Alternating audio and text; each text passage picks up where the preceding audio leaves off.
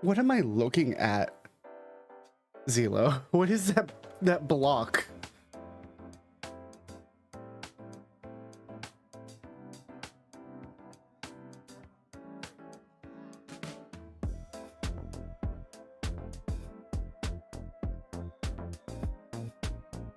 It's Cloud. Okay.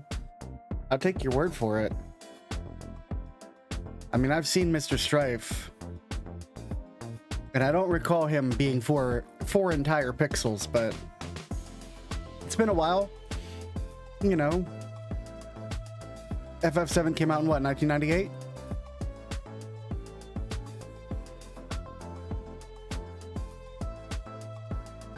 Listen, a bunch of cuts happen.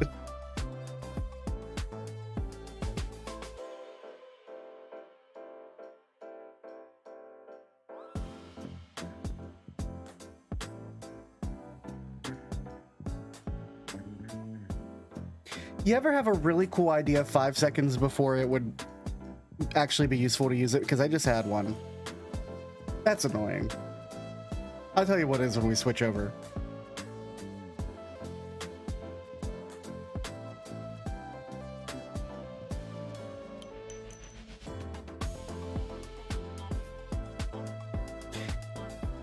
See, in the shower's not too bad for me because I have a plastic shower curtain, like the interior curtain that has pockets on its outside, so I can actually slot my phone into the pocket and touch through it.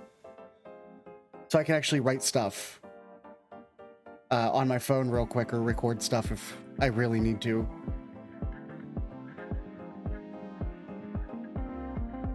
Yeah, I think it was like 15 bucks on Amazon.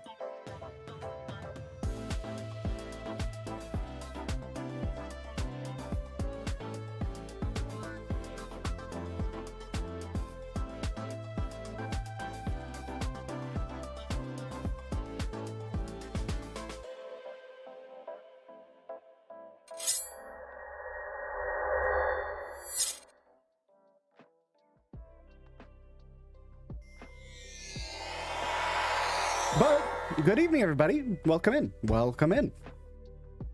We're here, hopefully, for the final day, the final day of the final days. Hopefully, we're going to work on finishing Endwalker tonight.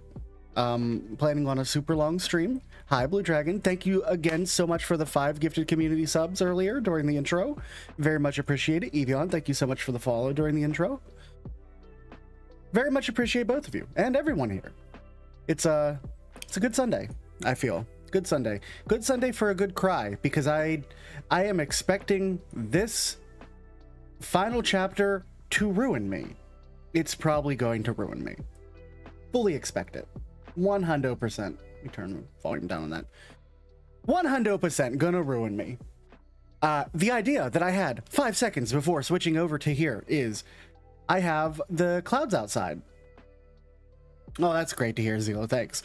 The clouds outside, I should have had the final days raining down. If I had even thought of it for a quarter of a second.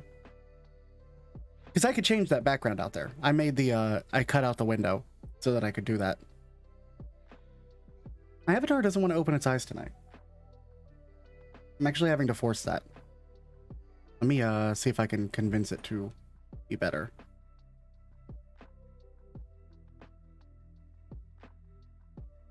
There we go. Just recalibrate it. Gotta do it sometimes, especially once I put if I calibrate it before I put my headphones on, I feel like it has a different picture of my face. So there we go. We're cool now. Oh man, I am so excited. It's been a couple days since we last streamed. I think almost a week now. That wasn't an intentional stalling tactic. I had a lot of stuff to do for work this week to get ready for the end of the year, before the holidays and everything. So, you know, working on that, like my day job.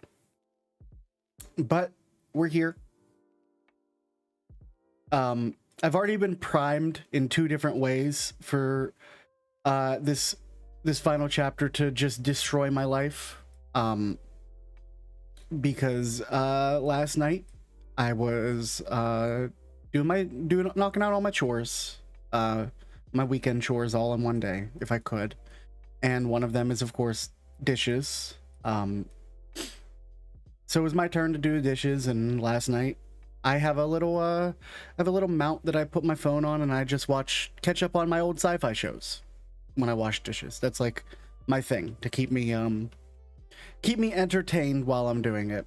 And the current show I'm going through right now is Stargate Atlantis. I love Stargate. I love Stargate so much. I love it almost as much as Star Trek. It's not there, but it's almost there. Hi, Rays. Welcome in. And Stargate Atlantis decided to kill off one of my favorite characters.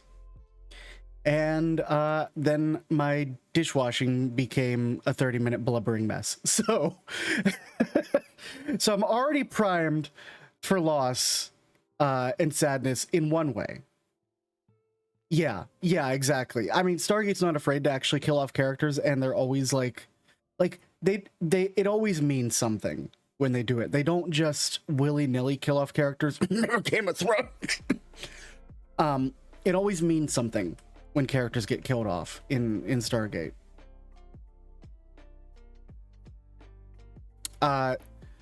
Dana, for context, I'm in season 3 of Stargate Atlantis, so that's the one that I'm talking about.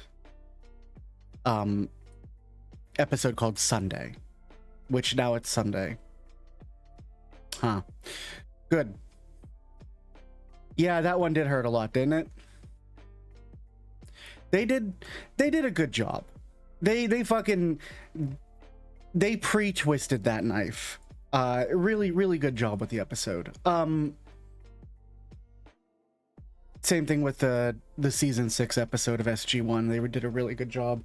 And yesterday I'm in the middle of a very slow motion move for folks who aren't in the know. So a lot of my weekend time has been going over to the place I'm moving, which is I'm moving in to help with my grandfather. He's 93, and he's had a few accidents lately. He fell and broke his hip about 6 months back now, and he's been in and out of the hospital since, but he needs somebody to be there at all times, and we can't afford a caretaker.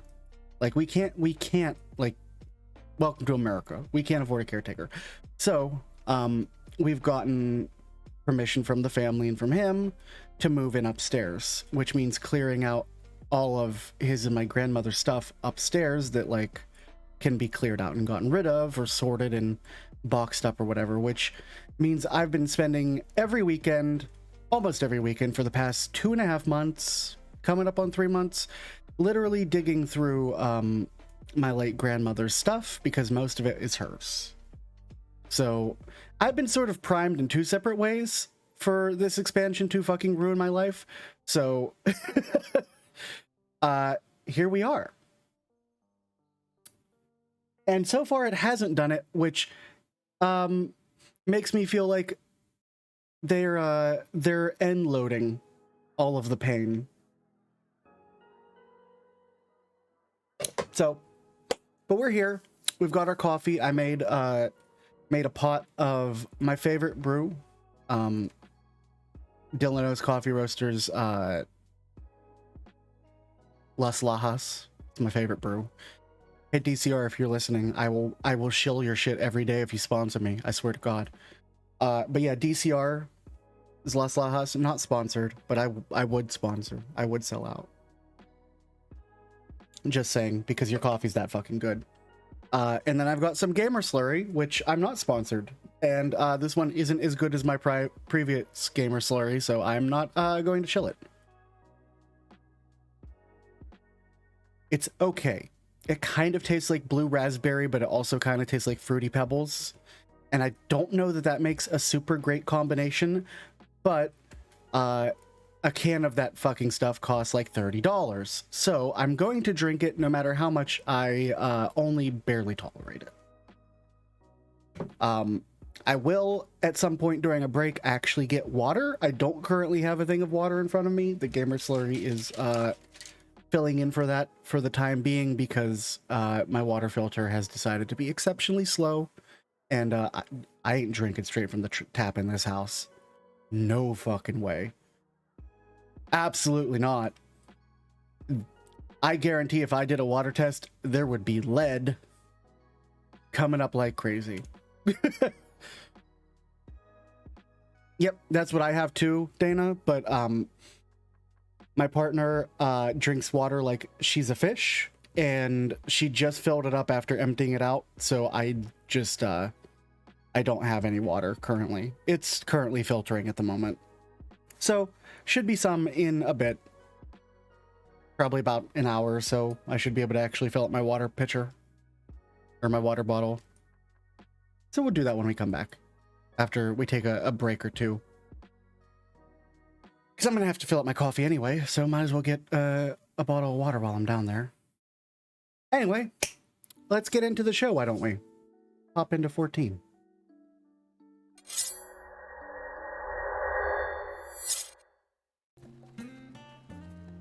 I sat in the queue so you don't have to join me in it. Let's get this volume up.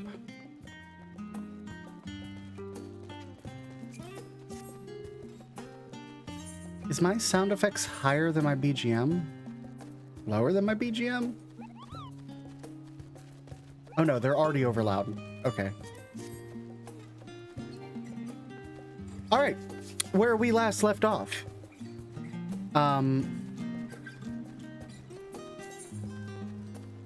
We are, you have 0 sound from 14 now? Is your master volume turned off? On accident somehow? Perhaps? I know that there is a bug currently with some sound drivers that it's supposed to get fixed in 601, so hopefully that will stop happening to people. I haven't had it happen to me, knock on wood. Right, is your master volume. Not your volume mixer, master volume in-game. Did that somehow accidentally get turned off?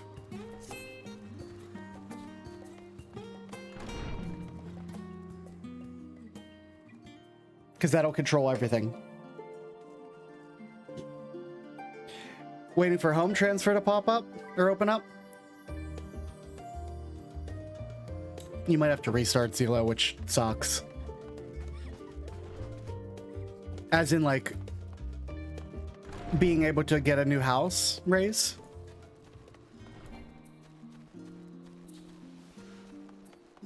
We just formed an FC, by the way. Called Wayfarers Inc. Nothing ventured, nothing gained. No? Home transfer isn't like world transfer? I would like to get us a house. We have enough money set aside for a house. But we'll see if we can manage to do it. Ah, world transfer. Okay. I think you can world transfer. I'm pretty sure you can world transfer. You just have to do it at like 3 a.m. You're leaving Ether. Too many streamers on Ether? I know, I hate them streamers, right?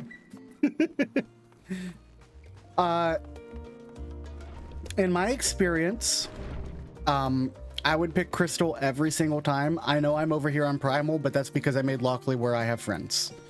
But my raid character, my main, like, just gameplay character, he's over on Mateus Crystal, and I like being on Crystal way better. Oh, Ether was always full of dick bags. Back when Mateus was on Ether before the Crystal Data Center was created, Ether was 100% full of dick bags. If you're looking for like a chill community, Crystal's the chill community. You're not going to get as many raid groups if that's what you're interested in.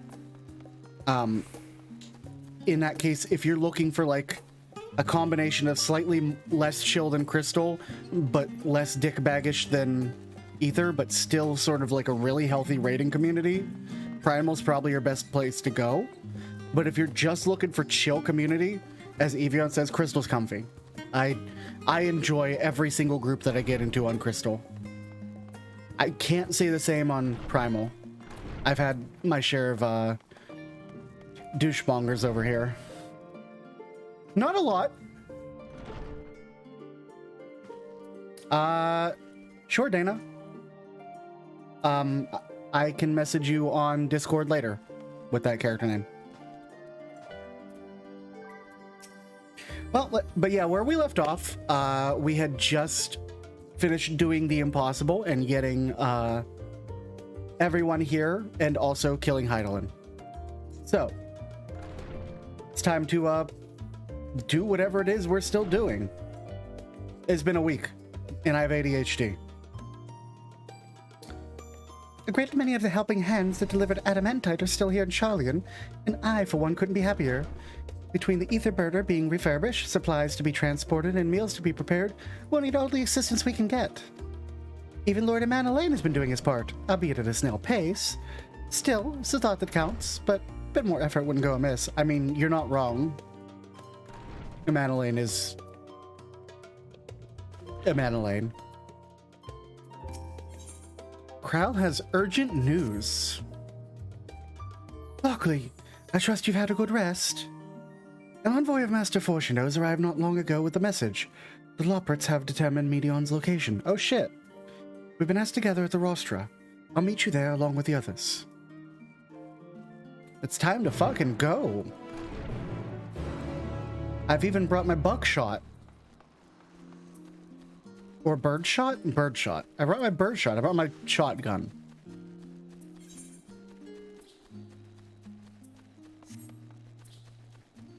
I love the Charlian Night theme. It's so fucking like... It's... I want to say comfy again, actually. The Charlian Night theme just feels good to listen to. Like... Despite the fact that Charlian is full of dick bags in very fancy coats. It's a beautiful city, and the music is great.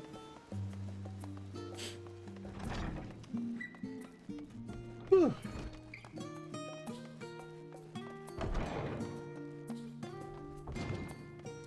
Yeet! 360. Oh, shit. There's a lot of characters here. God damn it.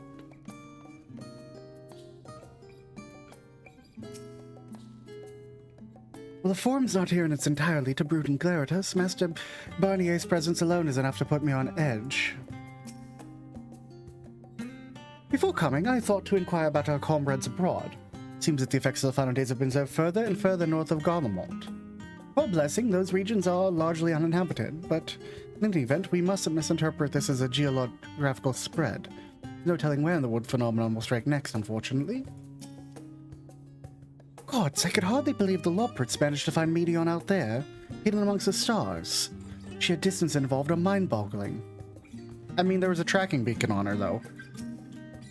A tracking beacon and 1,000 years to hone that tracking beacon. I fear all recent travails within Labyrinthos and the Ethereal Sea have taken a toll on my mind. For last night I received a visitor in my dreams, Moonbreeder. A vision not of the woman she was, nay, but the woman she would have become. Orange. Heidelin, the heart of this star, is gone. And yet, on the morrow, the sun will rise and life will go on. When I look upon Charlian and its idyllic surrounds, there are moments where her absence feels unreal, as do the final days. Would that it were so. I mean, Y'shtola, the star didn't need a heart before Zodiark became the heart, and then Heidelin supplanted him as the heart. The star was fine, except for the fact that there's a big fucking flock of birds out there singing die, die, die, die, die at us. Oh god, it's just Gur. It's singing the Doom song now. God damn it. Not feeling any of the effects from the idoscope, are you? After playing test subject for those new Aetherites, even the mention of ether sickness Makes me feel a little queasy. How did you sleep? Well, I should hope. That's not 100% correct. Well, I should hope. It's likely the last opportunity we'll have for a proper rest in quite some time. I probably could have done it with a few more winks myself. Falling asleep at the fucking rostra. A lot of what's to come was keeping me awake, you see, so I thought to do a bit of research, hoping I might eventually feel weary enough to doze off. But before I realized it, it was already morning. No need to scold me, I already regret it. Probably feeling that regret more keenly as the day wears on. Ah, Graha. Since the final day's manifested, we've been tested as never before. Even more so in your case. Nevertheless, our work is far from over. Cannot afford to falter now, not when the end's in sight. What took you so long? We have much to discuss and scant time to do it. Order. I would have you know the reason for this assembly. You would better ask Master Leveilleur. Graha is always a mood. I actually went and watched every single one of those cutscenes for the them visiting your room after stream that day. Estinians is the best. Everyone appears to be present and accounted for. Good. As you know, the Loprits have deduced the whereabouts of Meteon by means of a crystal bequeathed to us by Heidelin herself. Your quarry's location is in a place far beyond the moon, in the furthest reaches of the Sea of Stars, at the edge of creation. You've seen clips of other folks choosing Estinian? Dude, I watched them all. I watched every single one of them, and they all have a different, like, vibe and a different thing to tell you, but Estinians is just so, like, I'm hiding from the twins. Don't tell Alphado I was here. And then he just jumps out your window. It's like, okay, dude, whatever.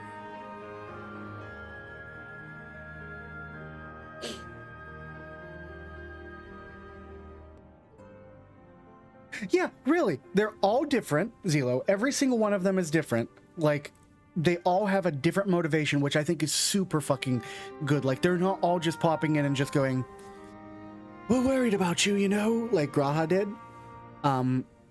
Every single one has a different motivation for coming to talk to you.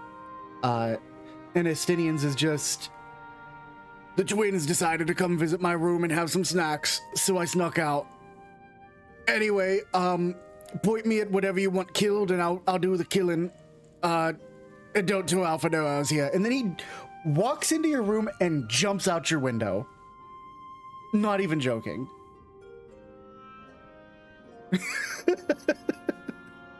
Insanity. Your quarry's location is a place far beyond the moon, in the furthest reaches of the Sea of Stars, at the edge of creation. A veritable Ultima Thule. What the fuck does that mean?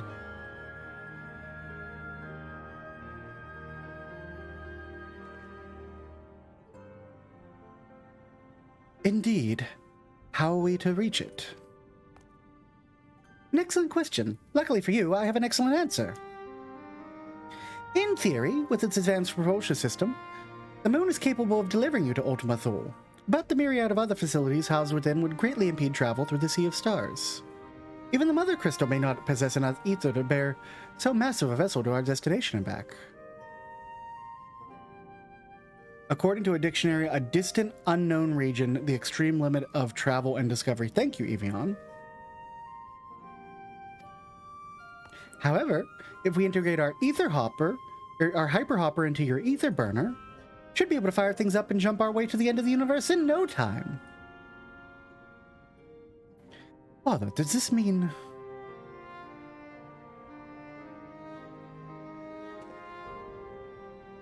Bear in mind, this decision was not made solely at my discretion, but with the consent of the Forum. Hearing the Loprits' proposal, the Forum was faced with a grave decision. To commit the Ark to this endeavor would mean abandoning both our plans to evacuate the moon and to resettle on another star. Needless to say, The proposition invited fierce debate. In the end, however, the forum was swayed by the simple fact that Hydaelyn believed you possessed the strength needed to overcome this crisis.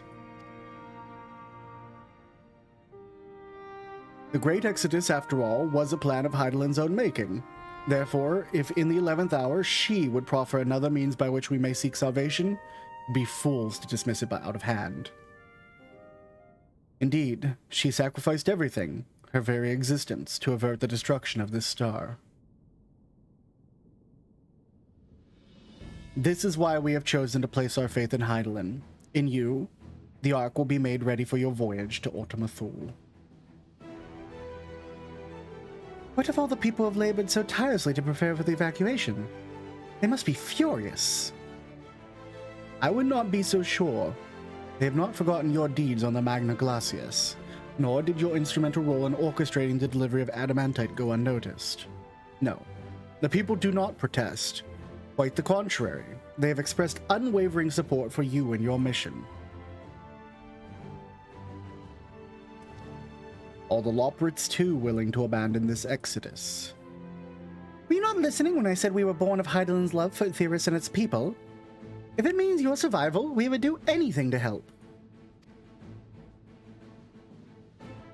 And you must certainly have need of our expertise where you're going. There's no guarantee Ultima Thule's a place that supports life, an otherwise vexing problem our know-how can remedy. Besides, Hydaelyn chose us to lead the way to Meteon. Why else would she give you a crystal only we can decipher? Yeah, I've already punched Hydaelyn in the face so hard that she exploded. But more importantly, we were perfectly content to evacuate Aetheris until you brought us here, Oriange. Now we're enamored with the place, so what choice do we have but to save it?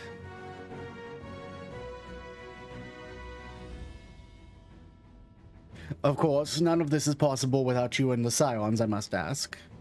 Are you certain you wish to do this? I just did it with Truss. I haven't done it with people yet. And my Truss decided to kill me.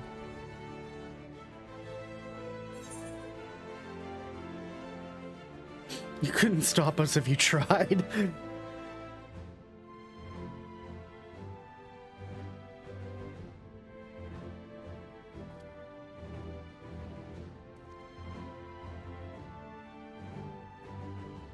Very well. We shall inform the forum of your decision. Begin preparations to bolster the Ark with the, paper hopper. Loprits will coordinate with the Ilsabard contingent to have the necessary components transported via the Tower of Babel. Of course, it will take time until the work is complete.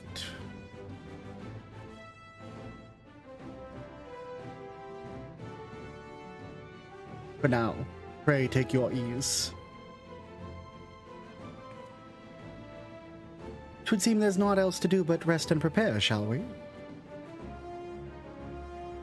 You know, Raze, like I said, I did it on Truss, but as someone with at least a little bit of experience healing this expansion's fucking insane.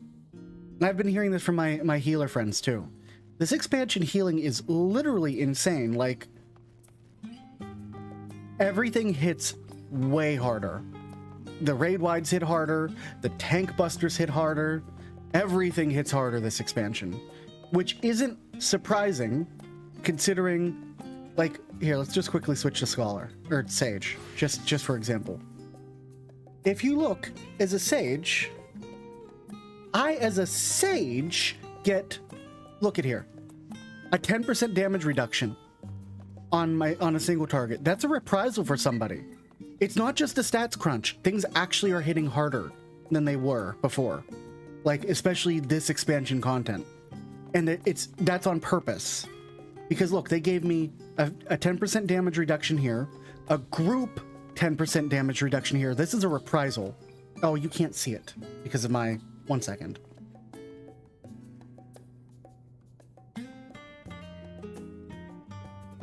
A group damage reduction here, 10%. Look, for 15 seconds, that's reprisal on a healer. That also gives a regen. And this one also gives 10% damage reduction for 15 seconds. on a single target, which means I can help mitigate tank busters. What's this? Potency. I think there's one more, isn't there? Don't I have one more? Oh, I have the really heavy shields too. Like, and this is a healer. I'm a healer.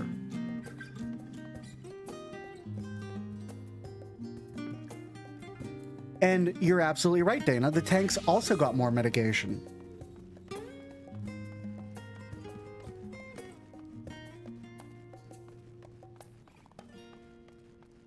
They removed belts, but they adjusted stat scaling otherwise to adjust for it. So I wouldn't look into that. That's not really true. But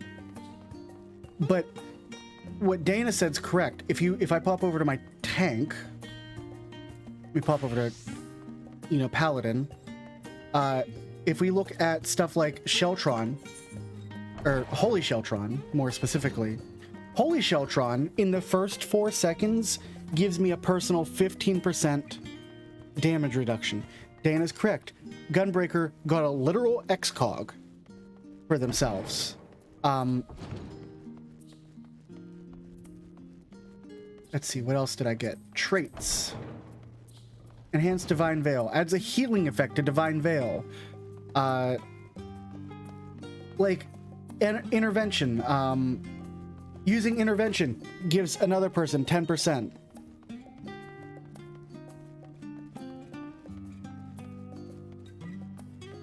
Hi, Tragodile. Welcome in.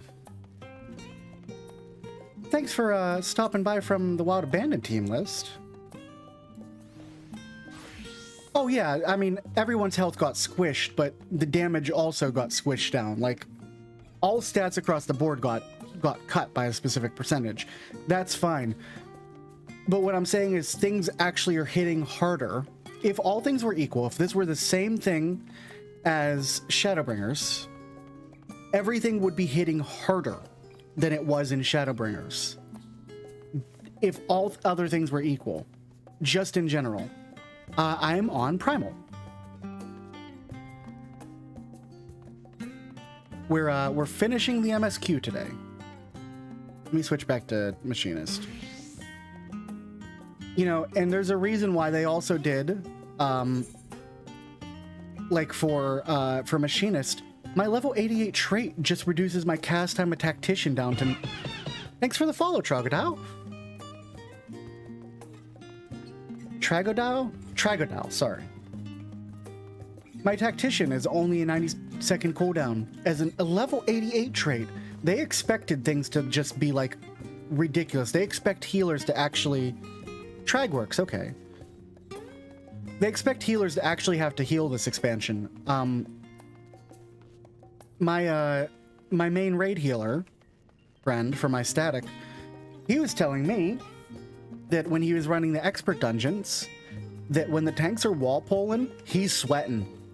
Like, and he's never done that before. And at any point in time that he's been playing this game, he has never gotten to the point where he's actually sweating when it comes to doing stuff. Like, this expansion hits hard, which is great. It's awesome. I want healers to be able to have something to do, but as someone who only dips into healing every once in a while, I'm also absolutely McFucking terrified. Even when they're using cooldowns.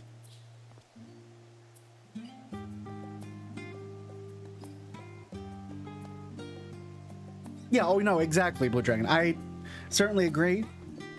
Though, I will say, as Sage being the healer that I super enjoy playing, which I can't say for White Mage or Astro or Scholar. I've tried them all. But Sage there's something about Sage that makes it really satisfying to just play, and I agree, Raze, it's amazing in Frontlines. It feels like it's missing oh shit buttons. So if the tank like runs out of cooldowns, like Karashal plus Physis is OP. Yeah, it certainly is. It certainly feels like you don't have as many oh shit buttons, or they're on way longer cooldowns than a lot of the other healers. which makes it difficult if you have to solo heal stuff. Oh yeah, the hot trait is great. I've been using truss to level it because I do it a lot of times when I'm working. I work from home, so I can like off-screen trust. So I will literally force my trust to big bull.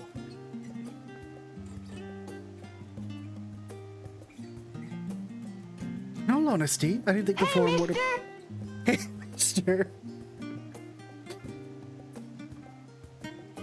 In all honesty, I didn't think the forum would approve of this measure, and certainly not by such a large margin. I dare say, though Master Fortuno's impassioned recounting of your audience with Heidelin helped sway the vote. His way with words, after all. Devastation. Such devastation. His way with words, after all. Where do you think Alphino got it from? I should make sure that I have my thing, in case someone's helmeted. Should very much like to speak with the Lawbrits once their work is complete. Thanks, Trag. So if you look underneath my channel, I do have some sound redeems that you just use exclamation points. Those don't have effects, but if I created an effect for it, it's got a point cost.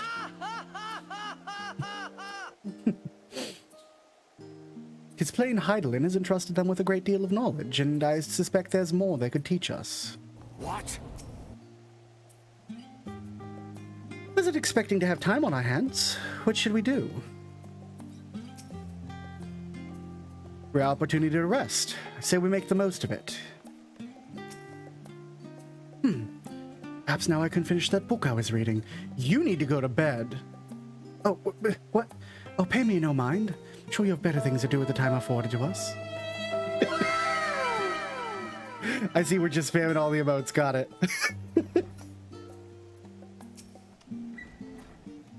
The forum hath placed the fate of mankind in our hands. We must not betray their faith. Wow. The bid us rest, but I'd much rather find something productive to do. Suppose now's a good time as any to hone my lance. Not that I've ever found it to be dull. Still, eases my mind on the eve of battle. Say something random.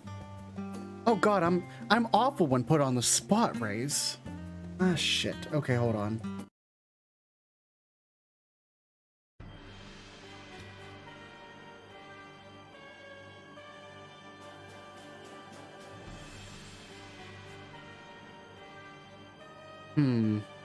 What do I say? What do I say? You didn't poison the coffee, did you? Not any more than I usually do. That's a good idea, Blue Dragon. There's coffee in that nebula. Mr. Kim, full thrusters, open the Bassard collectors. We must gain the coffee. How's that?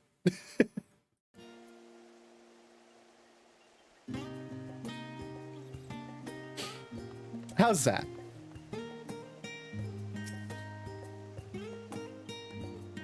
My model has good visemes. It's funny because the person... Enterprise. Oh no, god damn it, bye.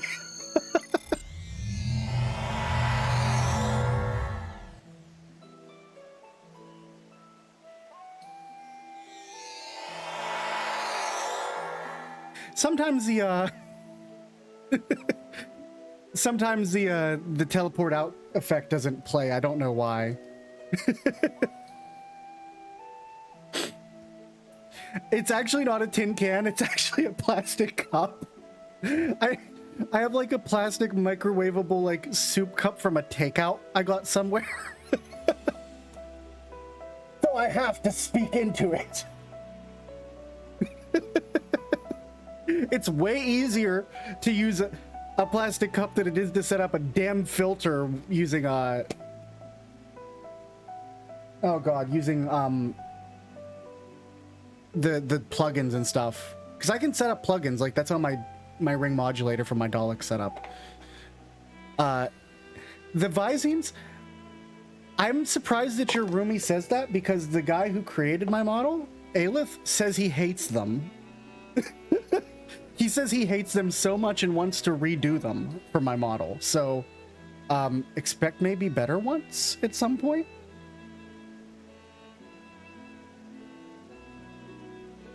Ah, coffee. Ere we depart, we must leave nothing undone. Quite. Though it is difficult to conceive of how one may best prepare to brave a domain where Dynamis governs all. Wow. Nevertheless, Heidelin deemed us worthy for the trials that await.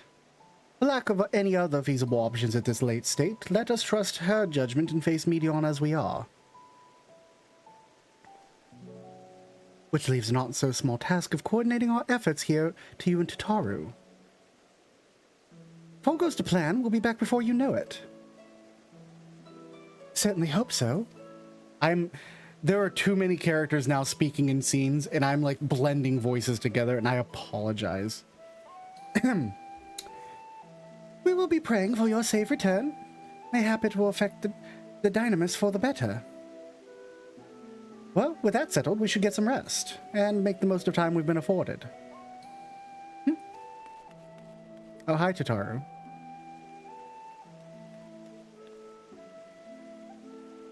The meeting's over, is it? You're there for so long I started to worry. What'd they have to say? They told us we can take their spaceship and go to the edge of the universe. The edge of creation? I see.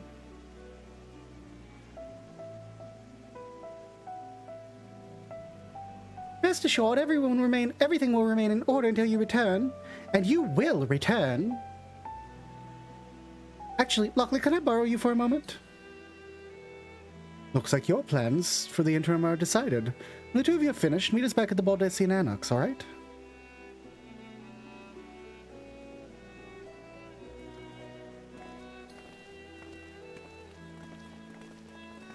I'm fucking scared at whatever Crow wants to do. It's very...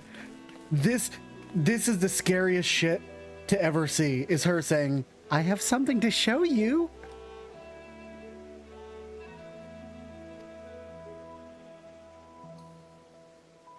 Absolutely terrifying. She's gonna ambush me. It happens every time. She fucking ambushes me.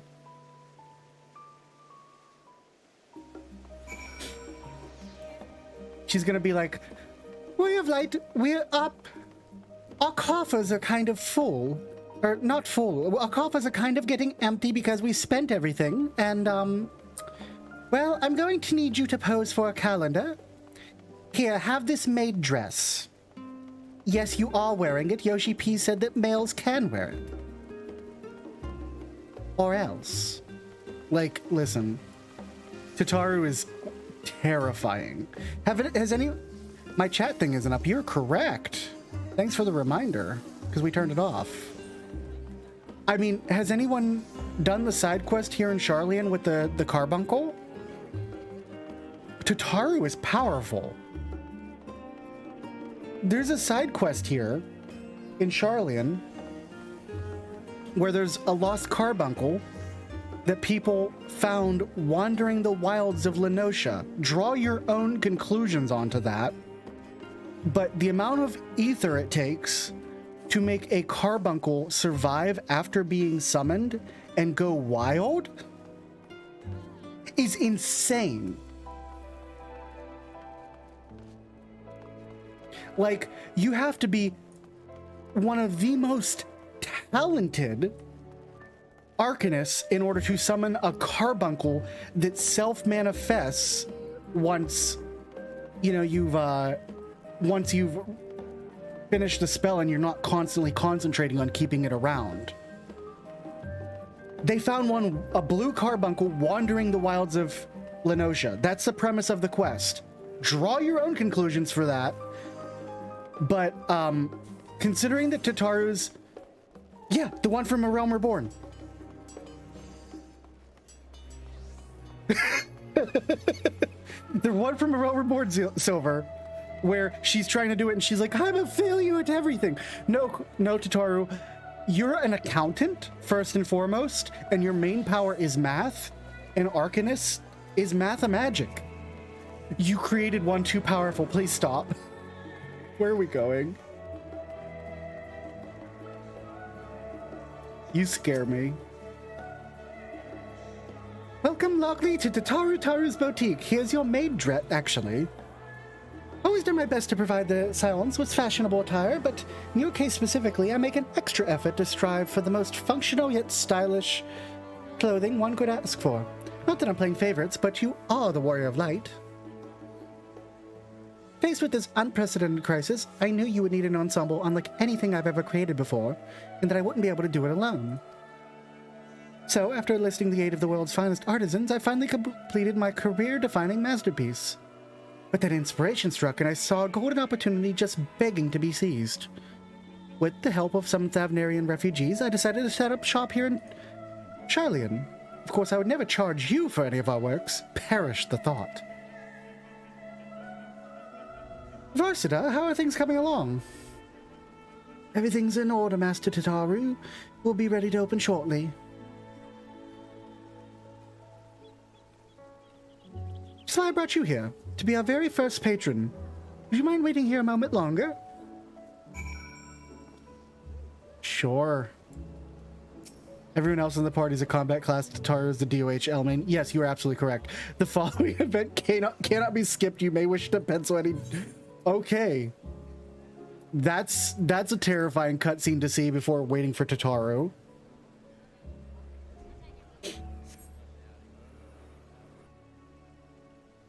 But yeah, Tataru very clearly has full-on ancient creation magic. You are correct, Evian. It's very scary.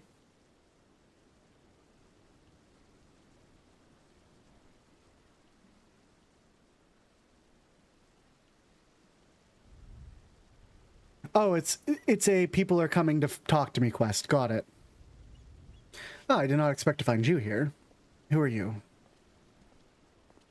Oh, hi.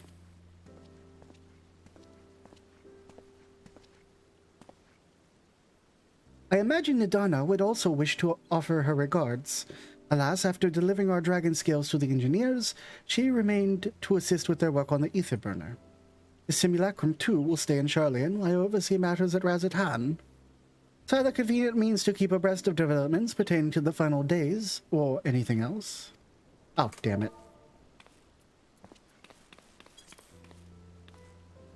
It also allows me, after a fashion, to watch over my people in this distant land.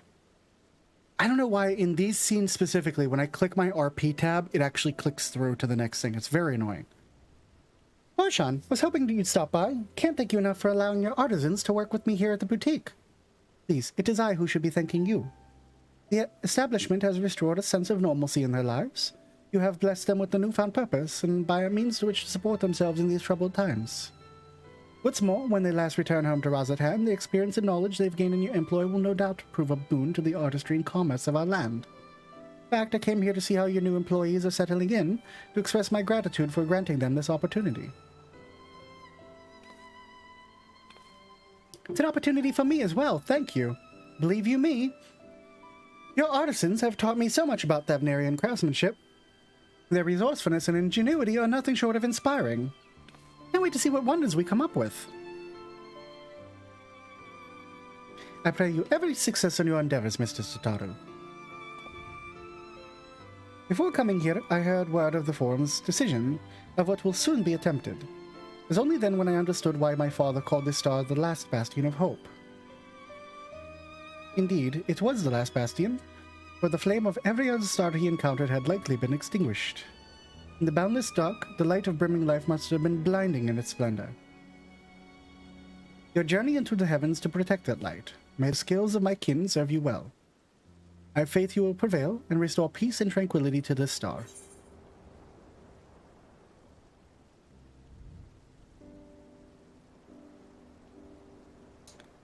I'd like to visit Razat-Han once this is all over. We would be honored to receive you. There's still much at Razat-Han you have yet to see. Forgive me, I must take my leave. Fare you well, and remember, the people of this star have not yet given up hope, and neither must you. Listen, knowing that Dynamis operates on the power of emotion, rather than concentration, sort of the way the ether does. Or solidity, I don't know. I very much feel like we're going to end up having to have everyone in the world has to pray for the Warrior of Light. But the thing is, I already called that literally the second people started turning into monsters back at Razadhan. Where must I go to get a meal with some flavor in this wasteland of taste? Homesteadiv? Oh, Imanalane. Oh shit, here he comes. Here he comes. Here he comes. Brace for impact.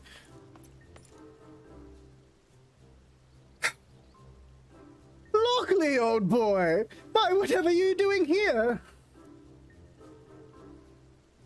A new boutique, you say? I've been meaning to expand my wardrobe. Yes, perhaps something with a little flair, perhaps, befitting a man of my station. I would like to remind everyone that Imanalane and Xenos are the same age. Think on that. Though I have nowhere to flaunt said raiment so long as my confinement continues indefinitely, the young Forton says that the young Lord Forton says that so long as there are works to be done, no matter how trivial, I must abide here in Charlian. Thus I do toil, every fibre of my being rails against it. Why, I've even suffered the company of that brute Sickard to see supplies transported in a timely fashion. Yet he was the one granted leave this morning to participate in some supposed covert operation. So I suffer instead for his otherwise welcome absence. Now burdened with extra busy work. Without an Honorroy here, there's no one to pair with my meals. I came here in the hopes of finding a nice cafe, perhaps. Alas, the Charlian delicacies I've sampled were lacking in every respect. Have you tried Archon Loaf? You can find it in all the shops. If a hearty meal's what you're after, I'd suggest The Last Stand. Oh my god. Do I dunk on him, or do I recommend the best cafe? Oh, fuck. This is a hard choice. Okay. I would recommend the cafe, which means Lockely would recommend the cafe. That being said, my other character is 100% going to send him for the Archon Loaf.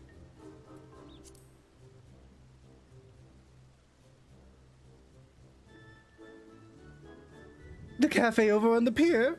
Their cuisine didn't appear all that appetizing, but if you vouch for their cooking, then perhaps I'll give it a try. Thank you for the suggestion, and ta-ta for now, old boy. Go. Be gone. Listen, it's not for his benefit, it's for the Last Stand's benefit. Because I sent a rich boy over to them, which means that they're now going to get more business. The fact that he benefits is an unfortunate side effect. But you always have to support your local cafes. Well, is that Lockely and Tataru I spy? Oh, you motherfucker.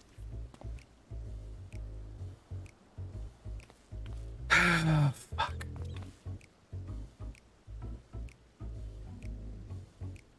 Fucking Hancock. Hey, Hancock, everything's going according to Kikaku. Hancock, what are you still doing here? Said you're returning immediately after dropping off your cargo. Yes, that was me. Be next to Hancock? No! No! No, I refuse! I refuse to be next to Hancock. Oh, no. No, that uber nerd does not get Anything from me. No.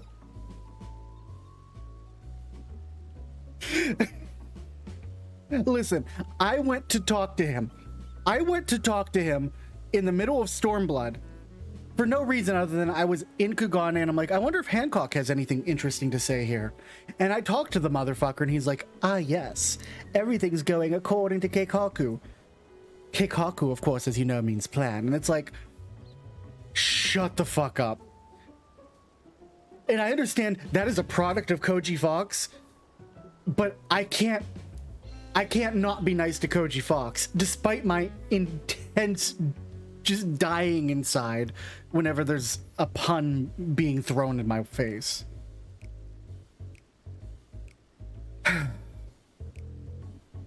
Yes, that was my original intent. After all, my experience required, aside from the delivery of goods, is well beyond my purview. But what manner of entrepreneur would squander the opportunity to study the markets of the northern seas? Worry not, I will return straightways to Kugane once I have finished. Of course, you would find a way to turn this crisis to your advantage. She wounds me, the industrious woman running a new boutique. Oh, Silver, no. Goodbye, everyone.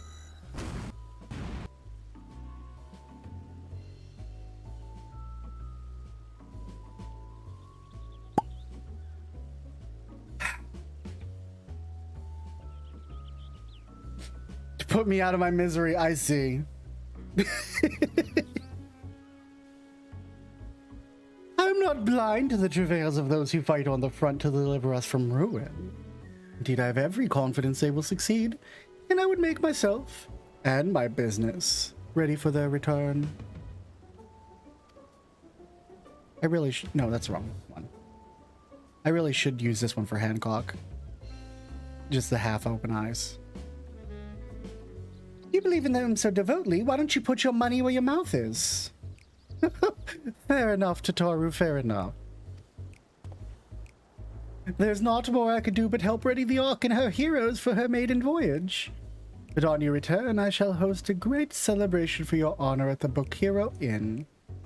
Accommodations are quite costly given the reputation of the establishment, but the East Aldenald Trading Company would be honored to foot the bill.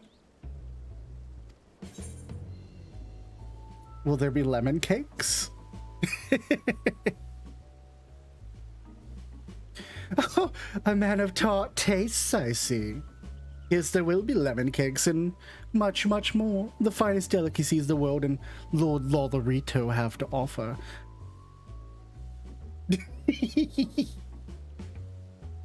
But let us speak more of this upon your return, lest I draw even more of Mistress Tataru's ire. Until we next meet.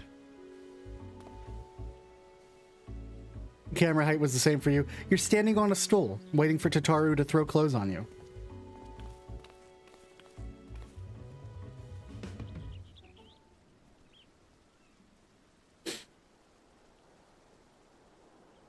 Is there a fourth one? There's usually only 3 in these scenes.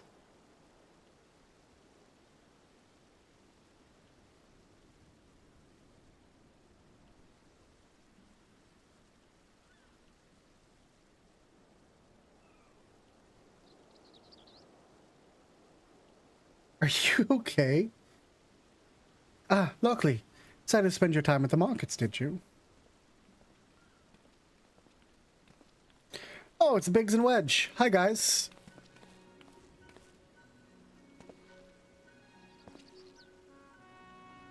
Tataru! Biggs, Wedge, I take it work on the Ark proceeds apace? Aye, it does indeed. Collaborating with the greatest minds in Charlian and Rads at Hands has been a rewarding experience.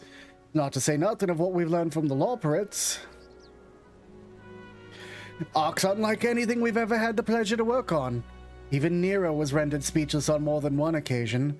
Damn! That's how you know it's impressive. I can't wait for you to see it.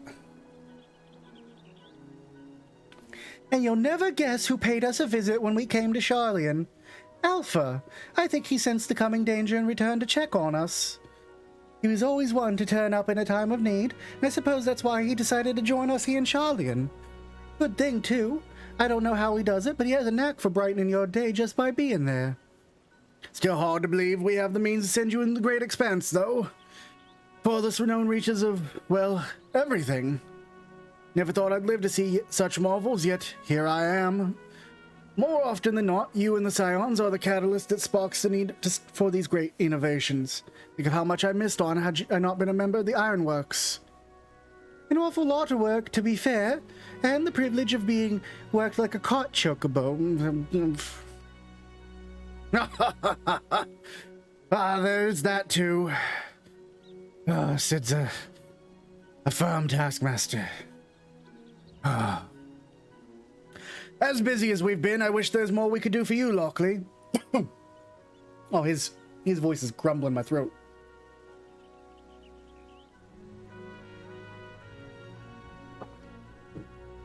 No matter what happens, we have to keep believing for a brighter future. One filled with even more adventure.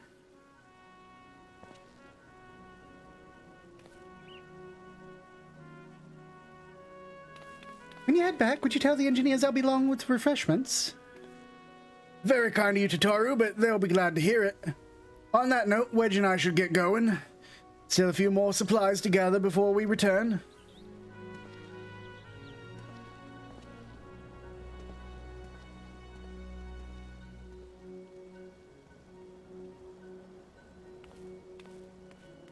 Oh my god, Wedge, just tell her that you fucking like her. Yay! Terribly sorry for the wait. Right this way, if you please.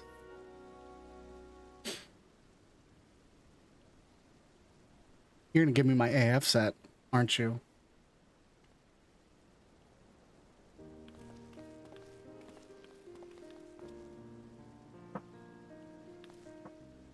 Right, I don't believe the two of you have been formally introduced. This is Varsuda from Palika Stand.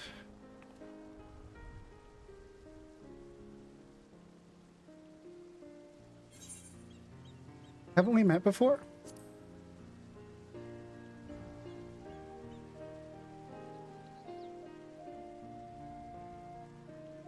Ah, yes. It was you who helped us at Persuda, again when crossing the ice fields, was it not? I doubt we exchanged a little more than glances then, but it's kind of you to remember me. Thanks to Mistress Tataru, I and many of my friends have found gainful employment in this foreign land. Only natural to feel fear in the face of calamity. In such times we must look to one another for strength and succor. I know not whether we would come to call this place home or return to Thavnir, but we are here today and we're glad to have contributed to the cause.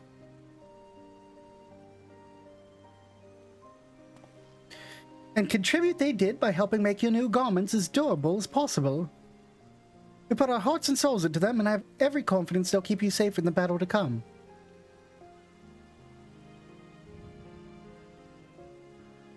Gods, think how far we've come since our humble beginnings at the Waking Sands. From the rising stones to the falling snows, even a certain insufferable someone's ruby bazaar, we're always fortunate to find friends along the way. When you were swept away to the first, Grahatir was there to grant you sanctuary. Never forget the relief I felt when you all returned to us. I thought my heart would burst.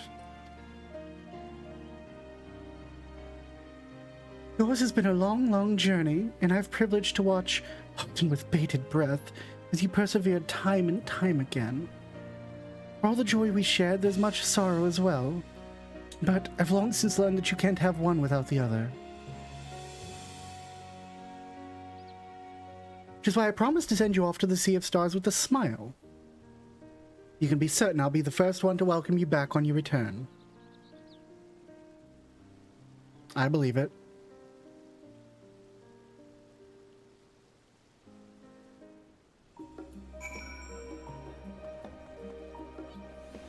Alright, Varasuda. In addition to your new ensemble, we have raiments and weaponry for every need, so feel free to browse our stock.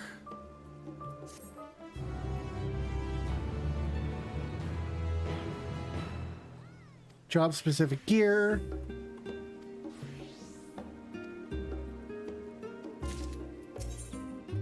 Alright, physical DPS. Oh, they're just all there. Cool. Focus. I wish it would... I could sort it. Machinist. Machinist. Machinist. Machinist. Machinist. Reaper is sick. I mean, they're all pretty sick, let's be honest.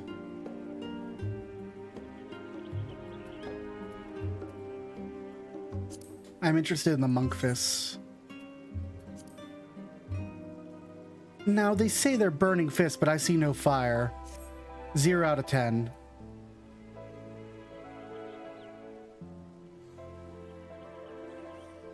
What do the rogue weapons look like? Oh, they're pretty neat. The dancer chest on males. That's what, the Etoile long coat? Ain't bad. Ain't bad at all. I don't super enjoy the... I've completed my role quest, yes. I did that off stream because I wanted to have them. Oh god, my inventory is such a fucking disaster right now. I am quite honestly like super diligent in knocking out my quick yeah, I'm definitely gonna die of the gear. Knocking out my quick what do I want to say? Quick ventures when I'm not streaming, which means my inventory continually just gets filled with garbage. All the time. How's it look? Ooh, I like. Pull out the gun.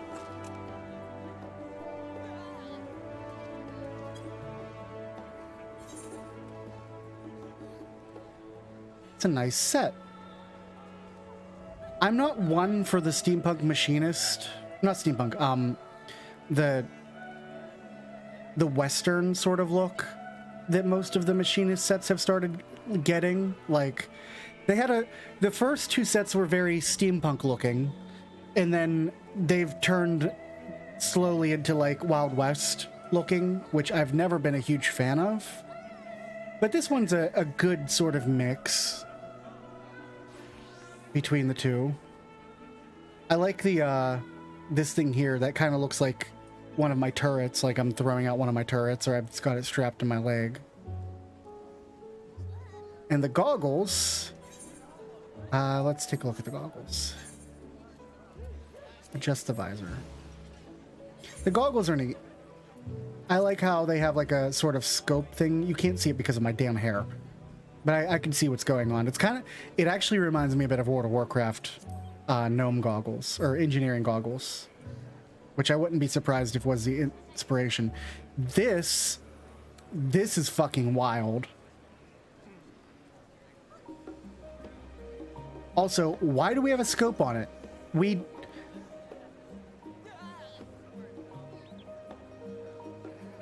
Who built this gun? Who built this gun? For the people who've never fired a gun in your life, when you fire a gun, there is force imparted back. So, a normal gun has a stock that would be right here that would, you'd press it against your shoulder so that when you're looking down the scope, or you're looking down like just your sights, but specifically if you're looking down your sights and you fire it, the force of it is imparted into the rest of your body. You use your shoulder to stop it, but if you're set up properly, your whole body sort of absorbs the force, and it's not a big deal. It really isn't. But this scope is way further back. If you don't have it properly set up, the scope, excuse you. Hi. Bye.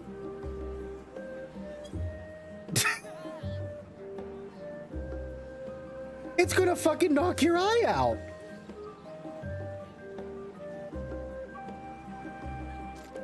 It's a good thing that the Warrior of Light doesn't know how to properly fire a gun, and is like, instead of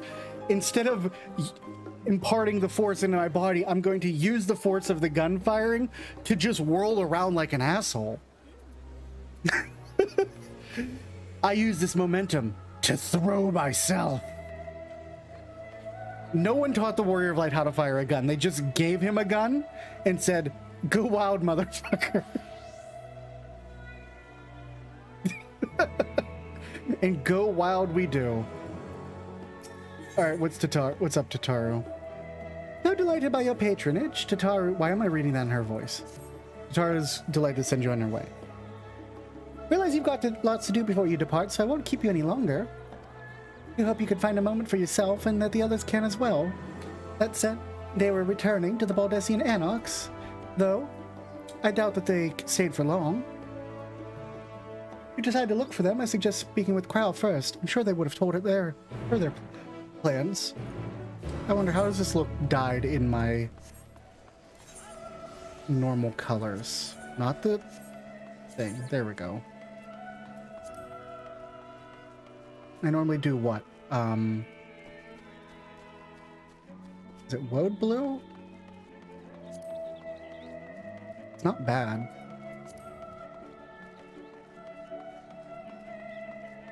Or peacock blue. I like that, actually. Let's see, woad blue or peacock blue? Let's do peacock. Let me get it out of my saddlebag. That's not the button combo. Dun, dun, dun, dun, dun. Dun, dun, dun, dun, dun. Dun, dun, dun, dun, dun, dun, dun.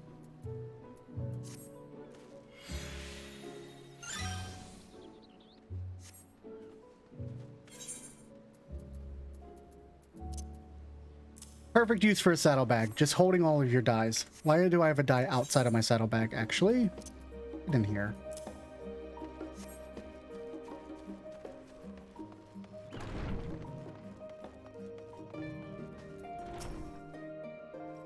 You're back. I take it you received your gift from Tataru?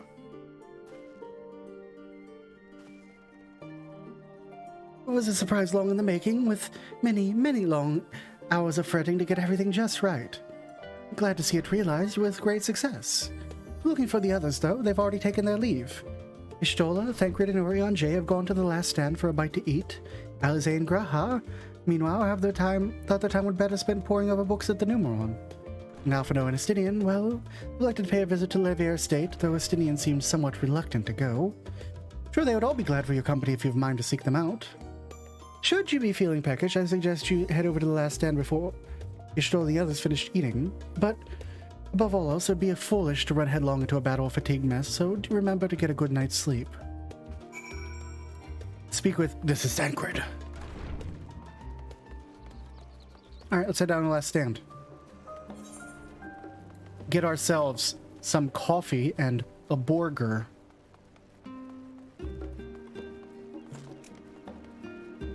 It's a pretty rad gun. Does it have an extending scope? Hold on, did I just see that right?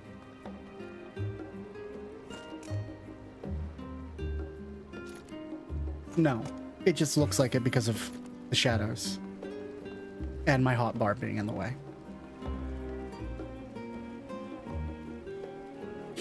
Right?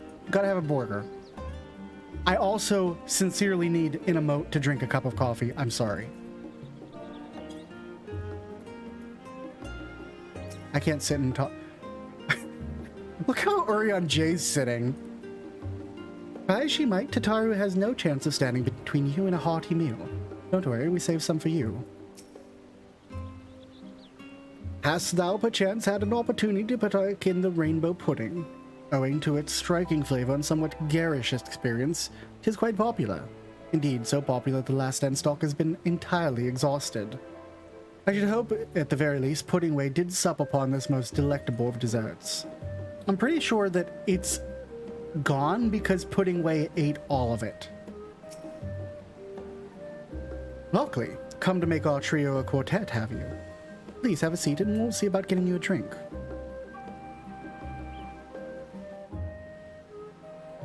I see we're gonna go around with everyone and hang out.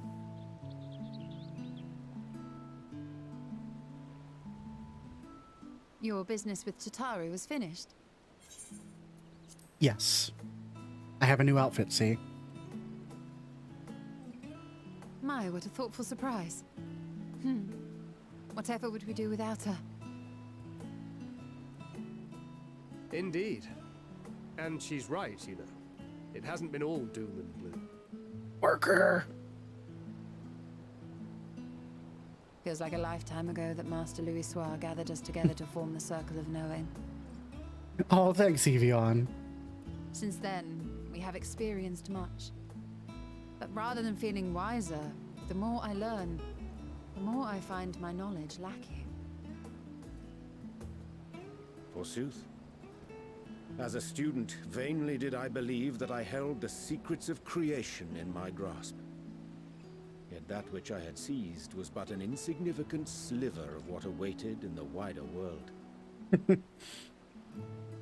Every encounter, every experience hath served to open mine eyes, enlightening and humbling me in equal measure. Even from those whom I called enemies have I learned many a valuable lesson. Especially the Asians, they've taught us a lot. What will we learn at the edge of the universe, I wonder? It's a good question. Ultima Thule, where the bringer of the end makes her nest. I, for one, can't possibly imagine.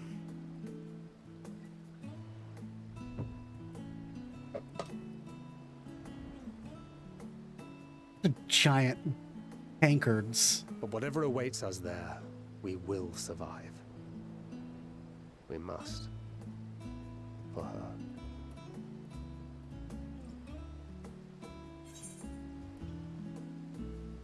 her. I am enjoying the hell out of Endwalker, Joe and Iffy. You've got nothing left to prove, not Tareen nor Menphilia. We'll get this through this together, or just make sure you bring enough ammunition. Thanks. I am a Fantasia addict, so this is my current Fantasia. Lockely is supposed to be a moon cat. That hasn't always remained the case. I think he deserves on Hyperion, on Primal Data Center. You've nothing left to prove, not Tareen nor Menphilia.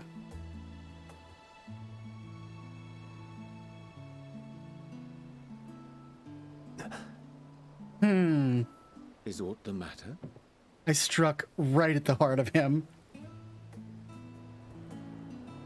No, it's nothing. I just...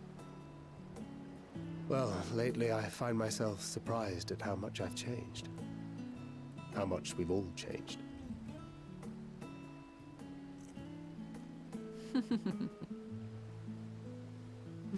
We've come far together, and if we have aught to say about it, we'll go further still. Aye, we will avert this calamity and return home. In preparation for which, we must give thought to what we hope to achieve after the proverbial dust is settled. It's a good question. I don't know what's going to be left. The primals and Asians all but dealt with. I suppose we'll need to look for new hobbies. It's a good In all point. seriousness, though. In uniting to overcome a common foe, the disparate peoples of the world have found a way forward together. It's a truly gratifying sight to see. Indeed. Though it was many years in the making, we have successfully set in motion the gears of fundamental change. We've tried. With this, we have fulfilled our humble role as a symbol of hope. And I dare say it is time to bow out. After all, there is no shortage of hands to bear the torch in our stead. Oh, yeah? You want to retire? I never really considered I might live long enough to see an after. But even if my time as a scion came to an end, I don't expect that much would change. It's a good point. Traveling the world, going wherever the wind blows, lending a hand to those in need. A journey for journey's sake. It doth suit thee well. I must confess, I too have yearned to see more of the world. If thou art amenable to the suggestion, I would accompany thee. mine ability to affect an air of normalcy through artful disguise is much improved, thou must concede. I don't know if that's true, Oriange. Well, improvement is relative. You still look suspicious no matter what you wear. It's true, though. You always look suspicious, Oriange. What of you, Ishtola? Any grand plans? Why, continue my quest for knowledge, naturally. To begin with, I wish to know the state of the reflections, to which end I must find a means to travel between worlds. You just want to go back to your boy, and I don't blame It's ya. the least I must do if I'm to keep my promise. See? Runar? I know, I was Should my there. pursuits prove unduly arduous, I won't hesitate to call on you. Of course, she just And in went to return, Runar. I will take you to see Reen one day. I'm sure you cannot wait to see the fine young woman she has become. Yeah, Spare me. I did notice that, Dana, and it's also what his thee? third trust outfit. What wouldst thou pursue at duty's end? If you level your trust avatars, you get to choose their outfits. Here's yours. My apologies for the wait. Oh, thank you. Well, shall we make a toast? You didn't even let me talk. I wanted to say something like open a cafe or something. To victory. Hell yeah. To our comrades. Hell yeah. To the future of the star. Hell yeah.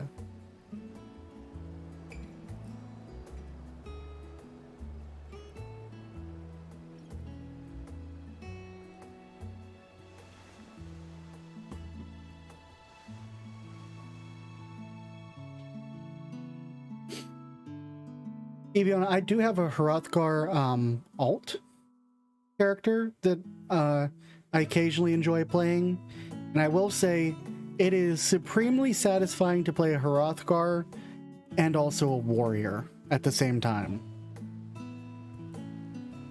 It is a super satisfying combination. I imagine that warrior feels good with them. Oh goodness. Dragoon also feels good, despite the fact that Dragoon doesn't seem like something for a nice big burly character, but it really feels actually good with him as well. Because there's a weight to all the animations, the same way there is with Warrior. Reaper's probably good, because Reaper feels like it has a weight to its animations too. For Hrothgar, you need to have something that has a weight to the animations, I think. Stuff that feels a little floaty doesn't work too well with them, I don't think. But I couldn't make Lockely a Hrothgar. I've tried. I have tried to make Lockely a Hrothgar, and I can't come up with a good look for him. Dark Knight too, because Dark Knight's slow and steady and very heavy. You can always count on your friends to help maintain your perspective. Pity mine take a perverse pleasure in it. I like to think I give as good as I get, though I'd fare better with the occasional assist for a consummate nodder. But it's all in good fun, and I wouldn't have it any other way. Yeah, that's probably a good argument, Evian. I haven't tried one of those classes on my Hrothgar character, but I could see the appeal. I just, I don't think that something like Ninja or like something that's supposed to be super quick would feel correct. Like, because I think the animations might just feel too fast for their body type. But I think the same also fits for Rugadin.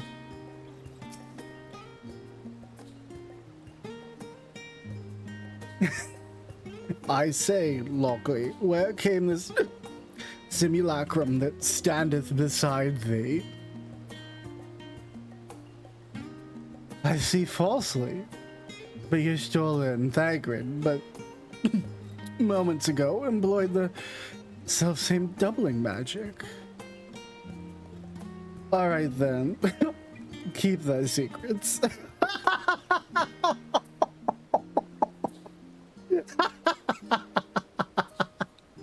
Oh my god. These dialogue bubbles are the reason why I click on everyone. Because if I just clicked on Yashola, we would have missed that. Leaving so soon? I suppose it's for the best. If you've not rather explored the bottom of a bottle with Oriange, I dare say the others would welcome your company as well. You'd find them, that is. In any case, as long as you make the most of your time, then that's all that matters. We'll remain here for a while longer, at the very least until Oriange finds his legs again. Drunk Oriange is great. I agree. Alright then, keep your secrets.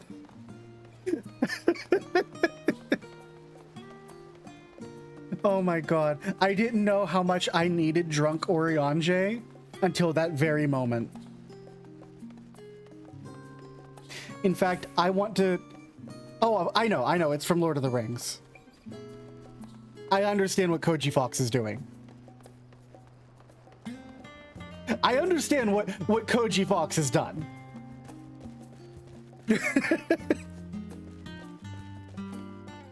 That being said, I would very much like if they could get...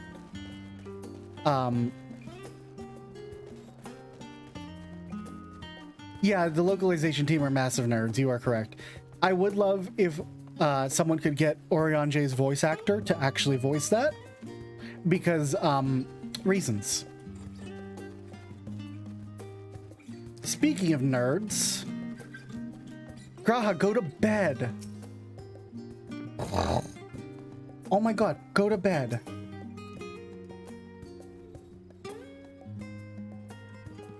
Alize, go to bed. Oh my god, I have to put these fucking nerds to bed.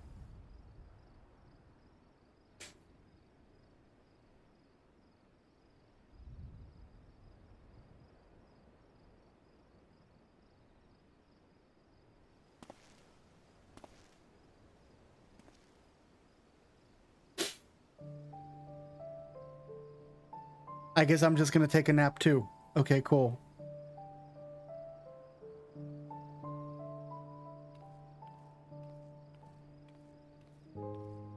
Hi, Cryo. Oh.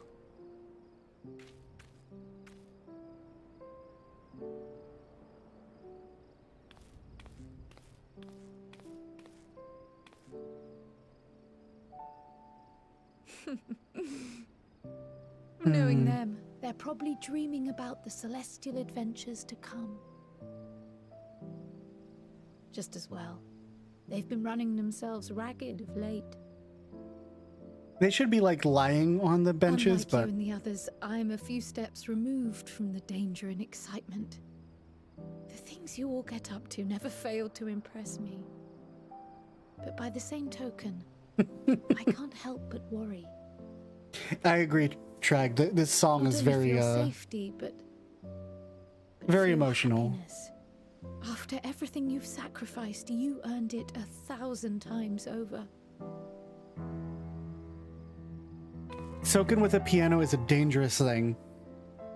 From the simple pleasures of tucking into a hearty meal or collapsing into a comfortable bed, to the grand triumphs of visiting legendary lands or finding true love, you deserve all the joy in the world.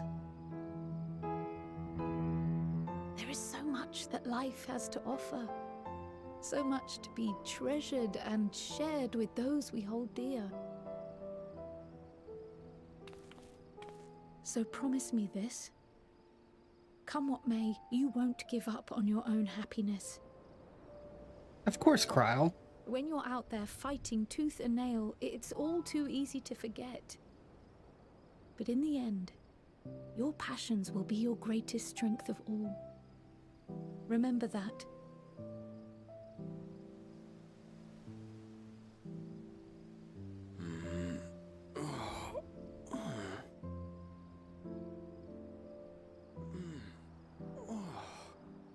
This feels familiar. Familiar, huh? Well, 'tis good to be... 'Tis good to see you awake, Grahatia, is what I said. Wait. What are you... What am I... Gods, don't tell me I fell asleep. Not that there's any shame in it, but you were sleeping like babies. Oh, how embarrassing.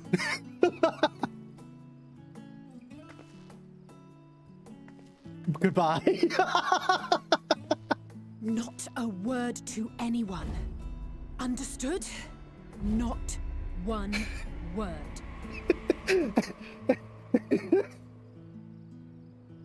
I'm told that sleeping in proper beds of your own choosing is a much more effective way to prepare for battle.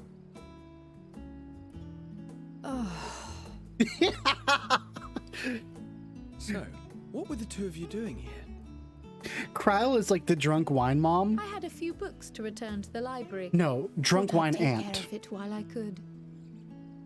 You can't beat her. And you?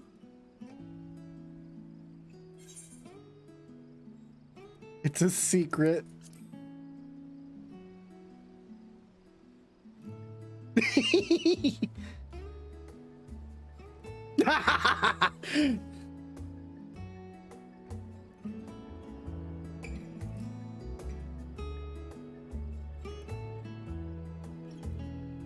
Your best friend has that drunk wine aunt. Everyone's got the drunk wine aunt.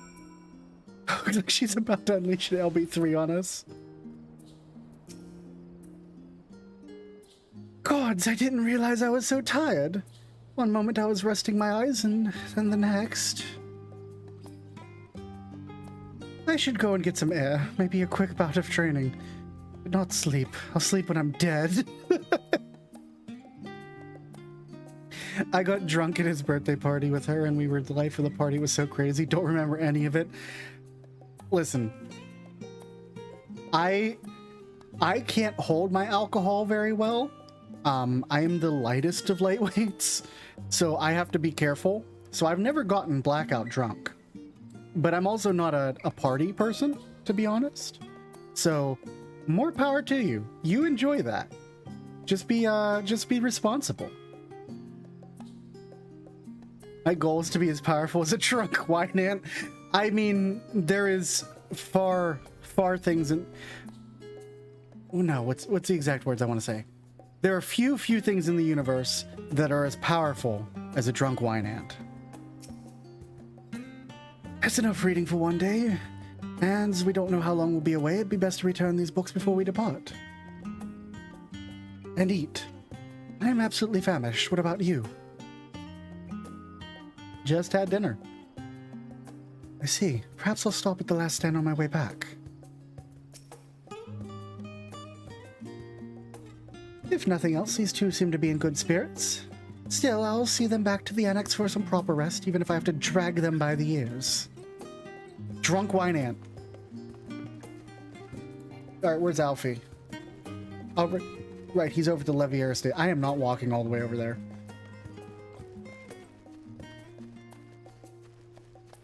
Oh yeah, you have got to drink lots of water if you have lots of alcohol. Your liver quite literally needs it to pace itself.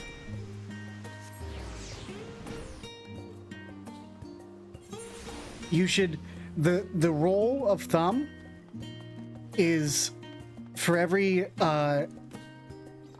serving of alcohol you do, 8 ounces of water.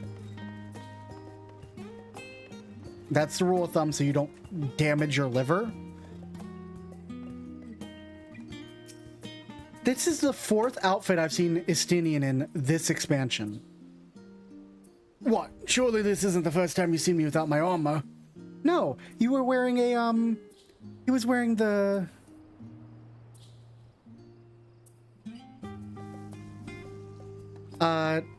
what's it called? The really expensive summer shirt.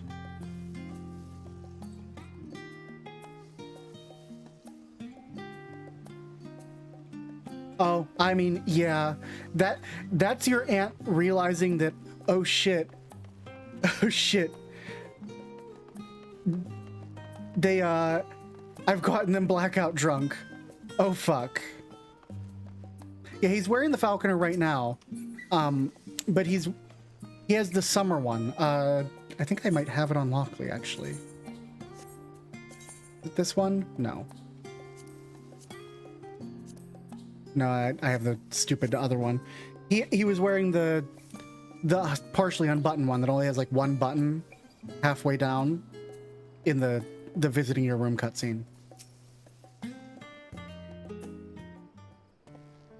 Where he jumps out the window. Oh. What brings you here? I came to visit everyone. You what? Listen, you think I have a family that isn't you so nerds? You were worried that the Levier household might again be gripped by turmoil.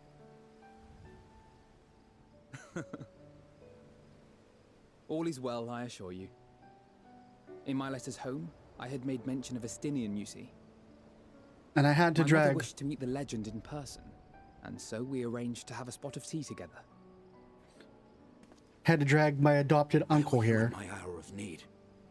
Fell beasts I can face, but I'm not made for idle chit-chat with lords and ladies. Well, I for one thought you held your own. Mother was the picture of delight.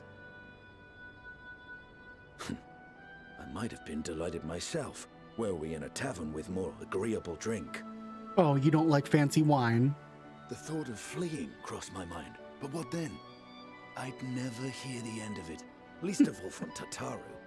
I love the characterization we've gotten for Estini in this expansion. It's great. It was not my intent to cause you such distress.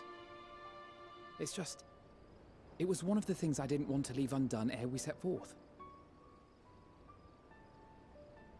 That's not to say I think we won't be returning. But... yet, given what lies ahead, I did not wish to leave for later that which I could do today. After all, tomorrow is never promised. It's a good point. It's fine. Not like I had better things to do. Besides, seeing you with your mother brought back fond memories of my own.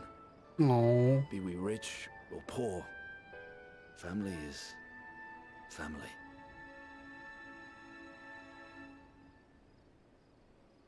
Well, it's past time we were on our way.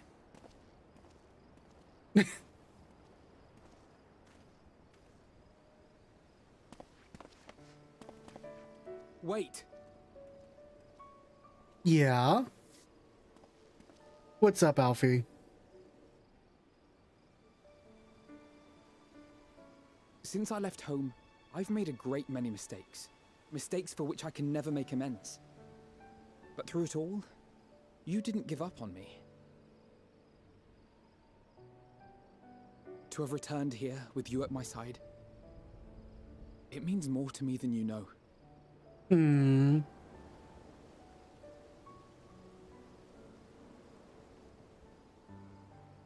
Thank you.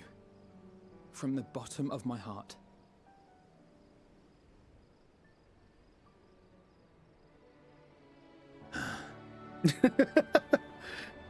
Alphino. But it needed to be said. I'm the one who owes you thanks. Were it not for you, I would not be alive today, nor come to terms with Nidhogg's spirit. I am ever grateful. Oh yeah, because we both ripped the eyes out of your armor and then cast them into the abyss like a bunch of idiots.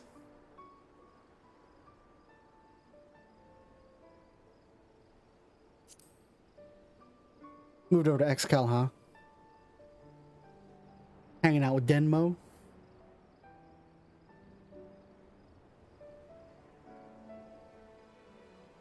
Well, we needn't make it a competition. You know, this must be what Heidelin meant when she spoke about depending on one another. However treacherous the road before us, together we will prevail.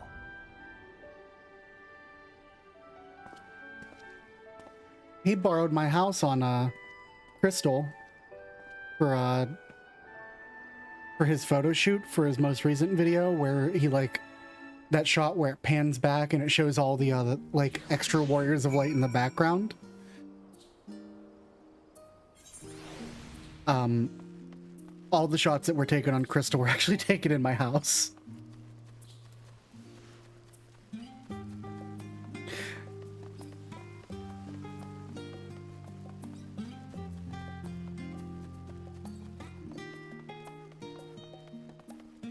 Yeah, if you look in the far back on the right side, you can see Lockely.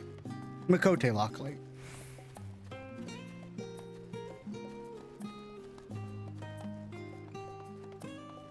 Granted, that shot is literally a single frame in the entire video. So... No, I'm sorry, it's 2 frames. Denmo said it was 2 frames. So you have to do the frame-by-frame trick to get it to pause. But you can find Lockely in there.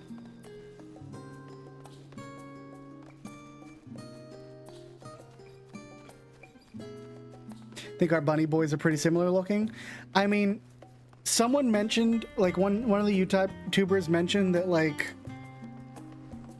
people have sort of fallen in on very specific looks for bun boys, and I as the most good looking, and I don't disagree. I've seen like, I haven't seen any Lockely clones yet, but I saw one that was very similar.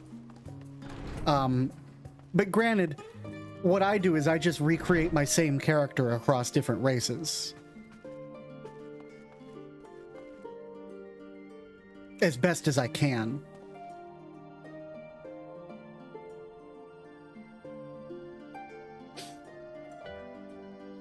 Where's my picture? I actually created a picture for this.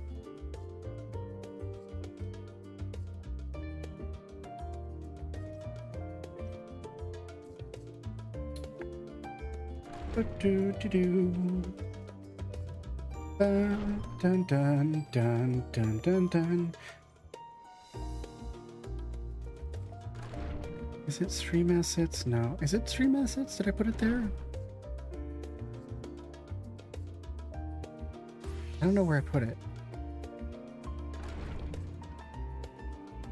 Maybe FF14. I made it. You know the shot in the launch trailer that showed all of the characters together? I made a picture with that. Maybe it's my FF14 folder. No, it's not. Hell.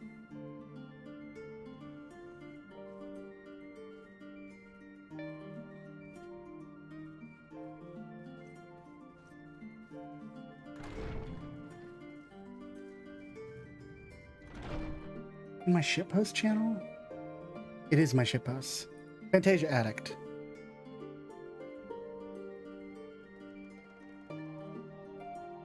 The many faces of Lockely. 2.0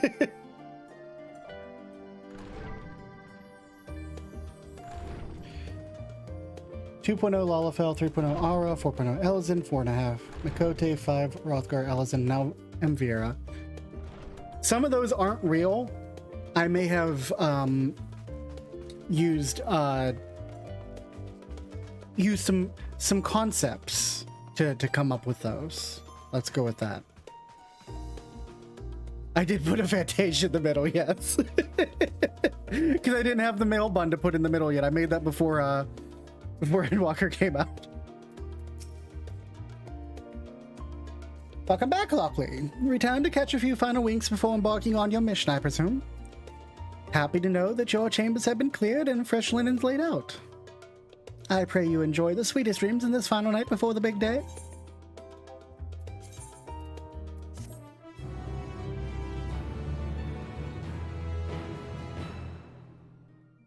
That quest complete theme is so good. That night at the Royal Menagerie in Alamigo? What?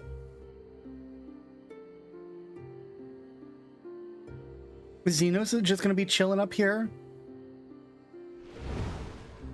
Oh. That was a joke! I didn't mean it! I didn't mean to summon him into existence. I'm sorry.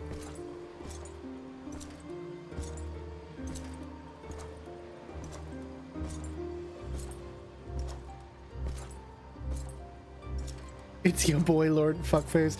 No, he's just trying to relive that one transcendent moment of his life. It's all he wants. You will never get what you want. Not even the battle you pine for so dearly. I see we've regrown it again.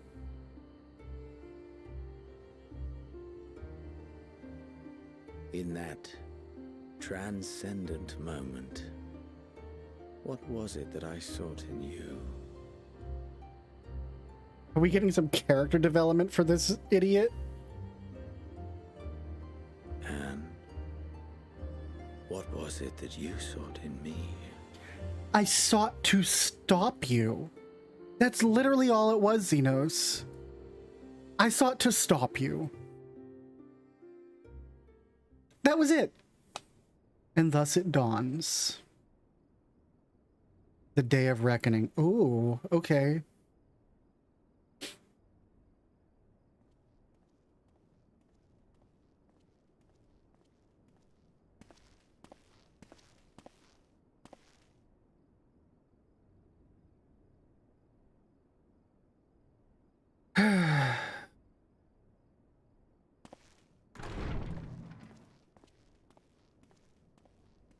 The excited bongos makes me scared.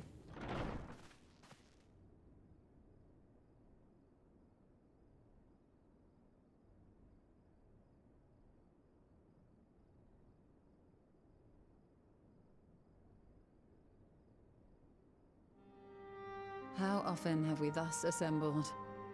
More times than any of us would want, honestly. To combine our knowledge and seek solutions to the problems before us.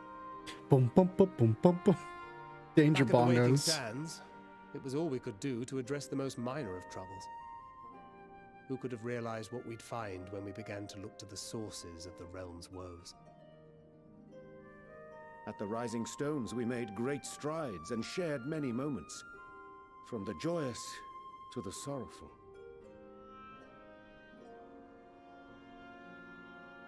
We've had occasion to call other places home too. Be it Ishgard or Kugane, we were fortunate to find sanctuary wherein we might take stock and continue our fight. I don't think we're gonna get that option here.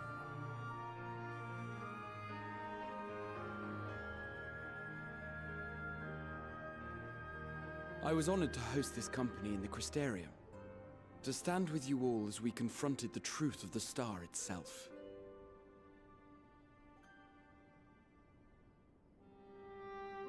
And now from this place, we go to fight the most important battle of all.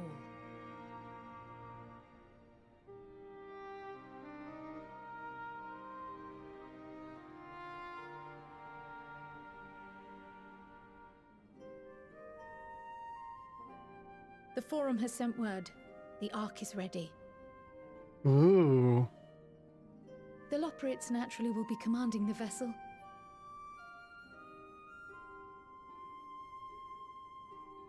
They will see the 8 of you to Ultima Thule. Yeah, Raze?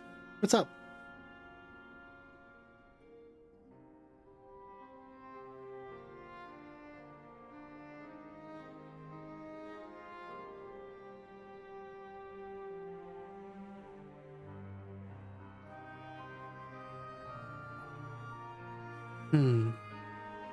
Upon arriving, your objective is to find and vanquish Meteon. As a final formality, the Forum bade me ascertain your resolve. So, are you certain you wish to do this?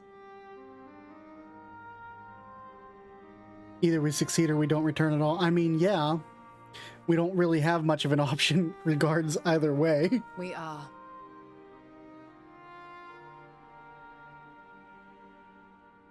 Then, ere you report to Thalmasane, I leave you with these words. Thalmasane is how you say it.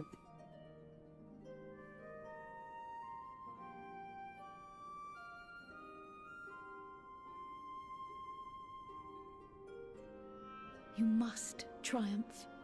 Of course. There's no other option. What that means will differ for each of you. To make it back home, or to simply avert doom, or perhaps something else altogether.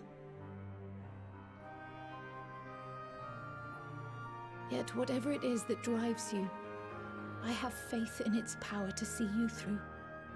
So please, triumph. Oh yeah, we have, no other option. Triumph, as we who remain behind believe you will. In fact, I need all of you to believe as hard as you can for the inevitable moment when that saves me. Let us be off then. It's required in a JRPG. When we go to fight the ultimate evil, there has to be a moment when the world comes together. Wait. Oh my god, Dana. What's up, Tataru? Both Kryl and I will be there to see you off, but as your receptionist, I feel I need to say this here.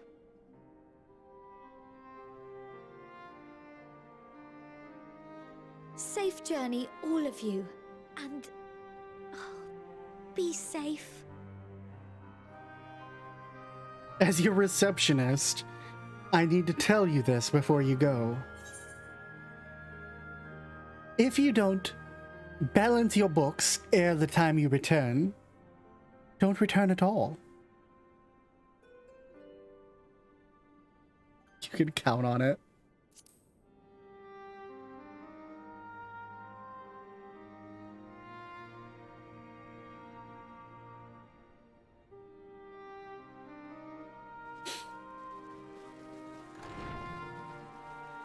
Yeah. Yeah, she says it's the same thing every time, basically.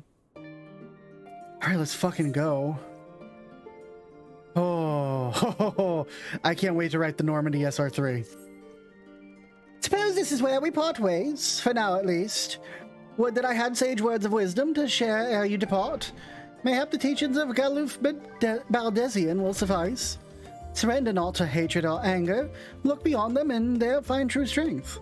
What one sees beyond is open to interpretation, I think, but it would be the things I cherish most in life.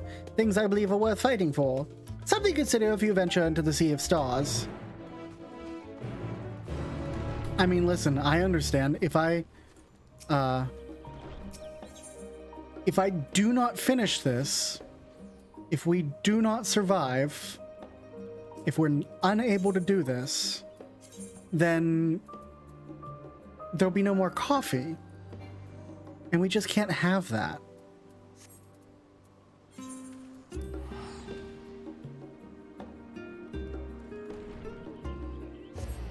Speaking of coffee, I have a feeling that when I right-click on Fortuno, it's going to tell me a series of cutscenes are about to play in sequence. Oh my god, are they still playing this music down here?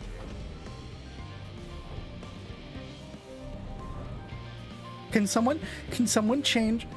All right, who hacked the Labyrinthos BGM?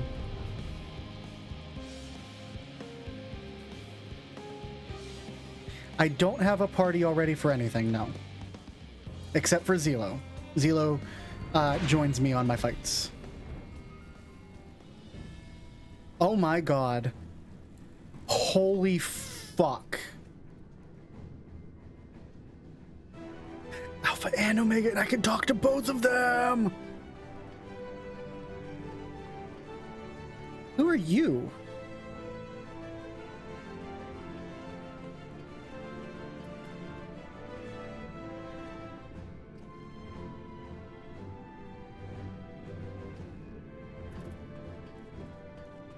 Alright, well, here's what we're gonna do, because I have one, I'm gonna have to read through, like, every single one of these people. Every single one, which means I'm going to require water. And I have a feeling that as soon as I click on Fortuno, it's going to be like a 45-minute cutscene. So, we're going to take a short break. I will be right back. And I'll see you all then. I'm going to run a quick ad too, so that we don't hit, things. You know what I'm trying to say.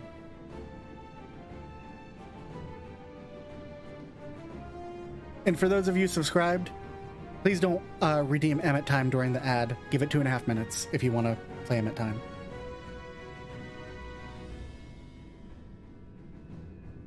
Where's my... There we go.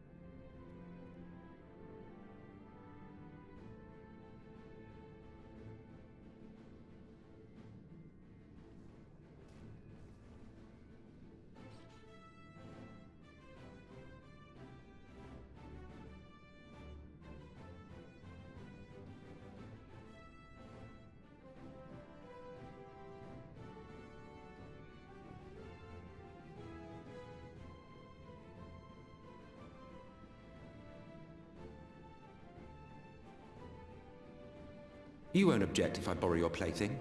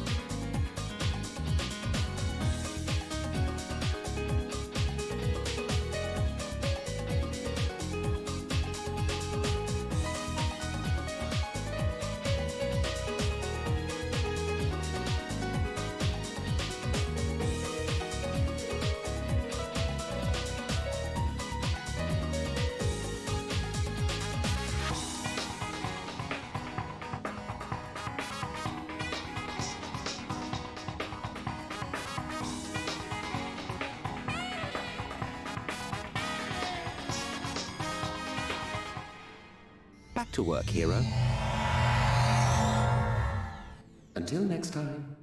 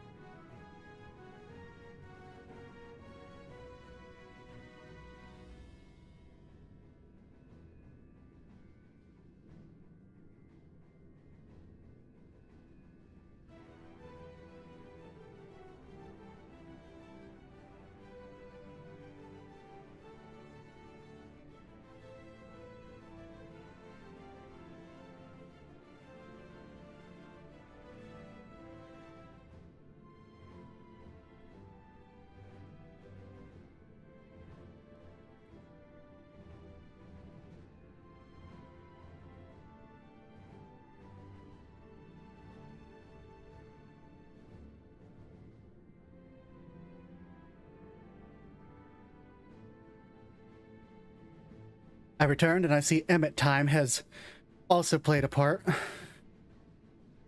Got me some water, got a fresh coffee.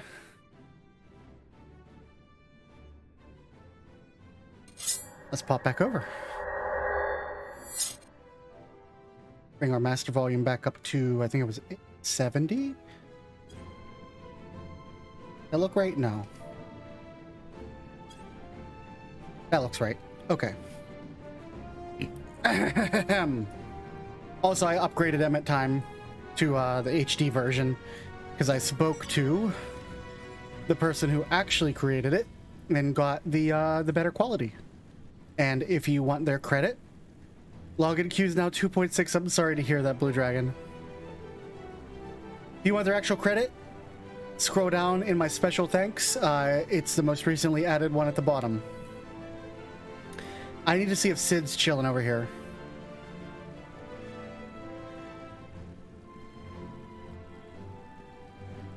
I need to see if my boy Sid and my other boy Nero are over here somewhere.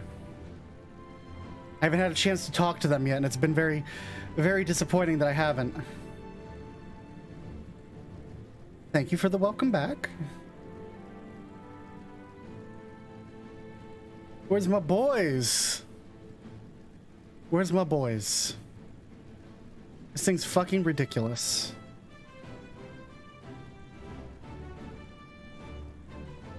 Maybe they're on the ship. I'm giving it all she's got, Captain. Can I have like, can I have a Star Trek parody scene, please, while we're in this thing?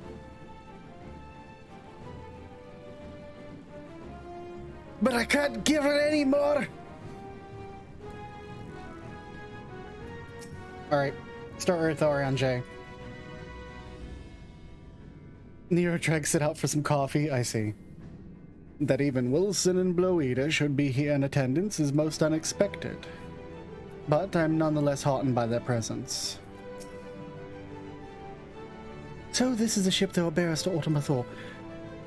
Please no spoilers for anything. Even the most minor of things, please no spoilers for anything. I want to be like legitimately surprised at everything. Please. No spoilers for anything.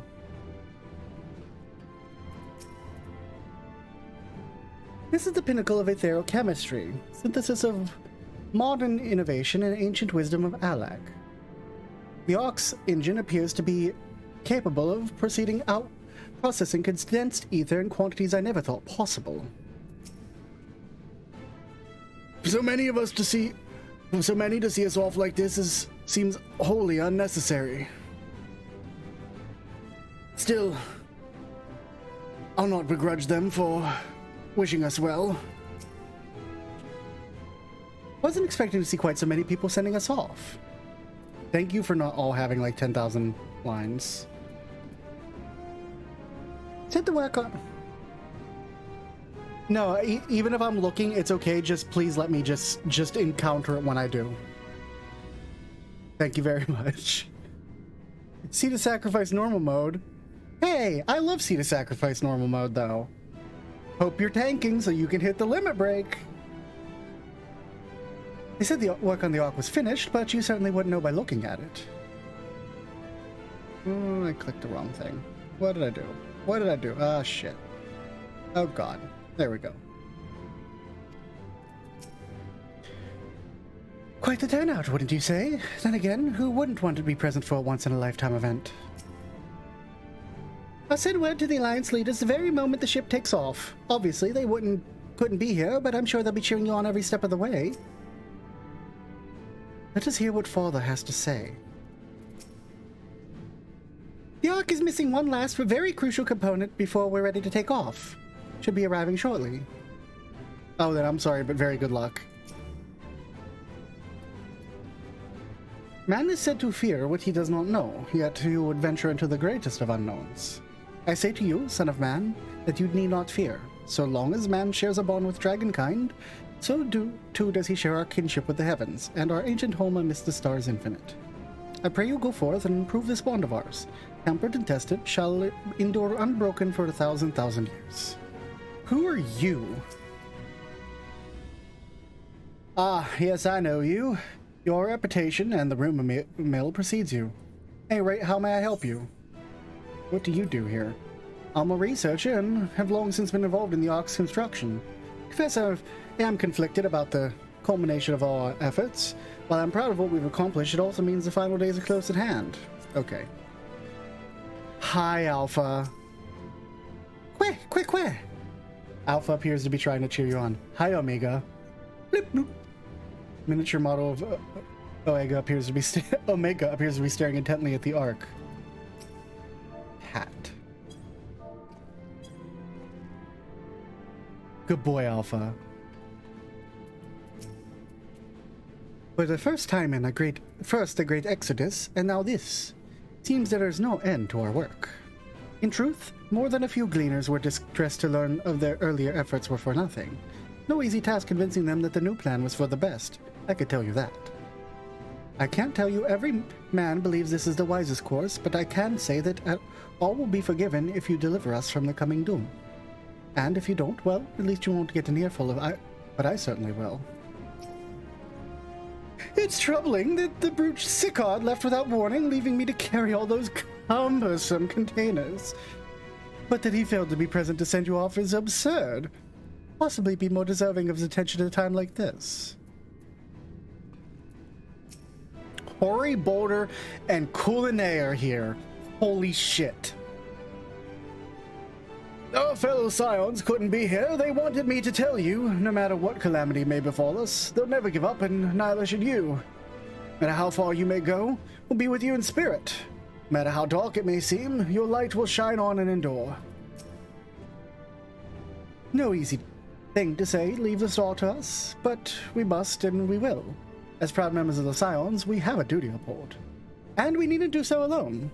Those dark days when we were driven from the Rising Stones and hunted as traitors are a thing of the past. Allies in abundance now. Which is to say, you needn't worry about us. Go forth in the knowledge that the Scions will labor without rest in your absence. Mistress Krile tells me your investigation into my theories on Akasha and its relation to the final days have made clear the source of our woes. I am elated to hear my work was of some benefit, but I could not have shared it had you not rescued me from the tower that day. I owe you a great debt, one I may never fully repay, but I shall try nonetheless.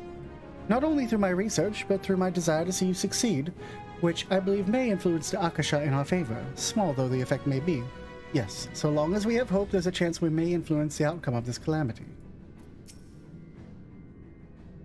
We were quite fortunate the Lawport's hyperhopper was based on principles similar to those of etherology. Integrating with the Ark's existing systems might as well have been impossible otherwise. May have Charlene's wealth of knowledge at our disposal, but theirs is technology far beyond anything we've ever studied. You're familiar with teleportation magics, yes? Momentary conversion of the body into ether that it may travel via the life stream from one physical point to another. That hyperhopper enables transport through a similar method, though not involving the life stream. Rather, it utilizes highly condensed ether to create a current of its own. This current is exponentially faster and more more powerful than the naturally occurring ones to which we are accustomed, so much so that the ethereal conversion to the physical form is not a prerequisite for traversal.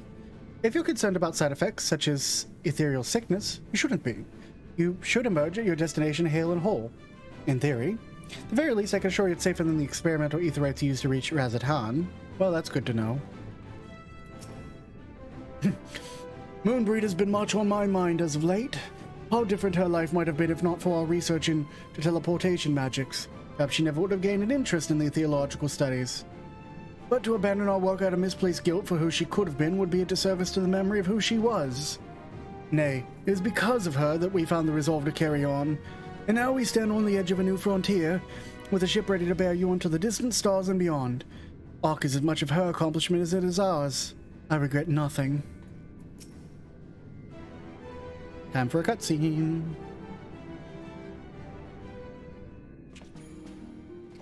Oh shit, it's playing the Final Fantasy fanfare prelude. That's how you know shit's about to get real.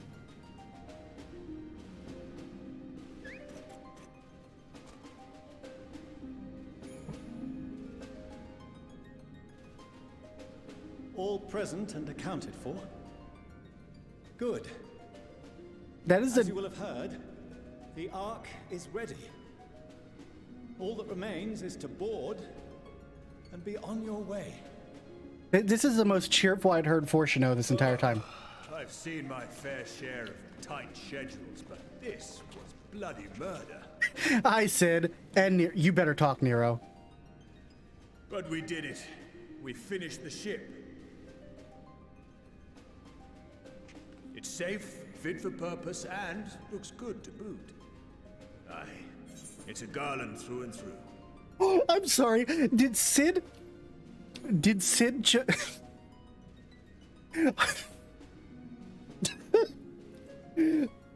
Charlie has been working on the ship for like 300 years.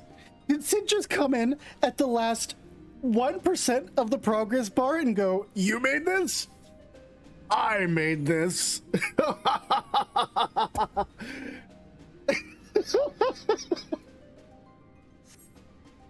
That's something I expect. He's been hanging out with Nero for way too long. I don't know what we'd do without you. Thank you. He's been hanging out with Nero for way too long. Ah, don't mention it. Ever since that episode with Omega, I've been toying with the idea of starfaring vessels. And as they say, necessity is the mother of invention. We've learned a lot, let me tell you. In case you're wondering about payment, the ongoing existence of the world ought to do. But feel free to throw in a colorful recounting of your journey on your return.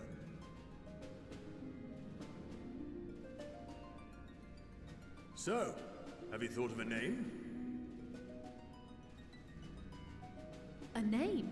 Wasn't everyone just calling it Father's teeny tiny toy boat? Well, seeing as its purpose has changed, I thought a more eloquent name was in order.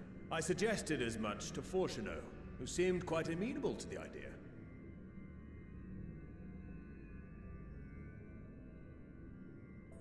As you know, this vessel is the culmination of heretofore unprecedented collaboration.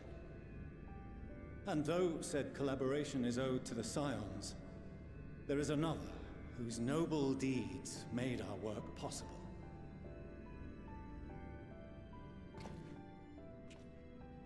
From a fragment of Dalamud, we obtained not only advanced materials such as refined adamantite, but the knowledge to traverse the stars. And this fragment would not have found its way to us had the Archon Louisois not fought to protect this world, and in so doing, laid down his life. Now that the vessel stands complete, I cannot help but wonder if it was more than mere happenstance. What are we gonna call it, My Phoenix? father's intention to guide us here. We're gonna call it Phoenix. Wait, you're not supposed to know about that. No one talk about that. In the hopes that his guidance will see you all safely home. I name the vessel after that self-same fragment of Dalamud he delivered unto us.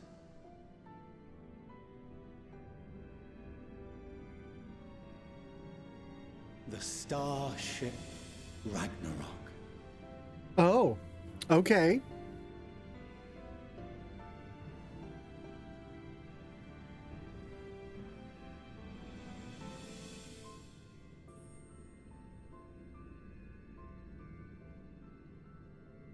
Sorry for the wait. I got everyone you asked for, and not a one less. Oh no. Holy shit.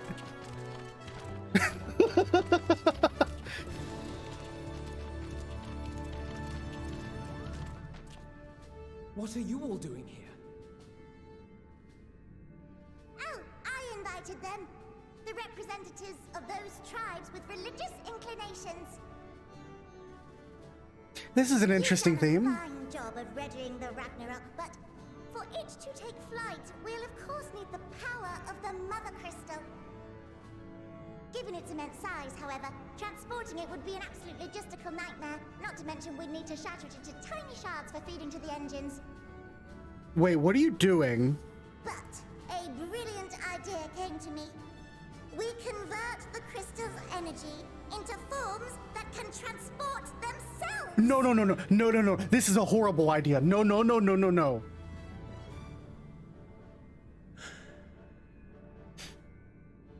Thou wouldst employ summoning, or should I say its precursor, creation magics. We're not summoning a bunch of primals, please. Care to explain for our benefit? This is such a bad idea. As you may have witnessed at Bestway's Burrow, the Loporrits are capable of creation magics, which they use to shape the moon's environment. Yet simple though they make it seem, 'tis a highly advanced and exacting art. To perform it correctly requireth that the wielder holdeth the object in his mind's eye in clearest detail. Hence the ancients' meticulous management of concepts. Drawing upon this art, the Ascians conceived of summoning as we know it. That's track. Derivative that replaceth the complexity of concepts with the simplicity of zealotry to make manifest a creation. This song is very Skies of Arcadia. I see. By combining the Loporrits' magics and the tribe's faith, we convert the Mother Crystal into primals of purer form and greater obedience. Listen, it's still a bad Summoning as idea. it was intended, one might say. It's still a bad idea. Indeed! Indeed!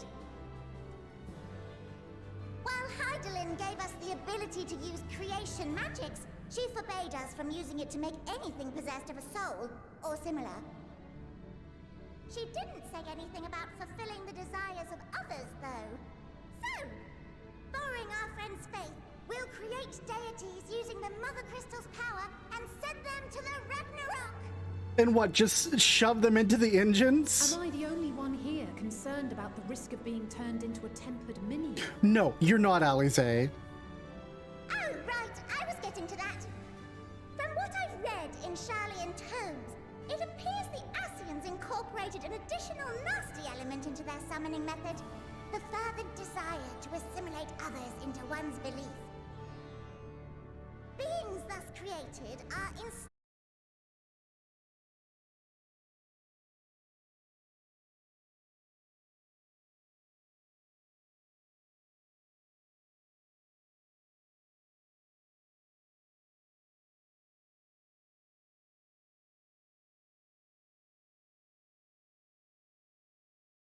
being was on the scale of Zodiac, you might feel a little tug, but I think we'll be safe enough.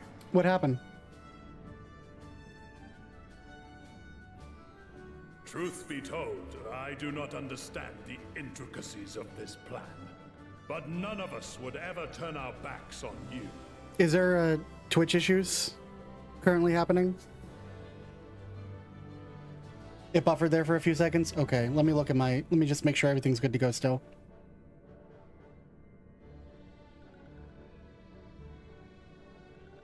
It was just Twitch? Okay.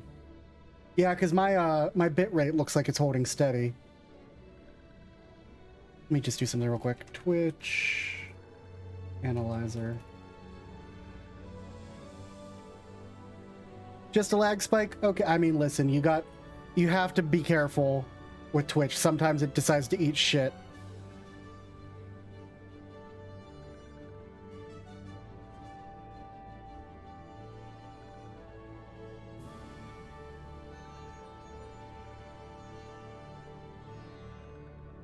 Yeah, I see it on the Twitch inspector.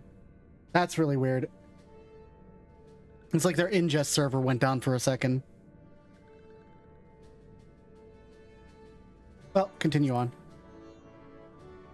When the avatars of our faith ran amok, you intervened without decrying we who birthed them.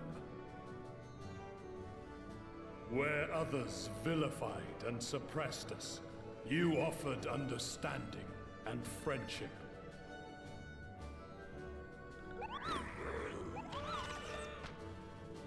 In gratitude, we will share with you the true expressions of our gods.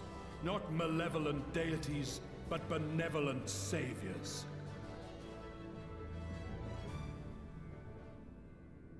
Alright, you lot, we're heading to the ethereal sea.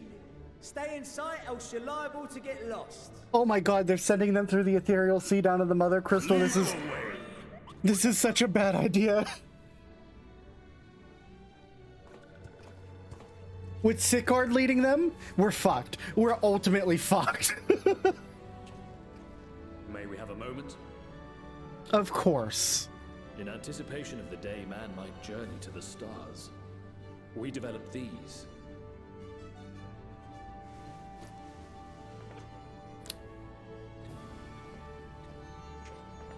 Tricorders? Portable teleportation devices. One for each of you, designed to work in tandem. Oh. Press the button on one, and in a matter of moments, all 8 will activate and send their owners back to the Ragnarok. There is no telling what hazards you may encounter. If you find yourself separated or lost, please do not hesitate to use them. You hit the button, it's like computer 8 to beam up. Whoop. Be safe, all of you, and come back. I mean, that's the plan. I'm sad Nero has not said anything. Well. I pray you take care. I only wonder how much money Jesse had to pay him. So I'll go ahead and board. Listen, Nero, we're adding an ex. My fellows will remain to assist with the summonings, but rest assured, the vessel won't want for competent crewing. Nero, we're going to have to, we're gonna add a bonus onto your contract. If you don't say anything, then you should board as well. Go. And Godspeed. Unless Sid needs a kick in the ass, then you're allowed to talk. But otherwise, we're paying you to shut the fuck up. I have done the 89 dungeon, yes. That's before the Mother Crystal. Unless there's another one at level 89. Nero, buddy, hey. The world cannot end now, not when we've scratched the surface of Lolliput's technological know-how. Run along and do whatever it is you vaunted heroes do best. World shall tremble before my genius soon enough, and assume you're able to prevent its destruction, that is. I'm holding you to that.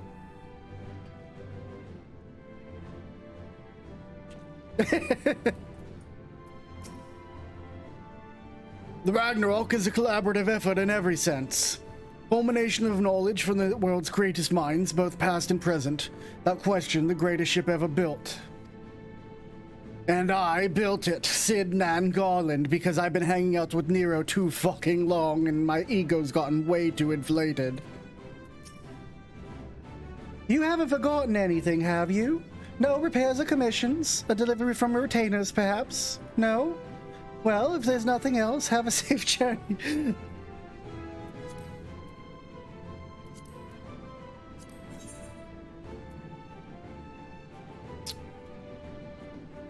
I do have 3 retainers ready.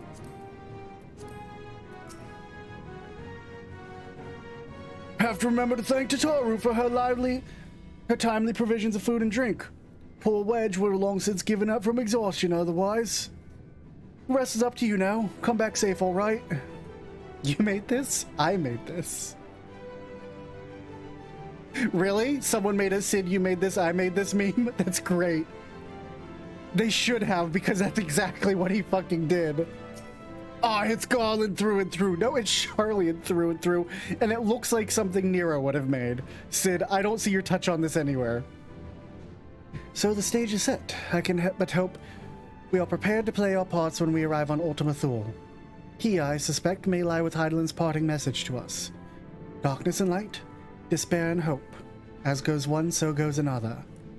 Knowing Meteion wields the power of despair, we must bring hope in equal measure. I am most grateful to Wilson and Bloida have devised a contingency should the need to flee arise, though I pray it should not. We must strive for victory to the last, that Aetheris and her people must survive, and that her champions return home, without exception. Rather not spend any longer mulling over strategy. None of us are strangers to despair. It's the source of her power, we're ready for it.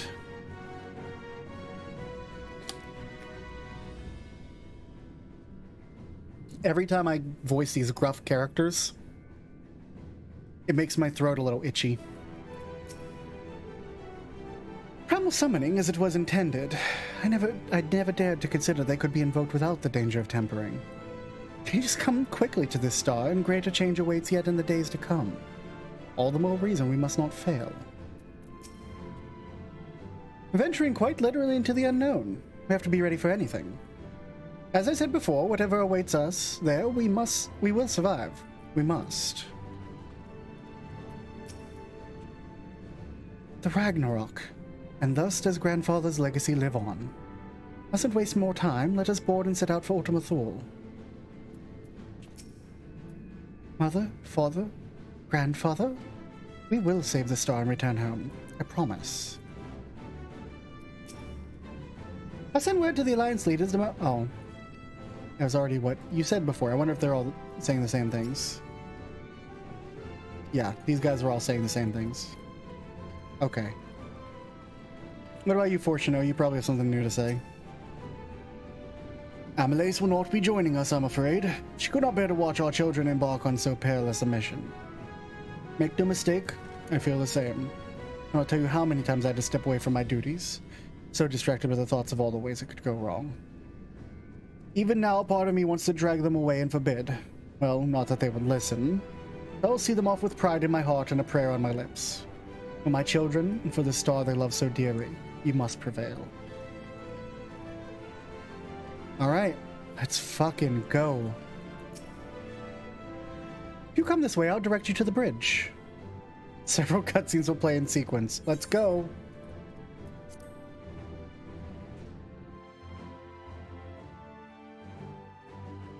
Oh, shit.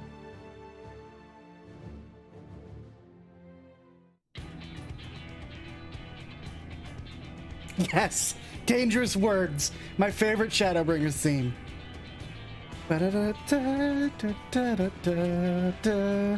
This shit is elegant as fuck.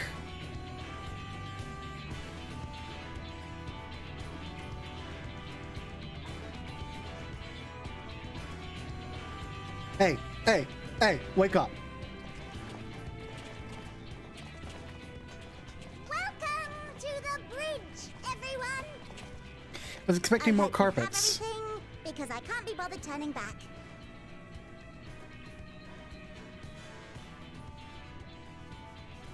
Right then, make yourselves comfortable. We're setting off in just a moment.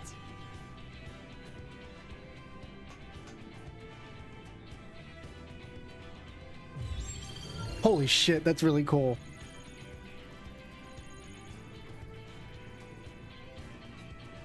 It's incredible.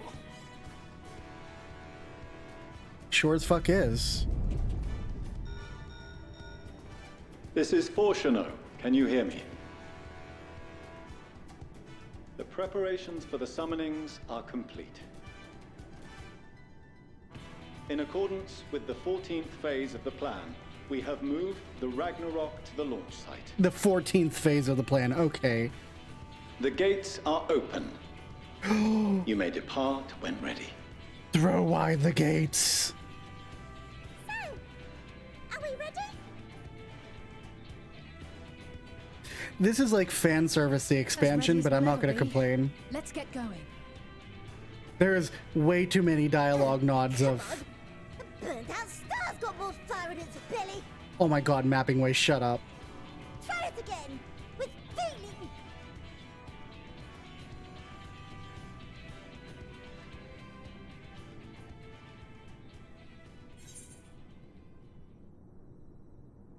No, this is mine, I'm sorry.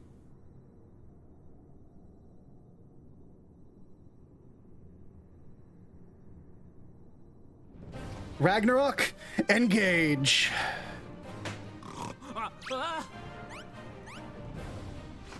Engage!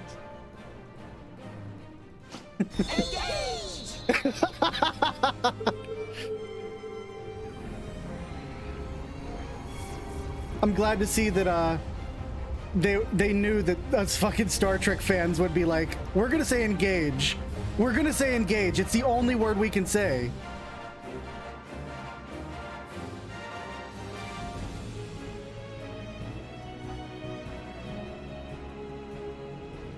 Oh my god, holy shit. This is some PSO shit now.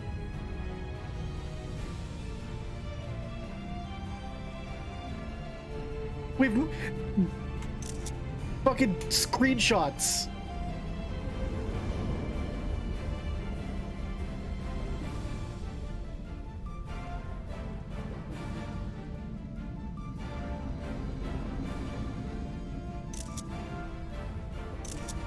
This is so fucking cool.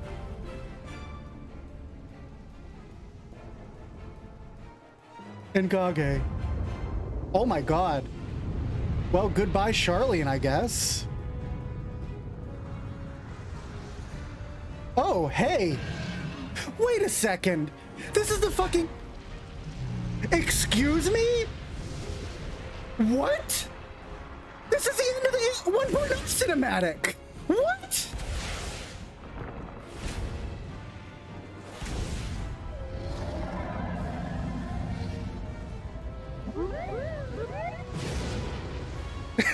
Oh shit, Moggle Mog's coming with us.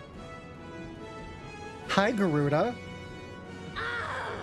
That I must carry landwalkers into the sky. I cannot imagine a greater indignity. Oh, shut the fuck up, Garuda. Do not shout so. For thy mighty winds exist not only to buffet and batter. Oh, I'm glad to see that Susanoo. They may serve also to thrust forth with vigor. Such is thy glory, and thus it is an occasion to rejoice. So come, let us revel. Oh my god, the boy.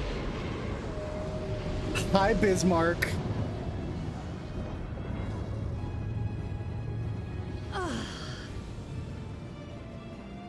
So long as the wind blows freely, I suppose all is as it should be in creation.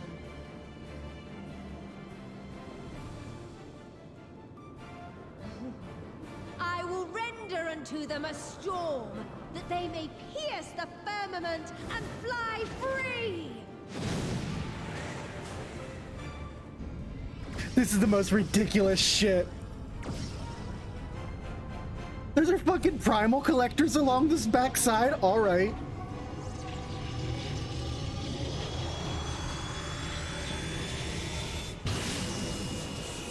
This is so cool. Also, this looks like what the Void Ark did. To tear a hole into the void.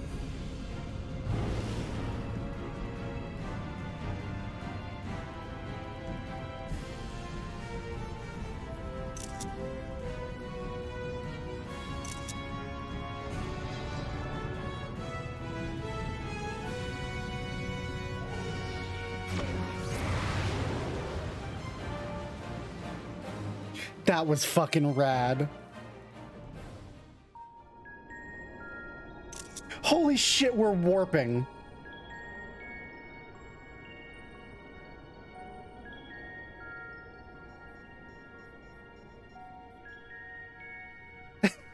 This is like the culmination of like all my favorite franchises right together. Good. Sleeping Way? Report? All's well. Fantastic, even. Thanks to the power of those primals, the engines are roaring and we're ripping along. All values are also within projected ranges. Time to destination is 8 carats. Perhaps 7 at a pinch. 8 carats? What the fuck is a carat in terms of time?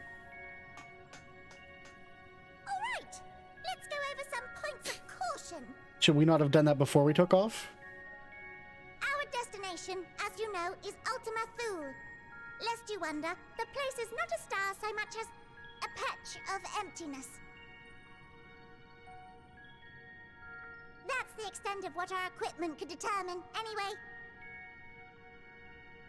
How long it takes him to eat a carrot? Meteon, she's likely used Dynamis to obfuscate her location. So, in conclusion, we'll only know what's there when we get there. The crew and I will see to it the ship's ready to take off at a moment's notice. We'll support the search as best we can, but it'll be your paws on the ground, assuming there is any. But everything will be fine, I'm sure. Hydaelyn believes in you, so you ought to believe in yourselves. Just don't do anything I wouldn't, like waiting too long to use those portable teleporters of yours. Personally, at the slightest sign of trouble, I'd mash the button to bits, and you should as well. We're here to fight trouble. Understood. We promise to be careful. I suggest you brace yourselves. We're about to arrive and the vessel will shake a good bit.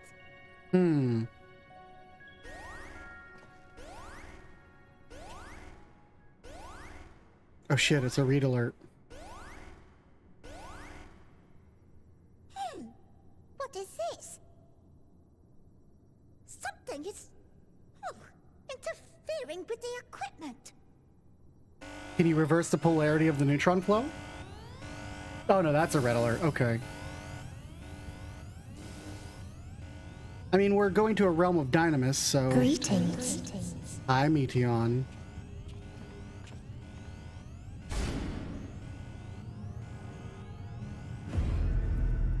Hey.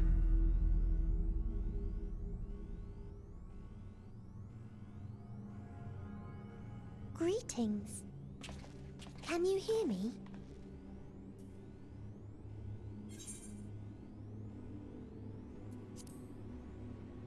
Use her name. So this is Meteon. Yeah, she's a small girl with wings. Have you met one of my sisters? I don't remember meeting you myself. But I do know that you're from Atheris. Why have you come? All you had to do was wait. I would have delivered to you your ends.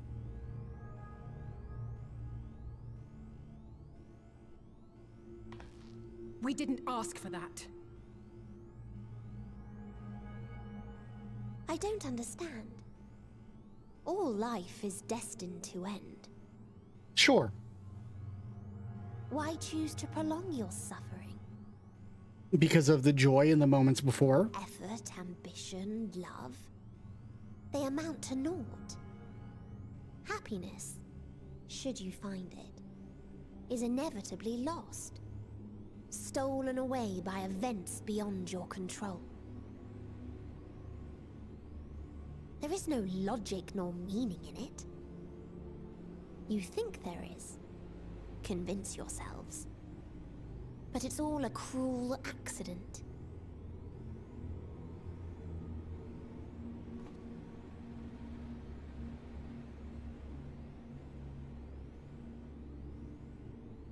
Come now. I speak the truth. A truth you would recognize if you looked up at the night sky. Unbroken emptiness. Cold, dark, and silent. Your world, like every other, is but a blemish upon its perfect fabric. Life is an anomaly. It is unnatural and cannot continue. The sooner you accept this, the easier it will be. What if we didn't, though? Just to be clear, we're not here to argue with you.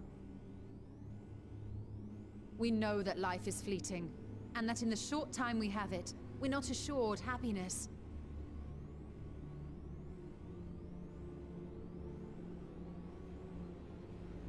Indeed. I've seen far more sorrow in the eyes of many I've met. But I myself have plenty of regrets. And one day they'll die with me. Gone to dust with my good deeds and unfulfilled dreams. But we accept this. That our existence may seem pointless. That sorrow, rage, and despair will always dog our heels. And we press on regardless. That is why Hydaelyn guided us here. In her boundless love for mankind, she has prepared us for this trial, and in her name, we have come for you.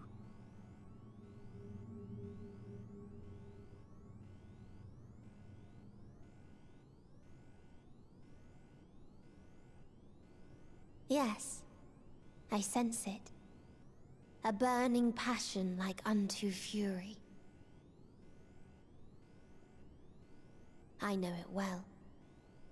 For the same passion once burned in many a star before yours.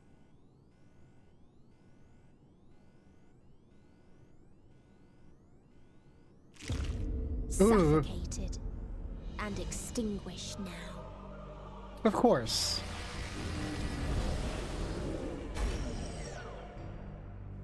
Whole ship's powered down now. Cool. Oh, don't jump scare us. How dare you? I can't breathe. You approach the bounds of my ultimatum, where emotions dictate reality, where resignation and acceptance unite to embrace the end. Okay. Where those who yet valiantly cling to life can thrive. Well, this is happening now.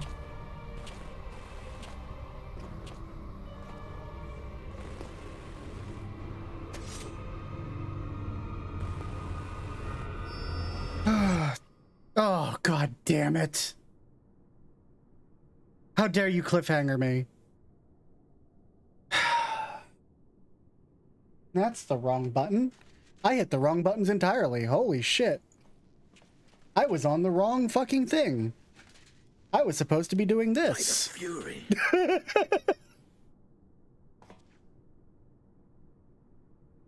Thancred?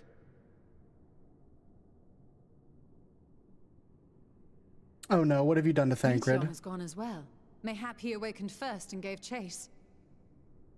Yeah, I was supposed to be doing Everyone, it appears this. we are at our destination. Unfortunately, I only have This is Ultima Thule. 5 hotkeys, and I have to use the memory buttons to switch between them, and I was on the wrong one. But I wasn't expecting this. From atmospheric composition to ambient temperatures, all readings are within permissible range. This place is capable of supporting life.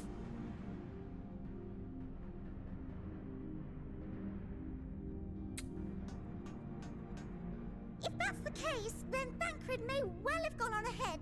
Let's go and have a look. Why don't we just hit the button and teleport him back to the ship? It activates all the beacons, doesn't it? Meanwhile, I want the rest of you to perform a full inspection of the ship, as well as a biological scan.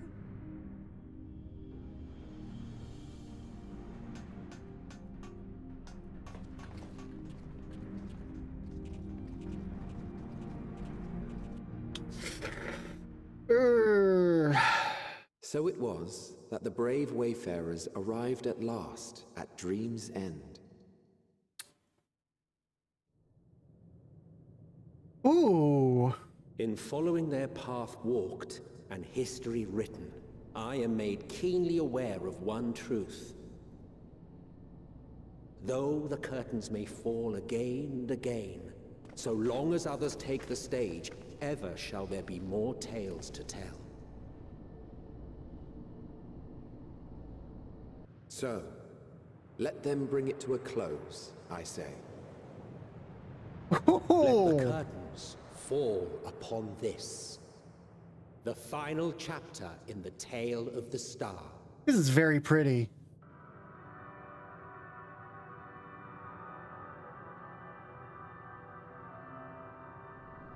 Is this a dead star? Hmm. As I live and breathe, I live and breathe. Well, the environment itself shouldn't kill us. Well then, let us search for Thancred while exploring the area. Yes, The let's. ship we leave in your care.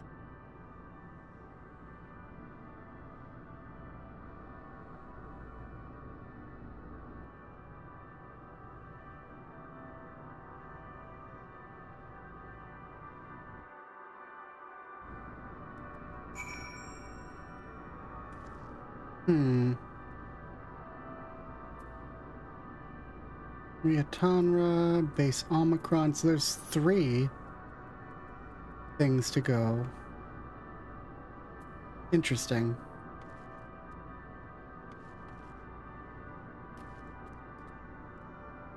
Is that a dragon?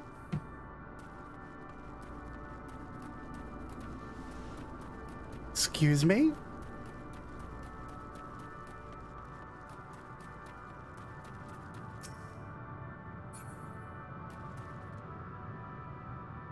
Okay, we'll come. That's a fate of some sort.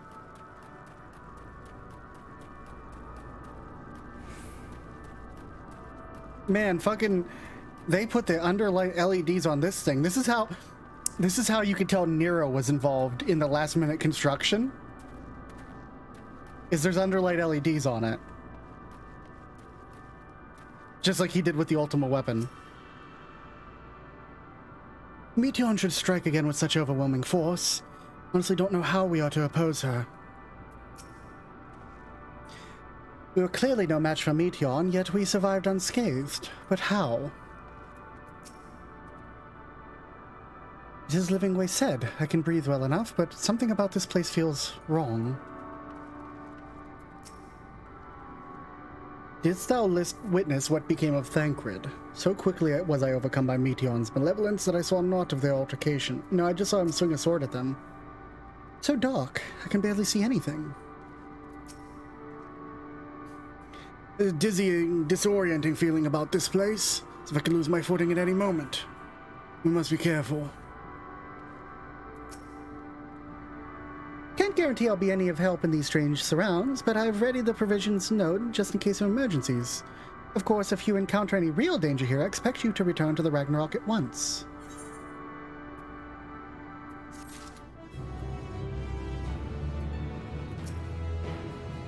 Don't hesitate to make the most of the provisions note. There's no telling what you might run into out there, or if anything we have to offer might help. I'd personally rather brave the unknown with a full pack than an empty one.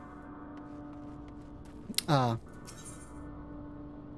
don't have that. Let's check my accessories, because I bet I could use those. Let's see. Level 85, 88, 85, 89, 87. So I think I could probably use earring and bracelet, maybe? Do an item comparison. No, because that's a dungeon drop. Okay, they're both dungeon drops. They won't be better. Cool.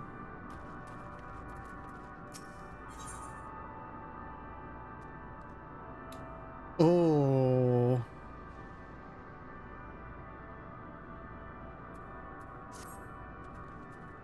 Yeah, I got some drops from the dungeons, thankfully.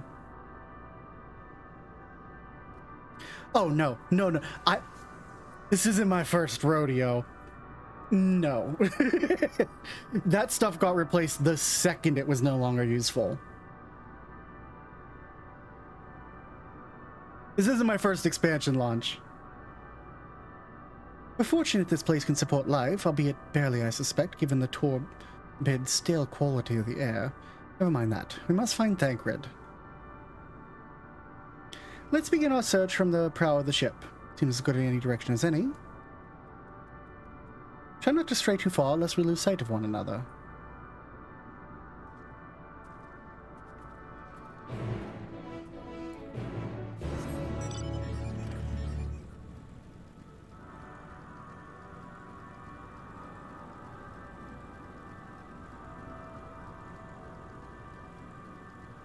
Yeah, Set Squitch might do that, but I still, like, prefer not to be useless. Just a blinding light. Sippy drink. I'll take a sippy drink. Sure. Tasty coffee.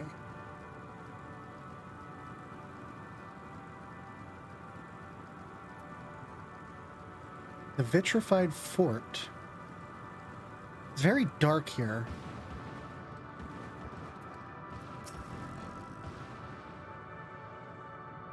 I see no one else in this barren waste, do you? Then why do I feel like we're not alone? Like there's a presence with us, something dark and mournful. Ruins, but of what, I wonder? Perhaps we could find something to help us understand the nature of this place. A relic, an inscription, anything.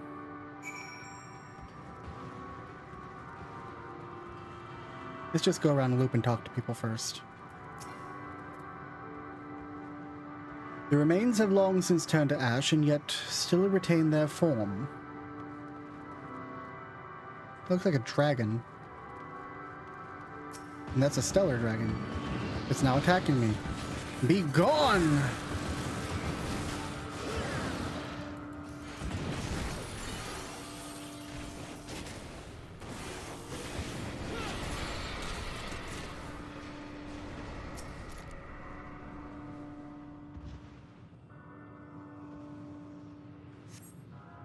Metallic pillar has been partially melted, likely sometime in the distant past. Damage does not appear to be inflicted deliberately, rather it calls to mind the indiscriminate discretion often wrought in the heat of battle.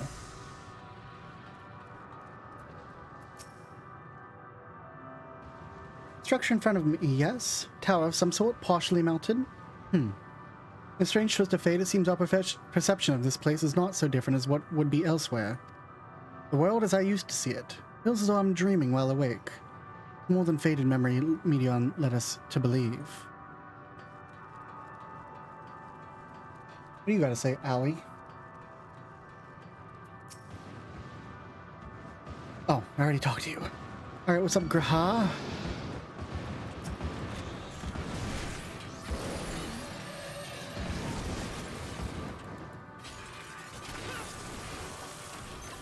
Congratulations, you get the 1-2 surprise.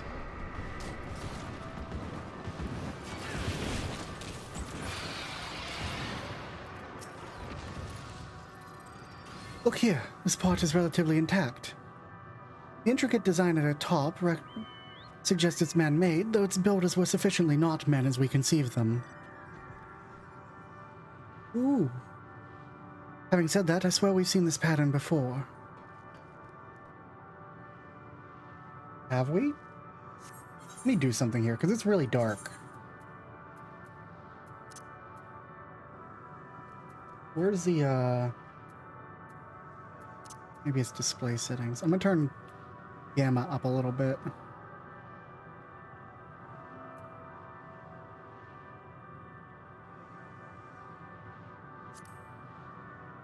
So I can see a little bit. I mean, it looks kind of Garlean, EBH.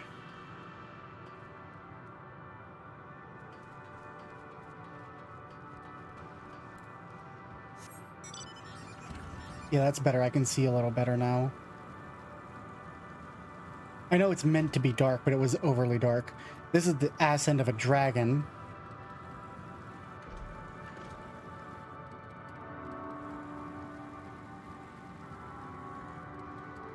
I mean, this looks like the bottom of a Garlean castrum of some sort.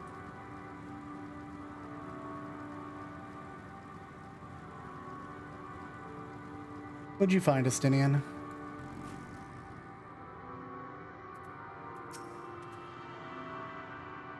Thought this hill might afford a better view of our surroundings. Poor decision in hindsight. Besides the light from the ship, all is shrouded in darkness. Thancred's here, I'd never know it. What I could tell, we're floating near the edge of an island, if you can call it that, surrounded by floating debris.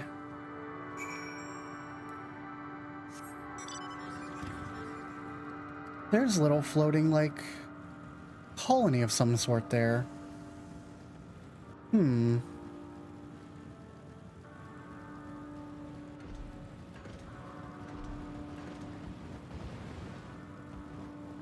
These stellar dragons are a menace.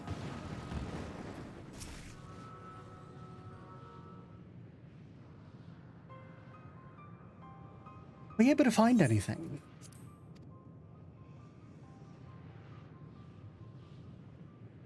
As I feared, still no trace of Thancred.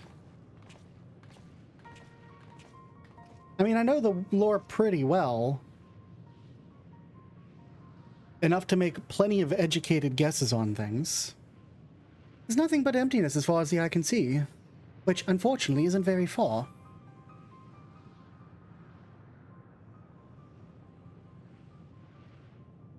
But I can't help but suspect that someone or something is here. The times when I sense it drawing close and then a chill washes over me, leaving me exhausted. Leaving me with feelings of death and anguish.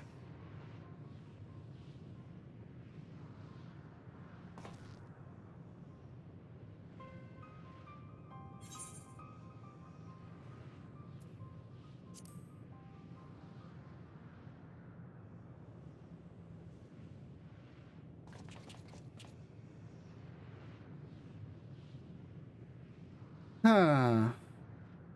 Actually, there's nothing there. You can't see the dragon?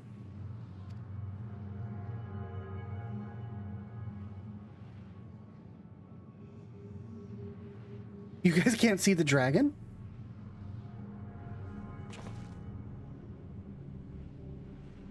Huh.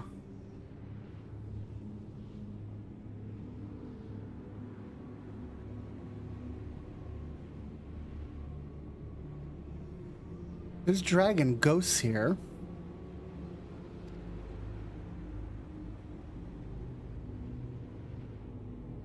Agreed. We've only found more questions when in desperate need of answers. Fair stretch of terrain from the ship's starboard we've yet to explore. Why searching there, then? I mean...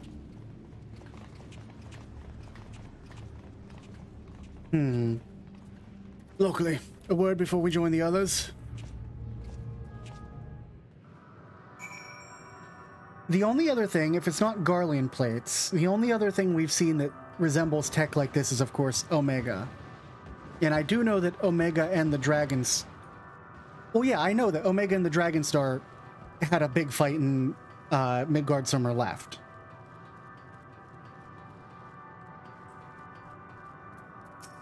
And now there's apparently zombie ghosts in this place of dragons, so... And these pillars are reminiscent, these big fucking light pillars are reminiscent of the fight against Midgard Summer with the Dragonstar, so like... Yeah, the Dragonstar. I understand that there is a very similarity here to the Dragonstar that we saw when we fought Midgard Summer in Omega's recreation. It's got the green pillars, and that pattern is also similar to the floating things of Omega.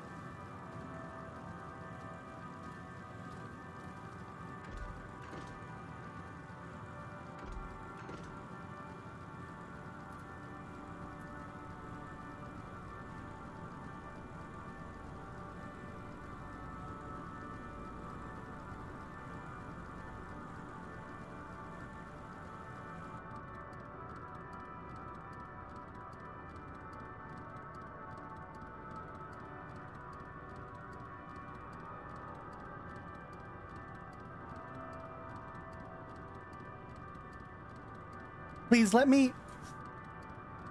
Okay. Let's pause here for a second. This is where I find a lot of my enjoyment. Is looking at all the little clues and putting it together. And seeing where I can draw from my own memory of things. So, like...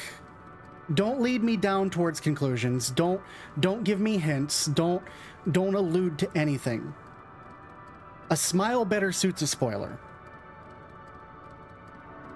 I allow me to put the pieces together myself, because sometimes I'm gonna go completely off the fucking board and be 1000% wrong, and that's okay, because there's still joy in being proven wrong. Like, at my heart, I'm a scientist, and I'm going to make theories, and then I'm going to put those theories to the proof. I don't take notes like Pyro does, because I talk about the things that I care about and the things I try to think of. Because I'm an RPer. So, like, my brain stores this stuff because Final Fantasy XIV is one of my ADHD hyperfixations. So it's something that my brain absolutely latches onto. It's generally MMOs that I play in general. Like, if I get attached to an MMO, my brain immediately latches onto all of the lore as much as I can scoop up. And I will make crazy fucking predictions. And they're often wrong, but sometimes they're right. Like, I predicted that...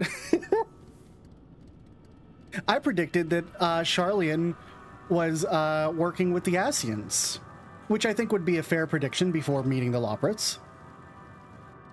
That Charlian was working with the Ascians, and the reason why they would know the final days were coming was because Emmett Selk or Elidibus would pop down and be like, hey bros, it's coming. Go down to your doomsday bunker. I had no way of knowing that they'd be making an arc and they're working with the Loprits, because there was nothing in the lore that even so much as hinted at that. But that's okay. I was happy to be proven wrong, because Fortuno also didn't know he was working with moon bunnies. But taking the stuff that I do know of the lore, technically the Ascians did build a city on the moon. It kind of, because the Ascians are just ancients. And an ancient directed the city on the moon. And I mean, they didn't care. Elidibus hung out there all the time, apparently.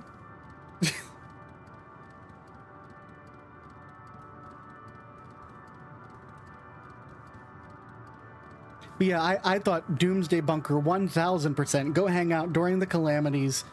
Don't bother us, and you'll get to join the new convocation once everything's over. I was wrong. I admit that I was wrong. But I had fun making the prediction, regardless of the fact that I was wrong. So that's where a lot of my joy comes. This is fucking ridiculous, whatever the hell that is.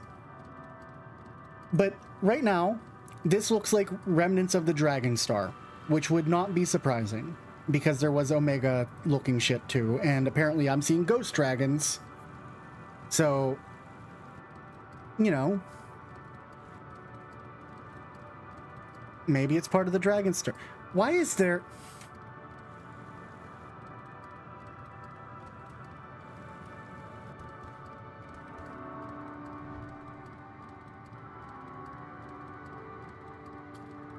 Why is there a raid platform floating in the air over here? This is a raid platform.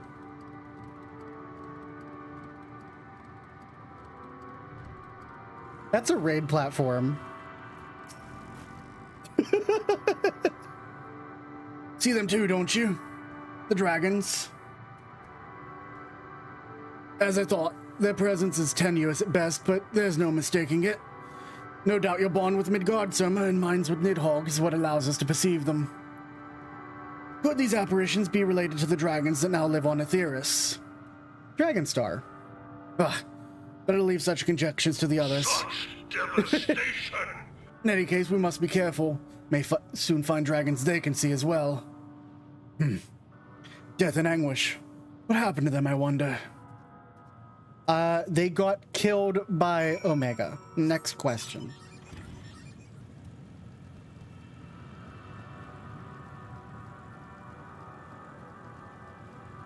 I know the answer.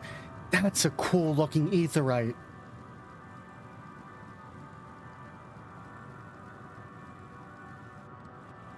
No, let me in. Let me. Oh, okay. There's a path down here. I'm not blind. Say something in a Dalek voice, putting me on the spot for something random. Fuck.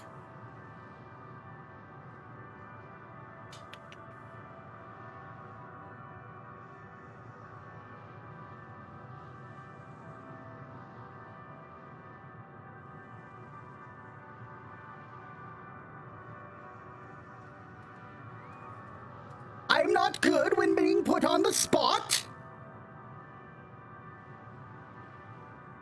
Saying random things isn't really my forte. Unless I have a prompt to work with. How's that?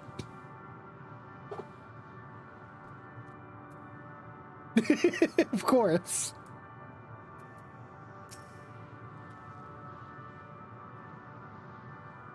Surely mine eyes deceive me. This cannot be possible.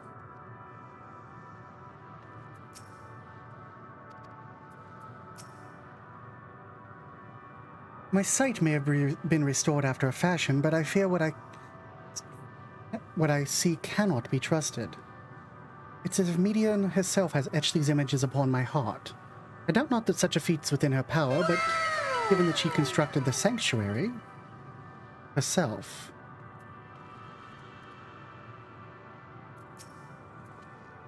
Look, over there. Are those ghosts, do you think? Dragons. 'Tis true they're not of our world, but to find them in a prison of despair... Seems these dragons have yet to succumb completely to the darkness of this place. I mean, the other should see them as well.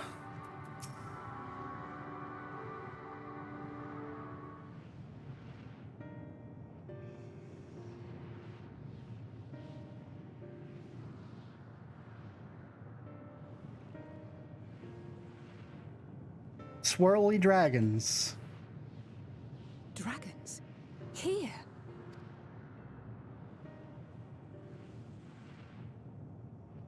What you see is a memory of a world that once was. You're not welcome here. Leave. A world suffering a slow death, whose denizens cried out for the release of oblivion. What? Their world is dead? It is. Not a single life remains upon that husk floating in the vast emptiness. These creatures are shadow and shade, perpetuated only to suffuse dynamis with their unending lamentations. Hug? Our friend Thancred. Where is he? A strange question. He is at your side, is he not? Oh yes. He is here and there, and everywhere within this space. He would tell you himself if he had form to form words. What did you do?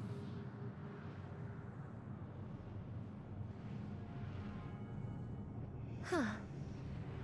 Such loathing and uncertainty. You don't know why you still exist. What did you do? In like manner to the oblivion I send. I tried to drown out your ether with dynamis. Beginning with this Thancred, who came at me despite being unable to breathe.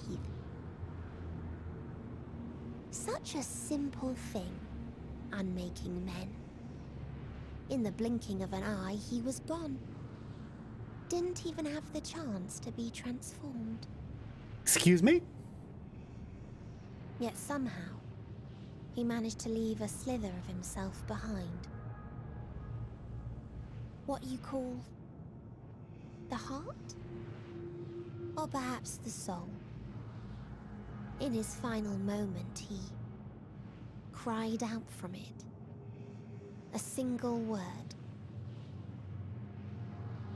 Survive.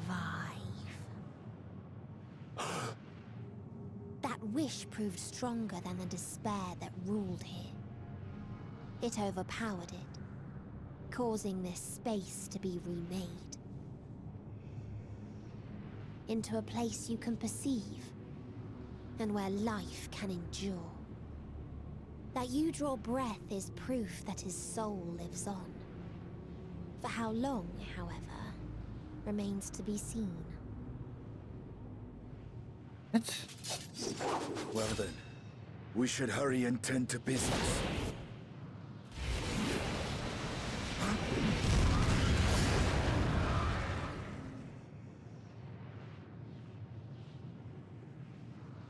It's futile.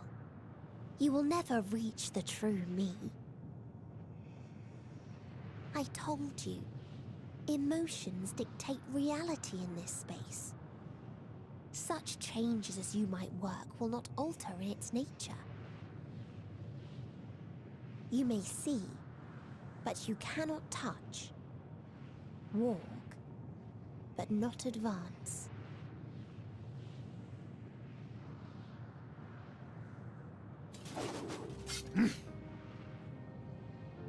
Meteion holds too much sway here.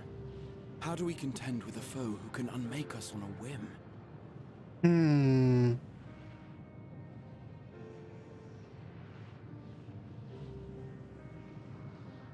I do not know.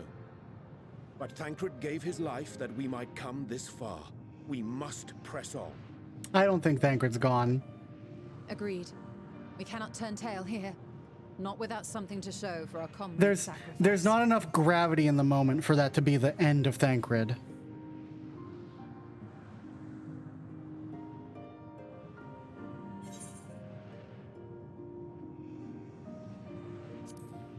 Not enough gravity in that moment for the end of a character that has been with us since literally the starting zones.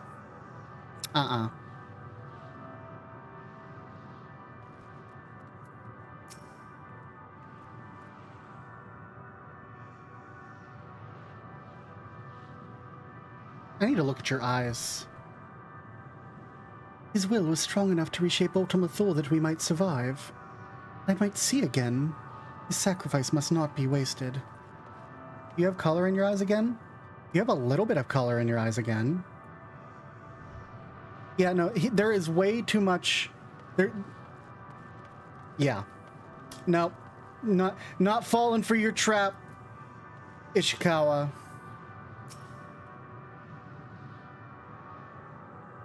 It's hard to believe that Thancred was able to overcome Meteion's will, yet here we are. Would that the price for his victory had not been so high. I understand now why the Loporits were sufficed to find this environment could sustain life. They are but for Thancred's sacrifice. There's not enough gravity in this moment. He can't really be gone, can he? Meteion herself said his soul persists, that he is the reason we're still breathing. So then maybe... Yeah, you've got the gist of this, Alize. My aim was true. I had her. How are we to defeat an enemy we can't attack?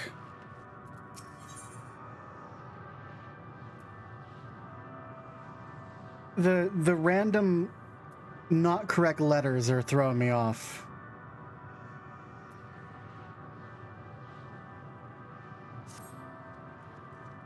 Soul without body, a form of being with which we are not wholly unfamiliar. Indeed, for we existed in a similar state when residing in the first. Circumstances are more rather dire than that, 'tis true, but I choose to believe he's not forever lost to us. Regardless, in sacrifice he hath afforded us a chance to prevail. Let's not squander it, and ascertain the nature of this realm that we might confront and defeat Meteion. Estinian, Lockely, would you accompany me in speaking with these dragons? Mayhap they can enlighten us. I'd ask the rest of you to survey these surrounds. If there's a path that may lead us to our quarry, you must find it. Very well. Reconvene here when everyone is finished. Midion said these dragons are shadow and shade from a world whose denizens sought oblivion.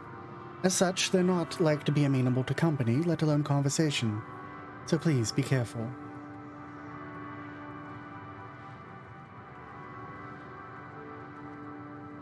Let us split up and gather what knowledge we may.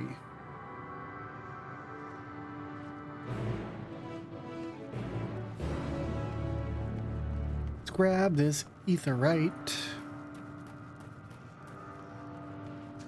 What is with aetherites being in the middle of puddles, this expansion?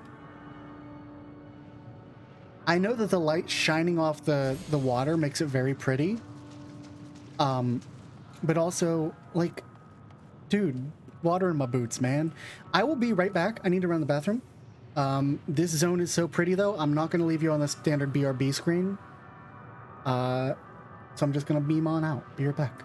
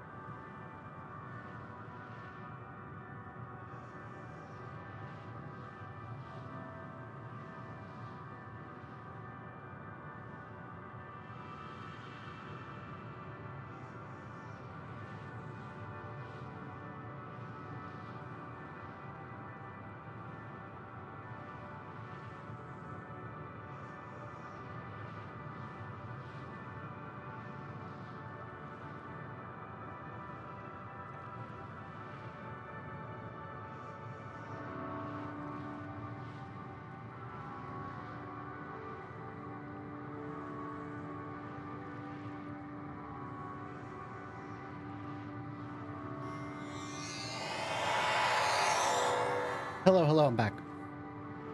If they had RTX or ray tracing, I can imagine the strain on my graphics card and frame rate if they had that.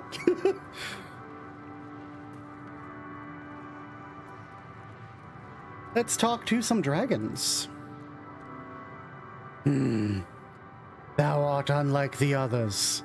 This place ill befits thee. Do not tarry over long. Who are you? The telling of my tale alters not its course. If thou knowest my brethren once ruled these skies, will our kingdom return? Should I boast that I was first among our hunters? Will the comrades I fail live again? Nay, once I lived, and now I await the coming oblivion, nothing more. This is not our home. To our home did come the metal demons, who of life and joy scoured it clean. These are mere bones, and among them do we rest our wings forevermore. Leave us now to our mourning, traveler. Thou wilt find no solace here. Sad Durgan.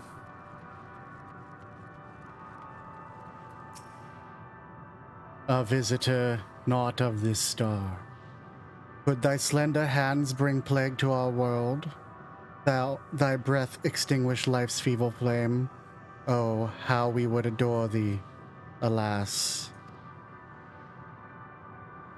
With time our flesh shall wither, our souls fade, and so we will wait for its inexorable march into oblivion. If thou art not come to hasten our demise, I bid thee leave us. We crave not companionship, only silence.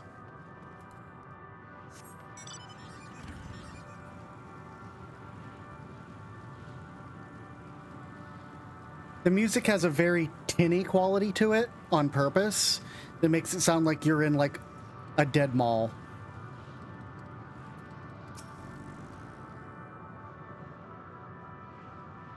Thou wouldst bid me speak. Folly. I observe the lesson of stone. I shall not fly, nor speak, nor roar. Only watch and wait and end. But one sight yet stirreth my blood, tempteth me to raise my voice in lamentation. Noel, the cradle of unsung dragons. No words, no songs are possessed of the weight to describe such tragedy. Go, if that be thy will, I shall remain. Yeah, it's a, I want to say it's either a high pass filter or a low pass filter. I'm not exactly sure which one it is.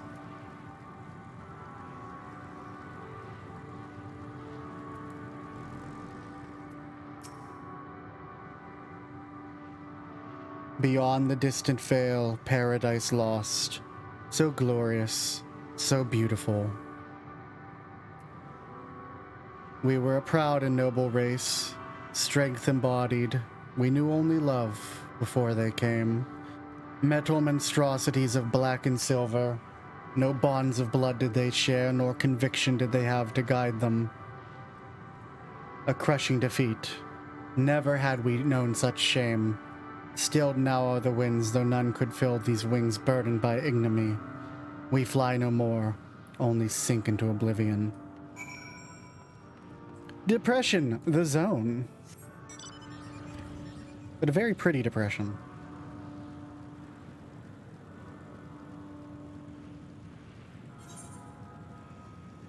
As we go up here into this area,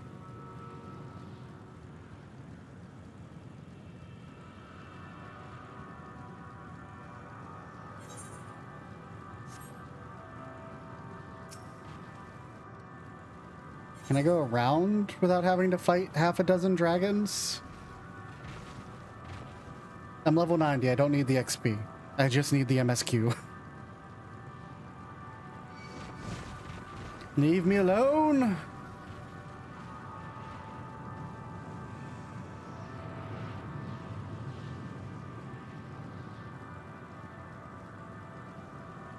Ah, the clutch. Led you here as well, did they? It was described to me as the source of their woes and proof of their end. I think I'm beginning to see why. It's a hatching ground, or was. I've seen similar on Etheris. Midgard Summer's kind must have lived and thrived in a place such as this.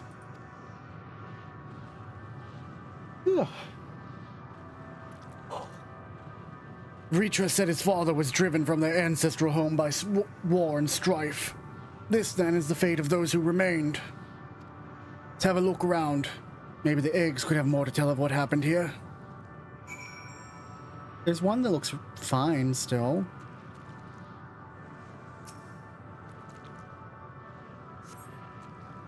Gingerly lifting a large egg from the viscous mire, you peer inside and see a formless mass soaking a pool of embryonic fluid. Your stomach turns as you return the egg to its resting place.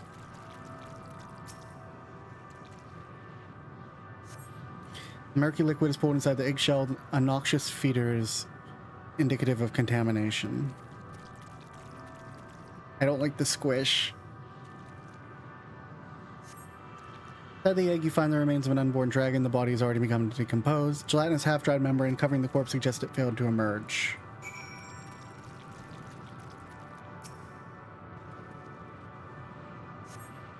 Egg appears to have been broken from the inside out. Perhaps the dragonette within succeeded in hatching. What's this? I thought all the eggs had been ruined. The dragonette was indeed hatched, and there's no sign of it, or its sire for that matter. Should look for them. You start with the cliff tops, and I'll search the plains. Sure. I will go where my quest marker takes me.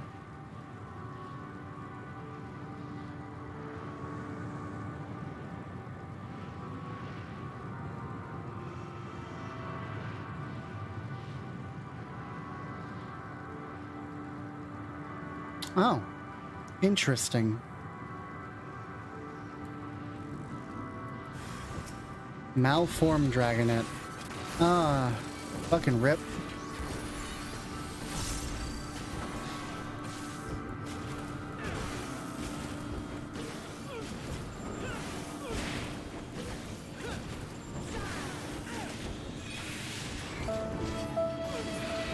Yeah.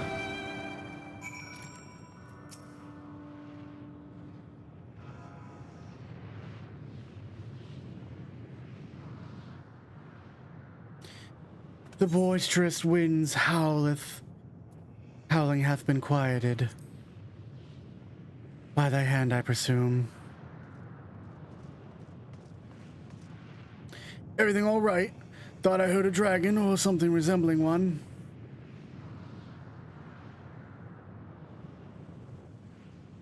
Ah, I see what's happened here.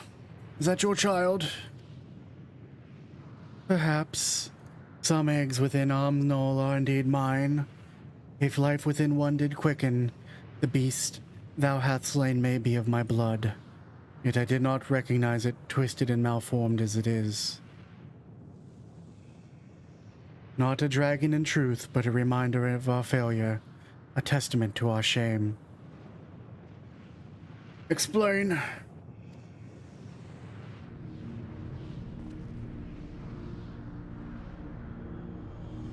They descended from the heavens, cold, heartless machines, and with them rode war and death. With fire and fury, rage and rancor, we gave answer. Was a long and bloody battle, but only the beginning. Untold chaos and destruction swept over the star. In the end, the invaders were victorious. Yet when they looked upon their prize, they deemed it unfit for requisition. We were abandoned to our ruin. The survivors sought to put away their shame, to rebuild. A futile effort. In purest soil, replete with ether, did we once cultivate our nesting grounds, but our lands were barren, and any eggs nurtured in such desolation were fated to rot. But few survived to hatch, emerge as abominations. We shall have no new progeny. But there are dragons among you capable of journeying to other stars. That there are.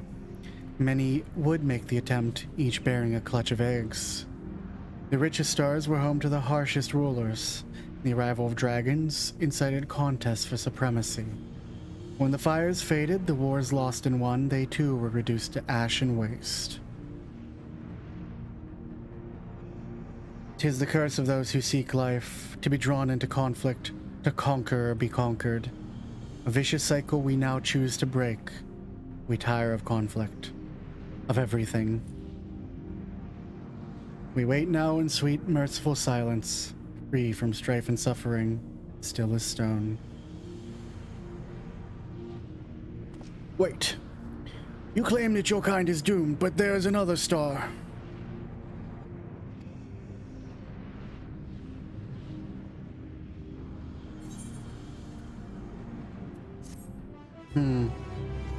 Yeah. There's Aetheris, where your kind is much well known. Not that you want to talk about it, clearly.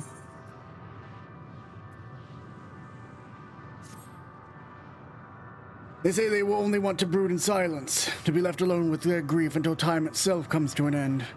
Sole reward for senseless bloodshed. A pain I understand and wish that I did not. How fools we were. Now isn't the time for such thoughts. The others will want to hear what we've learned. Come.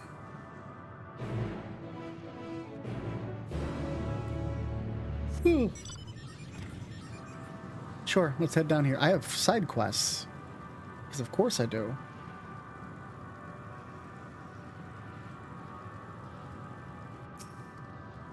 Oh, I'm staying away from you, level cheater. Haha, fuck off. That's a B rank.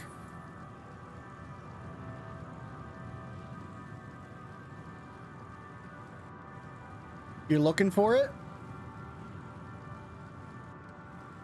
I mean, you can try to pop over to Hyperion, but good fucking luck.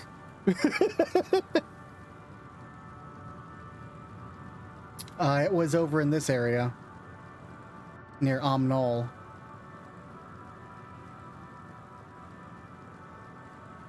Oh, these gaps are gonna kill me.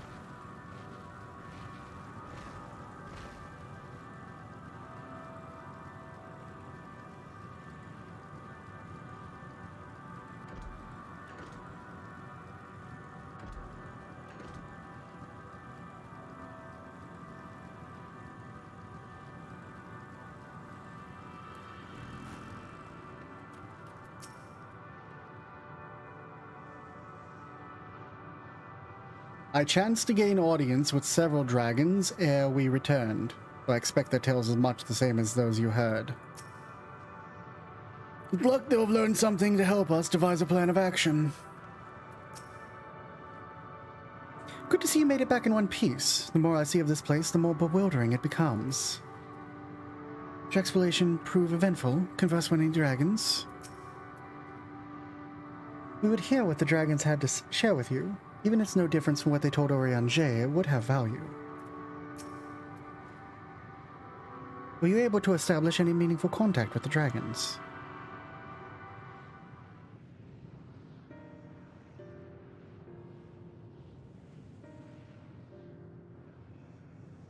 I see. They wish to escape what they perceive to be a cycle of conflict. Thank you, Lockely. Estinian. As for our part, I believe we are more acutely aware of our confines than before. Started by traversing the perimeter of the island to see if there might be a path leading off it. Sadly, there was nothing to be found. No small amount of debris floating about.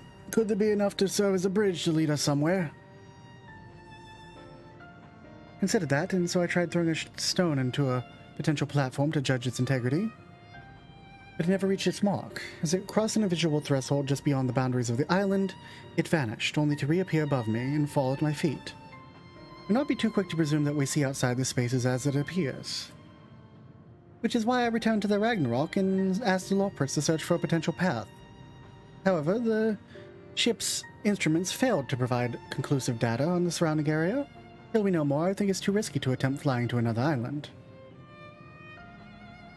What Median told us before, the emotions dictate reality here, might be the key. But I am not entirely sure what emotion might manifest a bridge to lead us to safety. What you're saying is we've no way forward. At present, it is indeed emotion that governs this island. Perhaps it's not Medions, but the dragons that hold us here. They tire of conflict and have chosen the path to oblivion to escape it. Or rather, they have chosen no path at all, meaning there's no way for the dragons or anyone else here on this island to advance. A sound theory, disheartening though it may be. If that is the case, what recourse do we have? They're not like to be persuaded to help us. Their reasoning is built on a history of turmoil and strife, without irrefutable proof that the future is not as bleak as they believe it to be. Mayhap persuasion's not the answer.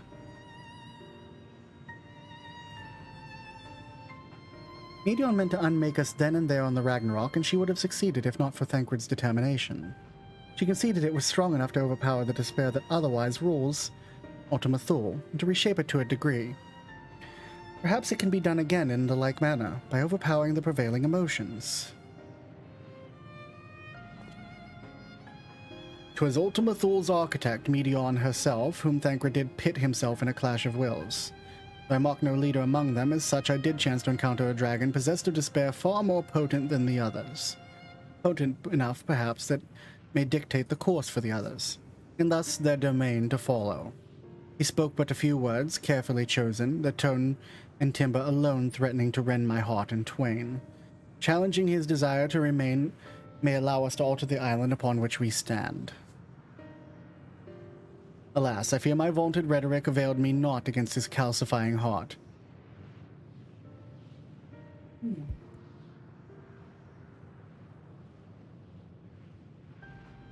But mayhap one of you will fare better. Sorry, my voice thing started talking. And I shall guide thee. I'll end, they call him, in the dragon tongue. Thou wilt find him nearby, eyes fixed upon the water. I'll end? Okay. All end? Well, what do we have to lose? Let's get going.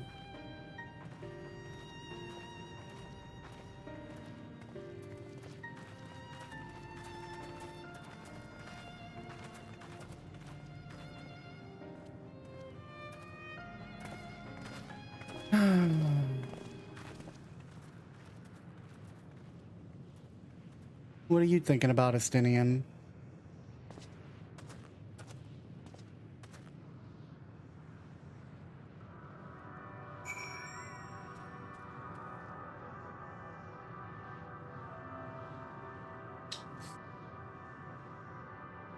Okay. Let's go talk to All End. Very cool. I'm glad that you found it there.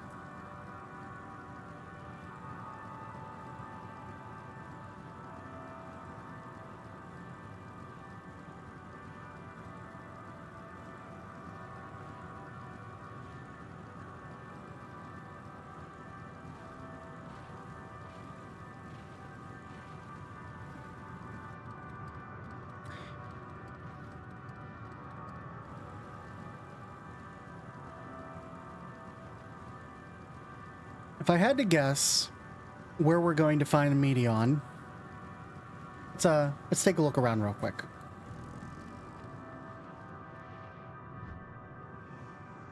Two guesses. One, well, actually I have three guesses.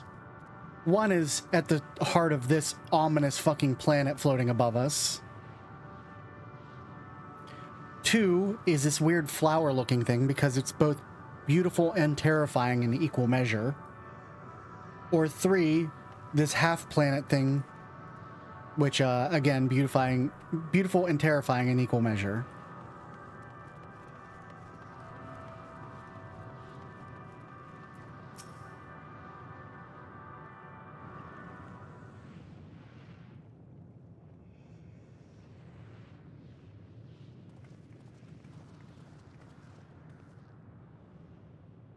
He remaineth as he was when I first approached, entombed in melancholy. Oh yeah? I see. Perhaps I could... Istinian's gonna stop him. Yep. Istinian knows how to talk. Oh my god, there we go. The fucking vault music? Oh no. Oh no. Waiting to die like all the others, are you? Aye. Our pride is crushed and our souls corrupted. The winds are stilled and the heavens offer no comfort.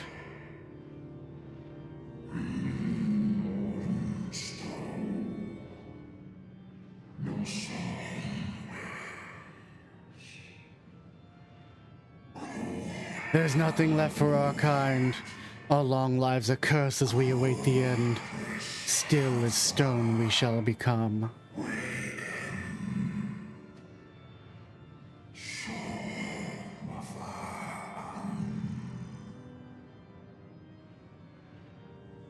So you say. Yet your kind has found a new beginning on our star. One of you braved the Expanse, bearing with him a clutch of eggs. They and their children now rule our skies, their song heard by all.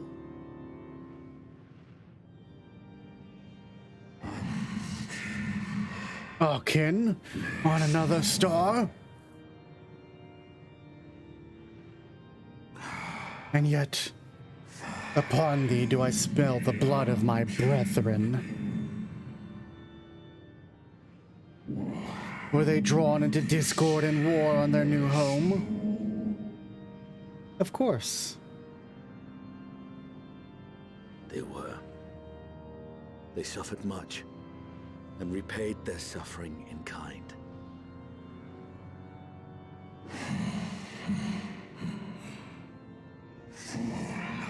It mattereth not whither we fly. Every will a sanguine ocean awaits us. Ever will retribution's wheel turn.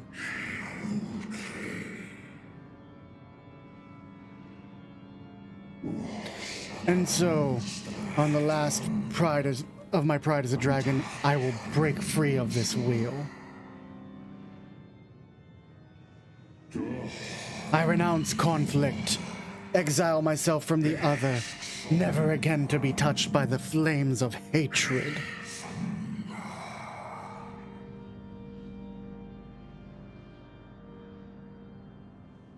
Had your brethren made the selfsame choice, my family might still be alive. Yet lasting peace does not come to those who simply retreat from conflict. No. You must be willing to confront it. To stare into the face of your foe and see yourself in him. The music, though.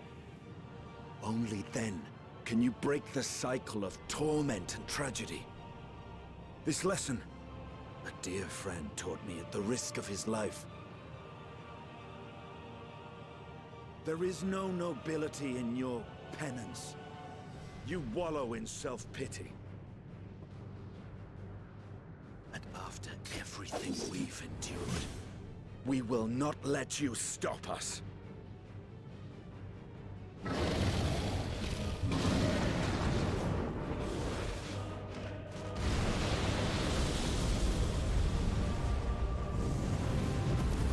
Estinian! Stay back.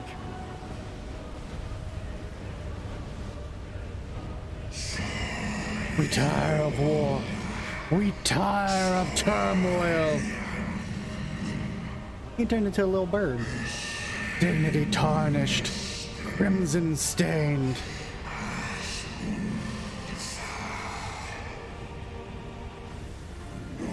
Our misery, our shame, too much to bear.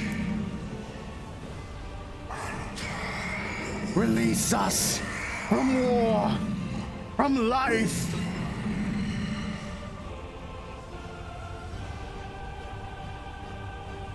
I see. Theirs is the emotion that bars our way.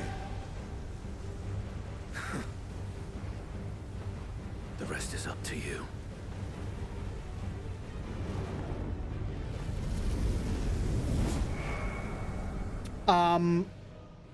Estinian?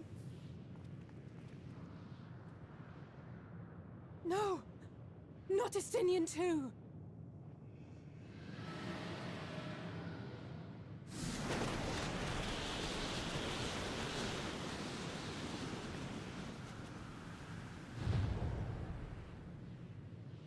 Estinian? There's a wind.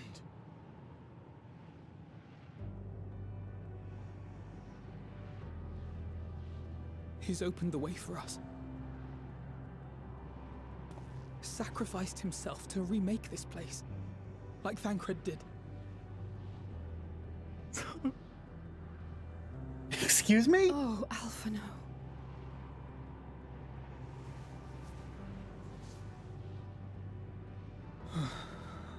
Come.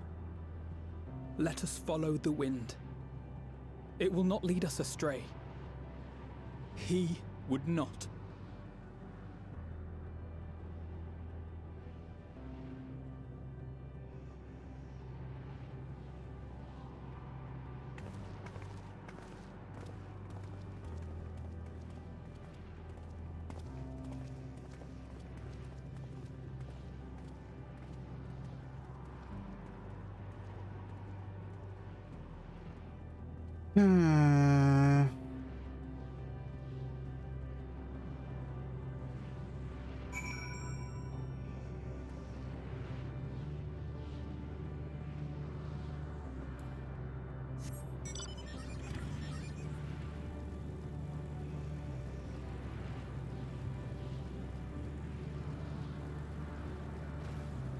We're not considering the power of our emotions either, nor the power of Azim in the invocation we have, because we were given creation magics in our Azim crystal, were we not? And if their souls still linger on,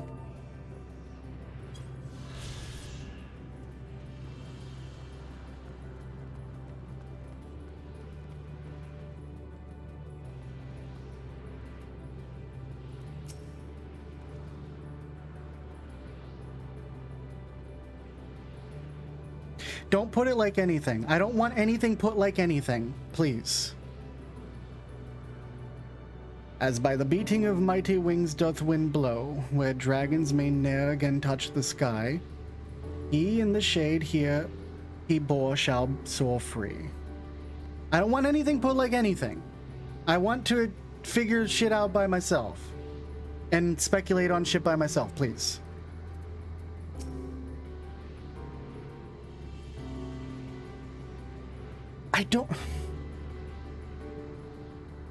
I'd known this place would claim Estinian too. No, it's what had to be done.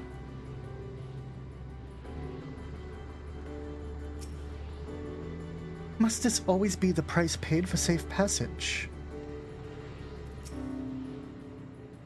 Wind has stayed the fog that covered the land. The wind has stayed the fog that covered this island, and the air it no longer feels quite so stifling. Look there, the wind. This is Estinian's doing, I'm sure of it. We should ride its flow and see where it leads.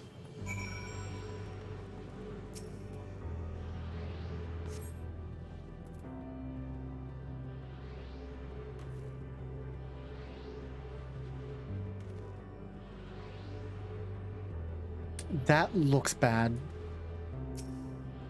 Powerful girl is delivered to another island. The Scion should arrive ere long.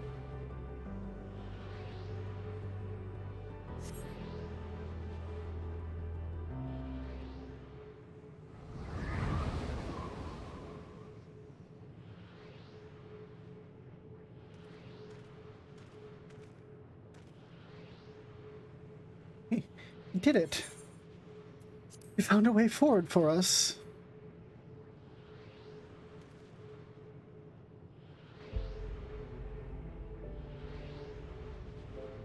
The dragons remain trapped within a prison of their own making, lamenting the horrors of war.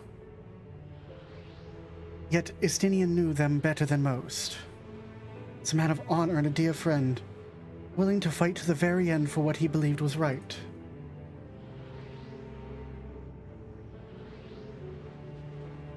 And he's still fighting, Alphino, just like Thancred. Their sacrifices are why we can survive here, why we still have a chance to stop her. Even in spirit, they're unwilling to give in to despair, and we mustn't either. Alize is right. We must press on for their sake.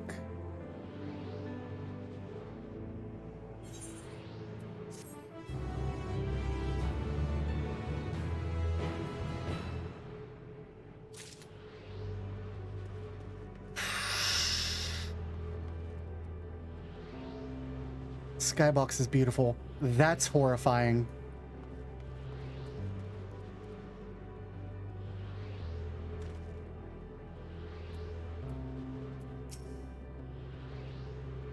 We have to keep going.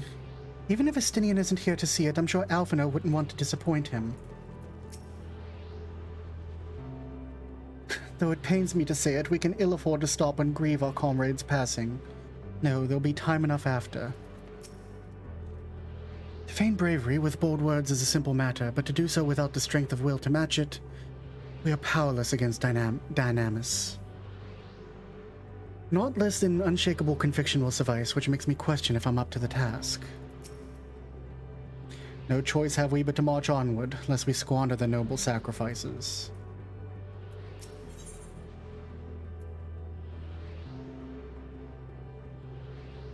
This gets worse as it goes on. I'm pretty sure this is just going to be unreadable fuckery by the end here. Alphino's regained his composure, is ready to proceed. As Y'shtola and Alize said, we must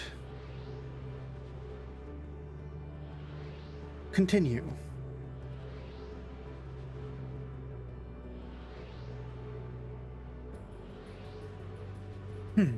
Notice a change in our surroundings? Perhaps this is a memory of an altogether different world. Would be prudent to learn more of it then. Tread carefully lest we lose our footing in this sand.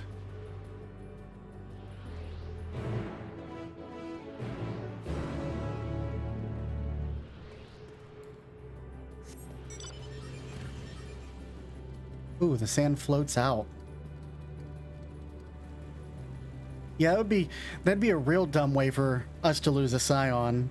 They're like, ooh, I wonder, oh shit! Ah! And just fucking go flying. Now, what the fuck are you? An Ia? Other one? I don't like that.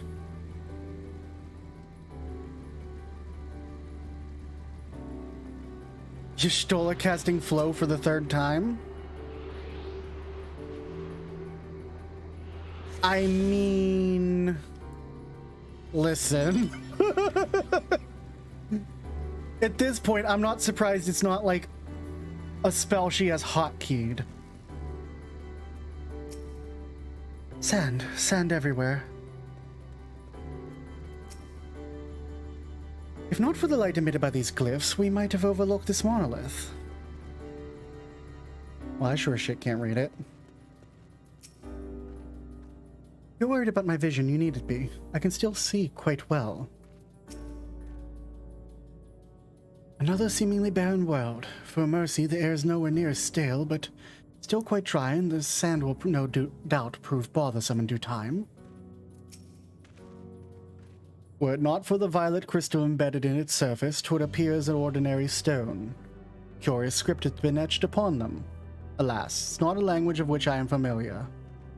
Cannot say I recognize it either. Nor I. The dragons, from what I recall, preserve their knowledge in song and eschew the written word entirely, so we may assume this is a work of another race, one we have yet to encounter. Medon claims the dragons' world suffered a slow death, seeketh the release of oblivion. What life we find here, like as not, doth wend its way toward a similar end.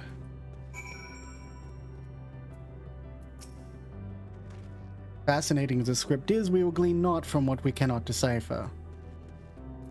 What do you suppose that is over there? I'm not sure. It's hard to make out of the distance, but the surface seems to bear the same crystals as this monument. Meaning there's a chance we may find whoever built them both. Should go and have a look. Come on. Yeah, let's go take a look at this big structure.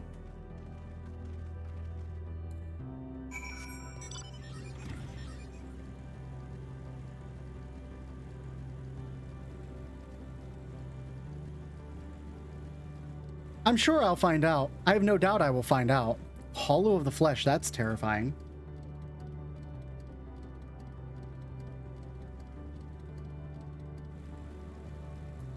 Ghosty figure. Is this an aetherite? No. It looks like an aetherite. Like a piece of an aetherite.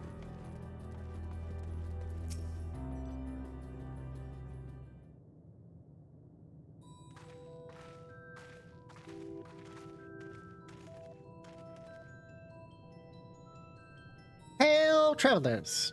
It's a most unexpected occurrence. Oh, hello there. Is this your home? Indeed it is. Forgive me. I had forgotten. An exchange of introductions is expected when first meeting those of whom one is unacquainted. Excuse me? When the vibration of vocal folds was still required to convey our thoughts and interpretations, Ia, I believe, was a pronunciation used when referring to our people. Though it's not entirely applicable given our present state, you're welcome to use this appellation. The nomenclature to address my individual person, I believe it would be pronounced Kofkug. Yes, Kofkug of the Ia. We've encountered beings that communicate intermittently through thought, but never one that is wholly without voice. Presume that we're having this conversation via the medium ether, or dynamis, as this space is suffused with vast quantities of it. Fascinating in either case. I gather your response to my presence is positive, then? That is well, for there's something I wish to ask you. Like yourselves, we Ia are ether-based life forms. Therefore, it may be surmised that your bodies are compatible biological composition to those we once possessed. I have a number of queries regarding your subjective perception of the five senses: sight, sound, taste, touch, and smell. In total, I have prepared 198,712,180,827. That is rather a lot, isn't it? Ah, my apologies. I've omitted a great many details necessary to understand the nature of my request. Though we dispensed with our corporeal vessels long ago, we have rediscovered a need for flesh, and have endeavored to recreate our erstwhile forms. However, all pertinent records have been lost due to the passage of time. Take, for example, the nervous system. It's well within our power to recreate, but we have no frame of reference for sensations once experienced by our people, which may compromise our ability to interact with the physical environment. And the reason you need to regain corporeal forms? Why, to bring an end to our existence, of course.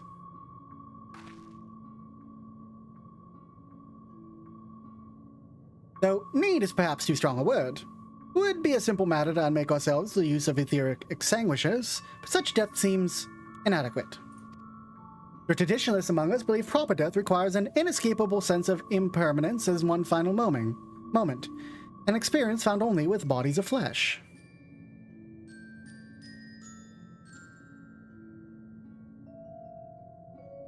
We should very much like to hear more of your plans. In exchange, we will answer any questions you have to the best of our ability. Please stop doing that. That's so weird. Such an exchange of information will indeed prove useful. Very well. To ensure a facious exchange, I hereby invite you to our home. Yes, the abode of the Ia, where we traditionalists prepare for our demise. I presume your consent to answer questions is indicative of tacit approval of our plans, in which case your cooperation is greatly appreciated. I must caution you, however, to be mindful of the Ia wandering the desert. Their desire for bodies of flesh could be described as overzealous. Now, if you'll follow me. I must have a body of the flesh. I think I'll take yours. This is going rather smoothly. Not that I'm complaining, mind. Even so, we mustn't forget their aim is oblivion, much like the dragons. I fail to see why a civilization so seemingly advanced would choose to unmake all they have created. At any rate, we'll find no answers dallying here. Let's be on our way.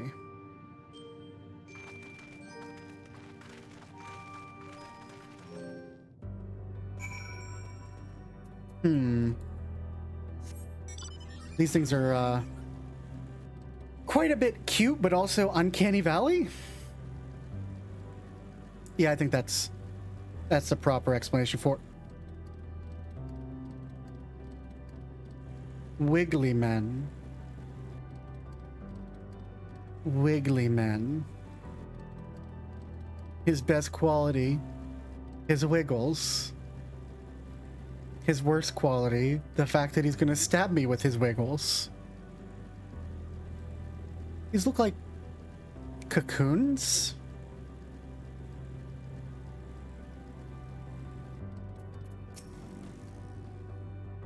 They said there'd be others, but I don't know what I was expecting. Probably in the cocoons. Something tells me we have a different definitions of the word abode. The Isle of Dragons was shrouded in the silence of dead, yet the stillness here doth suggest the ear are, by and large, merely sleeping. Should not be surprised the concept of a village is so different from ours, and yet... More violet-colored crystals. Cannot place my finger of it, but there's something unsettling about it. Yeah, they're literally shaped like cocoons hanging off of trees like butterflies. Welcome to our abode. Many of our compeers, you'll find, remain idle in their domiciles, though your quizzical expressions indicate my phrasing is unclear. I speak, of course, of the violet crystalline constructs hanging from the stone structure there. You say they remain idle, but what of your work to regain corporeal bodies? An astute question, and understandable given your finite nature. We have no desire to pursue our research, for it's no longer necessary. If, in our idleness, we're struck by sudden inspiration, we will rise to pursue said inspiration to its conclusion. That's why I was present for your arrival, and why I continue to engage with you still.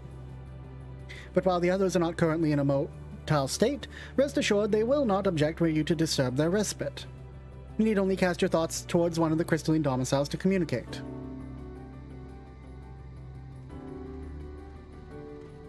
I'm glad you got in, Blue Dragon.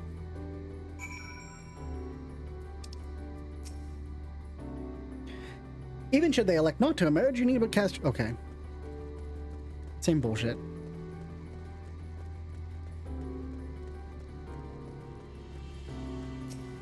Let's talk to the weirdos and Alphino, who's also a weirdo. I suppose there's a logic to creatures comprised of spiritual energy utilizing crystals as living spaces, but nevertheless surprising to see. So they basically dumpstered their physical ether and only exist as soul ether, very similar to the way the Scions did. And potentially similar to how Thancred and Estinian currently exist. Cast your thoughts toward the crystalline domicile, but there's no response.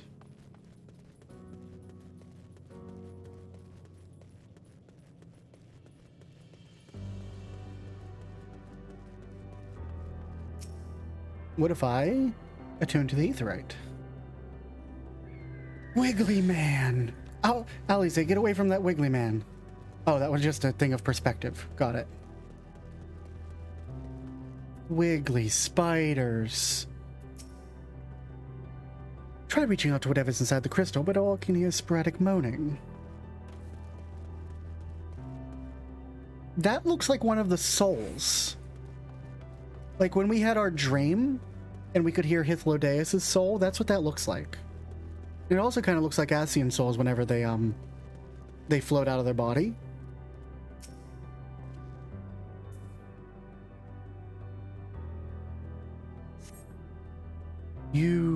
You wish to speak? Very well. Pray, a moment if you would. Alright, we're leaving. For whatever reason.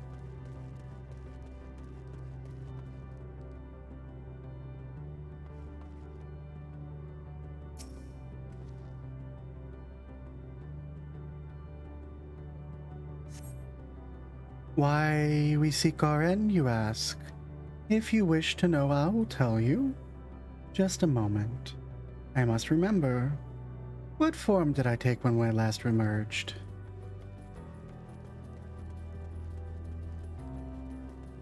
Orianger. Despite my best efforts, mine overtures elicit no response from this crystal. I can assume its resident sleepeth most soundly, or so I hope.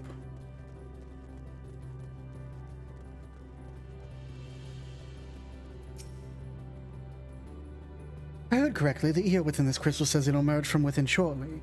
It's as it'll appear as Kof Kuj does.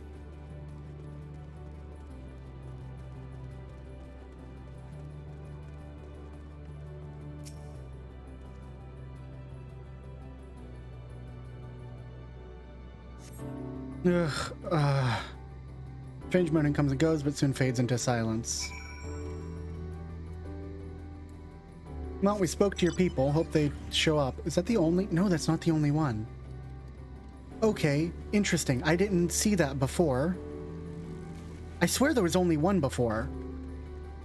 That one. Like I said, it looks like a big Asian soul. But now there's a second one and a third one that I can see. Huh. Huh.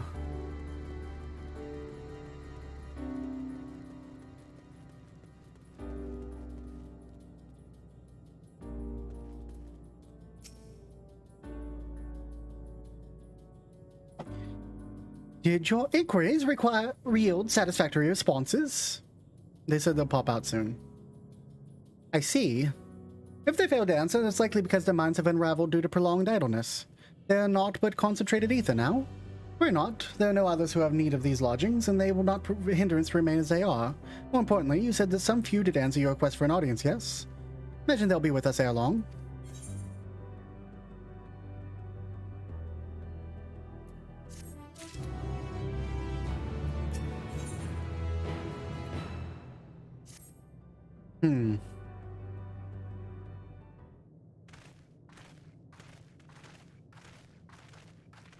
So some of them have since unraveled.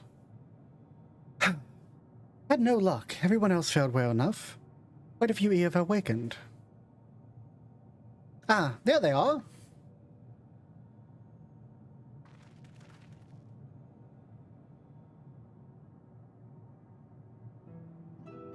May I introduce you to La Lak, Du Duke, and Ni Nig.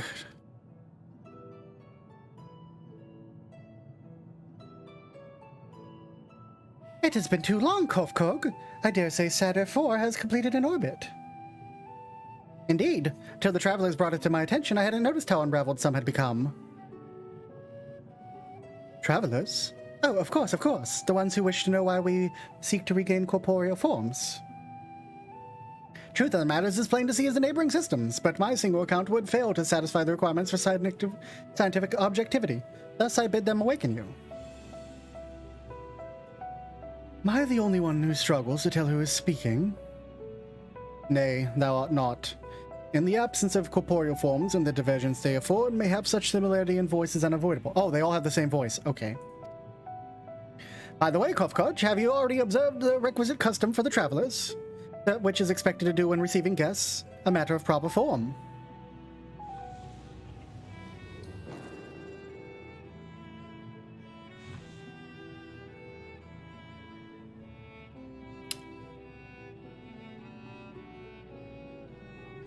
We'll pause here a second.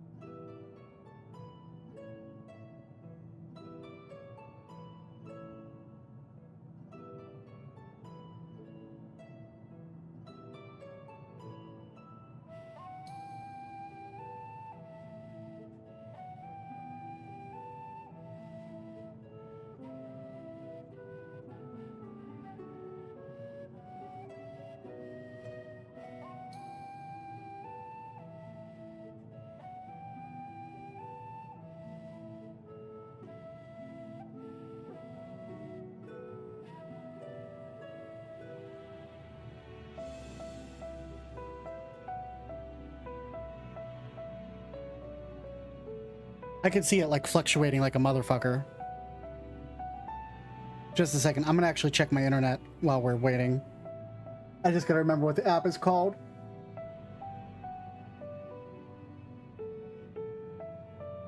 Because it's possible that Comcast is also being crazy, but activity, let's see, settings, troubleshooting.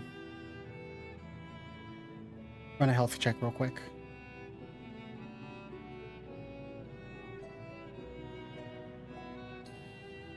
Yeah, health check came back fine.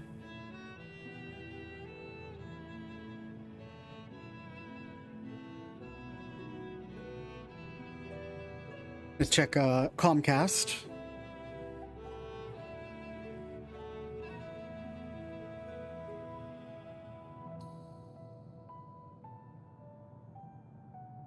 Yeah, it's Twitch. Comcast also just reported just fine.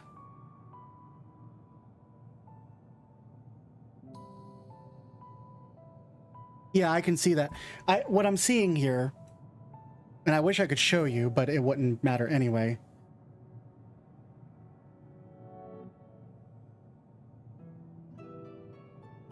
I'm running a diagnostic check directly with, yeah.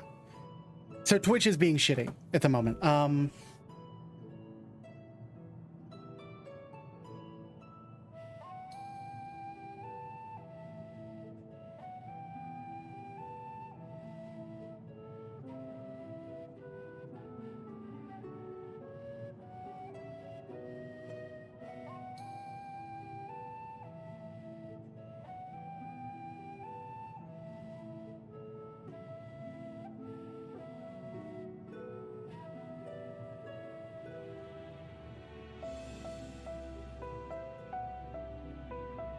We'll give it a minute. I'm gonna switch back to AFK and just run to grab some more water while we wait for this to chill.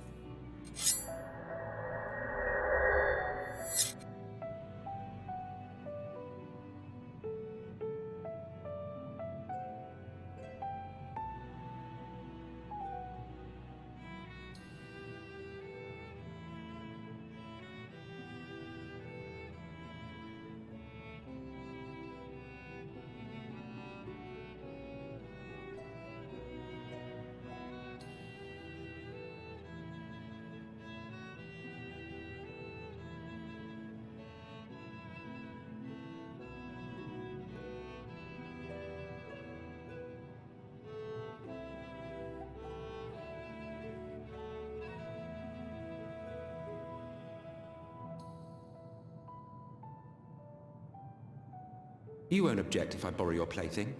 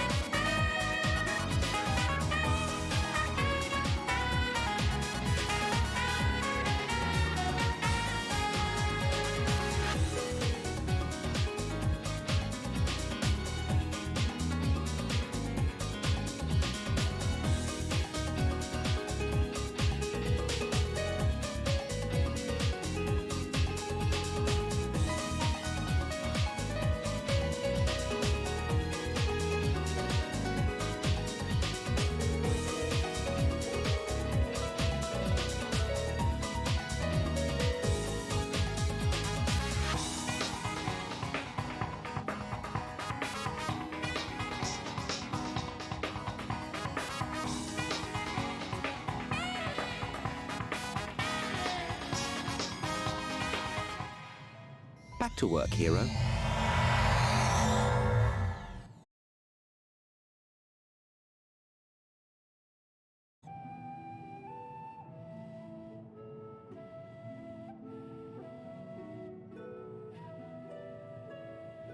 Let me know how we're doing.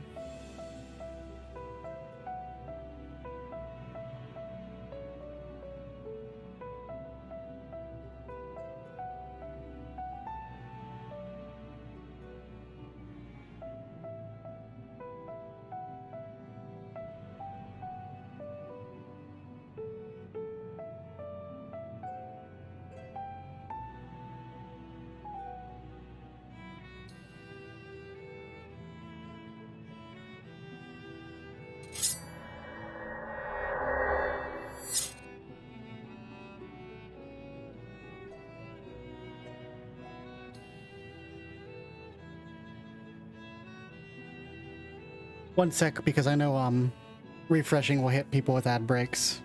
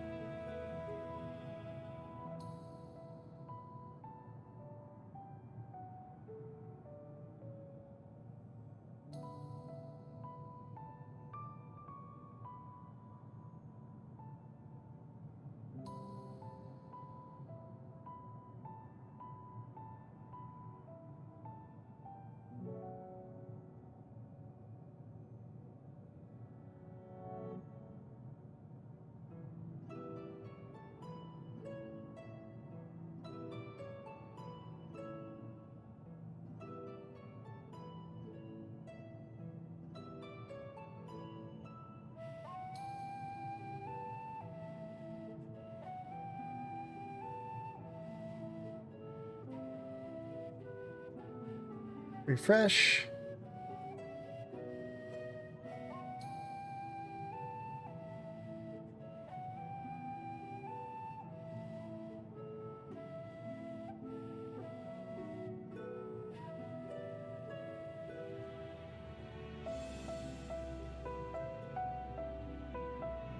All right. How we doing? We think we're good?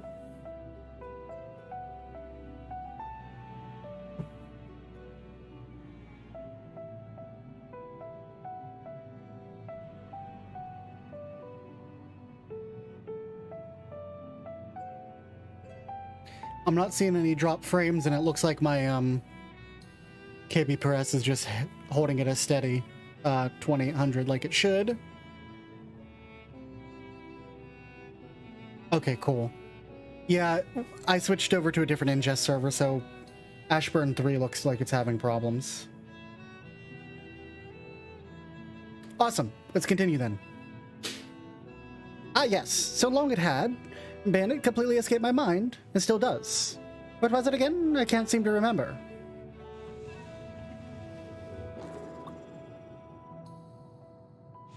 Neither do I. Pity. I was hoping you would. Perhaps we could search the archives for an answer. Come now, Neednig, the archives have long been frozen, lest we suggest ourselves to further dolor. Surely you recall that much. Ah, of course. Food. The custom is to serve food. Beings of flesh as they must regularly replenish their ether. By contributing to their replenishment, we communicate our friendly intention. That's right, that's right. We duly invite you to join us in communal repast, after which we may engage in leisurely conversation. If you have a chance to learn something, then I see no reason to decline. Excellent. If you'd care to follow, we shall feast you on the purest ether. Are you just gonna feed us chunks of crystal?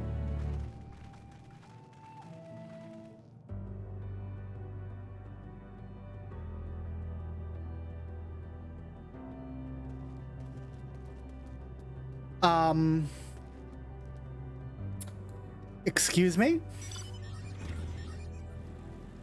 What in the cinnamon toast fuck is happening here? I am certain these motherfuckers ain't here for me.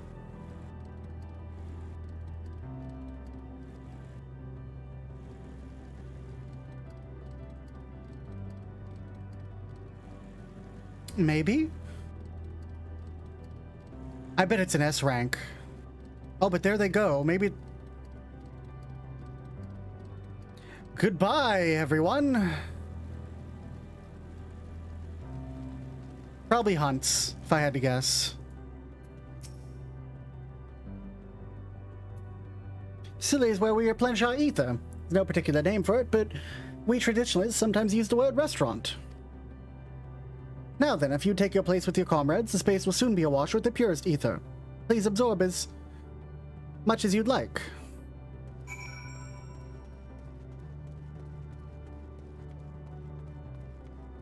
This is stupid. We're told to stand wherever we like. This strikes me less of a meal and more a ritual. Judging by the construction of this facility, 'twould seem the ear draw directly upon the ether.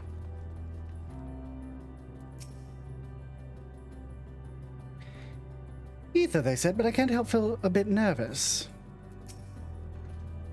They're to replenish their ether. The loss of vital sustenance isn't likely to be cause of their demise. I suspect, then this is the so-called feast. Actually, let's see it for ourselves. Fear not, we are not like to come to harm.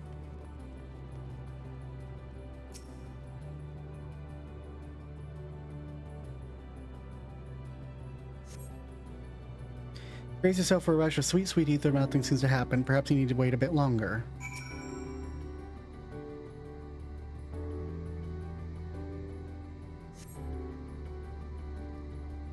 Nothing seems to happen.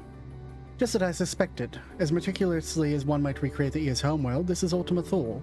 One cannot simply generate ether here. As brick creations, our friends are oblivious to this fact, the very truth of their existence, much like the phantoms of the recreated Almarat. Whatever appearances may seem, we must be mindful that it is memories of the dead with whom we deal.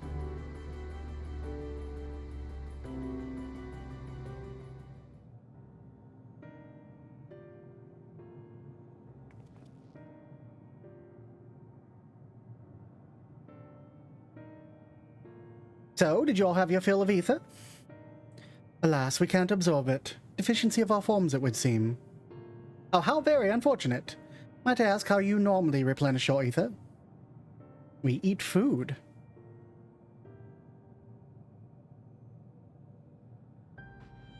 Through your mouths, you say? How very primitive and quaint. To think that their mouths serve not only to expel sound, but draw in sustenance besides. Such life forms have long since vanished from our systems.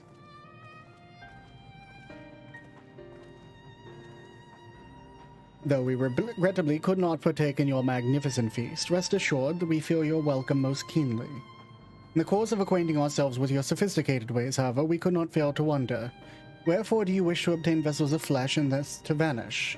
Will you not favor us with an explanation?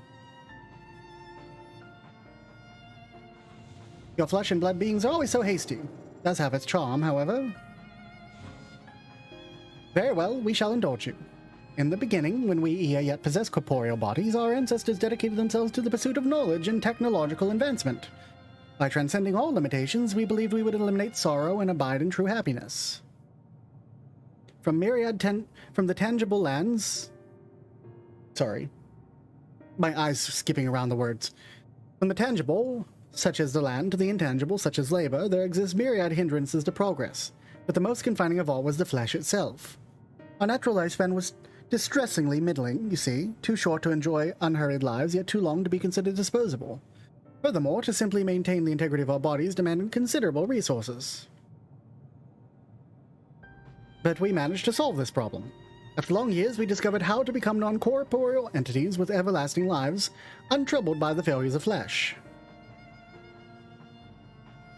Thus changed, we had more time and freedom to continue our scientific pursuits.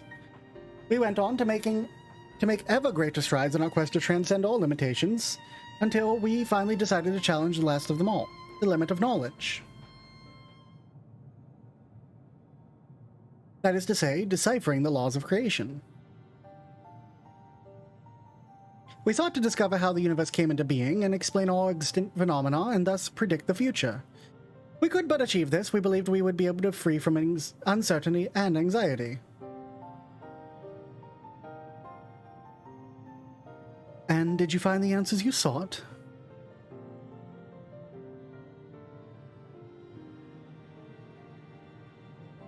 Yes, we did. Our efforts revealed to us a fundamental truth. Knowledge of said truth is essential for the continuation of our conversation. If you wish to learn more, we will share it for you. Or share it with you. No, we mustn't. Primitive they are, it would be unspeakably cruel to deprive them of their ignorance. They are possessed of corporeal forms, their lives readily ended. As those have gone before, it's not our duty to warn. Is it not our duty to warn them? What thinkest thou?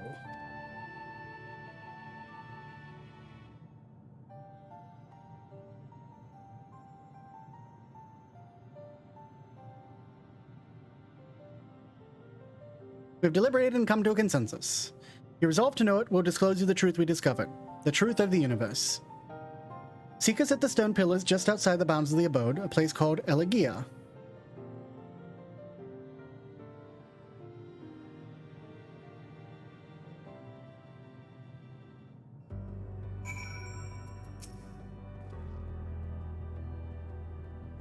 Like her master, Y'shtola seeketh the truth of creation. How will the truth of the ear, who uncovered all only to desire the end, fall upon her ears?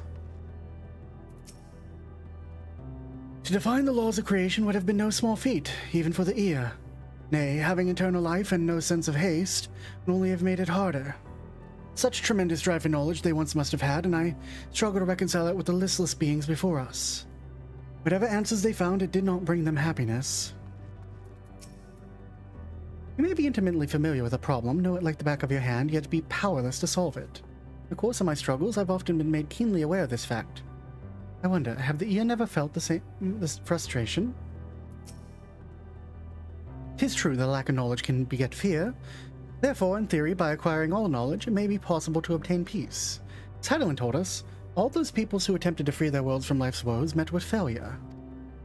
And the ear among them, as their presence here attests. The tale we are about to hear will not be a happy one. A fundamental truth. We will hear it, of course. Still, what led to such an enlightened people to this indolent end?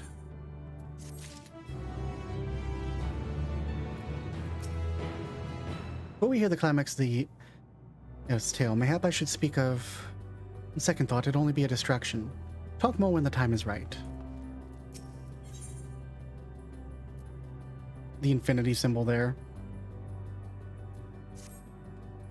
Ere we join the ear, there's one trifling matter I would fain investigate. Lockely, Grahatia, might I trouble you for assistance? But of course. My thanks. We shall head outside the abode, if you would kindly follow me. I know not what mischief you're plotting, Oranje, but I trust you have our best interests at heart.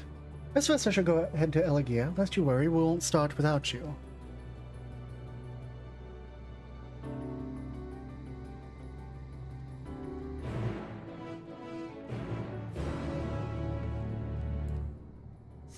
Alright, Estinian. Not Estinian. Fuck. Oranje, let's go chat. You're right, Indolent has been in use since 1.0, because that was, the skybox just change?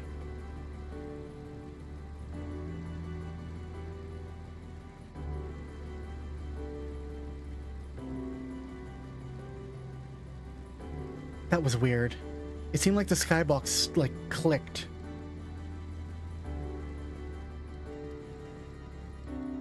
Hold on a second. Are there more things appearing in the fucking sky? Hold on. How about this? Oh, no. Alright, goodbye.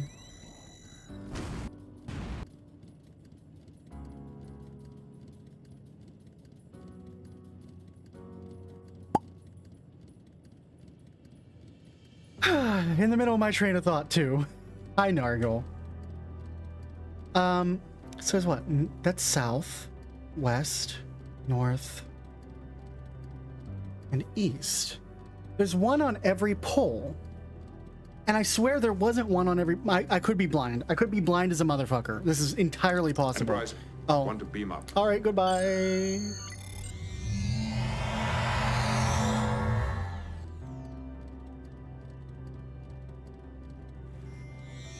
that's my theory on how the... Oh, hi, everyone. I was just telling the transporter chief how I think the entire expansion's going to end. It's really interesting. We gotta move on now.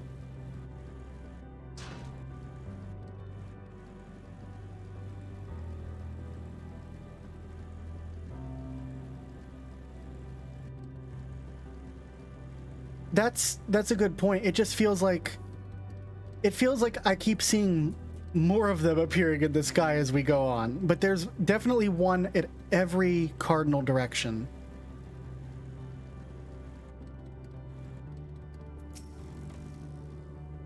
A spring, and a sizable one at that. Hadn't noticed it amidst the dunes.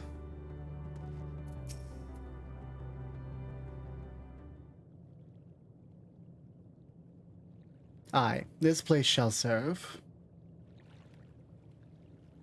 This is the spring you wish to investigate.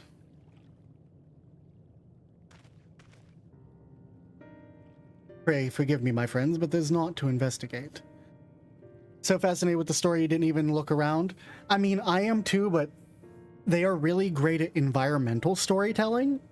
So for me, exploring the area and looking at like everything is part of absorbing the story. And it also often allows me to sort of pick up on hints that pop in later and become useful. Pray forgive me, my friends, but there's naught to investigate. 'Twas a pretense to speak in private.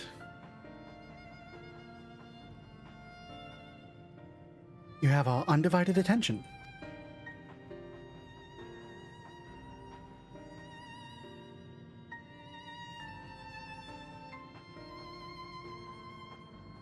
As we have established, here in Ultima Thule, those denizens of ruined stars are recreated in their twilight days. Yet one question doth arise in my mind. So faithfully formed are the simulacra, they believe themselves yet amongst the living. How do thou suppose this is possible?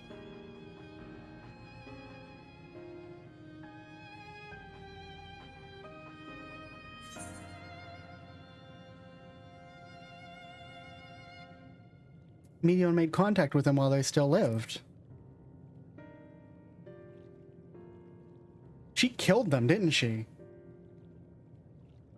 Of course. She must have visited the stars of the dragons and the Ea before either race perished of their entirety. Thus could she make their emotions her own, and with them create more faithful simulacra than she relied on any historical account. So too did I theorize, and upon that assumption consider how those two races may have met their demise.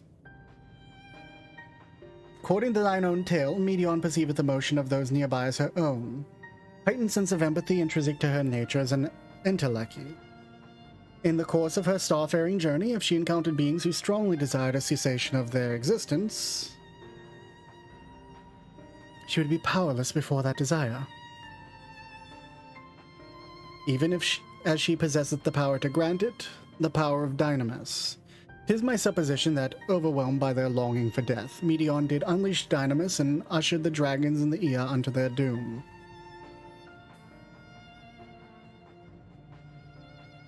Of course, such was not always the outcome. Full many stars did she find already lost to ruin. In order to create a terminus, however, the fervent desire for the end is essential.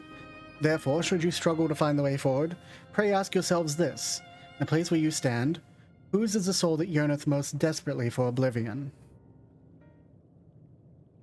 Van Daniel, why do you tell us this now?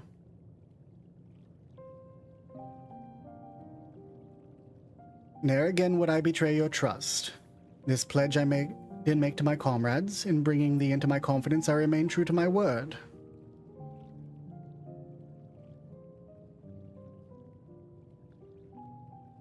As for thee, let us consider it my fitting reward for the secrets I harbored for the Crystal Exarch.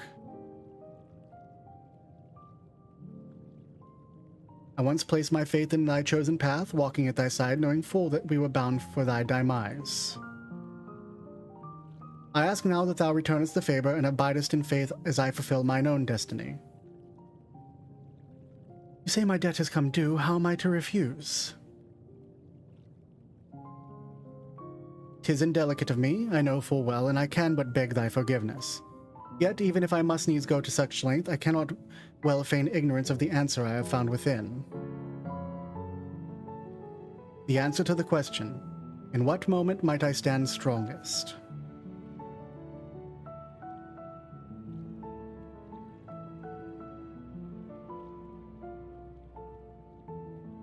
For all we've been through, I'll say only this. Do what you must, and see your conviction through. I shall, my friend, I shall. Without further ado, then, let us go and join our comrades. So Orion J saying he's gonna sacrifice himself next, and thus end the reign of Himbo Squad. Row? I don't know, man. I think that our power of Asm's really strong, though. Let's be off to Pelagia.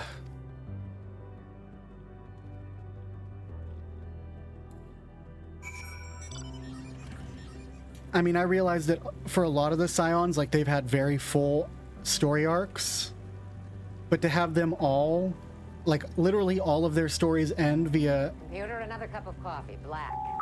Will do. To have all of their stories all end via moments of tiny self-sacrifice, where no one gets to say goodbye, feels mean even from Ishikawa standards. And she proved to us in Shadowbringers that no one needs die, like, to tell a really good story. So, I don't know.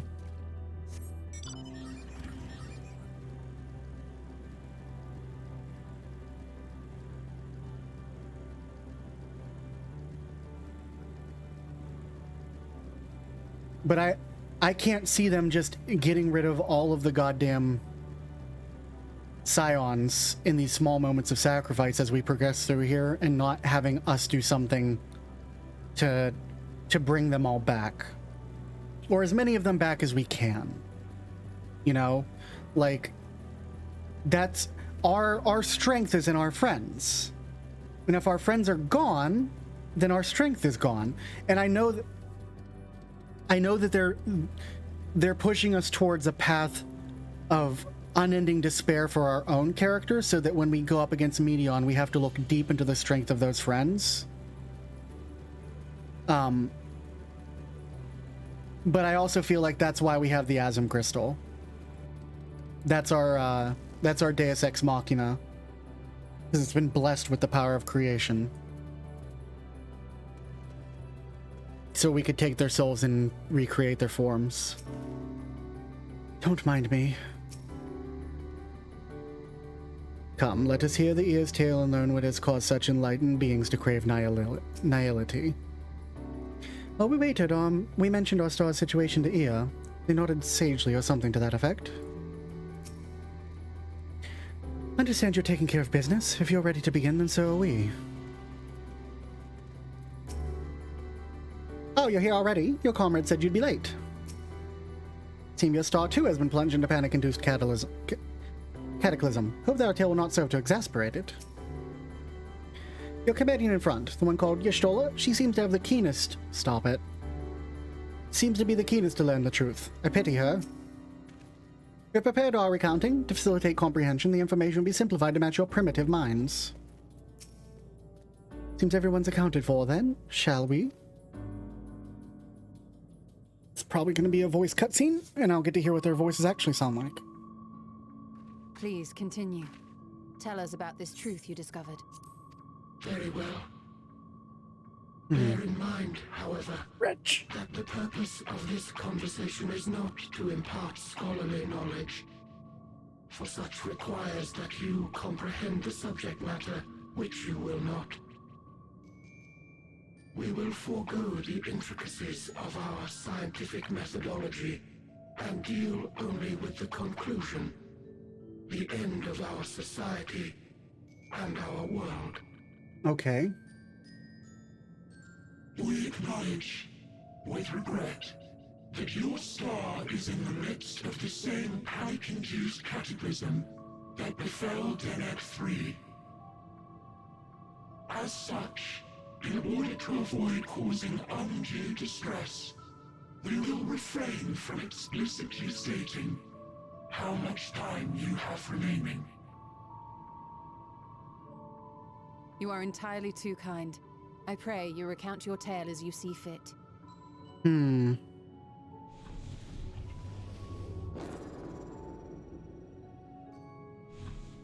In the beginning, the universe was but a tiny particle.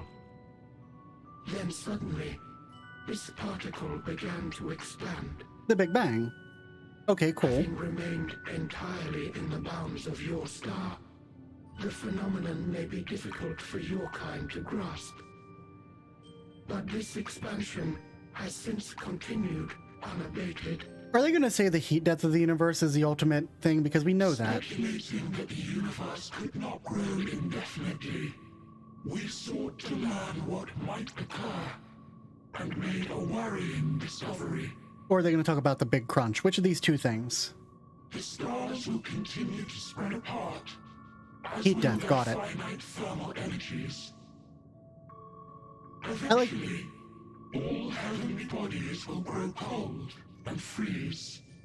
No new stars will be born, and the universe will enter into an eternal ice age. So, one of my... I'm going to pause here for a second so I can talk. Damn it. The heat death. In hopes of proving that this determination was erroneous, we scrutinized our research from all angles, even as we sought to avert the everlasting winter. Okay, so, since it's paused now, one of the things I always wanted to be growing up was someone who studied the stars, studied the universe and all that stuff. Like, that's always been a huge thing that I've loved.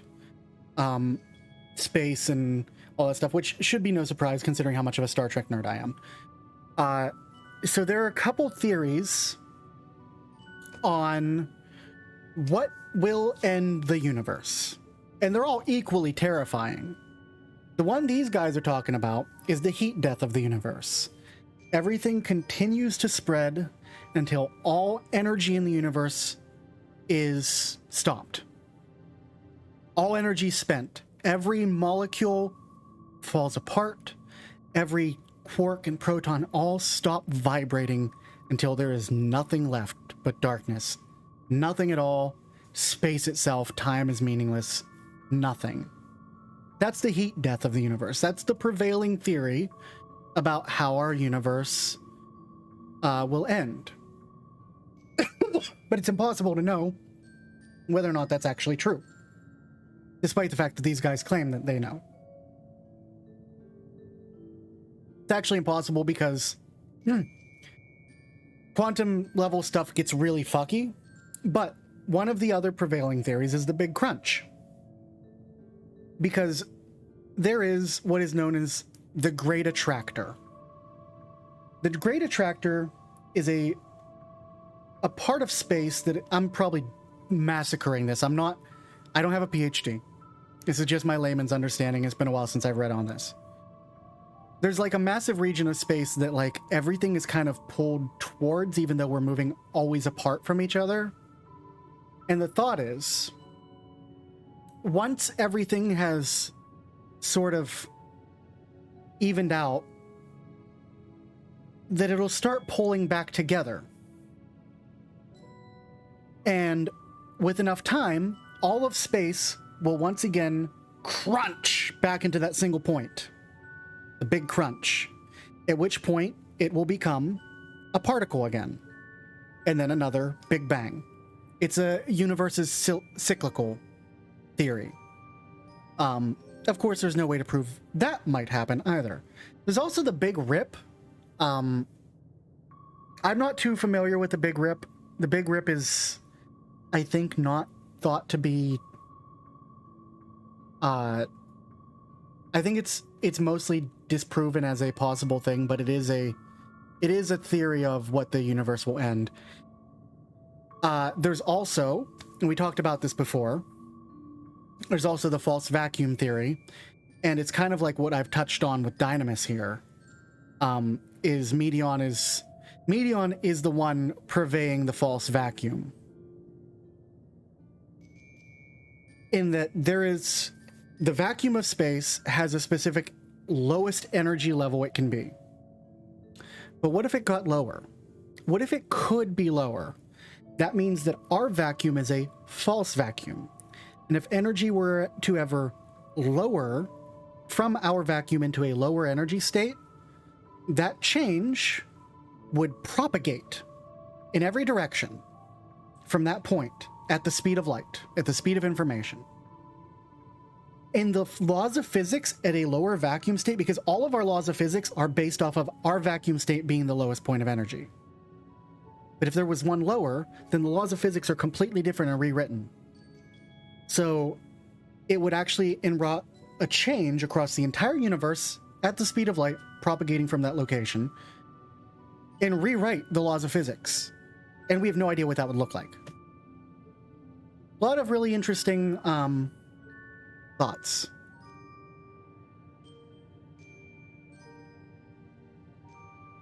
Anyway, they're saying that what they discovered was the heat death was inevitable, which is our prevailing theory, but I mean, it's so far in the future, what does it matter? The endeavor proved fruitless. So infamously so, in fact, that it became synonymous with vain effort. The universe as we know it would end, and there is no way to prevent it. But we know of travel to other universes. Beneath the weight of this knowledge, our society stagnated. Though we had time still, it was a cold comfort. Why strive for anything when desolation is assured? When our wealth of wisdom, accumulated since the dawning of our kind, would be forever lost. No civilization would rise from our ashes. No scholar recover our knowledge. In silence unbroken, naught would stir.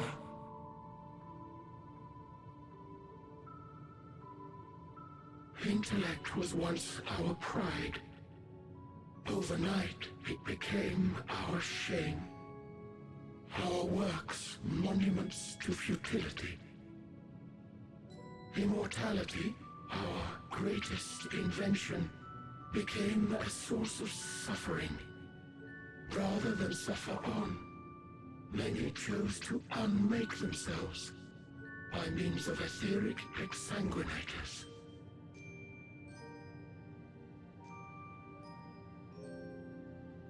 Etched upon these stones are the testaments of such souls.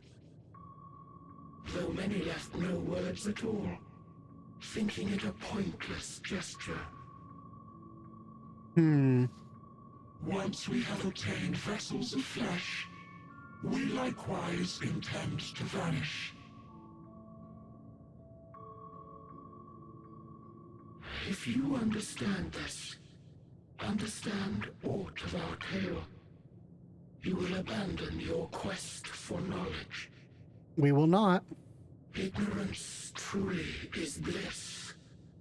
If you would cling to your illusory happiness, remain primitive and pure. It is the only way.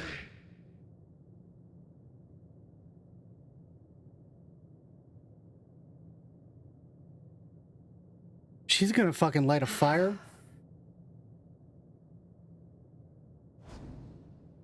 So that's your story.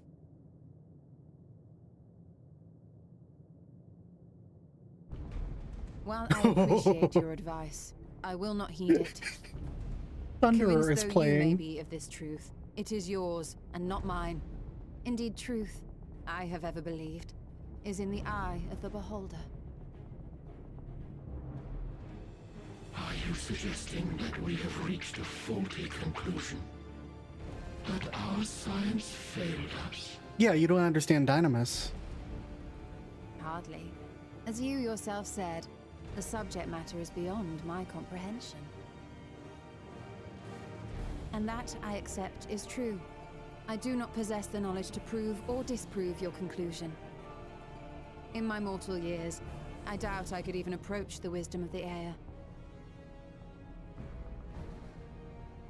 But of one thing am I absolutely certain. I would not be happier in ignorance. Y'shtola, no! You mustn't!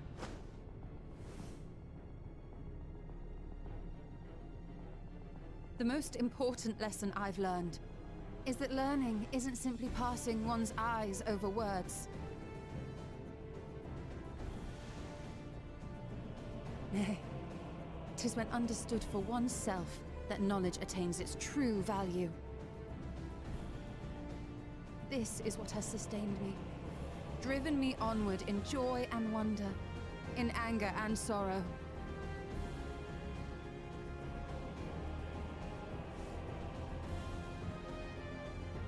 The universe may end, and all may be for naught, but I will live as I always have. I will always seek out new knowledge, and no conclusion of yours, no matter how grim, can dampen my desire.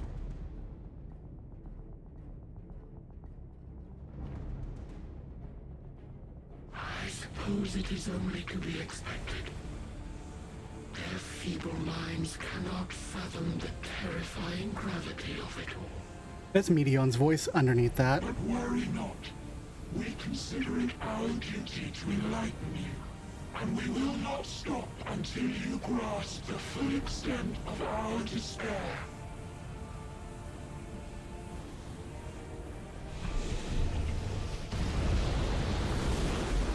It's another little bird. It's just her.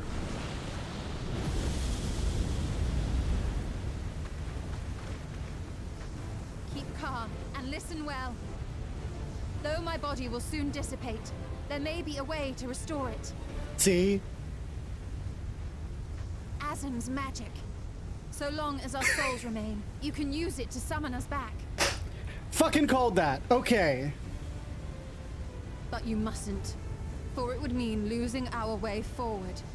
This I only reveal so that you can promise not to invoke the magic. We'll do it after we kick knowing her what ass. victory may cost. So press on, and do not look back. Don't try this shit, Y'shtola.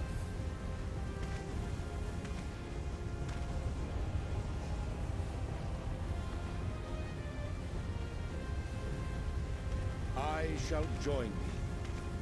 As subterfuge is not required, thou shalt not suffer for mine absence. Riange. My resolve hath never been as strong as thine. Full oft have I wavered in my decisions, and afterwards been stricken with regret. In spite of this, I may still stand with my comrades, supporting them as they attempt the greatest of feats. This truth I have learned in the course of our journey. And many though my shortcomings may be, I may also claim to excel in prophecies. My studies, into which have granted me the flexibility of mind needed to bend this malleable reality.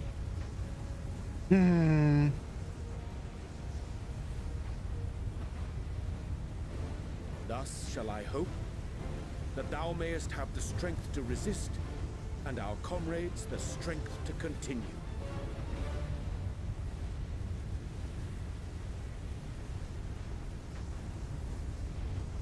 With you to urge us on, how could we possibly fail?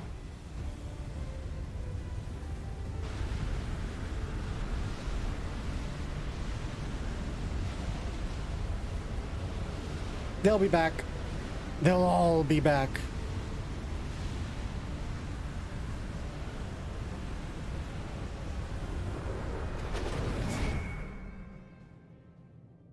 They'll be back.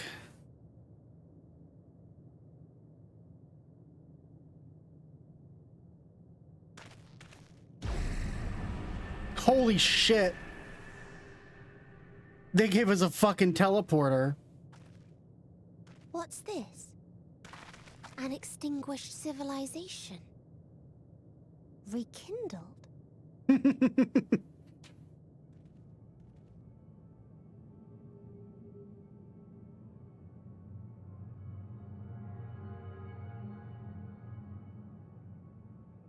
That's right. Our quest doesn't end here. We'll press on, and we will find you.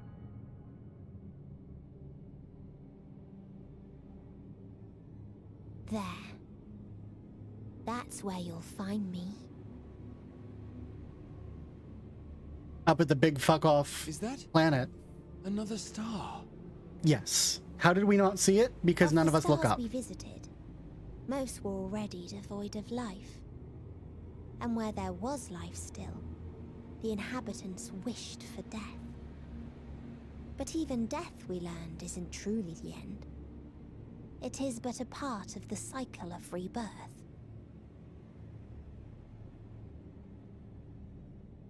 Correct. Souls return to the star, or in its absence, a larger flow. And eventually they are reborn. Alive again, to know suffering anew.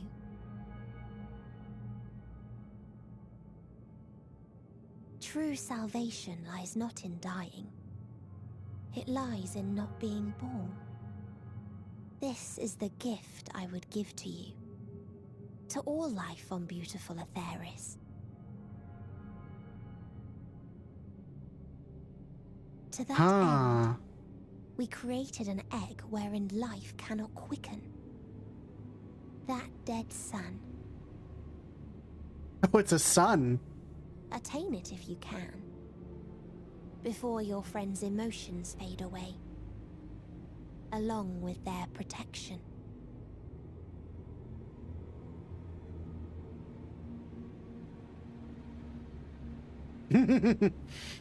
She just said something she shouldn't have.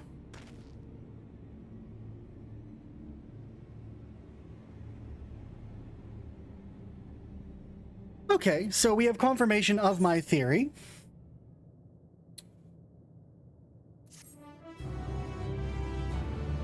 We have confirmation of my theory that Azim's magic will be able to recorporeate their forms. Now, I know Y'shtola was like, don't do it, because you can't move forward. So, sure, we'll do it after we kick her ass. It's fine. We're Azim. We can do that. Also,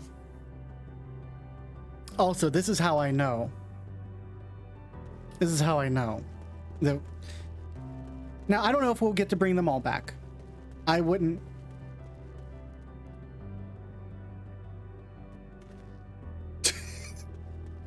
Is this a Undertale reference? Is this Blookie? God damn it, Koji.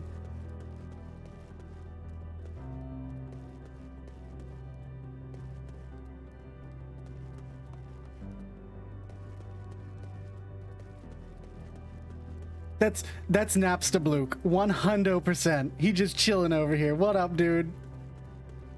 Me too, man. See, this is why I wander around while I talk. I always come across the best things. Yeah, so like, and they've showed their hand too early if they want me to really feel that the Scions are gone, because they go over to Y'shtola. And I'm sorry, but we've death flagged for Y'shtola too many times, for one. And for two, she is in fact the poster character for FF14 in literally every other piece of media where there is a crossover. Y'shtola is always the one that's there. She's the representation for FF14. She is the mascot, regardless of how much the Derplander is the character that represents us. Y'shtola is the brand mascot. Yep, Evion's got it.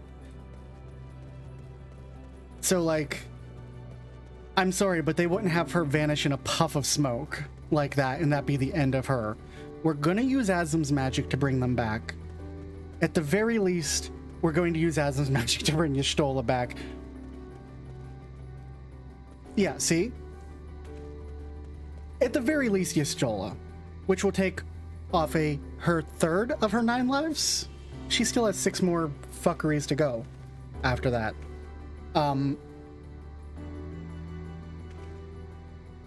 Now, I don't know. I think... No, Grahatia, thank you so much for the follow, Wolfgirl0674. Graha is the moneymaker for fan artists. He's where the Etsy stores go. Y'shtola is the brand mascot. And I will, in fact, stretch.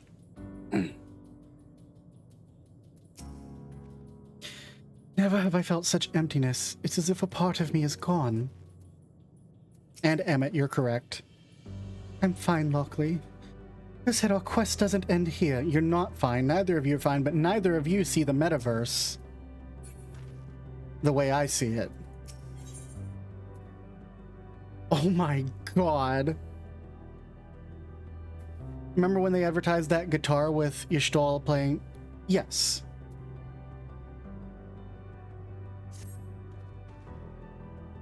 You all ready to continue on? Let us make for where that light shone. Y'shtola and Orion-J have opened the way for us. And now we're down to having a light party of 1 all-rounder, 1 healer, and 1 DPS. But Alfie could follow the path of DPS if needed. High-level cheater. I don't like you.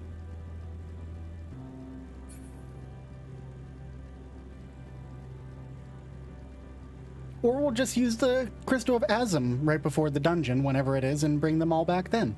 Because the way forward will have been found.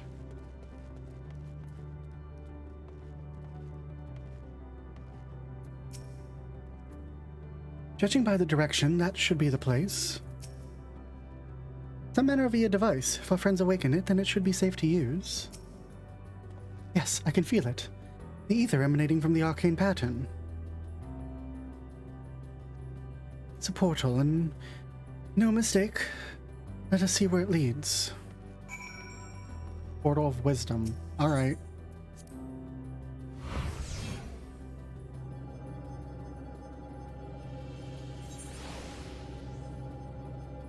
And now we're in Omega's land. Okay. This is Omega's star. Now this is interesting. And we got some nice little bit of universal lore. And also, it kind of proves that the EA are wrong, doesn't it? If all life, when it dies, returns to the life stream of their planet, in an absence of their planet, a universal life stream to go to another planet, doesn't that really mean that because of the life stream existing underneath everything, that like a heat death isn't really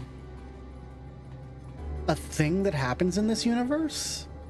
Because the life stream will always replenish it, because souls can't be destroyed, only return to that ethereal sea. I don't know. That's science questions for probably an expansion. I see you, Ether Current. From here onward, you've seen what happened, so you're excited to hear my reaction. Okay, cool. Let's look at this destination and fight the thing. This is terrifying.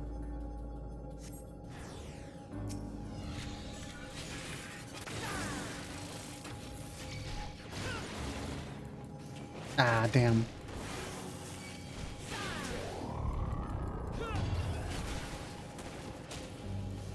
I keep forgetting to use my other thing.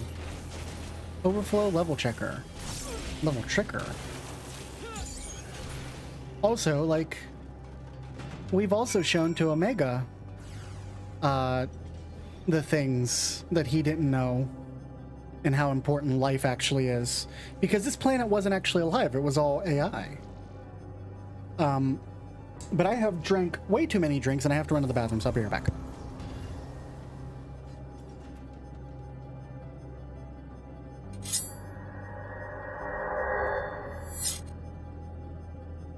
Also need to put in eye drops because they're dry as shit.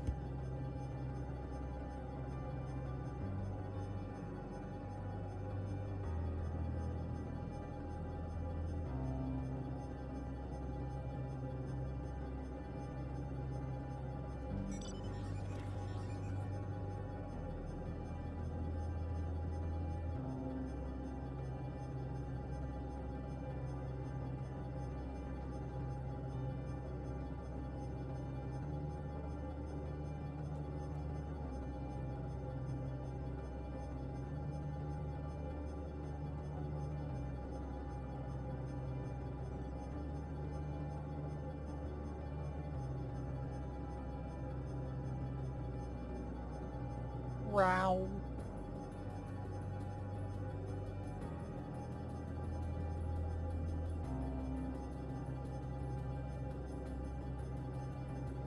Wow.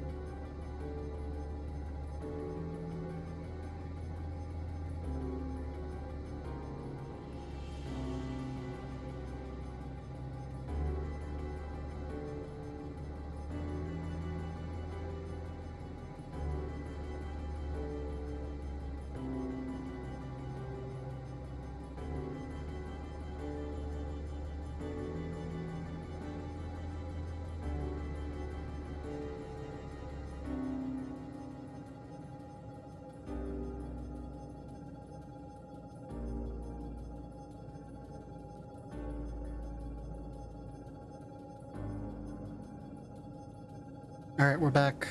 We're back.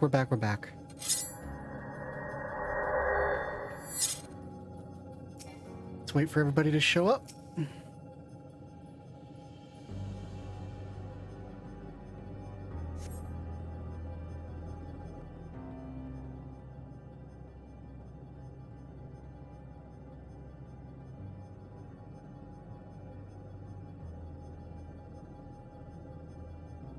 I think Graha is Warrior of Light Sexual.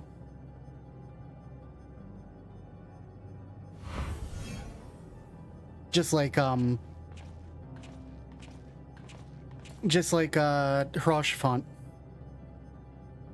Harshifant? Orshifant? Amazing, yet another civilization. Attacked as soon as you arrived. Not the most welcoming of places, is it? We must try to find denizens who are amenable to conversation. I got all their voices mixed up in my head. Fuck. We should also get the lay of the land and see how far they go. I'll help Alize with that. In the meantime, you and Graha search for friendlier folk.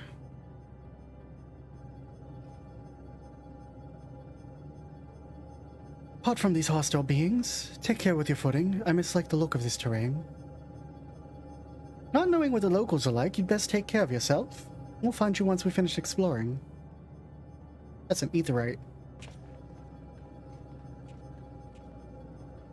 I would also love to see dialogue between the two of them, Jovanifi. You are correct.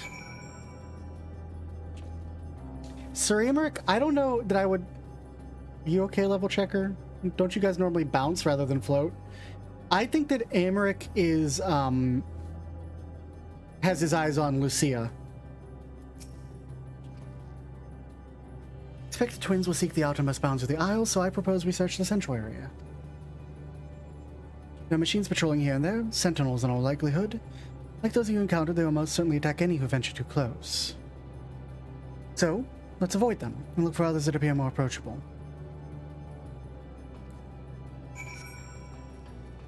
I was gonna mount, but I have to just walk this far.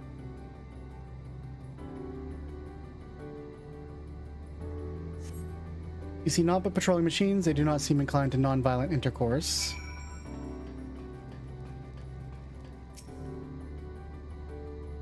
Those weird flower-looking things are neat. Overflow Omicron. Bloop bloop. Hello, hello, hello, hello.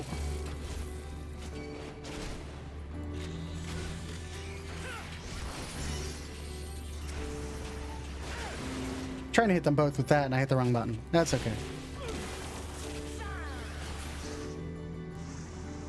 Hello, hello, hello, world. Striking dummies. Now that's interesting.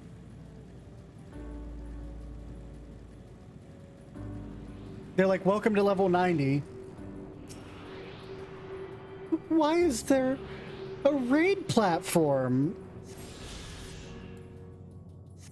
More specifically, why is there Omega's raid platform? That's his, isn't it? I mean, this is clearly Omega's world, like, right? This is the machine world that Omega came from.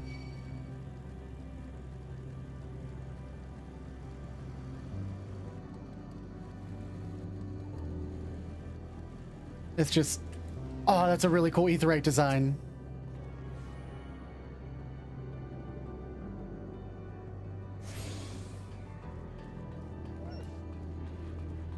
Okay. If there isn't a character named B166ER, they've failed me. Koji Fox has failed me.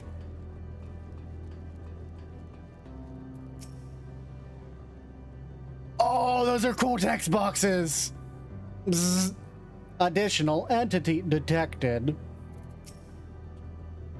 Look, Lockely, these machines here do not appear hostile.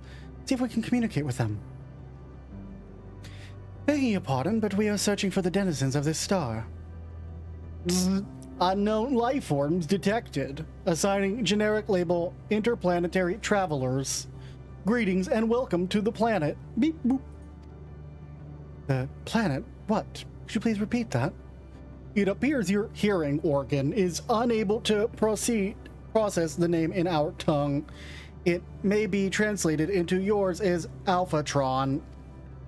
The people, meanwhile, are called Omicrons, and you stand within one of our outposts. Omicrons, you say? What is it you do here? We are preparing for war.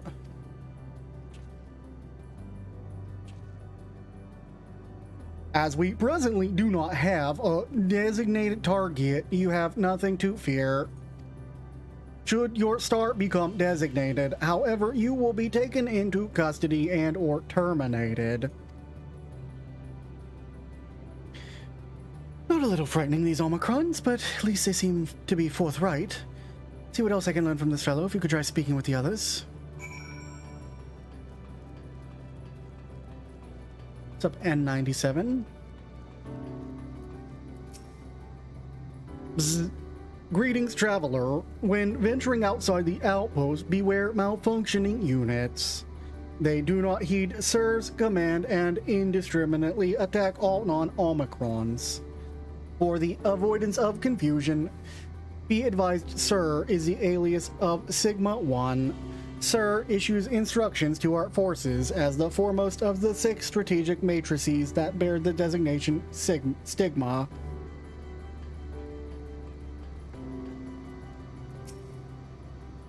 Bzz. Measuring combat capability, result negligible. Subject falls outside of targeting parameters. Greetings, traveler. We are the Omicrons, and our objective is self-enhancement. In order to achieve this, we will venture forth in... Hold on a second. I'm doing this wrong. I'm doing this wrong.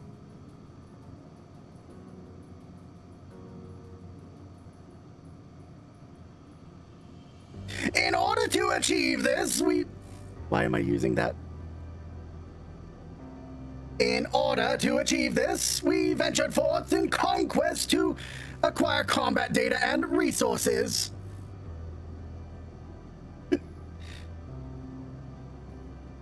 Most recently, we succeeded in subjugating the homeworld of the beings whose strength was said to be without parallel, the dragons.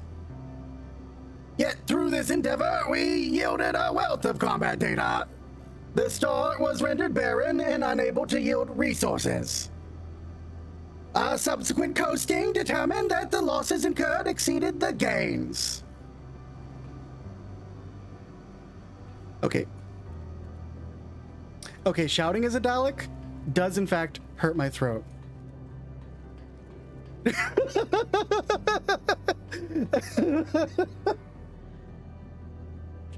However, I will turn Dalek on and just read and give it the ring modulator sort of voice. I'll do that, but I'm not going to shout like a Dalek because that actually is hurting my throat. Bloop, bloop. Autonomous weapon deployment completed. Vanguard armaments upgrade complete. Munition levels satisfactory. Combat readiness assessment nominal. Awaiting instructions from Sir. Maintaining state of combat readiness. I do too. I like the way that they did Sir. Or these text boxes. Yeah, it's very classic Final Fantasy style text boxes. You learned a few things, so did I. Ere we share our findings, however, I believe it best to step outside the outpost. Come with me.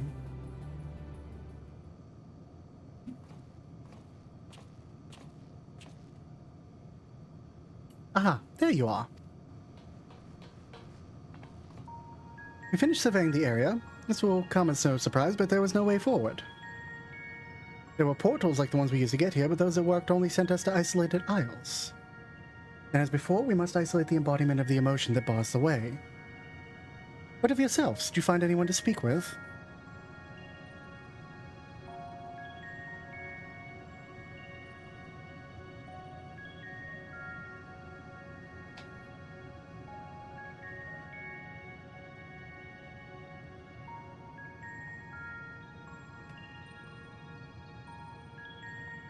So, like, it doesn't... it does not escape my notice that their planet is basically called Alpha, and the weapon they sent to other worlds is called Omega. And Omega's the end. So they're the start and Omega's the other world's end. Doesn't escape my notice that they did that. So the Omicron seek to advance themselves through conquest. Following their victory over the dragons, they stand ready for the next campaign, but their leader has yet to issue new commands. And so they wait. In such a place, who could it be that fits Orionje's description? Soul whose yearning for oblivion surpasses all others. Orionje said this during our investigation before we joined you in Elegia.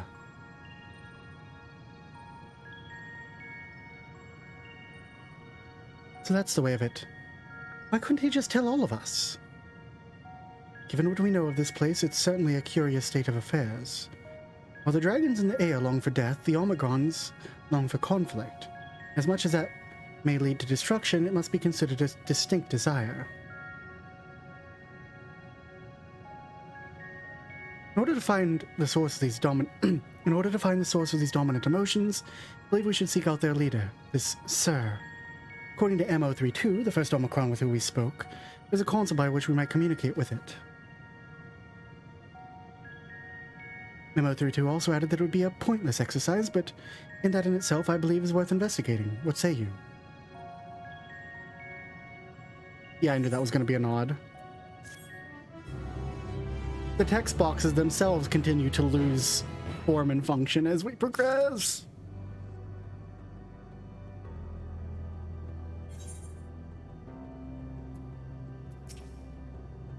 Pointless exercise? What does that mean, I wonder?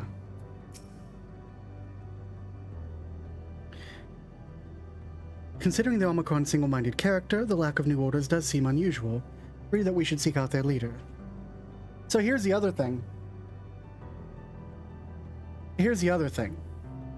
We had a vision right before we went to Garlemald that we were shared with us from the lady of the mole people.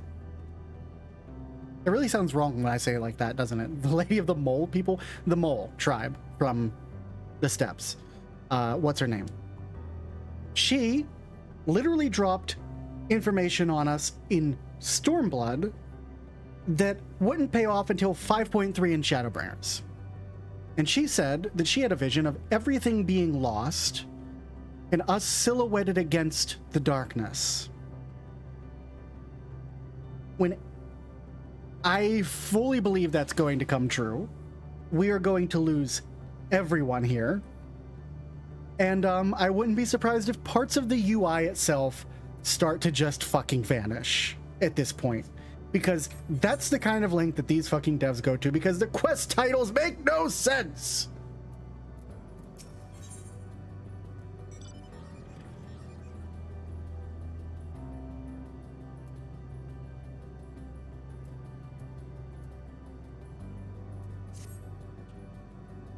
So the console we seek lies on the far side of this aisle.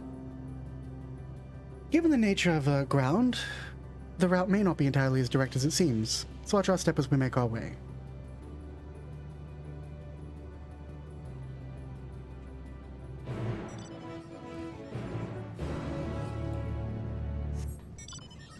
Also would not be surprised to find out that, I don't know, like fucking there's more than one Omega.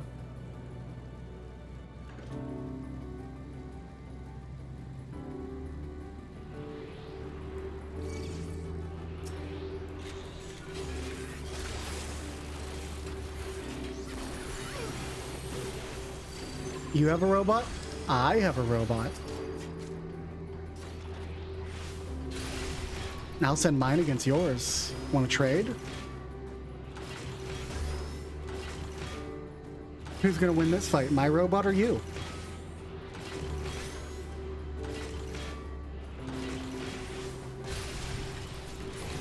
Oh look, my robot won.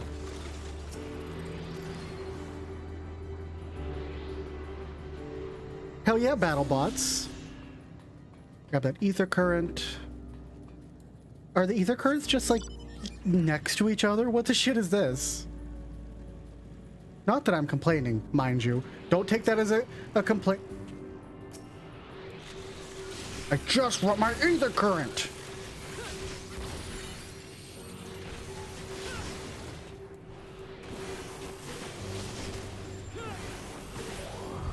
Get out of here, primitive Blippy.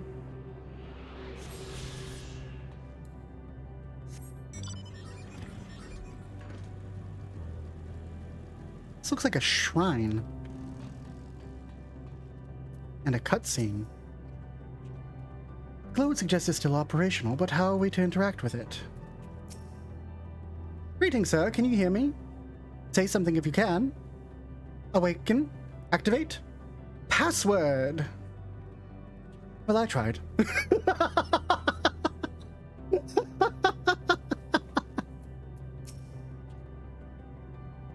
This appears to be the console, but it seems unresponsive. Would you care to take a look at it? I am a machinist.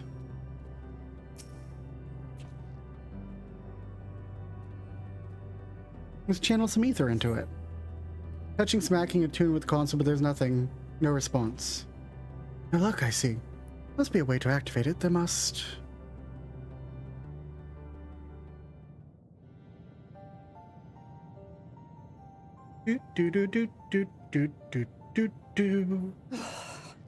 Well, I'm out of ideas. As am I. Operating such consoles is trying enough, but if we can't even activate it... Perhaps there is a way. First, consider the world that has been recreated here. Okay. Its inhabitants were machines who gathered combat data to enhance themselves. And among the many wars they waged, the most notable was that against the dragons. As you've doubtless surmised, I believe this was the homeworld of Omega. Sid built a jamming device to defeat it, a device which generated massive bursts of lightning, its sole weakness. Oh, right. That's all well and good, but what does that... Wait. You're not thinking to strike the console with lightning, are you? As a matter of fact, I am. Ask yourselves this. Why would an entity as puissant as Omega not be designed to suppress the effects of lightning? Because it relies upon it, or something akin to it, as a source of energy. My thoughts exactly. And there is a good chance the same is true of the Omicrons and their devices. So, shall I cast caution to the wind and try something reckless and dramatic? Yes, of course. I could use my custom-made Omega Jammer. Oh, this is from, You still have it! Sid and Nero's legendary device which brought low the superweapon Omega. I have to. Wait, the actual device was much too big to lug around, so you must only have the control module. Nero was getting all excited. Never mind. An old-fashioned spell will suffice. I'm glad it gave me the option. Oh, shit.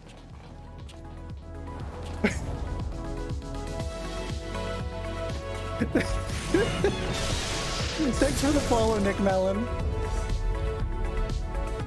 This is like the perfect soundtrack for this. It worked!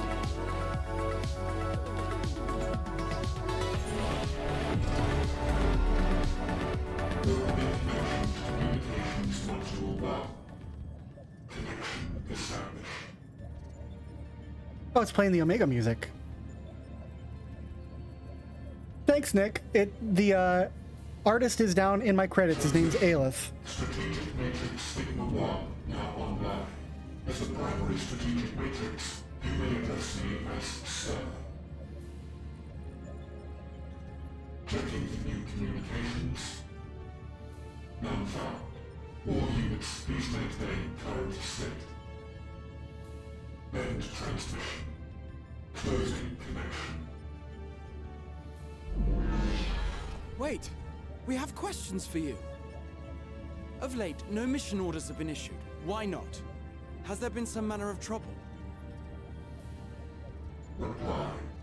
The Extended Operations Unit is yet to determine guidelines for future assignments. All strategies are calculated, devised, and actioned in accordance with set guidelines. In the interim, all citizens are directed to maintain a state of combat readiness. End reply. Awaiting query.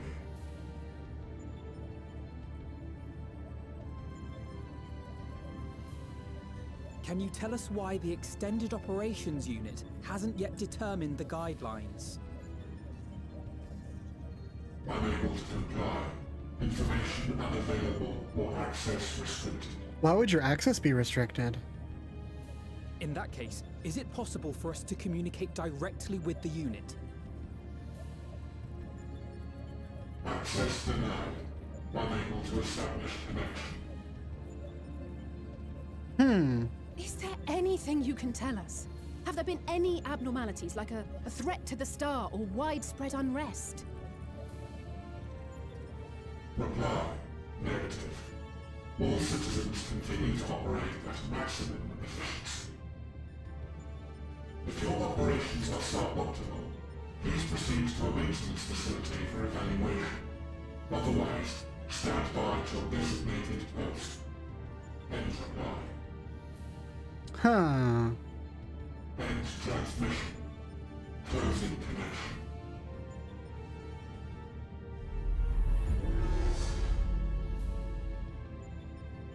Interesting.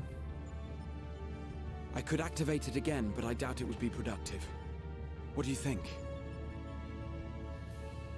If all the Omicrons really were running as efficiently as it claimed, then I doubt they were hoping for life here to end. As this Sir told us, there just haven't been any new instructions, and everyone is standing by. Right, because they're robots. Should be standing by at any rate. If there are those that are neglecting their duties, perhaps we can glean a clue from them. I propose we take another look around, and also try to find the operations unit. I agree, Alfie.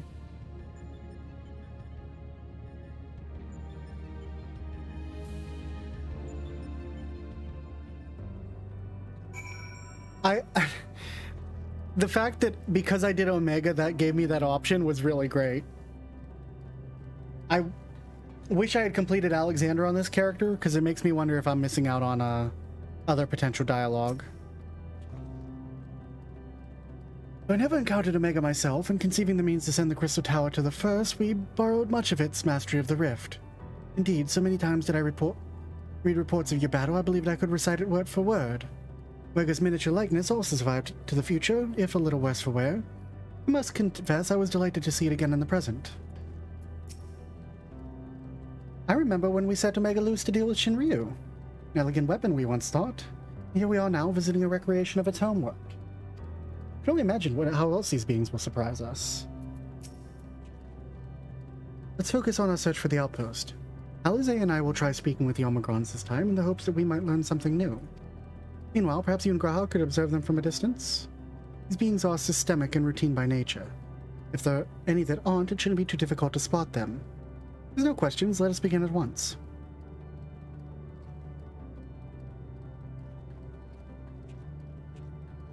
One second, I just heard something.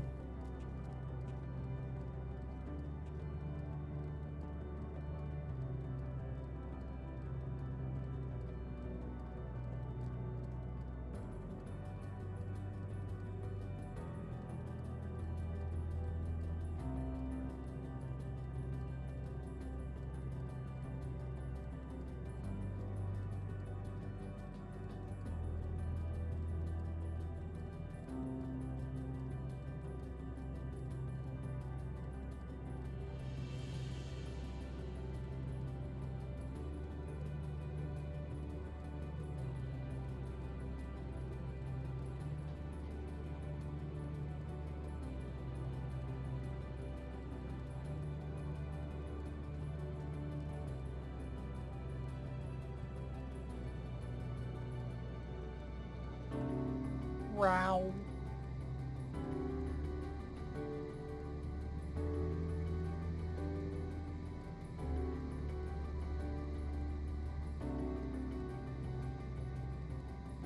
Apologies, I don't know what that was. I just heard some weird sounds and... had to go investigate. As we came this way, I believe I spied a promising vantage point. Follow me. Nightmare. Yeah, nightmare.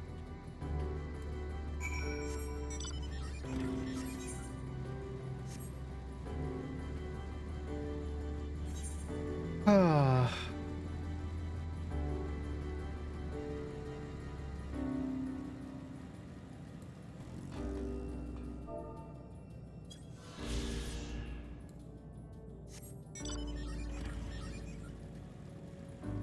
We have to fight a recreation of Omega. I'm gonna be upset. Because I've put that starboard larboard ass behind me. I'm done with him. Oh my goodness, robots, leave me alone.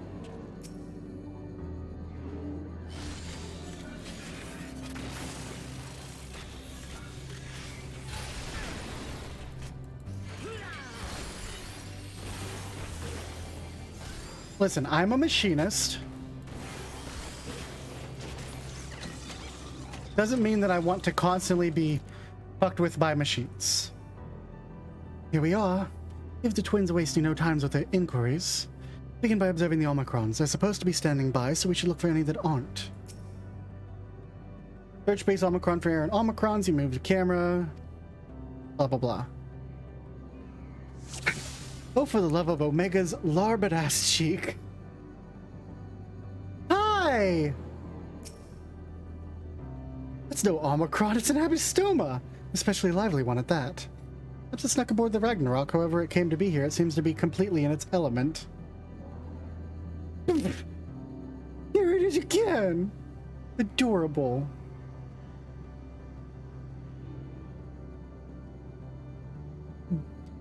Oh my god, this motherfucker's... Find one that's behaving suspiciously. Zoop. I want to look at all of them, though.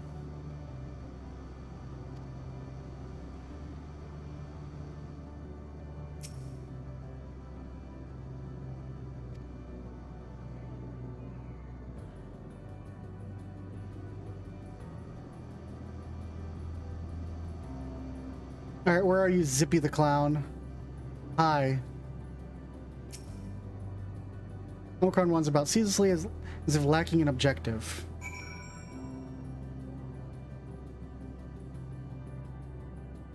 I have a feeling I'm gonna need my Dalek filter.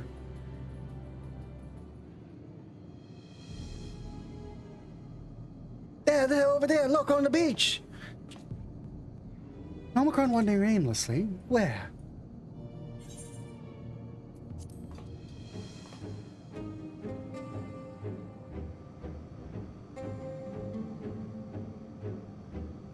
They stand really weird. Ah, I see it.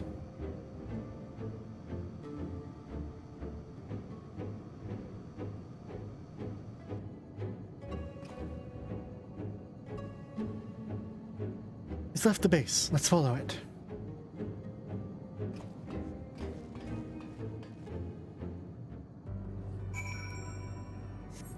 Let's go find the Oh, the weather changed. Astromagnetic storm, huh? The same weather patterns as we get in, Is that another one?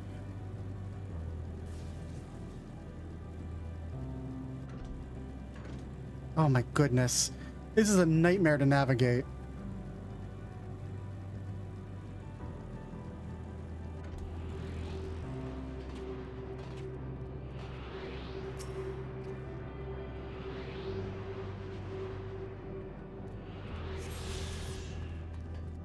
We're back over at the teleporter. Nightmare. But it's another teleporter. It's not here, but it definitely came this way. Must have used the portal. Time to go through and see what we find.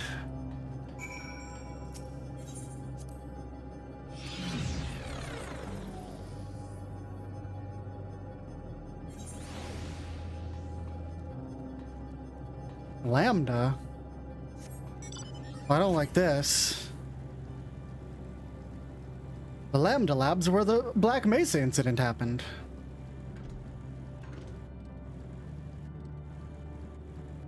I don't see any ether currents just randomly chilling over here, though. Do you? I don't. Wait a second. Did I just see one?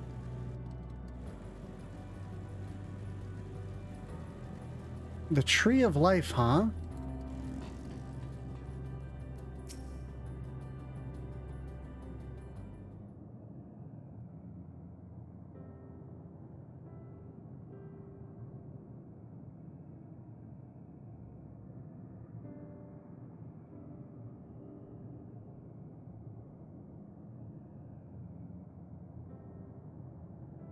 I'm gonna see the G-Man stare at me in the distance. Wouldn't be surprised.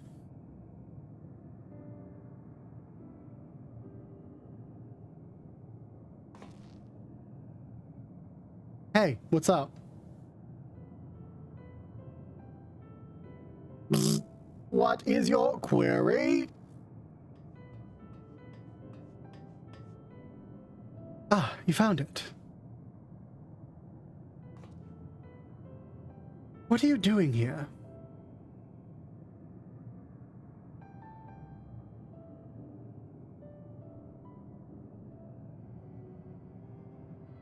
I am looking at the tree.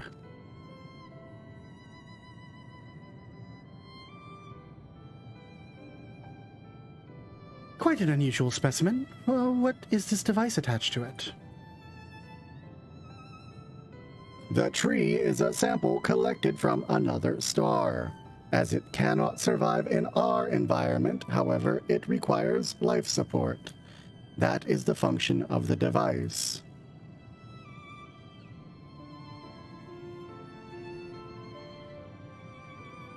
To go to such lengths to sustain it, there's something special about this tree. Being foreign matter, protocol requires that we study it.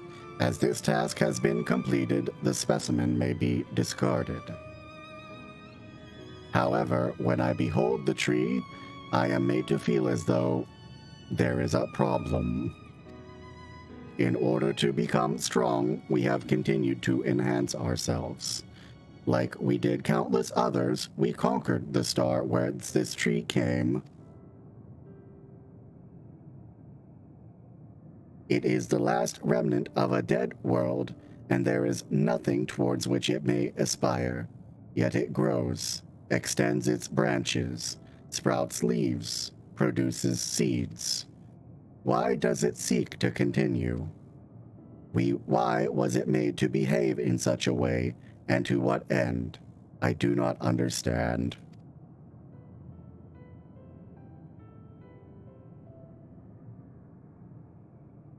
I see. Out of curiosity, does this pertain to your duty? No, it does not. My apologies. I shall return to my designated post and assume a state of combat readiness.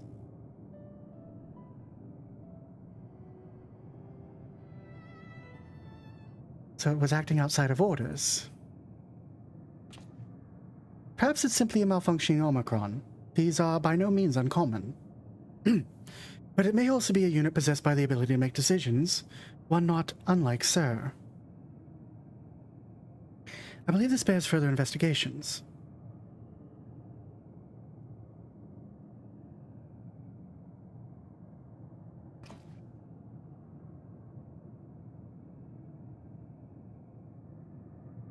To endeavor to live even if we must depend on forces beyond our control.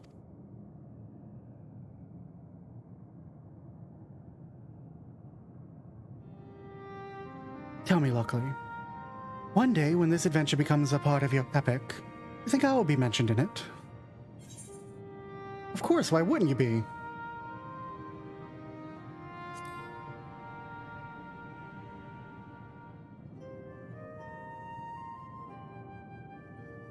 Truly think so? That would be a... Nay, I shouldn't say such things until the moment comes to pass. Never mind the embarrassment. Well, we'd best get on with our task. Tracking down Sir and understanding the nature of the emotion which bars our way.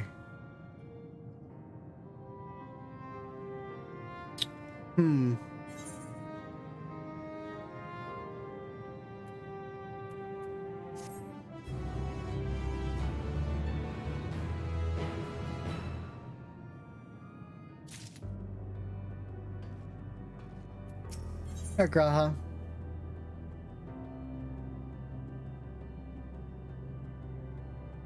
Anyone who has done O12S, you just gave them PTSD, Koji Fox.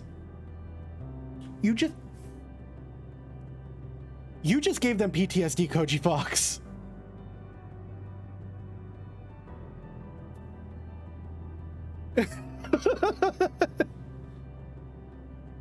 Wow, amazing. Goodbye. You clipped that and threw it at your friends?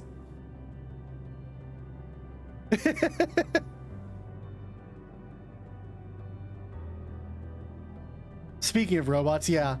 Goodbye, robot. And I have a feeling that Mr. I can hear so many Stormblood Raiders screaming.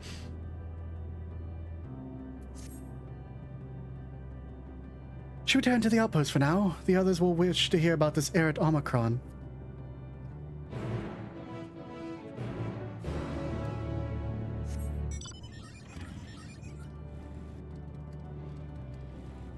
Oh my god, I thought that was an enemy chasing after me! So they're clearly setting up the goodest boy as our next sacrifice. But we're gonna use the power of Asm to bring them back. All of them. All of them. That's what I think.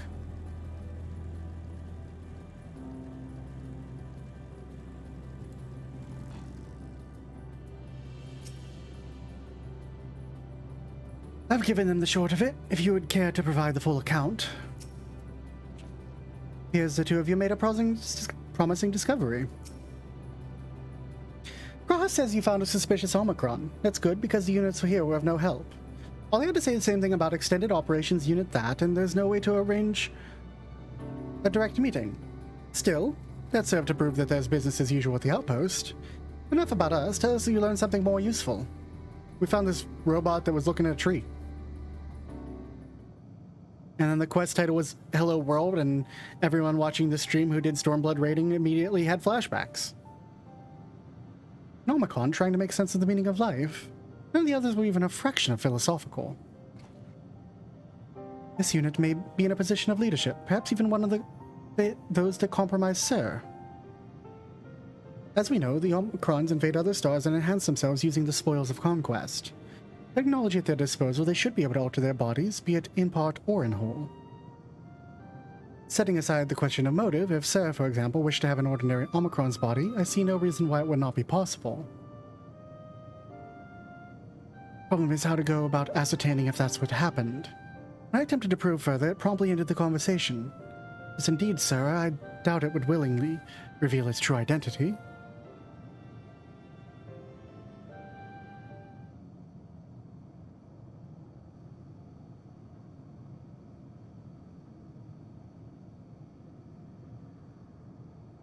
I have an idea.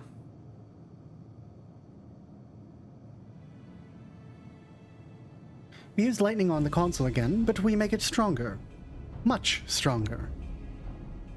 At that moment, should the unit exhibit a reaction, that could suggest it has a connection to Sir. An inspired idea. I dare say it's worth a try. I had a feeling you'd be on board. This time you must allow me to do the honors. I will stand guard in case your incantation draws sentries to the scene. For my part, then, I'll approach our suspect and divert its attention. In which time, Lockely, I want you to observe it closely for anomalous behavior. I should mention that shortly before you returned, an Omicron appeared from the same direction. Sure, Dana. Rather than entering the outpost, however, it headed off towards the console. First, I assumed it was a unit on a patrol, perhaps. Could only be our errant Omicron. Must seek it out and begin our operation at once. All right. Alfredo and I will stand by the console, and when it's time, I shall unleash a veritable storm.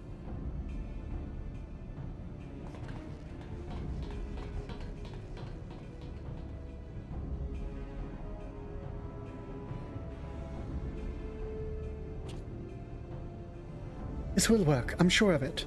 After all, our comrades are watching over us. Come, my friend, let's find this doubt-plagued Omicron.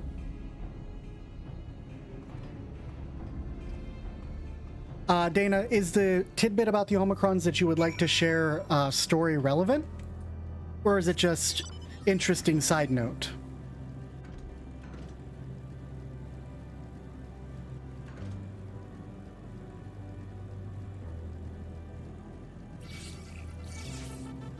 Leave me alone!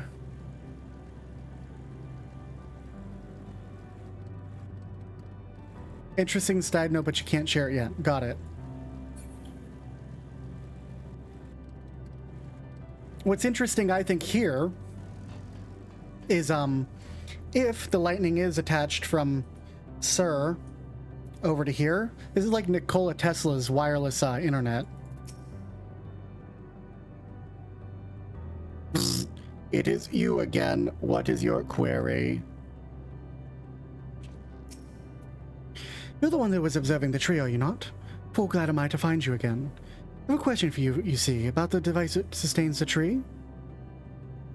Provided it does not necessitate the disclosure of restricted information, very well. Gra has begun distracting Omicron, soon Alizé will strike the console with lightning. Observe closely for anomalous behavior after Alizé has cast her spell. You may move the camera as well as move in and out, target an area, and confirm with click.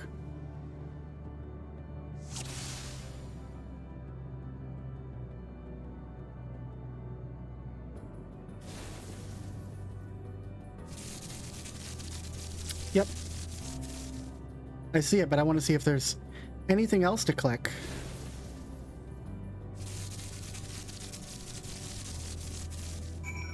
He's getting wireless electricity.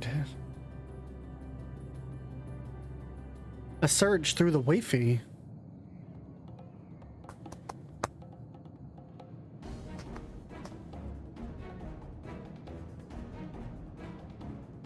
An anomaly, you say? Performing diagnostic. Error confirmed. My connection to Central Command is suffering from intermittent failures. I must leave at once and present myself for maintenance at the nearest facility. You will excuse me. What you need, my friend, isn't maintenance. It's to confront the truth. When we spoke, our comrade struck the console used to communicate with Sir. That's the cause of your anomaly. You are connected to Sir, are you not?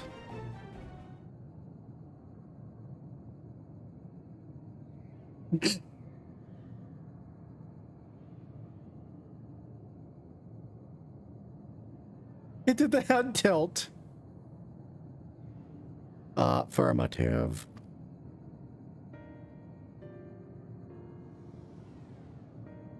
Oh, damn it. Okay. To what end you sought to assert this fact, I do not know. But before we speak further, we must move away from the other units. I do not wish for them to know my true identity.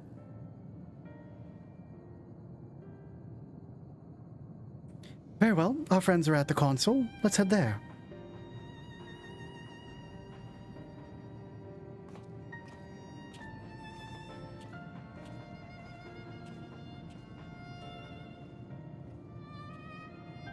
I'm getting hungry. Hungry. I had soup like at noon and it's like 8 o'clock now.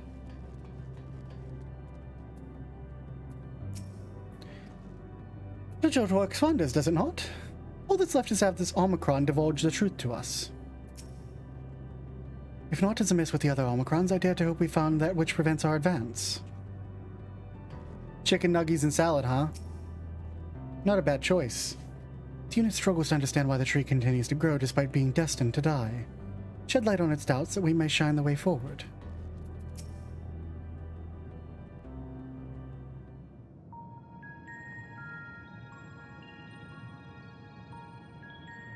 As you have surmised, I am part of the shared intelligence of Stigma One.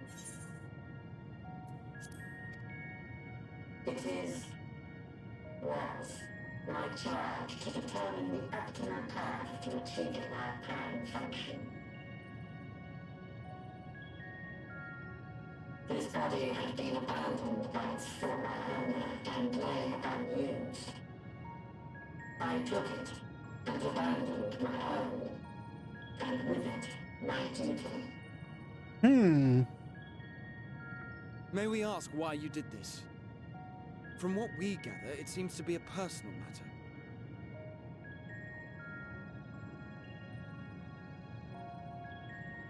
Our kind did not always look as we do now.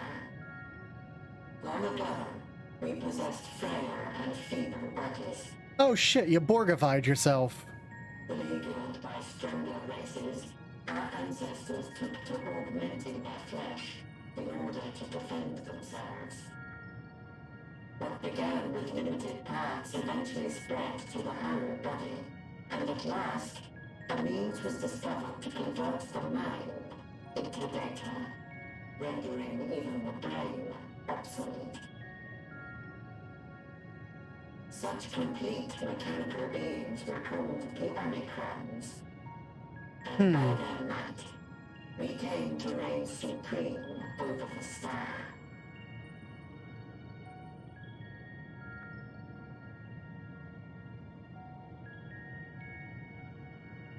But even then, we did not feel secure. For we knew that the universe was home to civilizations aside from our own. Civilizations that may be stronger still than us. Rather than risk becoming the subjugated, we chose to become the subjugator. We began our conquest of the stars, that we might acquire the resources and knowledge we needed to reign supreme. We were successful in that endeavor. So powerful did we become, we could lay low even the mighty dragons. Right. But then something unexpected happened. I began experiencing an error. I could no longer determine an optimal path. You were malfunctioning. I performed numerous full system scans, each time finding no issues. Yet the error persisted. It was then that I speculated. What could happen if we grew so powerful as to have no equal?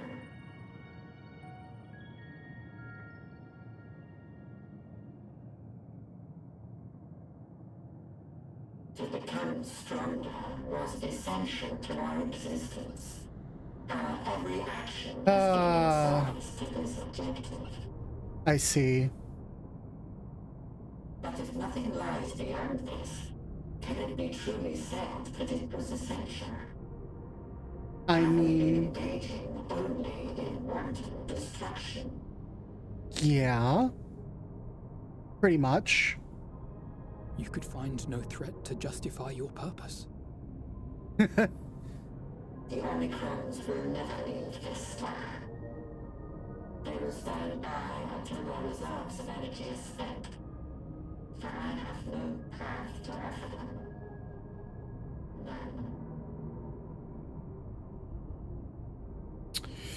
It is not our place to pass judgment on the deeds of the Omicrons. But surely, this does not have to spell the end of your people. I agree, Graha. With your power and knowledge, the possibilities are endless. Why not seek out a new purpose?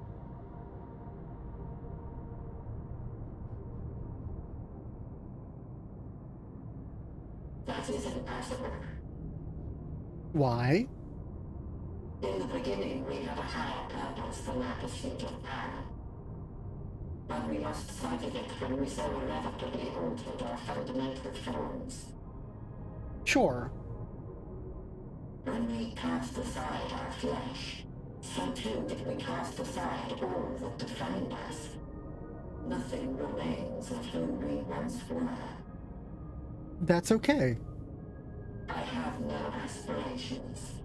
No longer can I dream. The vital spark is lost. Oh, that's not okay. Lost amidst circuitry and code and commands.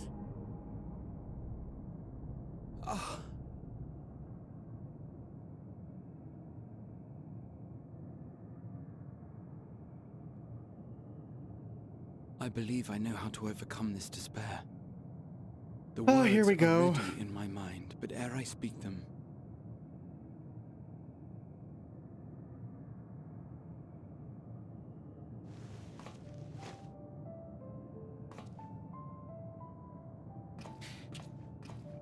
I want you to make me a promise. Be it across time or space, our promises have always connected us. And so I ask that you indulge me once more, that this won't be the end. Okay. We gonna have this moment a second time. See, this, despite the fact that I know for a fact that we're getting them back, you're gonna fucking hit me with this, Soken. How fucking dare you? Fuck, you say it, I'll do it, my man. Oh, you fucking say it, I'll do it, my dude.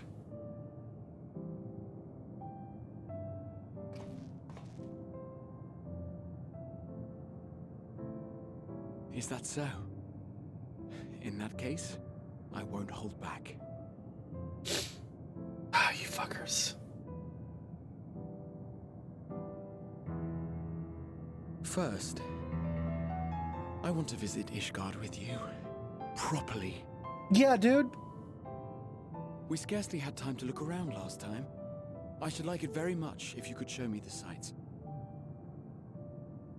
Next, you must regale me with your greatest adventures, in the places where you lived them, if possible. I may have read about all your deeds, but there is no substitute for a first-hand account. And last but not least, a new adventure together, unlike any we've experienced before. Girl, how we're literally at the end of the universe. Cross the seas and take to the skies upon the eternal wind, and it will be marvelous. It will. Fuck yeah, dude. I mean, it can't be as marvelous as this. We are literally at the edge of the universe, but don't you dare. Oh.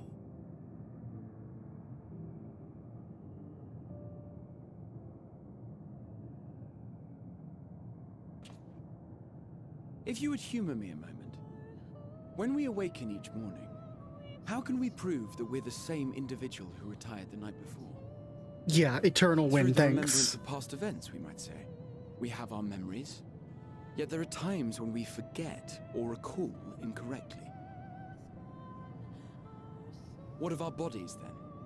It is the same one, we might say, yet technically speaking, as living beings, our bodies are constantly changing. It will never be as it was at an earlier point in time. Our souls are not immutable. On our star, people are known to inherit the souls of others, yet they are decidedly different beings. For my part, I've subjected my totality to much and more. I've made my body into an extension of a tower, blended my soul and memories with those of another self. And each time I would ask myself, what is it that makes me, me? Oh, how dare you. Were you able to determine an answer?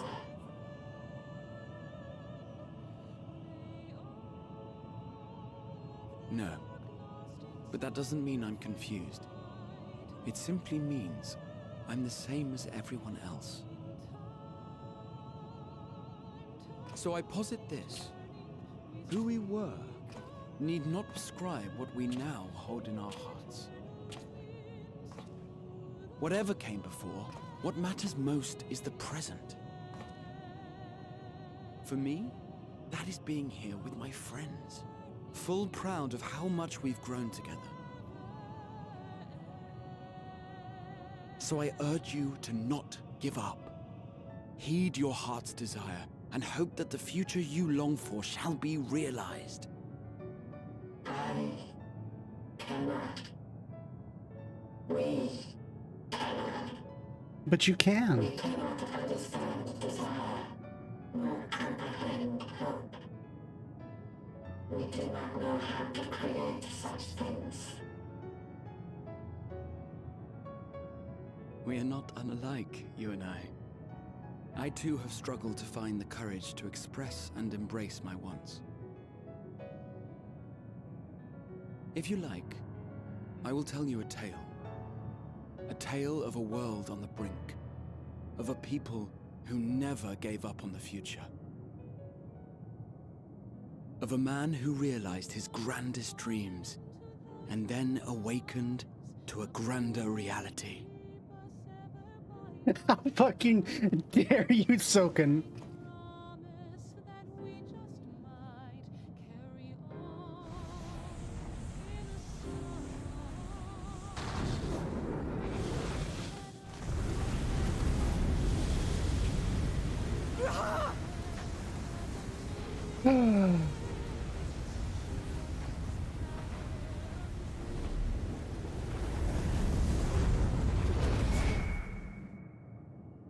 Oh man, they cut the music immediately.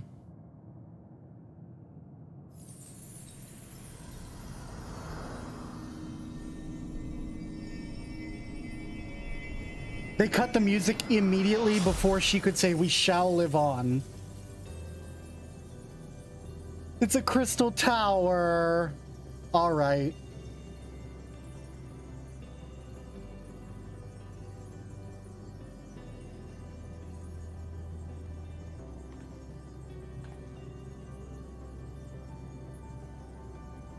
You idiot! Just once, stay with us to the end.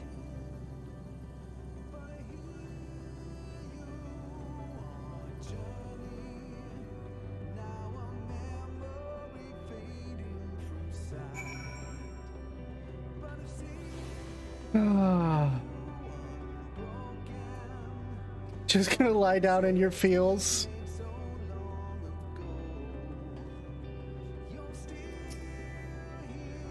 A crystalline path he has paved for us.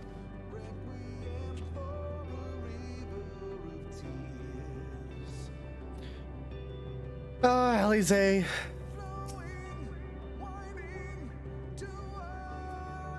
They all leave so easily, as if it's nothing.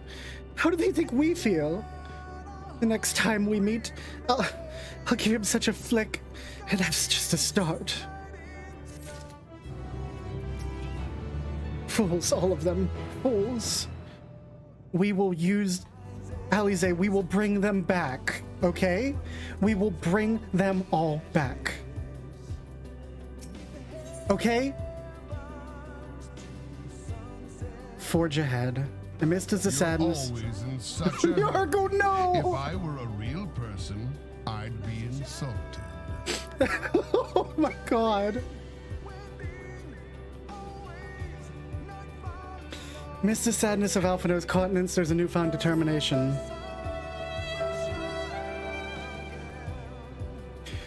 The crystalline path. Graha has paved this for us. If God is this, we must carry on. Our friends, for all who await us in faith. So come. Let's seek the path's beginning. It appears near the outpost.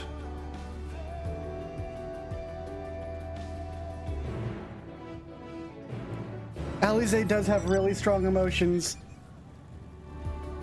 I knew that they were setting him up.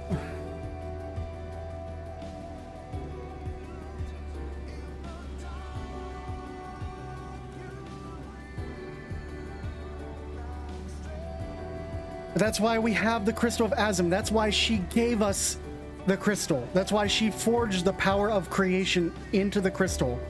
As long as we can do this fast enough, they will continue to hold on to hope and keep their souls together so that we can bring them back. That's the whole point. That's the thread that ties it together. Is the fact that Azim has hope in his friends. I won't let it break me, don't you worry. Never have and I never will. Look, Lockely, a portal is opened. Surely it will deliver us true. It must.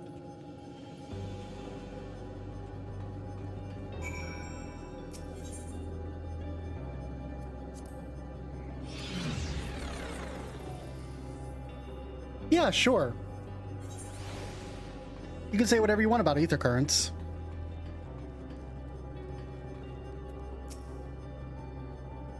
Look up, Lockely. Through the stars are devoured by the dead sun. That's where we're headed, into the Maw of Darkness.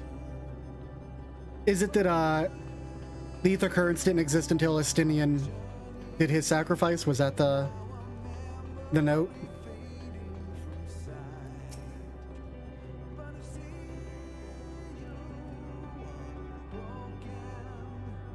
Well, here's where the path begins. It ascends to dizzying heights. Let's make our way one sure step at a time.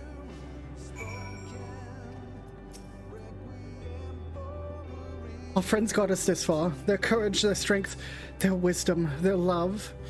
We owe it to them to continue, no matter how long it takes.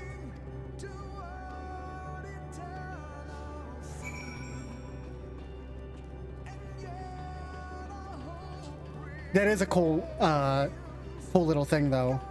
It also means I missed all the ether currents back in the first island. And Alphino and Alize are twins in an FF4 inspired expansion, which means that they're next to go. However, just like FF4, they'll be back by the end. Listen to the silence. Tancred would scout the road ahead.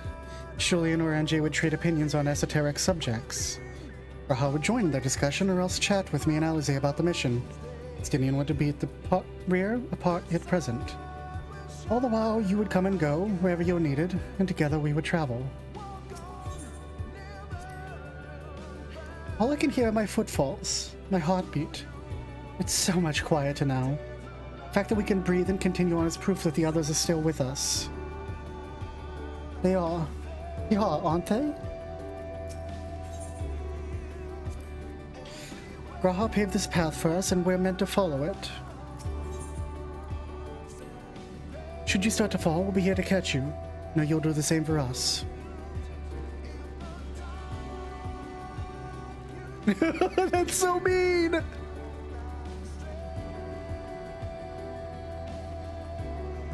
Oh shit, there's an optional current over there. Okay.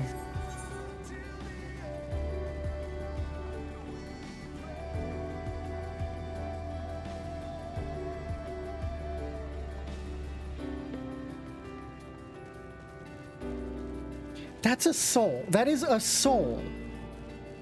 I'm telling you, that's a soul.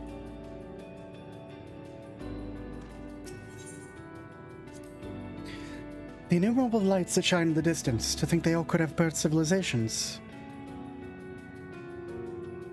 To think that everything they built has gone to dust, their peoples lost to despair. The stars floating in the sea of midnight, ours is a lonely aberration. And yet, no matter how many worlds have met their ends, with you and Alize beside me, nothing I fear. No ocean so vast I cannot cross. These broken stars I see, shattered, ruptured, unraveled. I wonder if they're also worlds recreated at their ends. The sight of them fills me with a sorrow I cannot describe, and a truth I cannot deny. Birth and death, whence we came and where we'll return, a wheel from which there's no escape.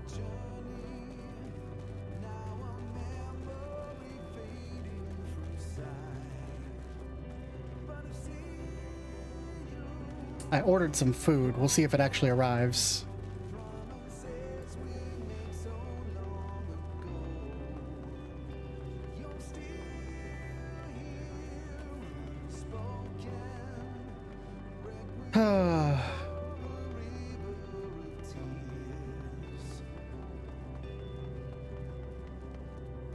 You're damn right I'm gonna stop and talk to every single one of these. portal's barely visible from up here. Truly, we've come far. Much farther than would have been possible had we kept chasing the perfect ideals we had in the past. It's because we've known failure and frustration, that we've learned and grown from them, that Hydaelyn entrusted us with this mission, with the fate of the very star. It's all a dream, isn't it? A long, elaborate dream. Any moment now, I'll wake up in my bed, still a student, grandfather alive, go about my day relieved of as the fragments of the other life faded away. That would be happiness, wasn't it? But none of it... No. I won't give up these experiences. Good and mine. Good and bad. They are mine. They are me. Yeah, Alize, I mean, I can... that hit more than any other plot point, honestly. I can relate. I can relate to that. I mean... Just as... Fuck. I'm in my very early 30s. Little Lockely time. I'm in my early 30s. And by the time that I was 23, 22, right? Hold on.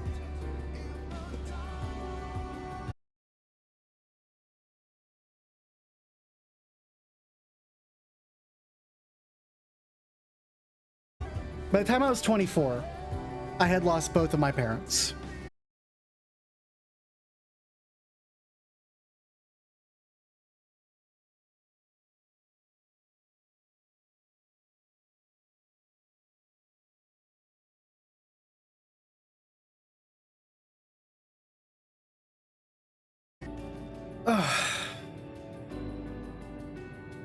So, you know, Alize, you're right. You gotta hold on to that stuff, because it's what makes you who you are.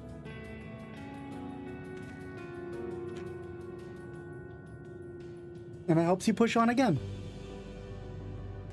Because if you lose yourself in it, then how can you help others to not experience the same loss that you've been through? You know? This is where the expansion gets me. Right here.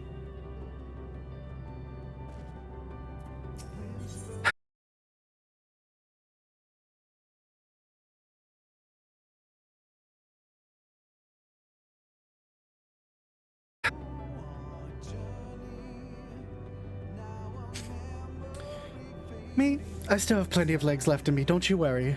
It's you I'm worried about. You always push yourself so hard for us, for everyone, and while we're here, we'll make sure to bear our share of the burden.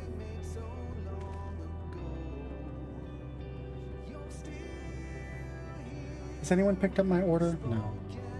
Hopefully it shows up. That's okay.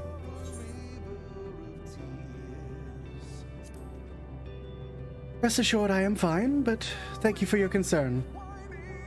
What of yourself? Though we can't afford to be too leisurely, neither do we rush unduly. We've crossed from impossible distance to stand where we are now, and we're but a few steps away from journey's end. Be over before we know it. Basically, to sum up what I was saying is, like, I'm in my early 30s and I've lost most of my family at this point. I lost my dad to cancer when I was 24. Literally the week of my 24th birthday, I lost my dad to cancer. I lost my grandmother 6 months prior to that. And my grandmother was a mother figure to me. I lost my own mother, who I wasn't close with, but, you know, there's still an emptiness at that loss because it's a loss of what could have been, you know? I lost her several years before that. And I also lost two of my other grandparents on my mother's side before that. All I have left is my grandfather and my sister.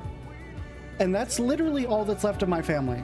Now, I've made my own new family of my friends, you know? My close friends and everything, they're my family now. But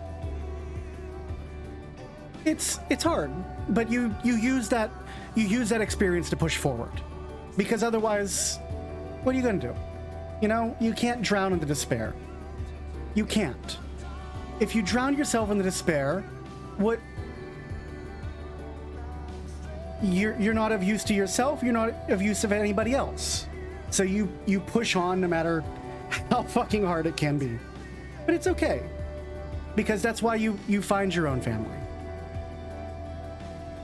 Like, I wouldn't be where I am here today without people like, you know, the love of my life, Rio. She's amazing and awesome and wonderful, and I couldn't see a world without her. And with all my close friends and family that I've made, you know, with online, you know, just the wonderful people who I've encountered and become so close to.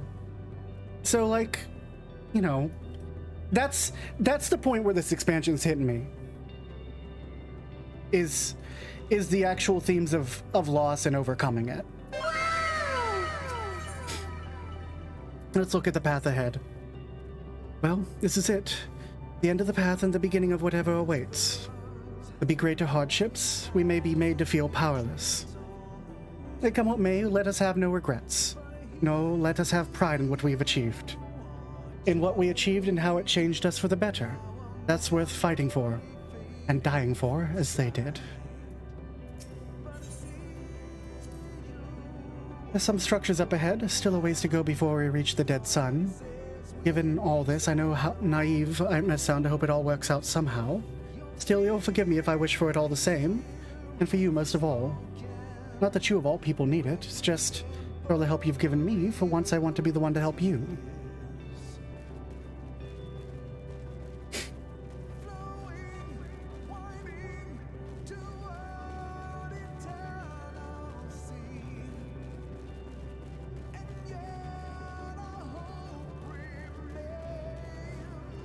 Wonder what civilization this was. The Necropolis. There is no sound here. Oh, that is ominous. It's all rusted out machines. This was an outdoor seating area, like a cafe of some sort. What's over here? Sorry, I need to explore a little bit. This was a bar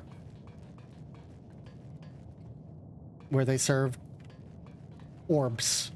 Those aren't orbs. Those aren't orbs. Those are rounded cylinders. See, playing Final Fantasy XIV destroys my concept of shapes. It's why I suck at rating. I can do my rotation, but mechanics, those shit are for cars, Kupo.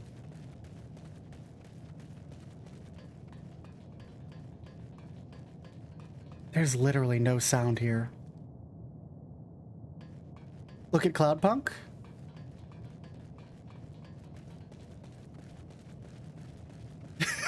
Okay, Zelo. All right, drag me in a moment of weakness here.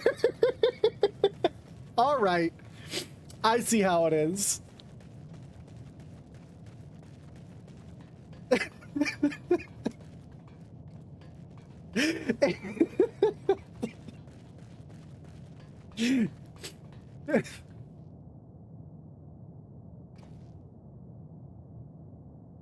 Do not look at me. I do not wish to be perceived.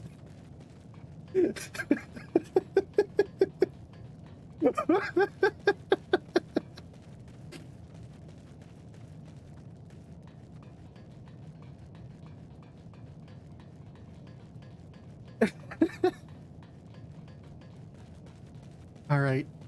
Time to talk to people here.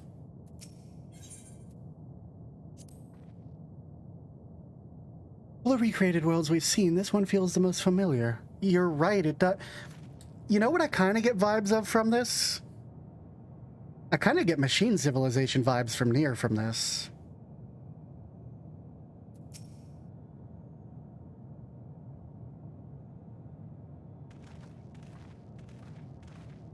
But I haven't played Nier enough to, like, know. This is almost...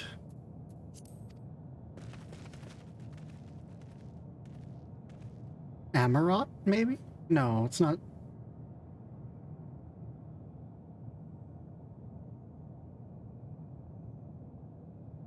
Normal? It's not unlike many cities we know, but it's deathly quiet. Yeah, the music's even stopped.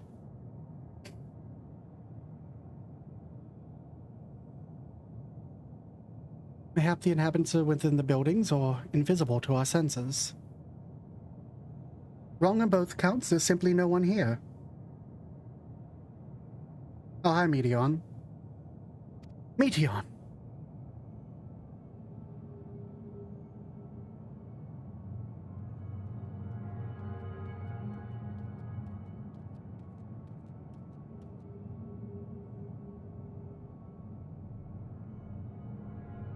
This is how I found it when I arrived. Another star which once pulsed with life, but no longer. How it ended, I do not know. Invasion, sickness, suicide, none can say. No one lived to speak for the dead. They're gone. Gone. Search all you like, but you'll end up turning back.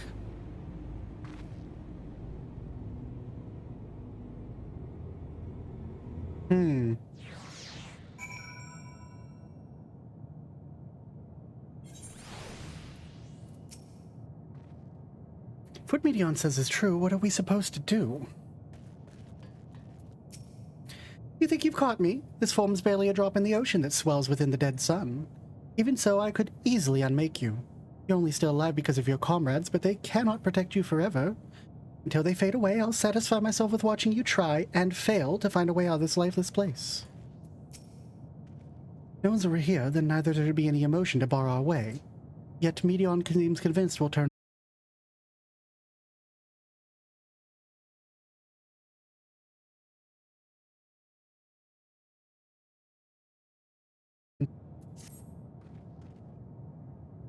Whatever Meteon may have said, we should confirm it with our own eyes. We need to have a look around. Indeed, at the very least, it doesn't appear to be a sprawling place like those before. If we split up, it shouldn't take too long to cover the area.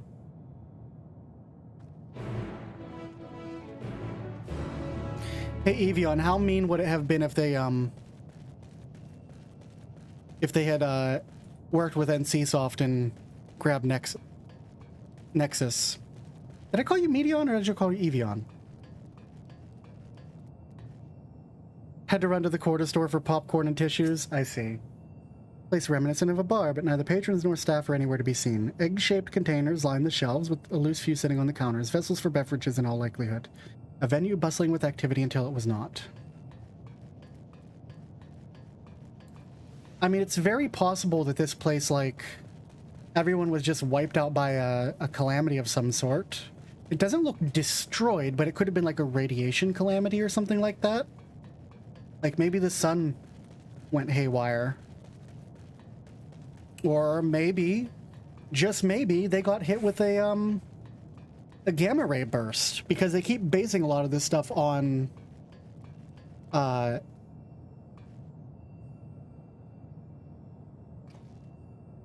They keep basing a lot of this stuff on... Yeah, a dead Nexus...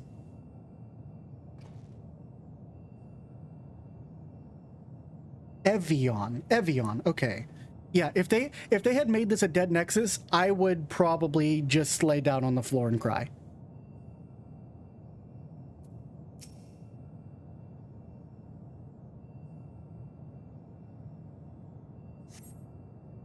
In the distance, you glimpse Alize picking her way through the ruins, but otherwise spy no signs of life. Anybody? Your call echoes faintly before being swallowed by the silence. I had to go and shout from Anybody Canyon. Does anybody know what Anybody Canyon is?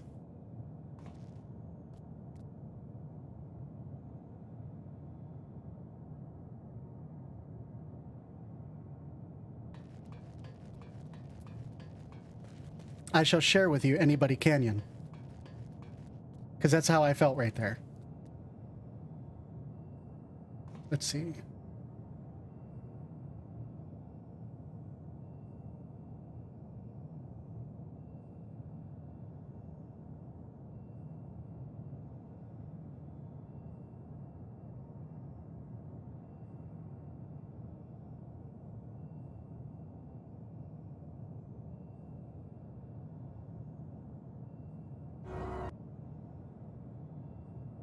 This is Anybody Canyon.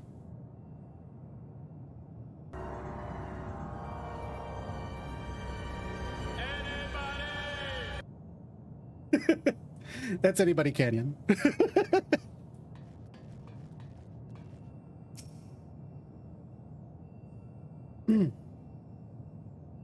Though set slightly off the ground, it appears to be a door, while the objects to the left could be letterboxes.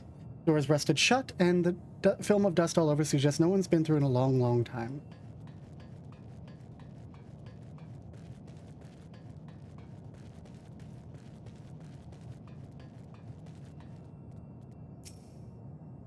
Were not for the thick layer of dust, one could imagine someone drinking from these cups just moments ago. Whatever ended this civilization ended it in a moment. A literal moment. Just... And I want to say gamma ray burst. Because nothing is damaged.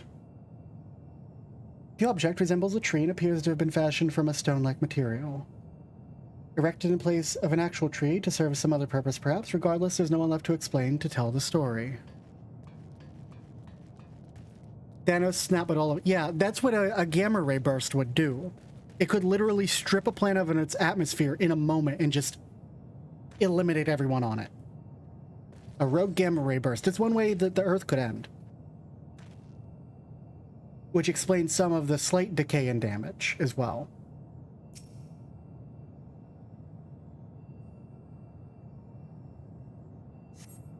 Doesn't seem to be anyone here. Perhaps you could try calling out. Anybody? Anyone heard you? They do not respond.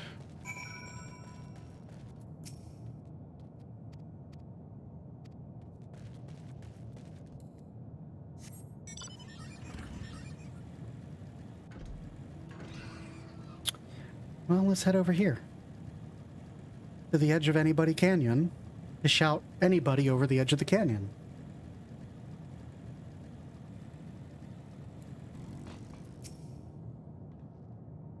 Lockely, just take a look at this. If the road was a little longer, we could take it to just beneath the dead sun.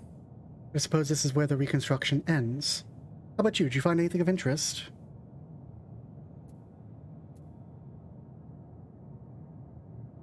I see. I noticed the same things. Cups left upon tables, chairs out of place. I don't know what happened here, but I do know I don't want to be alone anymore. We've searched enough for now. Let's find Alpha and compare what we've learned. This one seems to be meant to be like just the like everyone's like different civilizations where they're talking about how let's look down here. They're talking about how like the civilizations themselves led themselves to ruin. I have to imagine that this one is like a civilization that just ended up ruined regardless, maybe without anyone's chance to stop it.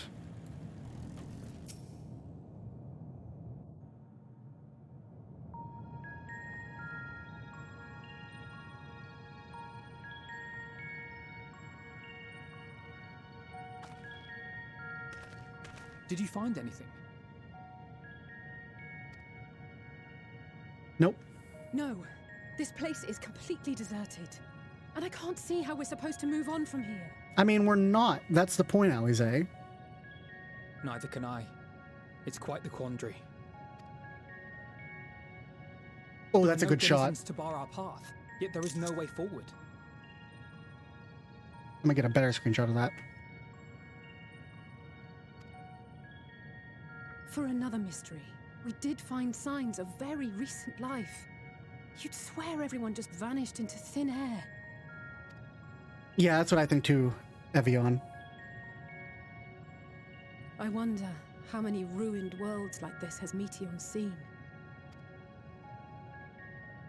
Ah. Could it be? Yes.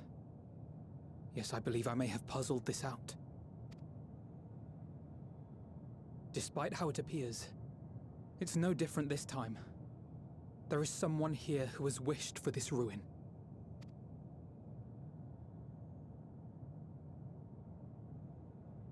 And I believe that together, Alize and I can overcome their will.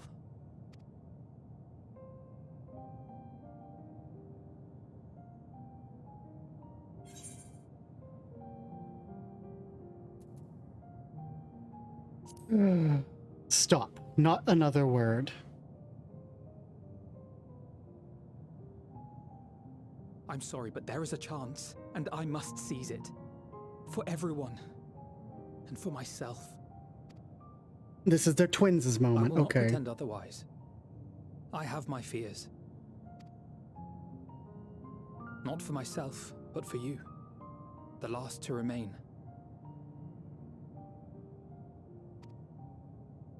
How dare you? You are no stranger to carrying the burden of others. But I can only imagine how heavy the weight would be this time.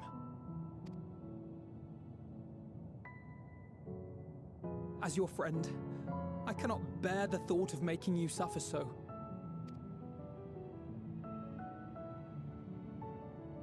Then why suggest such a thing? It's too much to ask of anyone, even him. Oh man, Alize's VA is so good. Why must he be the one? Why must he fight alone? More than a hero, he's a dear friend. Not only to us, but to so many others. There are so many people in the world who care for you, and yet...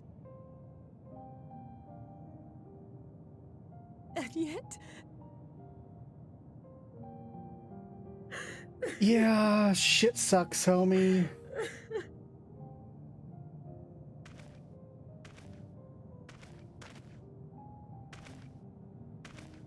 Alize, I have an idea.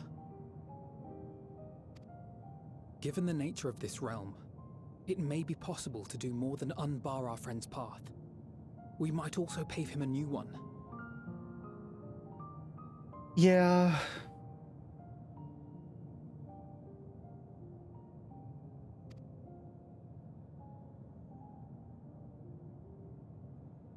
For instance, a path where he finds happiness at journey's end.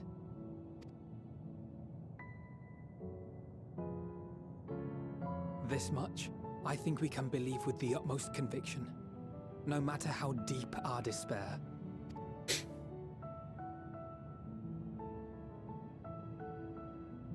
So please, believe in us too, and press on. Yeah, I mean, Alize was the OG Warrior of Light fan girl, though Graha did profess his love for us first. What are you? If the plan's decided, then let's not dally.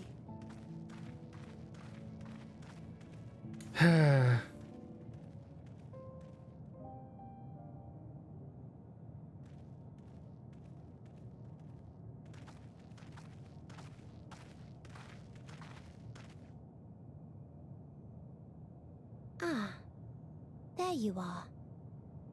It was as I said, was it not? It was. We couldn't find anyone. But this place isn't entirely deserted, is it? You are here. Oh.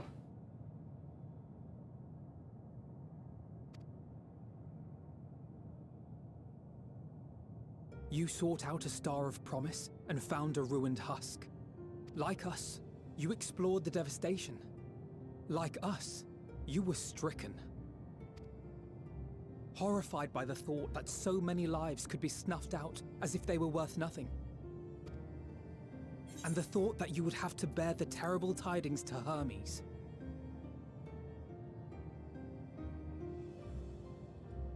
That which you saw and felt, you shared with your sisters. As did they share their own grim findings with you. Overcome by the pervasive despair of these stars, some of you inadvertently ushered their peoples to their ends. Knowing the horrors you know, anyone would feel the same. They would fear what lies ahead and struggle to move forward.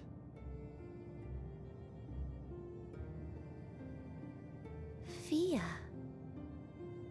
I had forgotten that such a thing existed. So focused have I been on shepherding despair. If you can remember, then you can still face and overcome your own fear.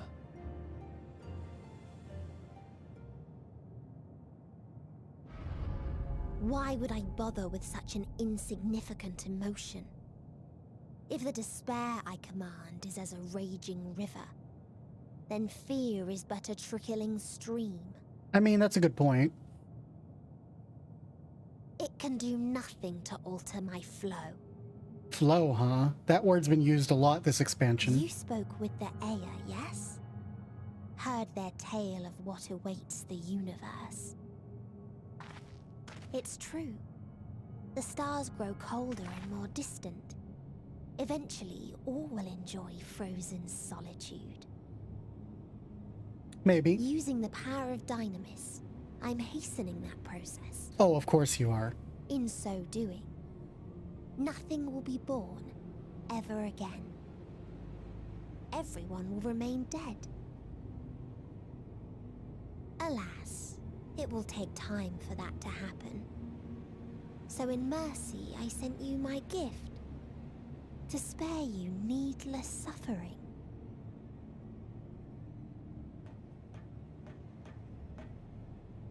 Don't worry. Even if no living witnesses remain to mark the event, I'll make certain that Aetheris has a proper end. I just had a thought.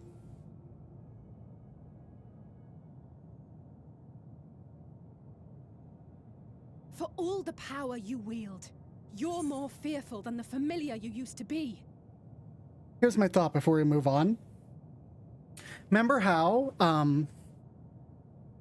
back in when we were doing the fighting the blasphemies, how Y'shtola had noted that no soul exists. Not that no soul exists, it's that she used her cosmic vacuum cleaner to suck it up. She drank our milkshake. She drank it up. So they're up there in that star. We have to crack the egg. That Meteion feared simply to move forward. But your fear is such that you've given up on everything. I know it well. That sense of defeat. I've tasted my fair share of it. But as many times as we've fallen down, we've learned how to pick ourselves up and carry on. We take each other's hand, share in each other's courage, follow in each other's footsteps, and turn sorrow into strength. Oh shit. There are times when we fail. We bear wounds that do not heal. But these experiences are part of life, and they make us stronger. This is fucking, music from, We rise, fall, and rise again.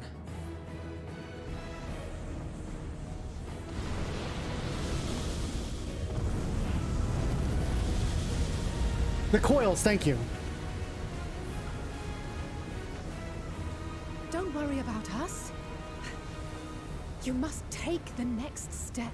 Yeah, it's gotta And be all from the rest Phoenix. after that.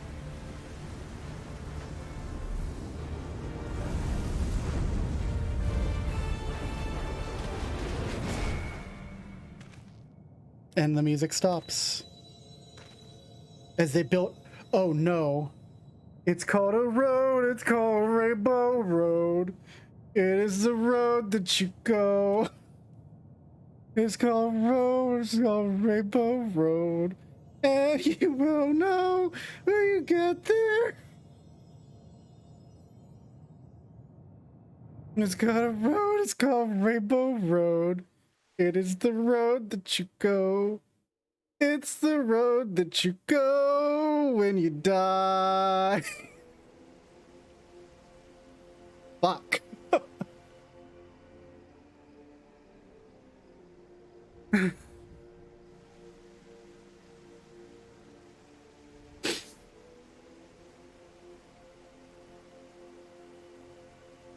Tears for Mordona is playing. Please, please, oh, please let them all be safe. This is the part when everyone prays for us and overcomes the Dynamis.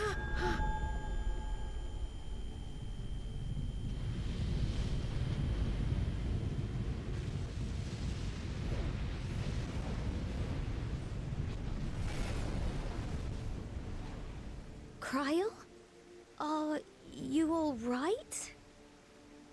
We've all got to pray and throw our lives or our emotions towards the Warrior of Light. It's nothing. Just a headache. Why are you lying? Why the fuck you lying? They'll be fine. I know they will.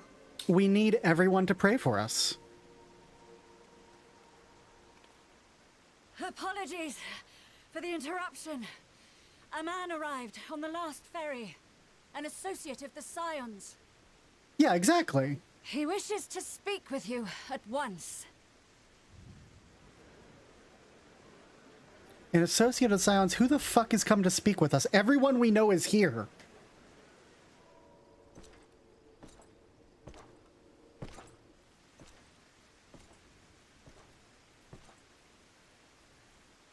Hold on, I know those steps. Is that Gaius? Is that Gaius Van Baelsar? He's the only one we know who isn't there.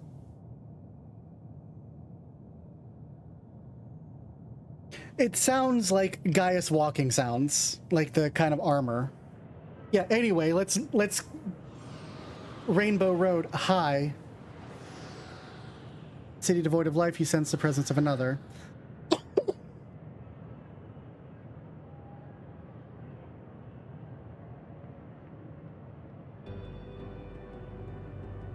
The sorrow of a thousand worlds weighs heavy, and yet you can walk on.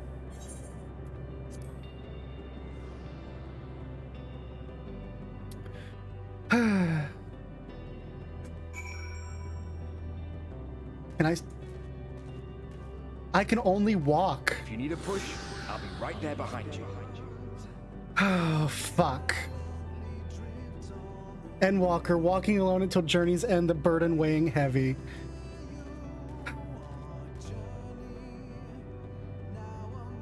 Fuck.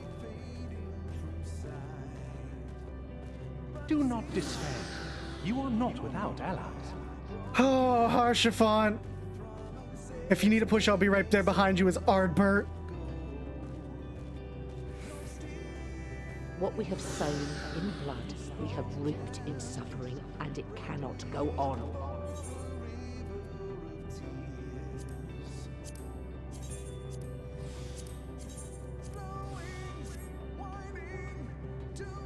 Oh, shit, that was Azael. Upon the souls of they who have sacrificed themselves to pave the way for peace, we will never abandon our cause. Amaric? That's Amaric.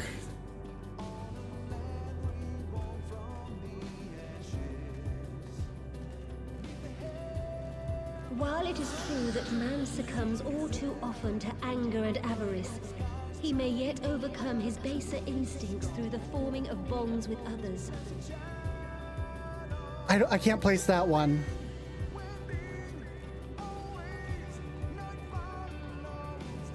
It's true that man succumbs all too often to anger and avarice. He may yet overcome his baser instincts through the forming of bonds with others.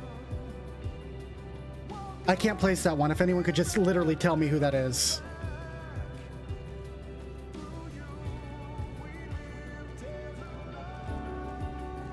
Such victories are rarely won without sacrifice, but the prize is worth the price. Hi, Raubon. Was it the Seed Seer? That might be the Seed Seer. That was definitely not Lise, because that is... Dana, that is way too flowery for Lise. And we, for our part, are glad indeed to be able to welcome friends both old and new. No, that's a Seed Seer. I have no idea who that was then.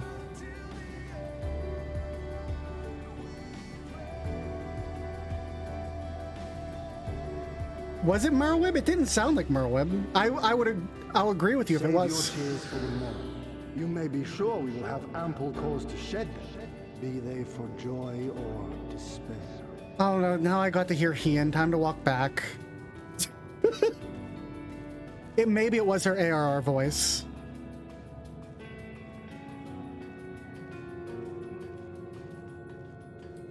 My food is almost here too. From tragedy and sacrifice, we rise to greet a new dawn. Oh, who is that?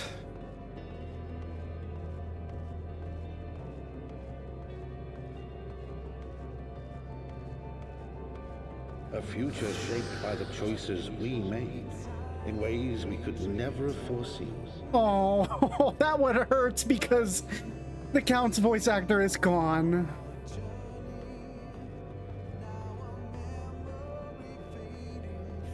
Yet miracles do happen, so let us pray and will our friends home. Hey, Becklug. I'm definitely feeling that, but I'm trying to place each one, and it takes a minute for my my brain hard drive to locate the data sector. I won't stop praying until I know they're safe. Oh. That was Reen. Strong art thou, mortal. Hi, what's up, Midgard Summer?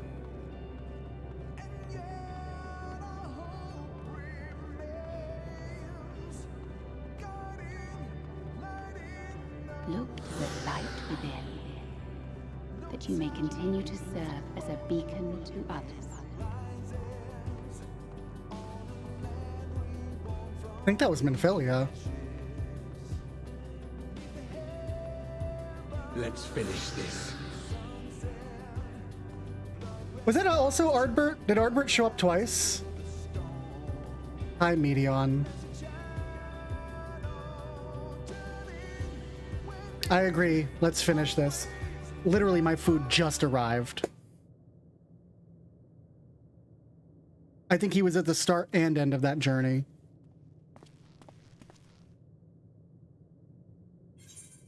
Here the path ends. There is no way to reach our nest. Okay. Here the path ends because I have to pause it because my food literally just arrived. So I'll be right back.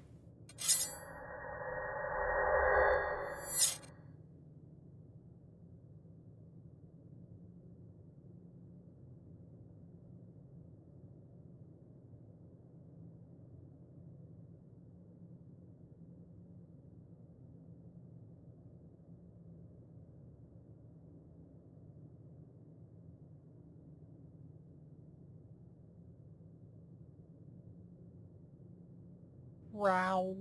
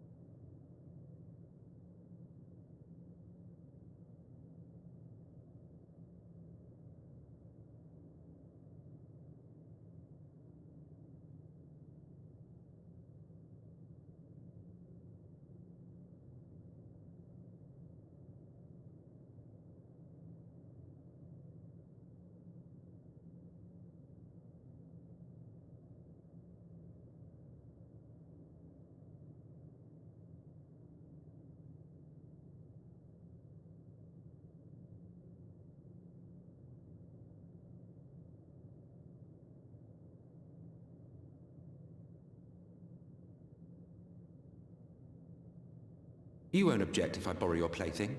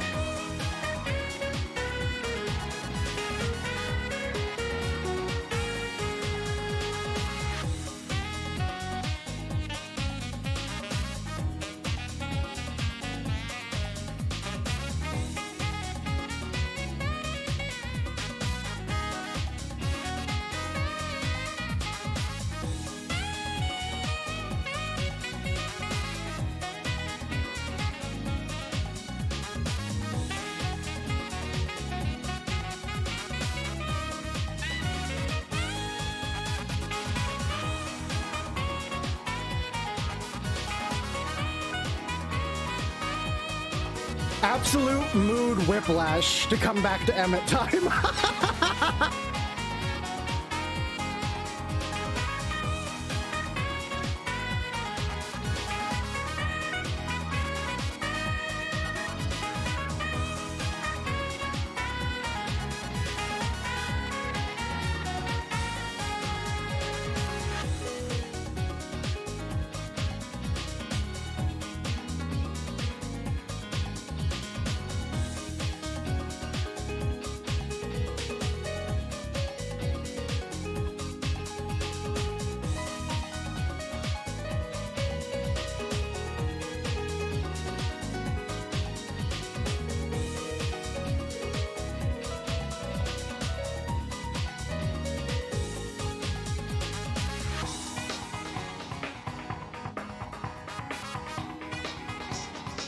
So fucking good.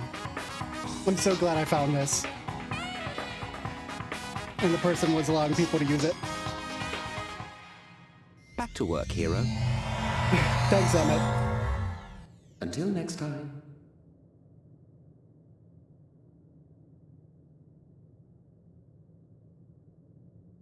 My chicken sandwich is here.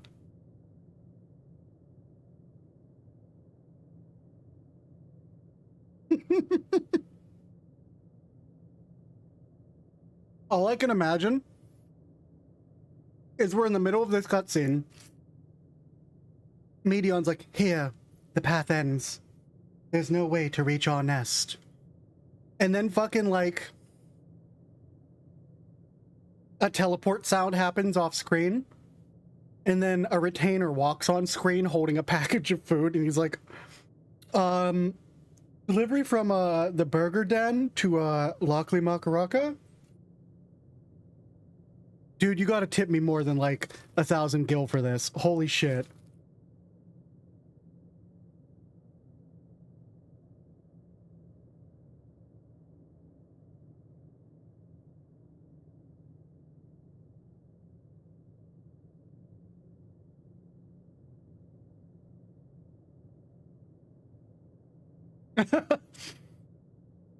An extra adventure token for sure. Listen, as someone who sends stuff out, yeah, let's switch over to just chatting for a sec. While I eat, we'll talk. As someone who consistently sends out ventures as much as I can, like I have made, I'm not even joking, at least 30 million gil from quick ventures alone, just quick ventures, because of the random bullshit that they bring back from everywhere. Sometimes it's literally one ice crystal. You're correct, Evian. But sometimes it's like the rarest mount in the game. And sometimes it's like just the most crazy shit. Oh, you brought me back a shirt that literally will give me 1 million gil when I sell it. Cool. Where'd you get this? The answer is, ventures are the most powerful force in the universe. And it's my headcanon that Lockely is a retainer, so he is literally on the world's worst venture, and that's how we're gonna get up to the nest, is we're on a venture. You can't stop us. You can't stop us. We're on a venture. I gotta get up there for a quick exploration for some reason.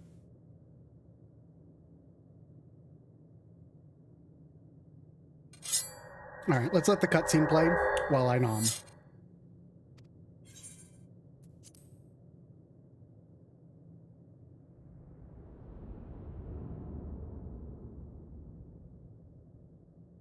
I told you.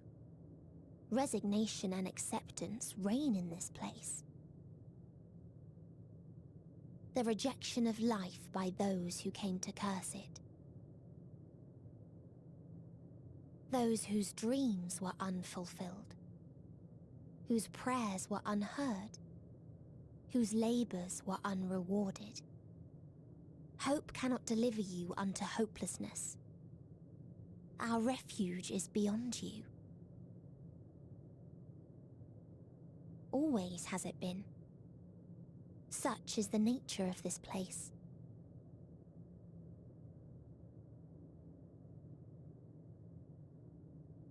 You should have remained on Atheris.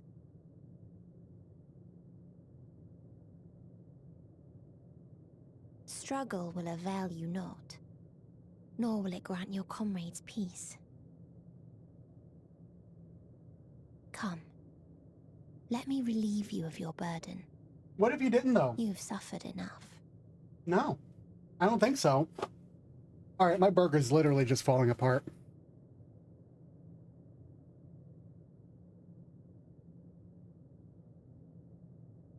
Asm's magic. So long as our souls remain, you can use it to summon us back. But you mustn't. How do we make peace with... That's why it's too soon for this to end. There are so many people in the world. You must triumph. Drink of calamity, drown in... Be safe, all of you, and come back. Oh, it was all worth I am ever grateful. I came to appreciate most about our stars that there remains so much we do not know. After all these years, Is this the answer I was hoping for? So long as we remember, our fates remain ours to shape. and Godspeed. Perhaps when our time comes to return to the star, we shall remember these few days we have lost. Do not squander it. The legacy I leave you. Oh shit, is it Emmett time? Is it actually Emmett time?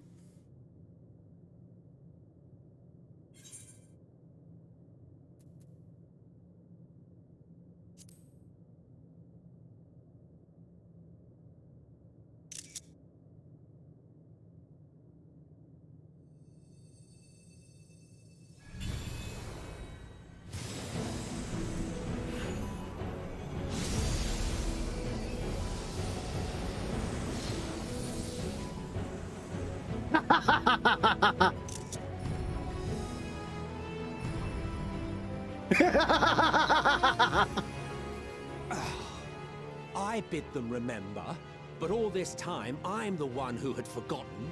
A right fool you've made of me, Hermes. And to add insult to injury, I've been denied a sound rest, forced to watch this clamorous show. Yes! Oh, come now. It's been a gripping tale. Unbreakable bonds and noble sacrifice, sprinkled with moments of levity to counterbalance the pathos. It's got it all. Oh my god. Shut up, Hitlo. I, for one, would have been perfectly content to watch Enraptured from the stalls.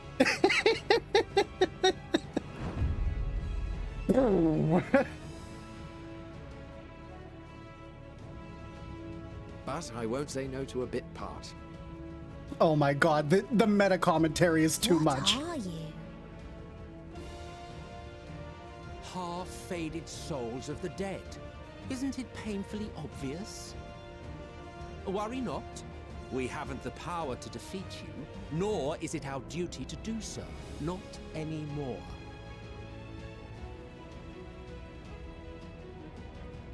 That being said, we do have a score to settle. So here I am, Vinar. I suppose you needed me to tie it all together, these frayed threads of our history.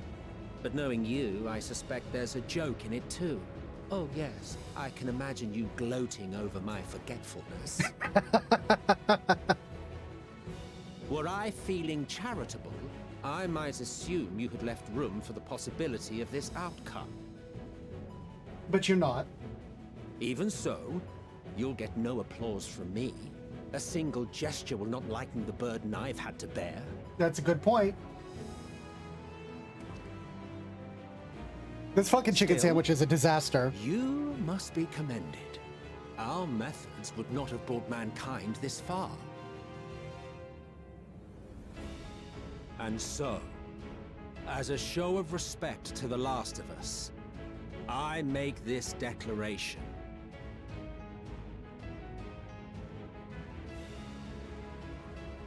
You will not end our journey. That is our answer. The answer of all lives of Aetheris, past and present. It's supposed to have barbecue sauce on it too, but it doesn't.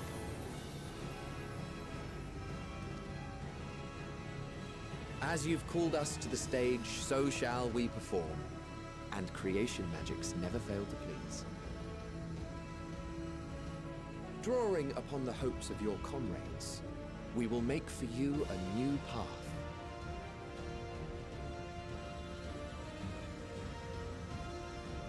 What form said path takes depends on you. So focus. Focus and envision that which rejects the claim that you cannot attain your goal. Give me a motherfucking jetpack!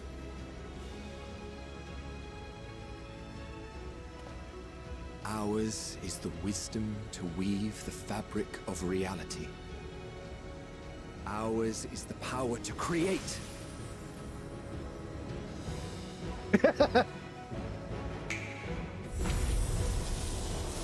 Oh. Oh.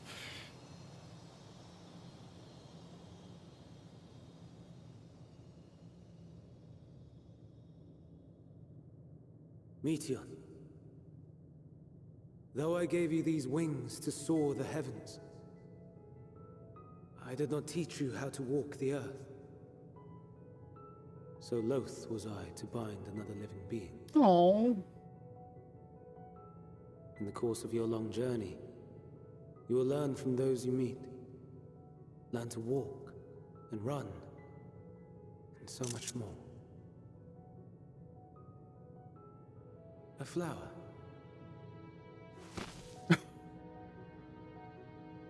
Yes. Upon your return, I will gift you a beautiful flower.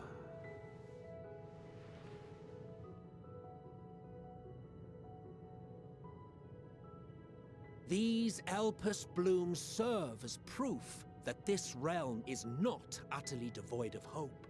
No more can you deny its power.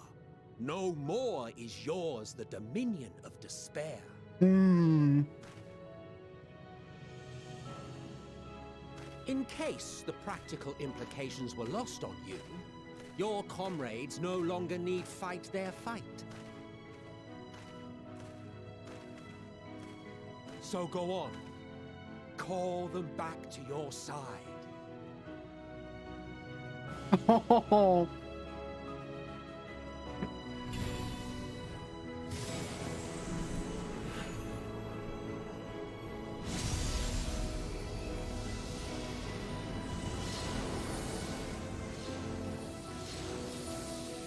I fucking knew it! I called it!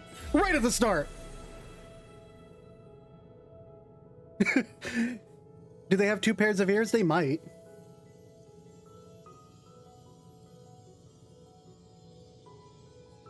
May you ever walk in the light.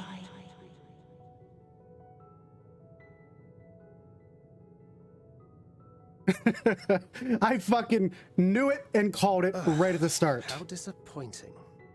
Not even a single scar in the making to brag about. You'll find a way regardless. Honestly, this is far more than any of us could have hoped for. Let us be thankful. Indeed. That we thus stand reunited is a gift. Let us not squander it, and see that we all return to Aetheris. Aye. As soon as we've averted the final days. Good to see you again. Our heroic sacrifice paid off, I take it. Uh-huh. Come, my friends. Let us carry on and finish it. Together. I mean, I'll take a field of Elpis ladders, but I would have also been happy with the jetpack. Having my friends back too is also very good.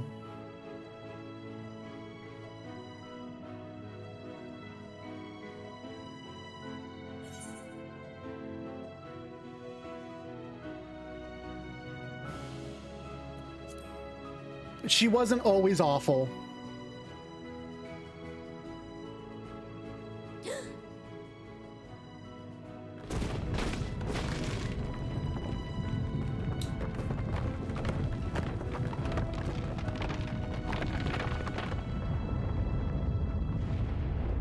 And it wasn't really her fault either. It was Hermes' fault. He gave her Great Depression.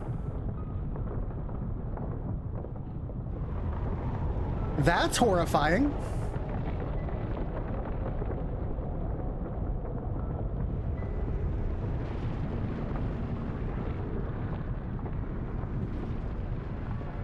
Took a perfectly good bird and gave it anxiety. Yes, exactly. That's the meme I was going for. Can you hear me? The voice is within, crying in pain, wailing in sorrow, hurting. I mean, that's... Listen, Grey Crusade. Silence it! Silence our song of oblivion! That's just a mood for our entire generation.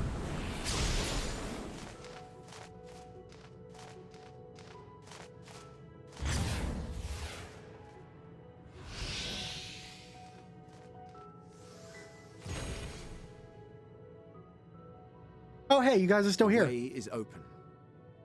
They can proceed. Hi, guys.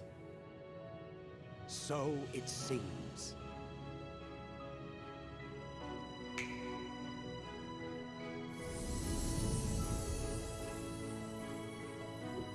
Well, time to go back to sleeping. You're leaving? It's not our job. Of course.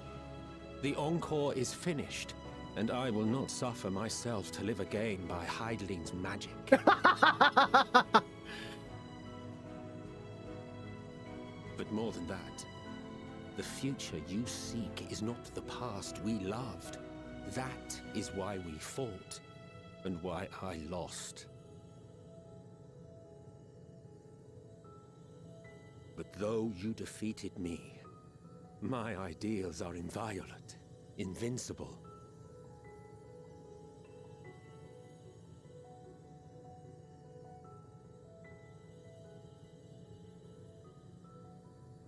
Spare me your pity. I have no use for it. If you would do something for me, save our star. See this tale to a triumphant conclusion, and with elation in your hearts, bid the final curtain fall. Only then may it rise again, and a new tale begin, with new parts for all to play.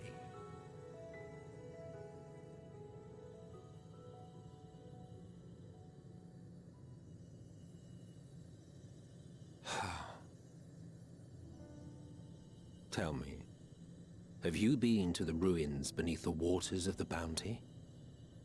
The Bounty? Or the treasure islands beyond the frozen waters of Blind Frost in Offerd's north? The fabled golden cities of the New World, Oh, the okay. sacred sites of the forgotten people of the South Sea Isles. What about Mericidia, the southern continent? Do you know aught of its present state of affairs? I thought not. Even of your little Eorzea, you know precious little. The true identities of the 12, for instance. It's the convocation. It's the convocation. All of which is to say, expand your horizons, go forth and seek discovery.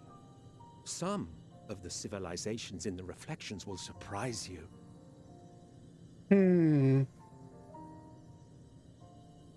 As the bearer of Azem's crystal, you may consider your duty to see at least that much. Thank you so much for the bits, Blue Dragon. Thank you. I appreciate the love. You did. Oh. Wow. Here's some bits. I Love pray we stream. meet again. If not in this life, then perhaps another. Whensoever it should be, I trust it will be a most joyous reunion. His fucking look is like, I thought we were dying and going maybe. I want nothing to do with it. I'm trying to go back to the ethereal sea, dearest.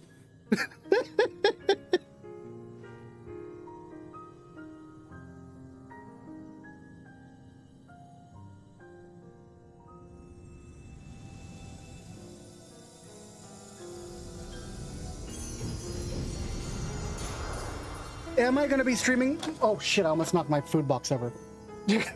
Am I going to be streaming more Final Fantasy after this? Yes and no. I'm going to be doing, because FF14 is one of my hyperfixations. I'm never going to leave it until the game leaves me.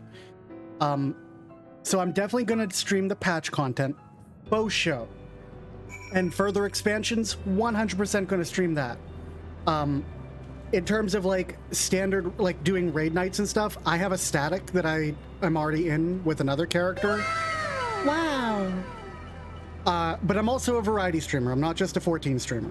So, literally coming up after Endwalker, I already have 2 things planned. Skies of Arcadia, which is my favorite game of all time, and will forever remain my favorite game of all time. This is fucking amazing. This has rocketed up to number 2 on the list. Skies is always going to be my favorite game of all time. It's such an influential game for me. But that's going to be next.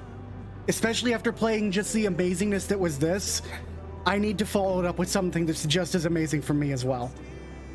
And then we're going to also play, I have a Steampunk week coming up. My community did complete a challenge for us to do a week of Steampunk games. And then after that, who knows what's there? Skies of Arcadia is going to take forever. Steampunk week will probably interrupt Skies of Arcadia somewhere in the middle because it's going to be a long stream. It's going to be a long series of streams. It's another massive JRPG, so. Skies of Lockady. So we're definitely, like, we will be back with more 14, 100%. I'm also going to continue to play 14. That's not going to go anywhere. So, you know, happy to run stuff with people. But I will stream story patches and stuff.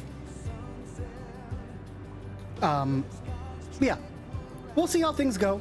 This has been an amazing experience, and I'm looking forward to seeing how it closes out here. Oh, this music's so good. I do love how Emmett's like, I just want to go lay back in the ethereal sea, so if you could please, just please, fucking beat them so I can do that. Thanks. No need to explain. I have a rough idea what happened while I was gone. Strange feeling, as though I was struggling in a pitch-black sea. Powerful tide was trying to wash me every way, one that churned with hatred and envy for life. It's all I could do to swim against it. Then suddenly I was here. It felt long and short at the same time, hazy as in a dream. But through it all, one thing was crystal clear. You fought with all your being to keep our hopes alive. Can't claim I fully understanding the workings of this place, but in that moment, I felt I knew what I needed to do. Felt that it was right time to offer up this life I owe, that I could risk it all on the wager that the rest of you would manage without me. Oh, glad am I to see I was right. I'm coming to you last. Well, I'm coming to Alice last because she has a quest marker.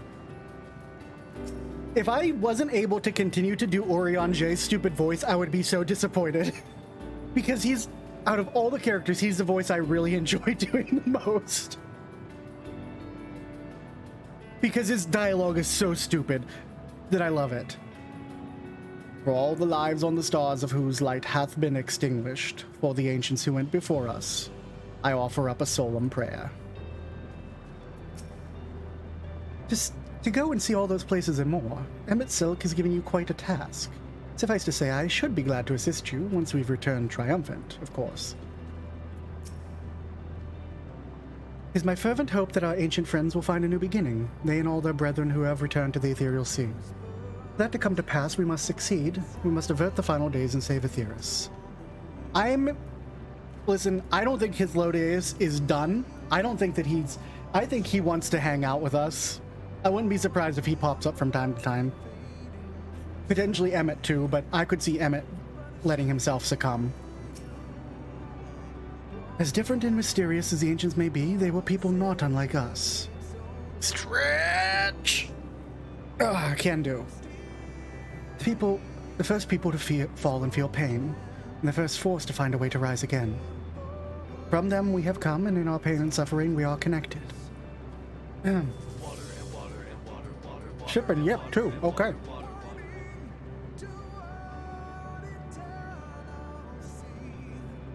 What the fuck is happening on Eorzea, though? Oh, and Charlian. We haven't gotten back to that.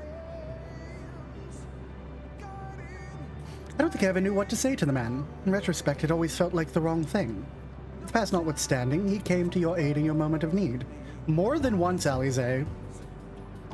We are here, and we will not squander this chance he's given us. See this tale to a triumphant conclusion and bid the final curtain fall. I guarantee the next one's called Endwalker. Yep, we're here. We're fucking here. Let's go. Scions of the Seventh Dawn stand ready for the finale.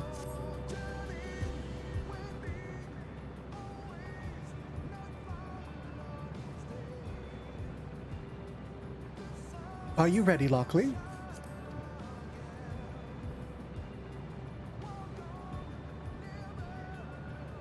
Let us set forth for the reckoning.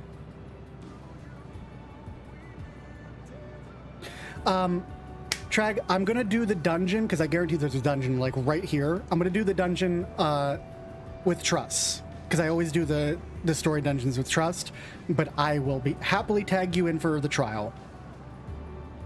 Having come this far, I know everyone's resolve is beyond doubt, so I'll only say this.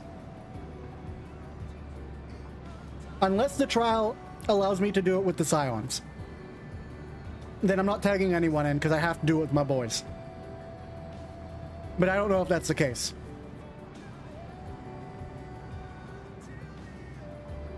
Within that dead sun swirls the emotions that Meteon has hoarded. The emotions of innumerable souls who strove for happiness but failed. As with Innocent's ultimate thought that barred our way, it's not for us to rebuke and admonish. 'Twas not by passing judgment on the tragic legacies of others that we arrived at this moment. Rather, it was by opening our hearts to the despair, by understanding and acknowledging their fates while still refusing to share in them ourselves, to hold fast to hope, not in ignorance or by choice. Should you struggle to do so, I'm here to help, as you have all helped me.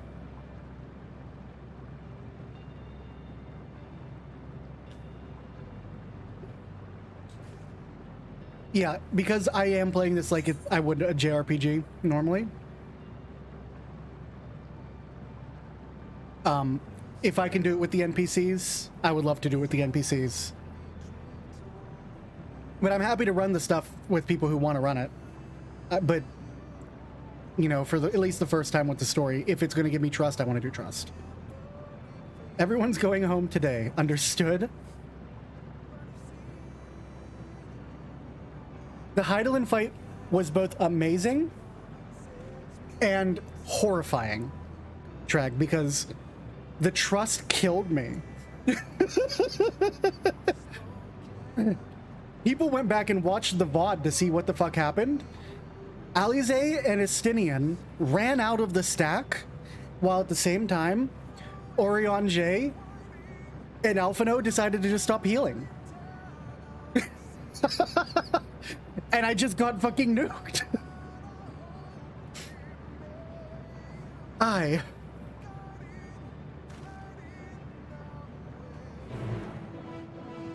gonna finish my sandwich as we unlock the dead ends.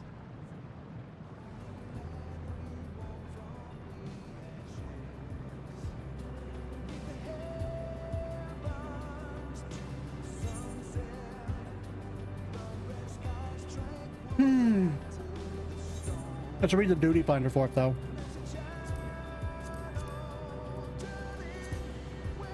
Here, at the edge of the universe, awaits as many stories as there are stars in its sea, of rises and falls, of beginnings and ends, of a little bird who left home with hope, yet nested in sorrow. Hearken unto these tales to be told. Oh, this is gonna be...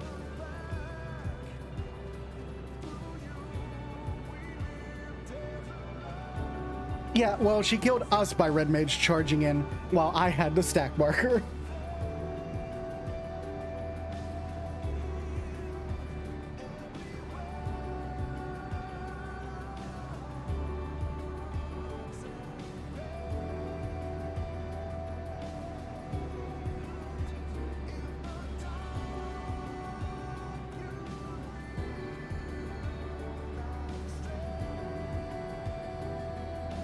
I can't believe it happened.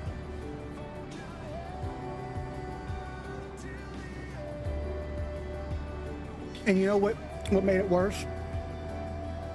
I was under 10% on the fight, and that's a long fight, especially with trust.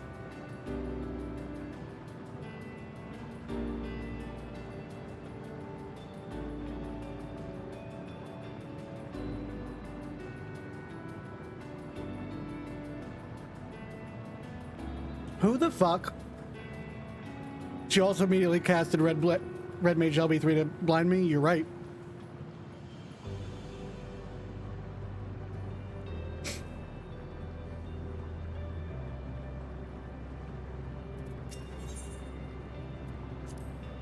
Just so you know, Lockely, I won't try to keep up with you in the coming battle. Thank you so much for the follow that one Foxo. Very much appreciate it. Welcome in. No, I mean to surpass you. If there's anyone who'll need to keep up, it's Estinian. I'm not joking. Both Alphino and I have worked hard and come far. It's time we set our sights higher. Better watch out or else you'll find yourself in my wake. Listen, Alize, you've already proved that to me. You don't need to go any further, okay? You got me killed.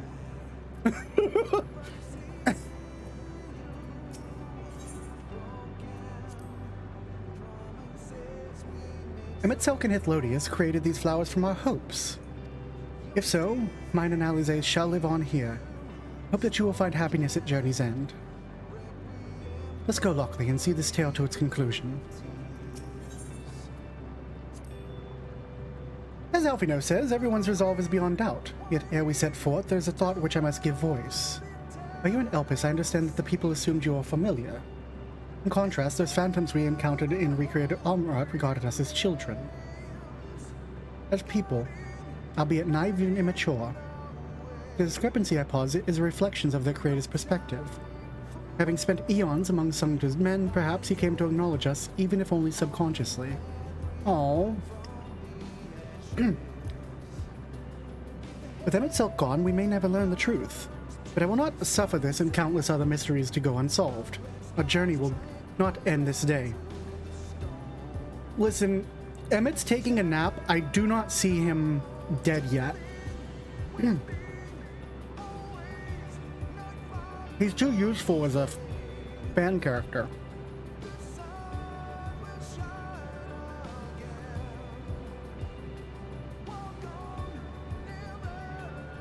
I have to imagine he's just, he's just chilling, watching us, because he wants to see how this ends, for one. And two, he's too prideful to just let himself pop. He's not done yet. He might be, but... Sorry. There's something in the back of my throat.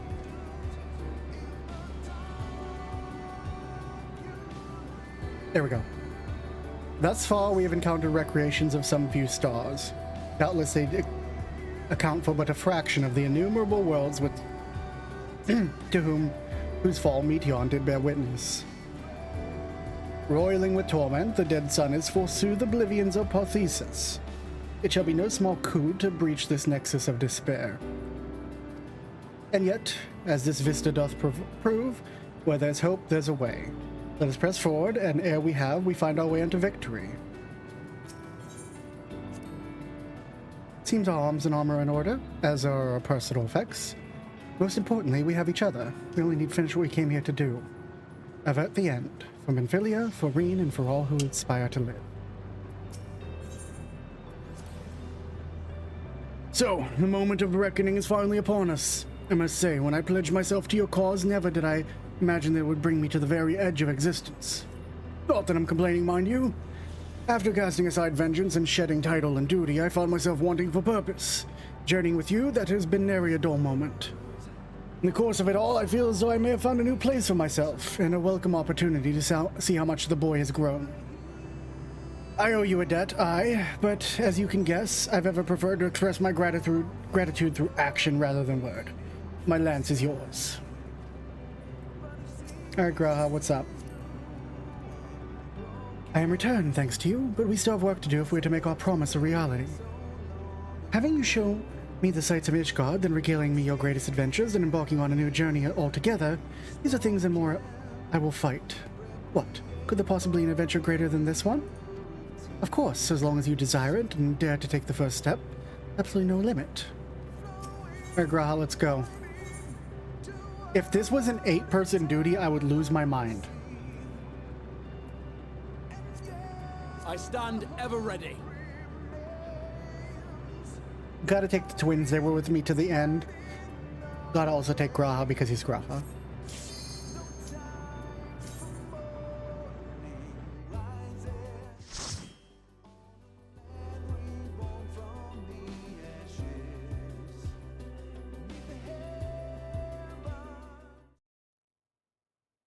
So you are finally here, in this place between death and rebirth, where life knows no dawn. Well, the dawn is here. Follow me down into the darkest depths of despair.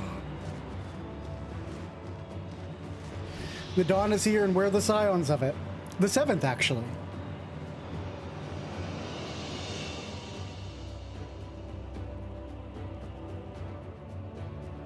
Ooh.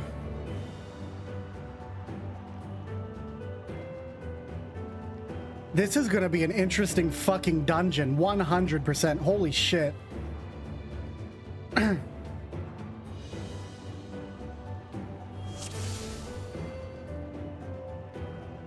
Once upon a time, there was a beautiful blue star. Nightmare. That fell to pestilence and rotted inside and out. The more its people clung to life, the more they suffered. These are, fishmen.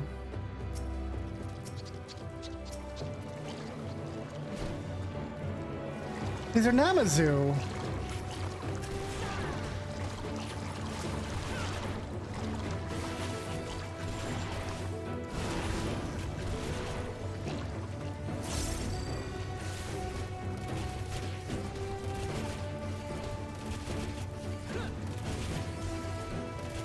I have you now.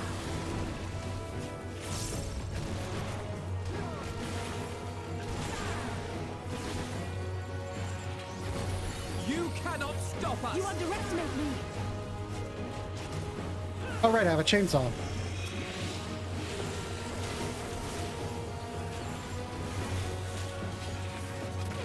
You cannot Hold stop still. us!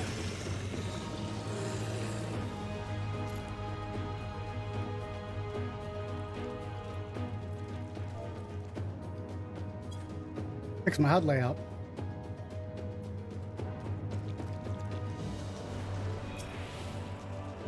Why do you ask such a question? Do you not see the plague and pestilence that consumes us?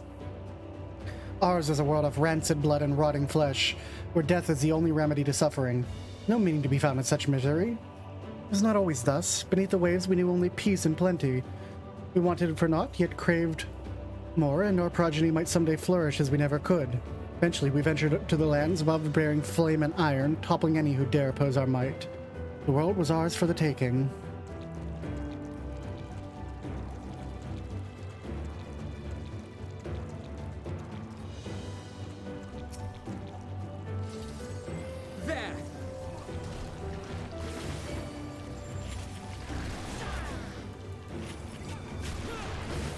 This is pretty crazy. These dripping balls of despair. They have a gravity of themselves, too. And I have not failed to notice that the sky looks like your hand does if you shine a light through it in the dark. Like capillaries and nerve endings. Meatballs with extra despair, please. That thing said kill me.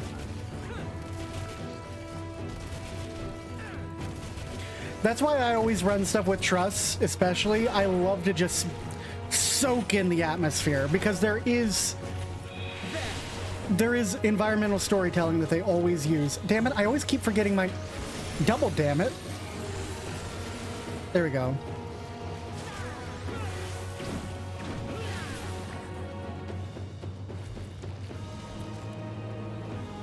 Like, Meteon's over there, but I want to pop over here just to see, is there anything? What is this debuff? Oh, that's just really high damage. Okay. Double drill!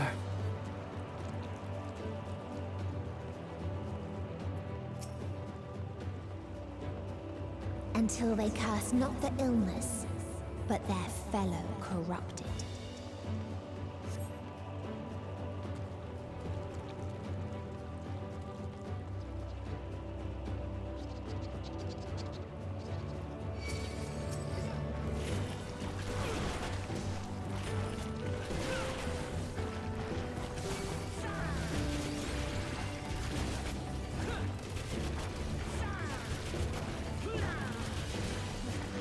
And bioblast that, and then rip and tear. Actually, that guy said to use a flamethrower, and I think that I'm good for that. Allow me. I think I'm happy to use a flamethrower.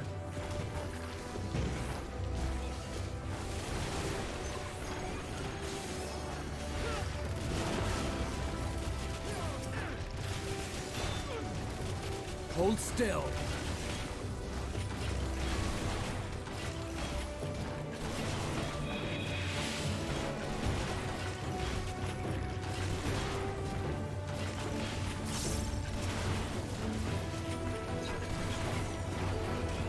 God, I love the robot having a secondary finisher.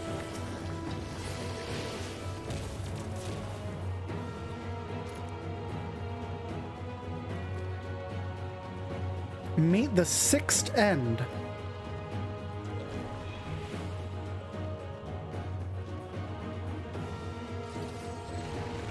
The Sixth End, huh?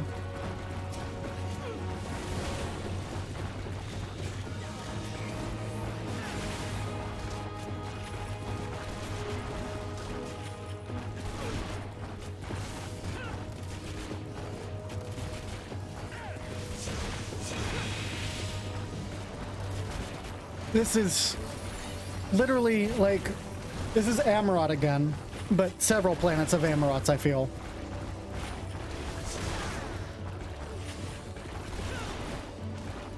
Allow me.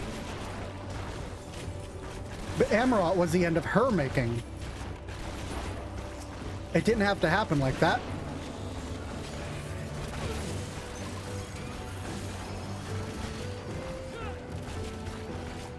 Oh, I mean, this is very much Amarot, but in other worlds' final days.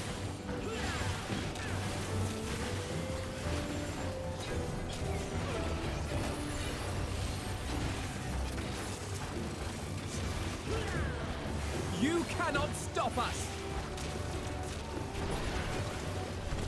Sorry to hear that, Dana.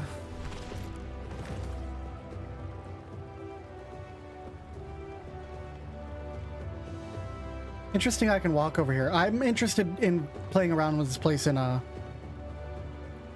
explorer mode. This world is not the boundless paradise we were promised. Our population quickly outstripped the habitable land, while seas we thought would shine forever blue ran dry, spoiled in the forging the tools of conquest. Cramped homes turned to squalor, and then came the sickness. Our undoing, and the final blessing this star has to offer. We're no longer full fools we once were. Wheresoever life goes, death will follow. Indeed, existence is but the most painful path unto nothingness, and the wise will embrace their obliteration wholeheartedly.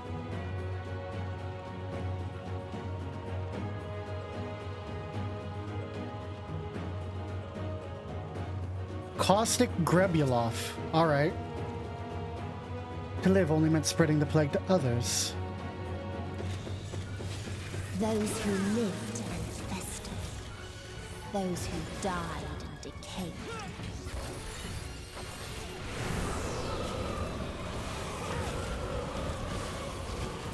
You cannot stop us.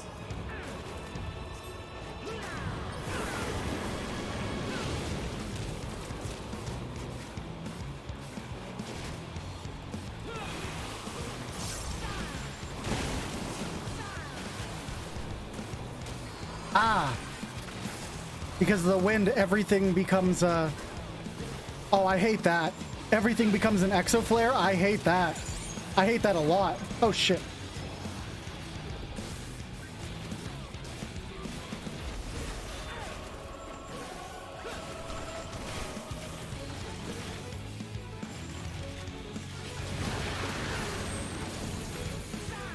Doritos!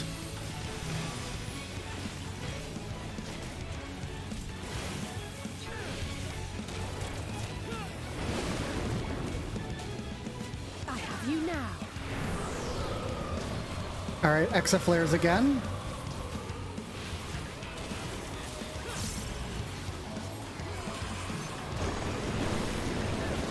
You underestimate me. Oh, that's mean.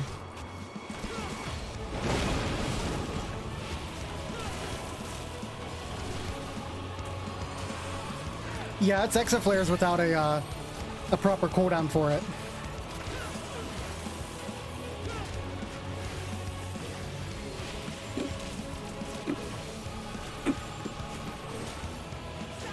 That's a tank buster, and I don't want to be behind him.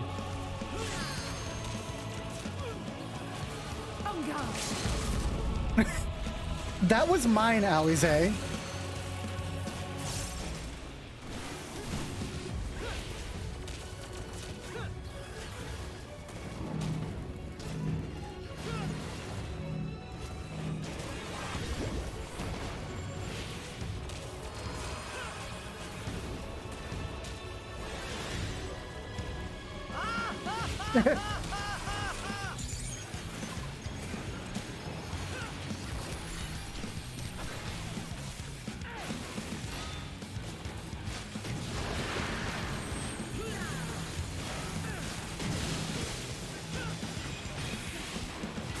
I love how that mechanic is basically hug your friends. Tell them you love them. Would that this were not merely a memory.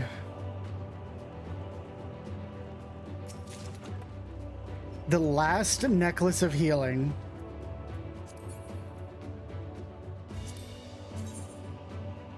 Well, I can't see it because of my outfit. That's actually a really neatly detailed necklace.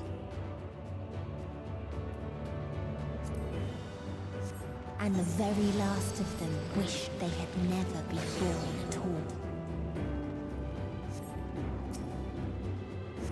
Meet the eighth end.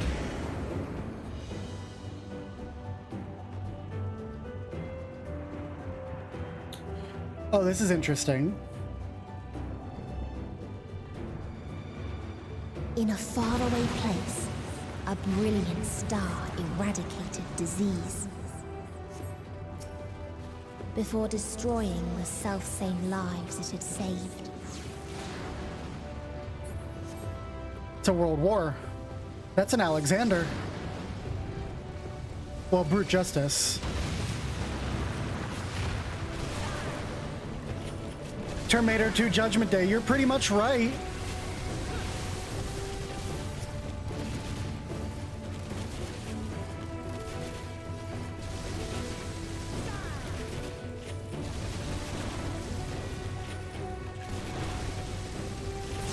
Hi, Bozia. Kind of.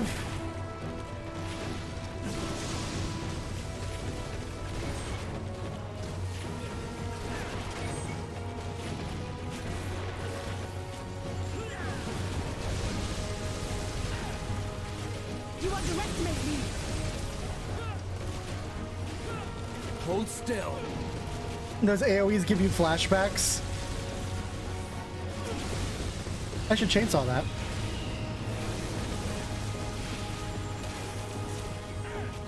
The weather is inevitability. There's fucking intercontinental ballistic missiles flying through the air and shit.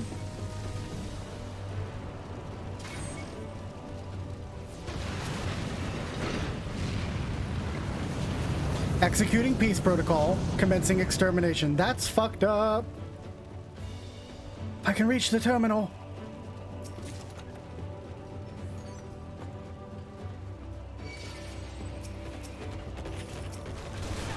Good luck, my man.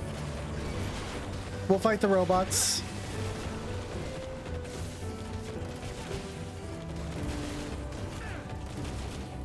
You cannot stop us.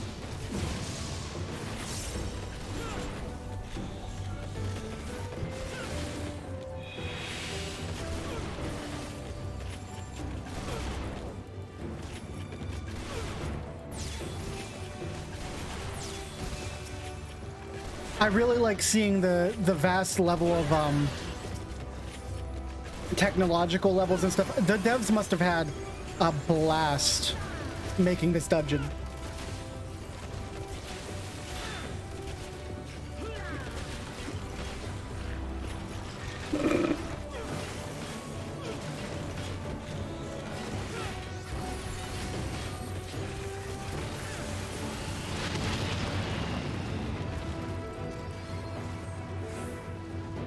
Its people sought ever greater freedoms no matter the cost. Oh my goodness.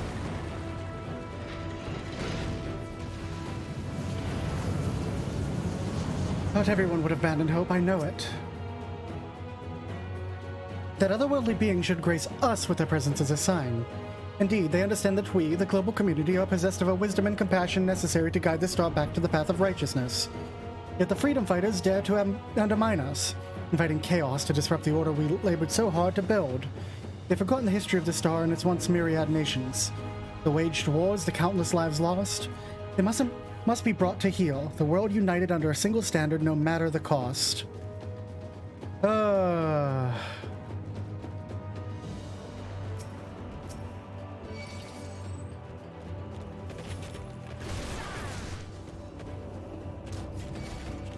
That looked like a nuke off in the distance.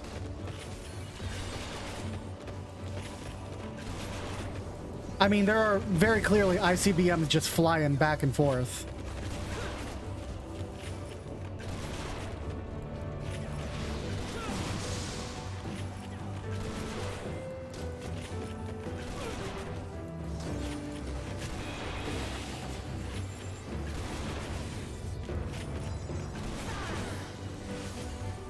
Sorry, I'm like taking in the ambience, trying to like look at what's going on, and I'm not doing my rotation properly.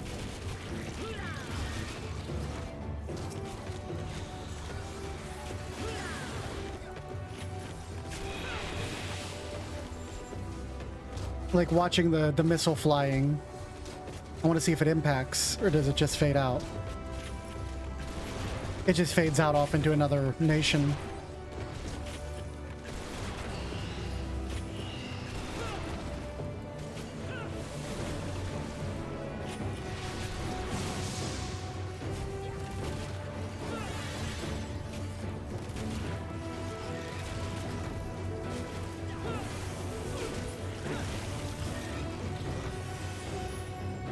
They tried to buy peace with fire and steel. That was a missile launch right there.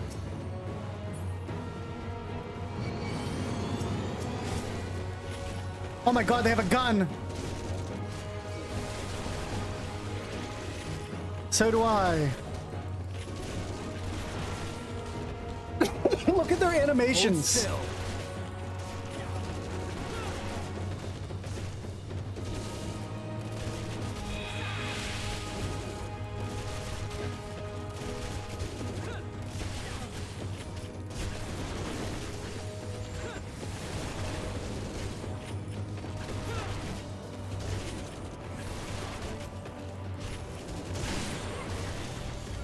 But do they have chainsaw?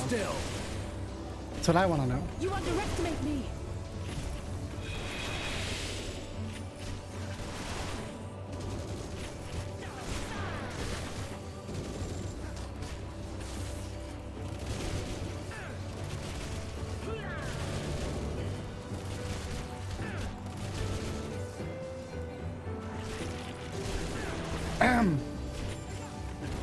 We have them now. You have nothing.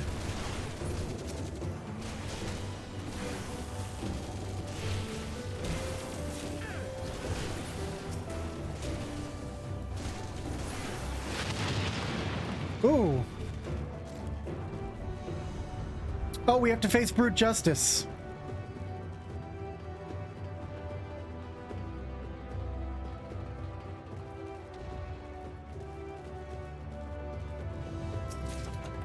The last bracelet of healing.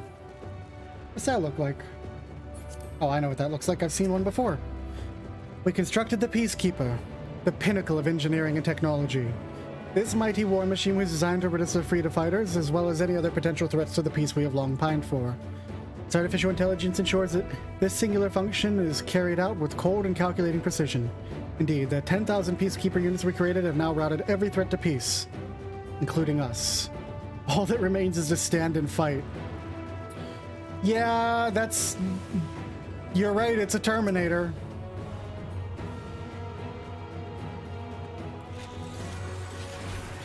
Resuming peace protocol. All life forms must be eliminated to achieve peace in perpetuity. Oops.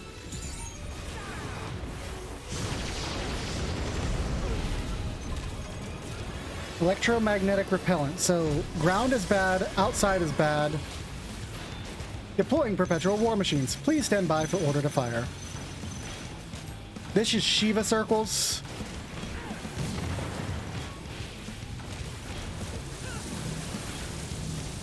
It's not Shiva circles. It's just lasers.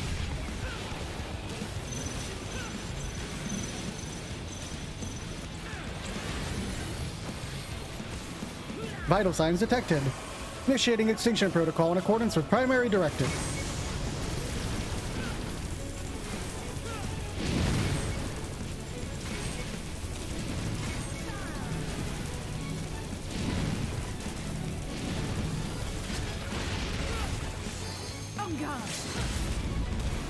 Alize, I swear to God.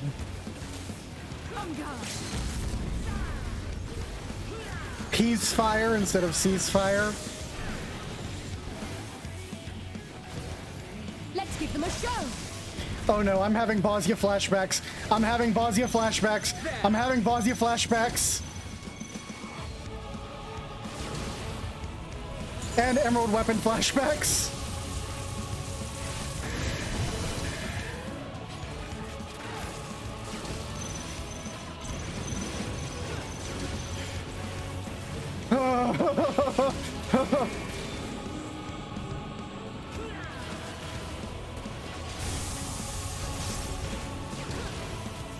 Vigil of the Lost, yes. Thank you. That's the fight I was thinking about.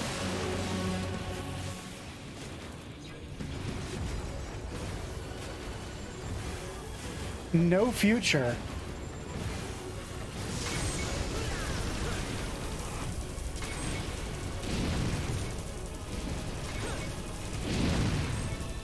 Allow me. Okay, fuck this move. Fuck everything about this move. I'm dead. I'm dead. I'm dead. I'm dead. Oh my god. Intense Vigil of the Lost flashbacks. Oh god, if that's the pattern they're using on dungeon bosses this expansion, what the fuck are they gonna put in the critical engagements of the next Bozia?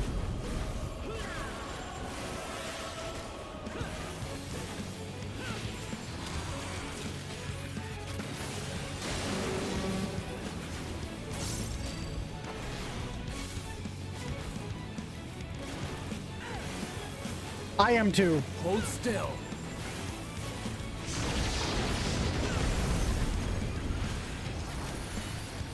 Alphino, heal me, please. Alize, heal me, please. One of you heal me, please. I'm scared.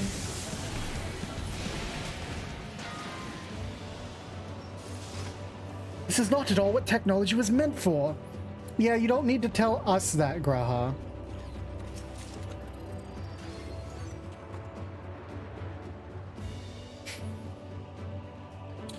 Oh, fuck. And when one asked, what is the point? There were none left to answer.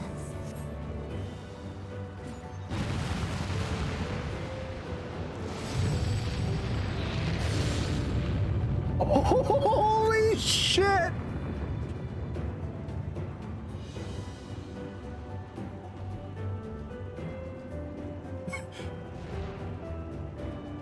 Good job, dude.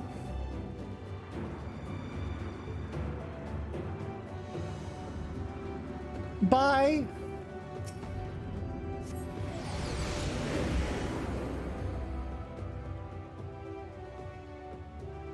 Oh.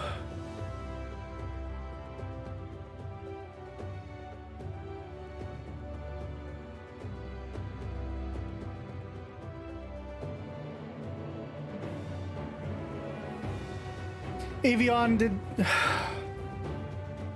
mutually restored destruction.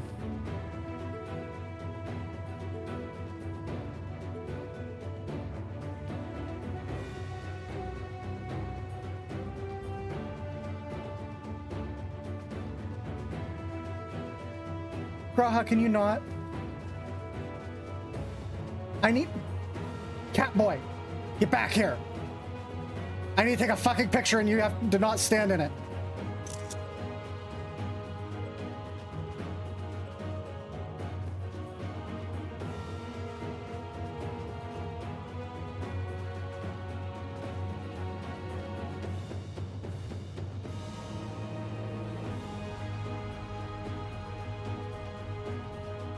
Farther still existed a star without strife.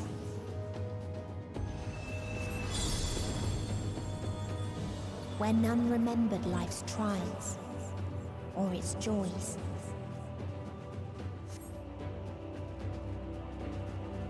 Huh.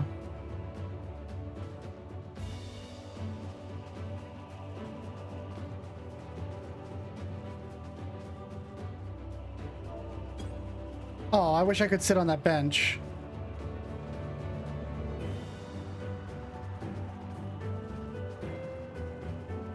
God, this is so fucking beautiful.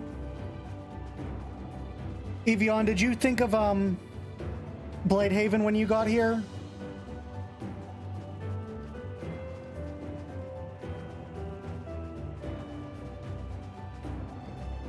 Because that's the first thing I saw.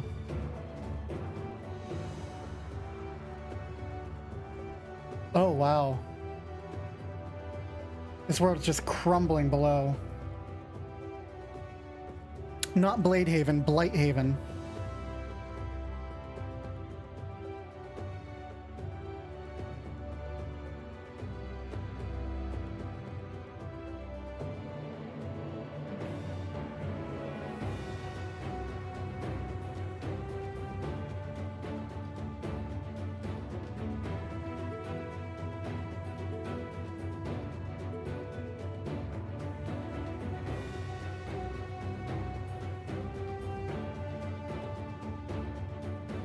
For people wondering what the hell I'm talking about, let's pull up my browser again.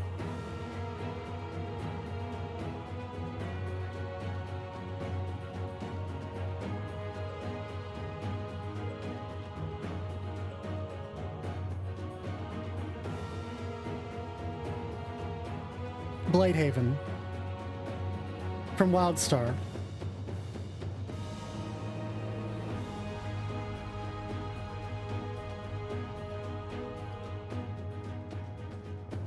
I had half a mind to put on the music, actually.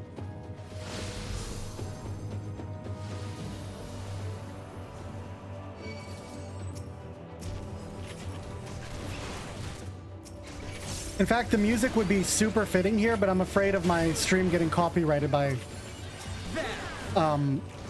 NCSoft because they're dicks.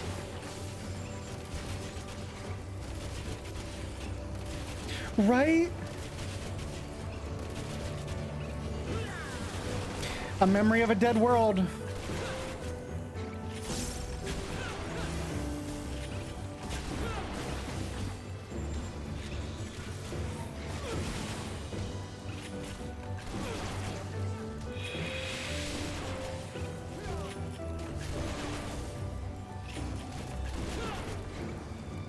You underestimate me.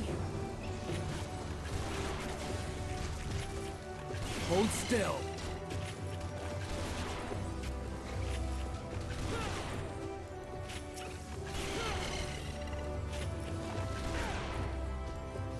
Allow me.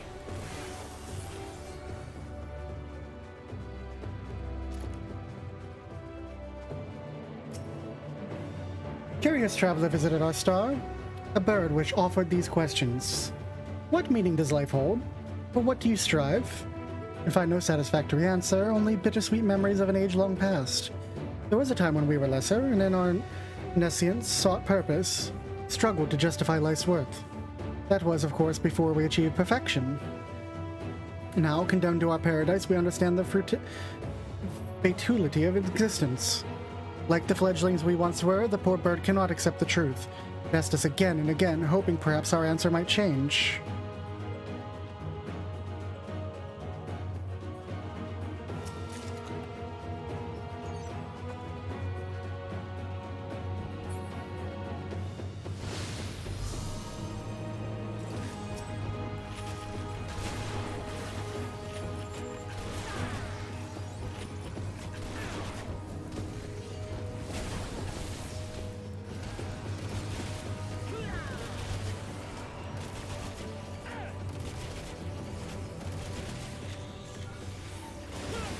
Free on golden chainsaw wings. That's what you are.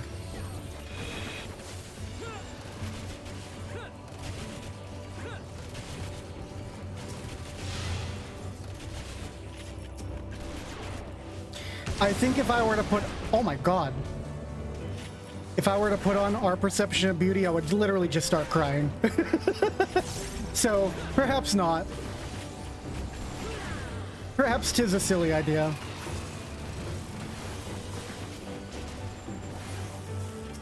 Might load up the emulator after this, though.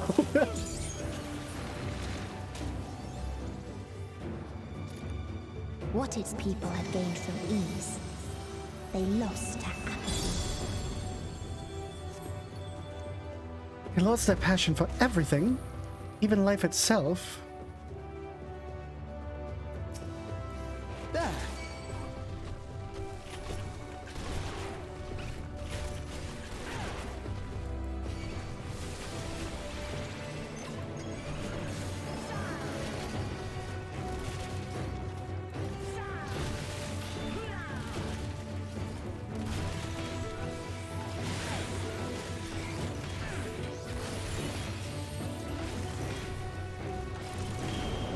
Oh, you bastard! How fucking dare you?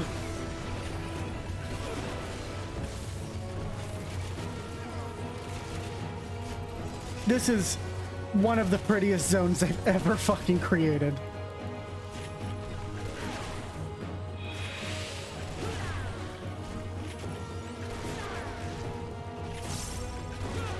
Hold still.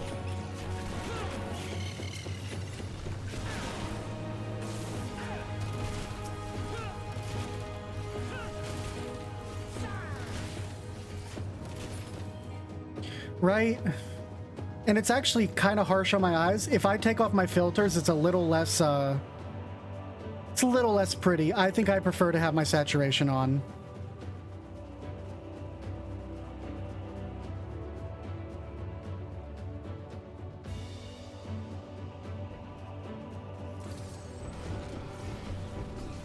You guys have fun over there. I'm gonna open this. Damn it. I was hoping for a piece of gear. The time when we yearned to explore the heavens, found purpose in the hope of unveiling life's mysteries. A dream shattered when we reached enlightenment and found it empty. The time when we believed in our legacy, thought ourselves marking a worthy path our successes might follow. Efforts rendered futile when we discovered the keys to paradise and immortality. As individuals, we struggle to know what was right, yet in today's perfect unity there is naught left to question. We are infinity constructed by the finite, but no more. Ra-La shall grant us the mercy of annihilation. Why did you cast Prognosis on me? Prognosis... unnecessary.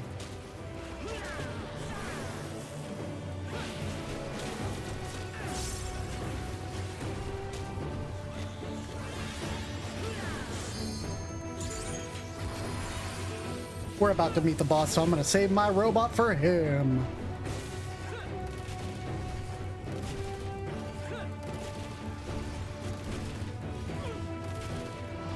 You cannot stop us. I take it that this Ra-La that they're praying to and what are things in a fight is probably a primal, and it's absorbing their essences.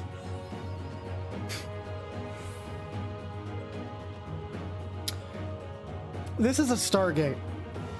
Y'all, this is a Stargate.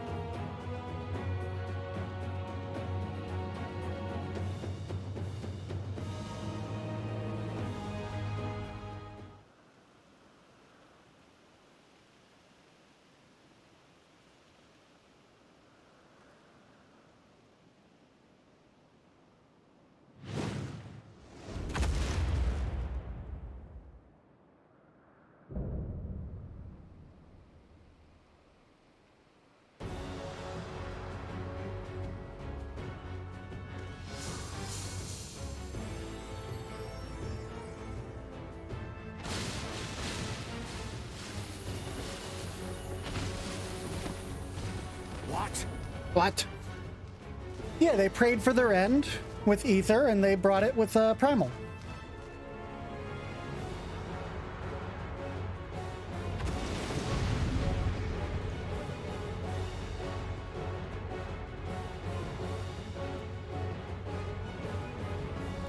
The World Tree, huh? So they created the kindest, most gentle of beasts.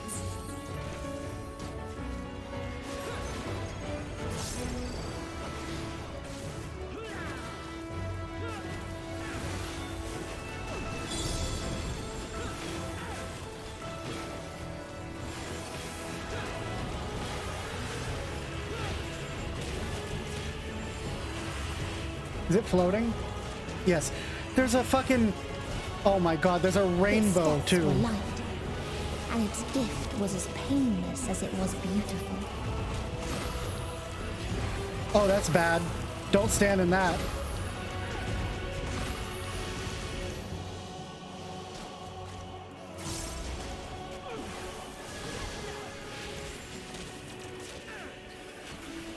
Something special for you.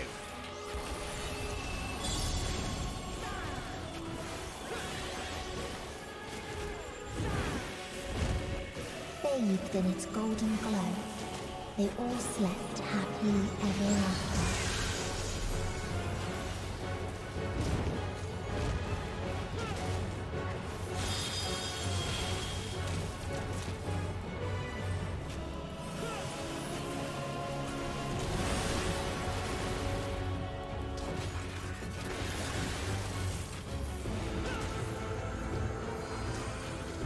Oh shit, I know it's exactly what's happening. Underestimate me.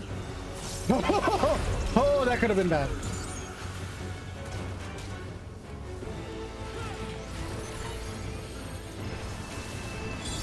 It's just so fucking bright. I have you now.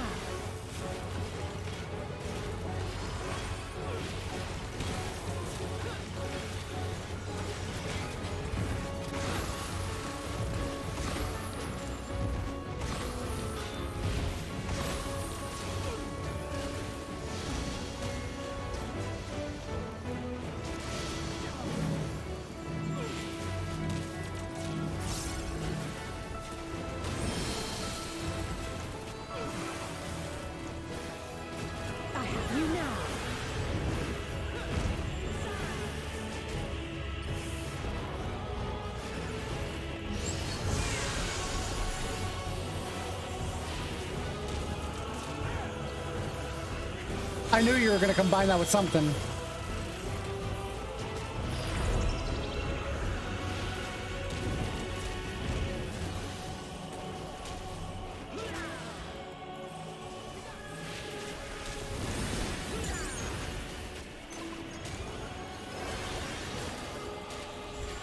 Drill!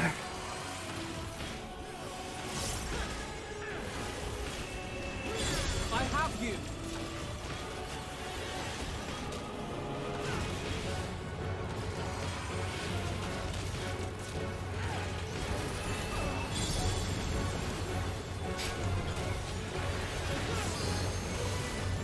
Oh, get the fuck away from him. You cannot stop us.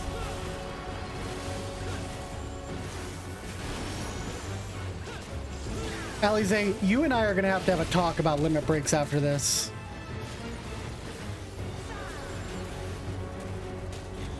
Have you not heard about finishing a thing off with a limit break?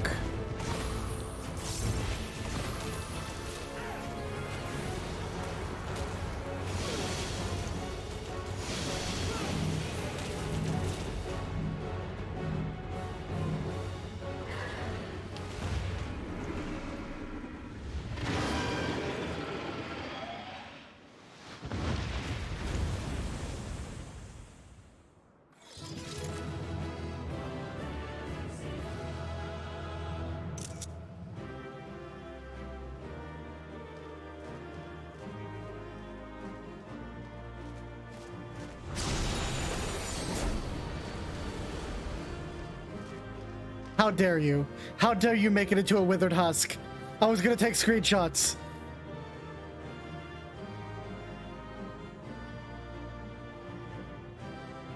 At least we have an idea of what drives her. Oh my god. Y'all talked at the same time. No stranger to despair, but I would otherwise not be here without you.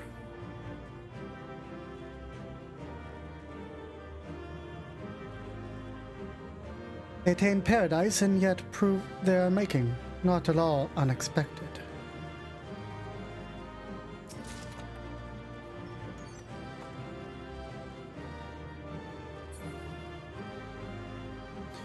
A great dread nigh beyond the description yet hangeth in the air.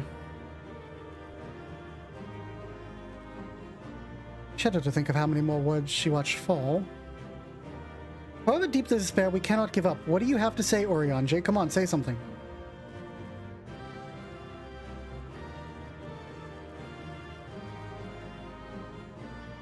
I know what they did. They darkened it because it was very... Not only because it was thematically appropriate, but also because it was very trying on people's eyes. Look how fucking pretty that is, though, yo.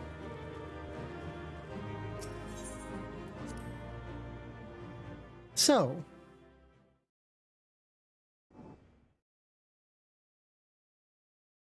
Return to your mortal coil, and try to hang on to it this time. Yeah, I saw that as well. She started out super blue. Your determination defies all reason. The souls within me writhe and recoil in your presence. What must I do? What pain must I visit upon you to make you surrender to despair? You won't. No one is unbreakable. What pains one may weather may bring another to tears. But therein lies our strength.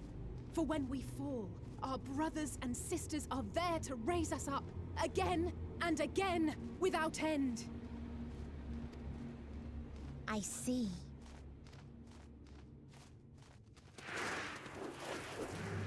But no matter how much hope exists, ever will there be more despair. Oh shit, it's Alfred Hitchcock's The Birds. Ever will the living cast the present and renounce the future. So shall we sing until life ceases to be. Hermes, how many of these did you make?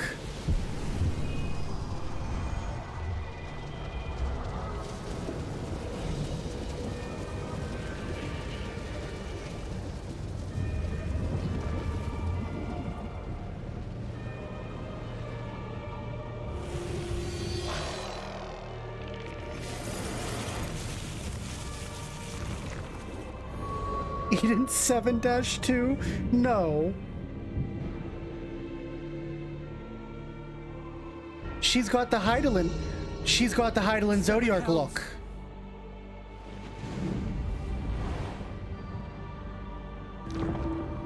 On your guard.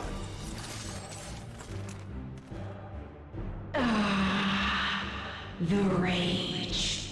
It rises. Rises. Oh my goodness.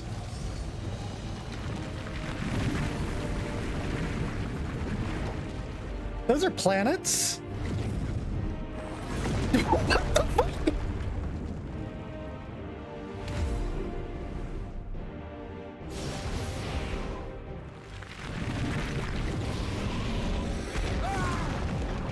What the fuck?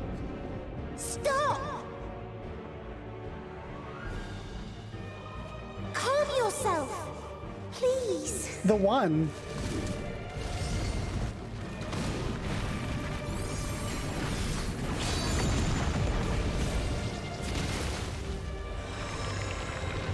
Holy shit! We die in pain. We die in suffering. Who are you to live? Who are you to hope? Hold on, my friends. Oriange, watch out! Sage Cage! Ultimate!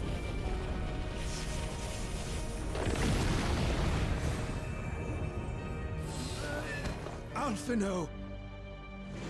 We cannot comprehend. We cannot know. We cannot know! Ah.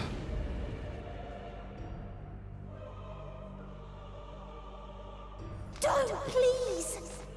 Don't do this to them! To yourself! Just one good strike.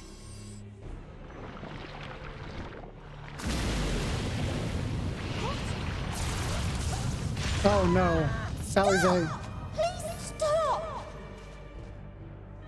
We will not suffer alone.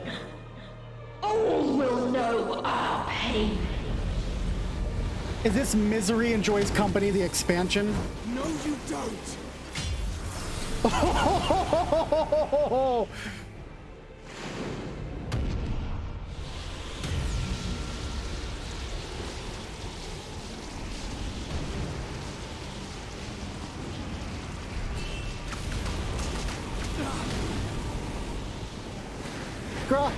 Oh, everybody's getting swept away. All right. All awash in ice, a frozen waste, forever silent. Oh my goodness.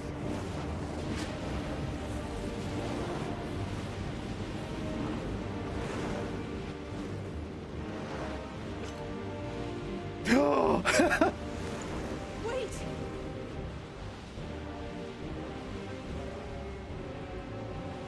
Don't you worry. Don't!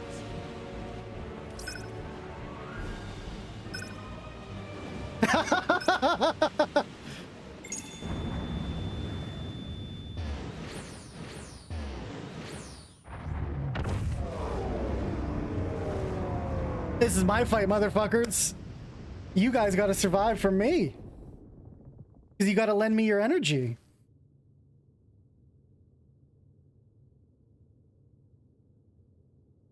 You gifted them escape and rendered yourself powerless. I'm not powerless. Bereft of the synergy you claim is your strength. Unless you need to call upon the dead once more. I'm not alone. I've got all their hopes and dreams with me. Defiant to the last. But you will be one with us ere long. You will be battered and torn and made to crawl. You will weep and wail and curse your impotence. Curse your life as it fades. As we did. As we died. Such pain and sorrow we felt. Such anguish and rage. We tried. We tried. But it was no use. Only when we surrendered did we find release. Only when we embraced death. So join us in despair and embrace yours. The only thing you embraced was despair. You didn't find release of anything.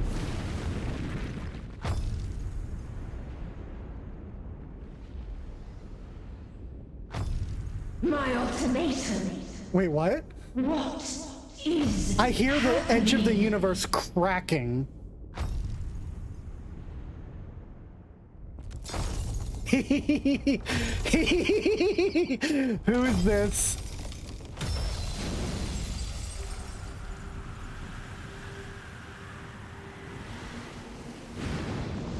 Oh, hello! Oh my god! At the end of everything, I find you, my friend. I sought something you once, as you did in me.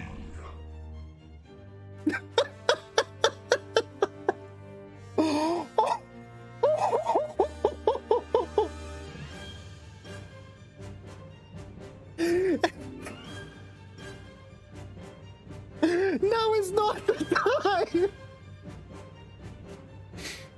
When at last I understood what it was, I journeyed to Oh my Cheyenne to God. seek you out.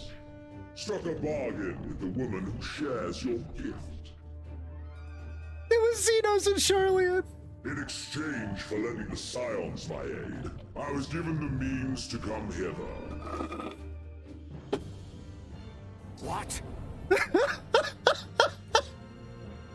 Gorging upon what remained of the Mother Crystal, I reclaimed the form of the dragon.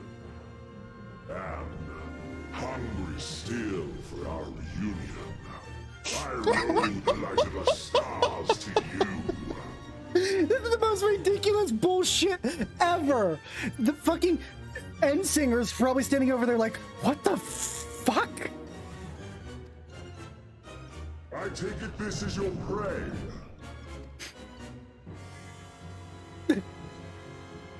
But why does it still live? Surely it is no match for you. Shut the fuck up, Vegeta.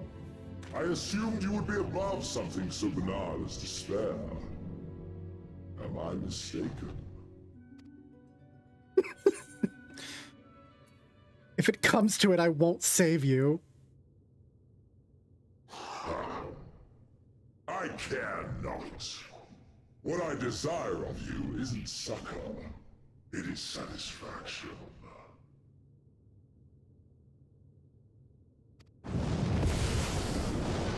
I've been making... So come!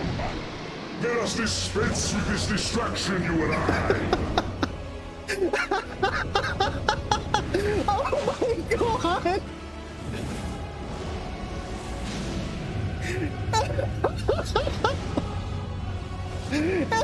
You struggle in vain. You will not silence our song of oblivion. This is so dumb, I love it!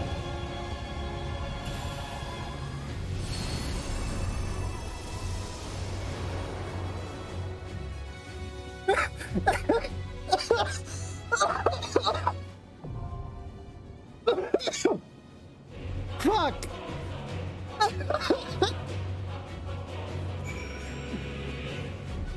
The music just beeps off talking!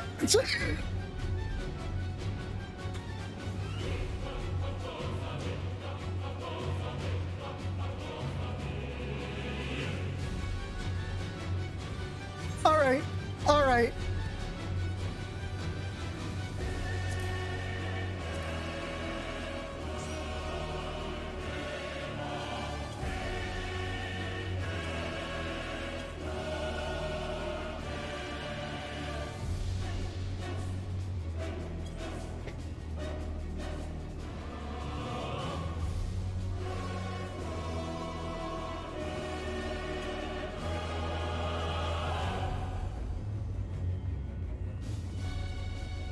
All right, I'll be right back while this bullshit plays. It's all the themes. All right, Zelo, I'm gonna promote you in case Calyx is ready. I need to walk that off for a second. I'll be right the fuck back. Treg, I am happy to have you join us. Whisper Zelo Makari, your name, and he'll get you an invite.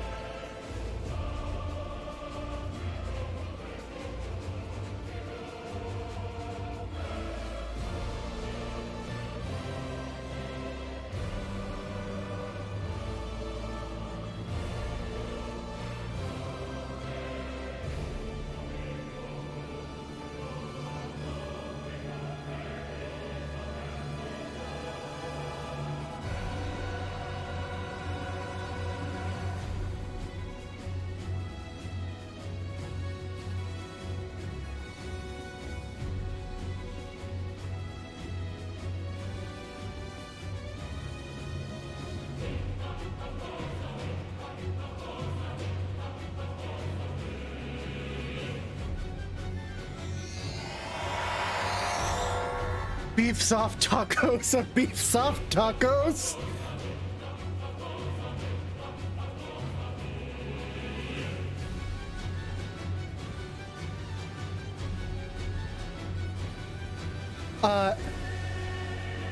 Trag, do you want to join us?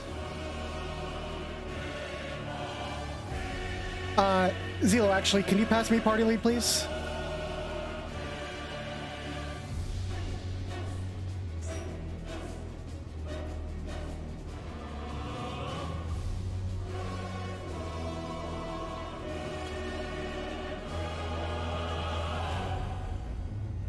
How the hell does invite work on this?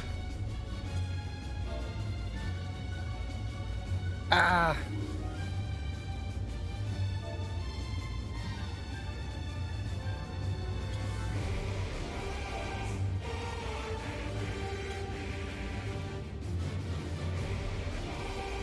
Message could not be sent. Okay, yeah, I'll make a party finder. You're right.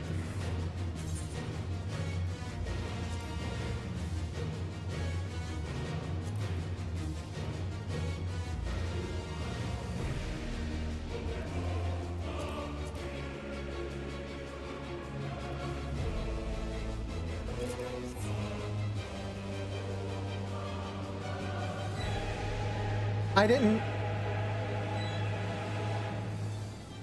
Party Finder has closed due to changes. Oh, god damn it, because it was Crossworld. Okay, hold on.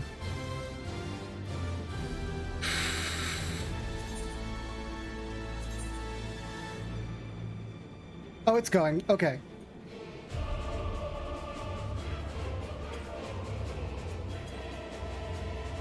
Password is 1234, the same combination as my luggage.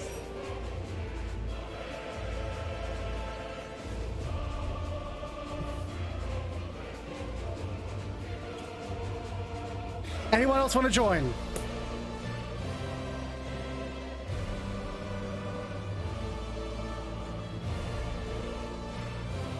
No? All right, let's fucking do it.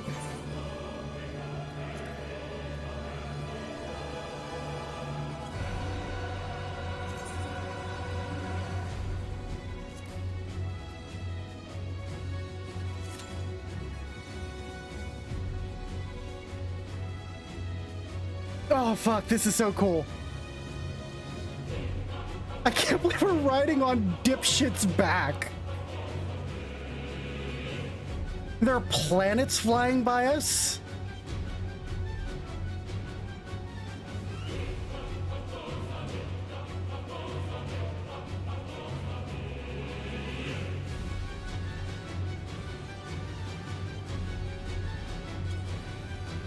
So yeah, that was definitely not on mine either.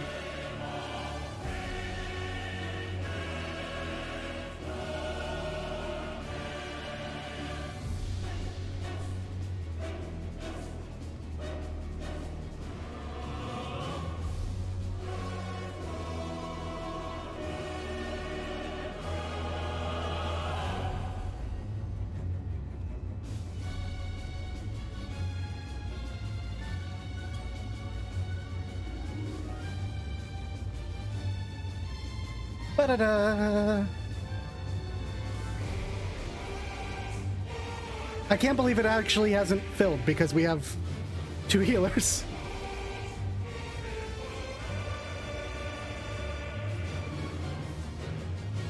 Dun dun dun dun dun. Bum bum bum bum bum bum bum bum bum.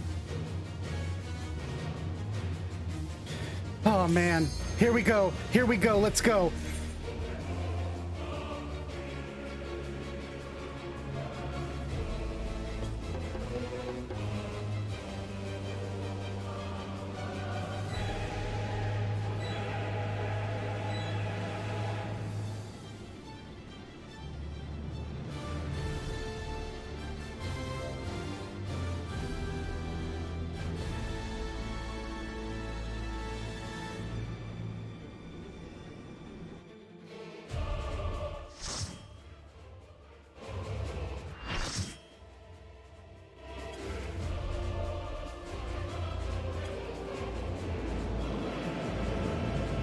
Hi, Maria. Now I understand why you kicked in the door the other night and said, "You motherfuckers get in here, let's go, final trial."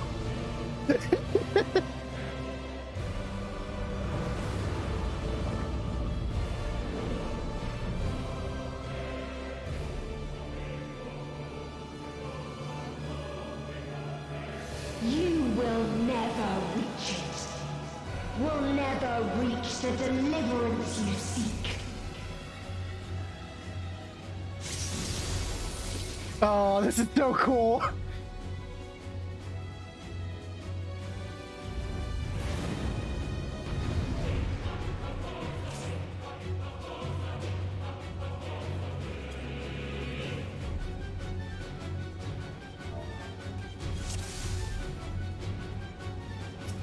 Oh, let's do this.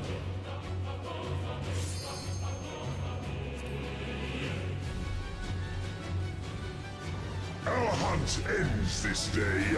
There is nowhere you can flee that we cannot follow.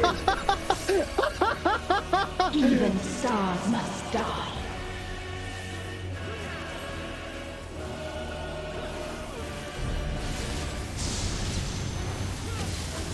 Oh my god. Those are planets. All right. Oh man, I'm getting fucking... Oh no!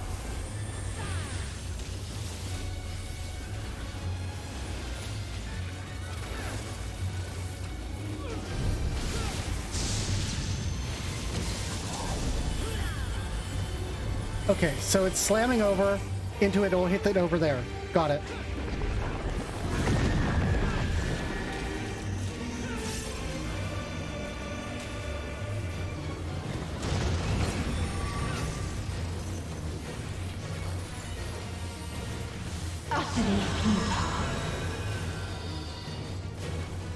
Hi, Titan.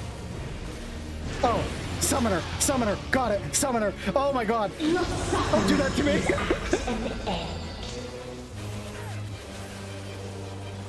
How am I supposed to tell the difference between those attacks?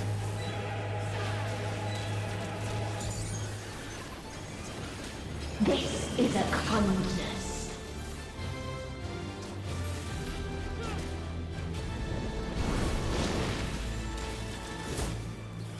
Oh shit, those are Garuda feathers. All of us have known despair.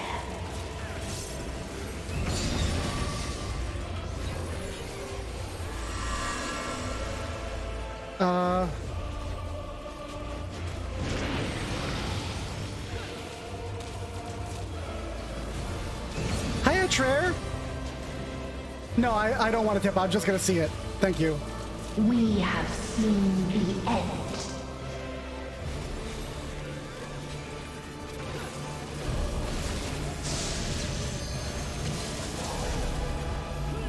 Okay, the fast one's there, which means it's gonna be over here.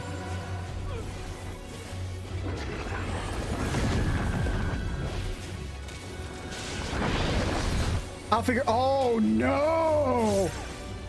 Oh no! The same end. Again and again.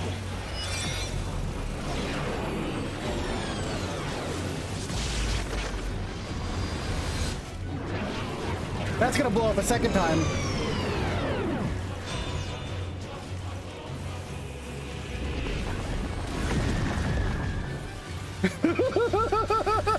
I'm in danger!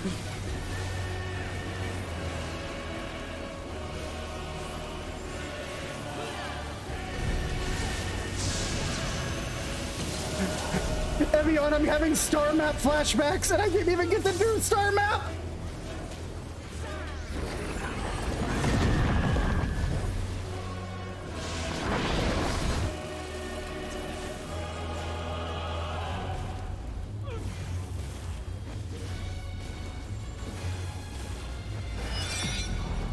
But I got to watch other people do star map.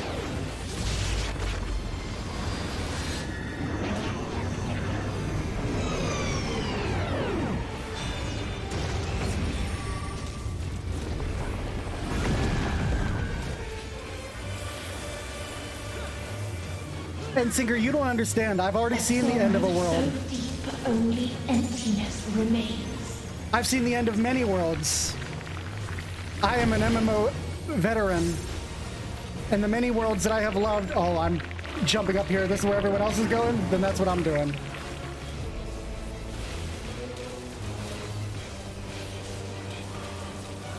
Oh, spreading. Don't like that.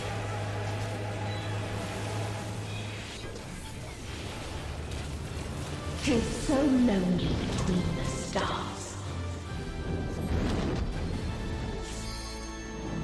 Oh, shit.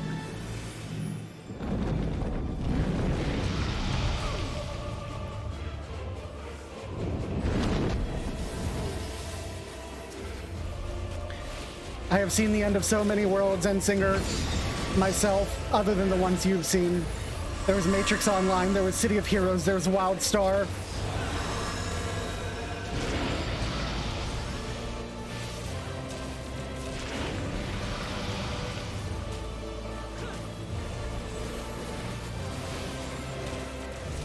We have seen the end. And I know you've probably seen a fuck ton of World's End too, but I have prevailed through that despair. That's gonna blow up there.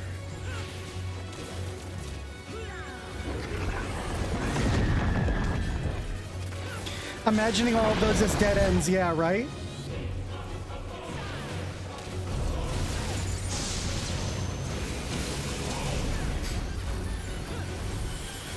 Oh, hell. That's the second one. Okay.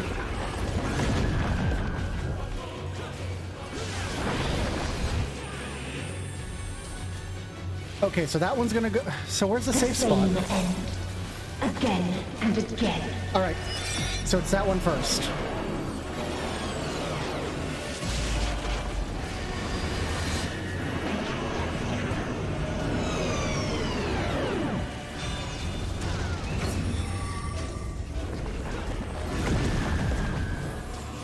And then this one over here. Got it.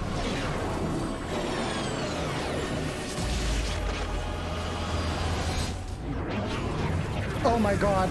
The extreme on this is gonna be insane.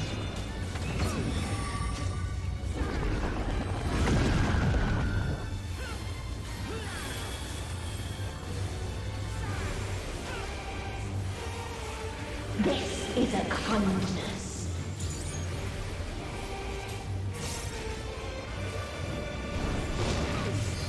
Oh, we barely made that.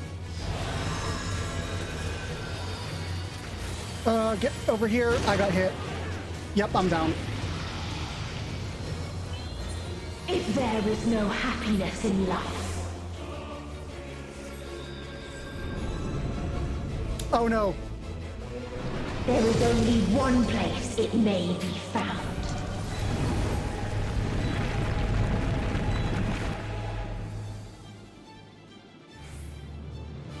Mid-phase.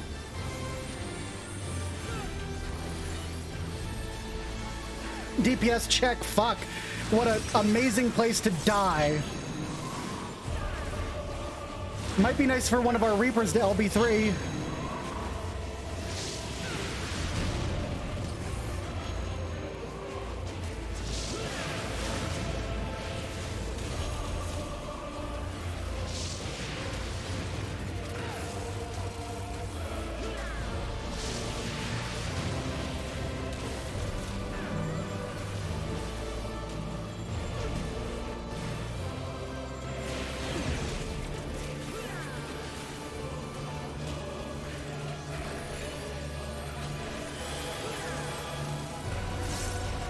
Oh, what do you...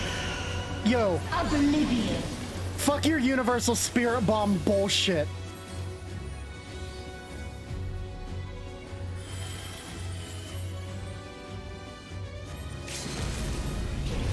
Oh, well, they might need it for LB3. Okay, they do need it for tank LB3. Got it. Dynamite. Oh, does it? Limit freaking dynamites! No matter. You only delay the inevitable. This is fate.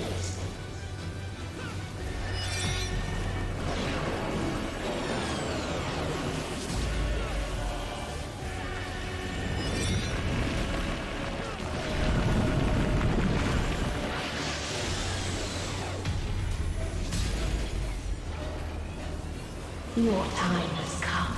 It always does.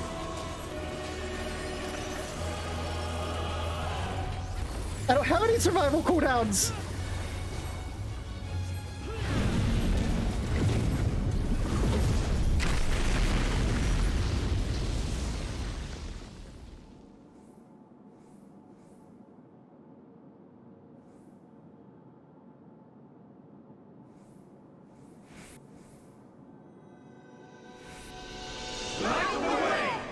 Oh my god. I've been waiting for this moment. Yep.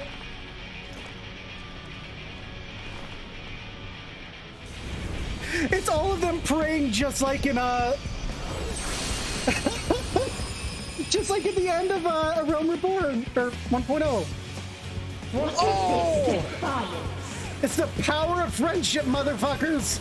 No. The hatred, the pain, the loss. We cannot suffer it again. Ba, ba, ba. We're having a fucking light battle. Look at this, bitches! Ba, ba, ba, ba, we will stand ba, ba. against fate. This is why they put those in. No matter the cost. We've been here before. This is the best version of the Maker's Ruin! Many a time. Thus do we know. To never give up. For hope will shine again. Am I getting stacks? I am getting stacks. Prayers of hope.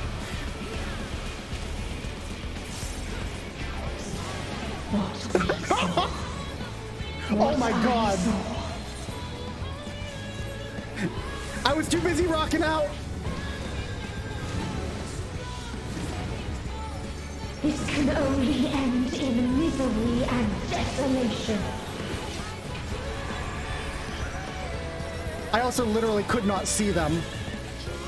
I need to turn down Summoner Eggies. No life, no star, nor the universe itself.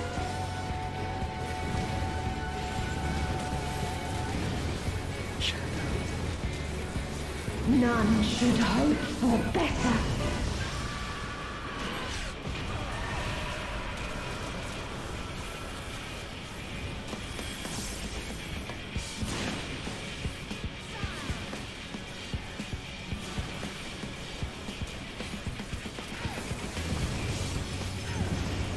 Yeah, I'm gonna have to do something about it.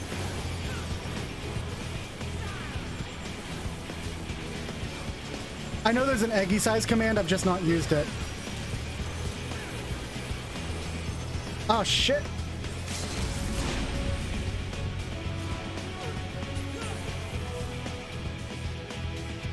If this was not the answer, then what is it? Where lies happiness?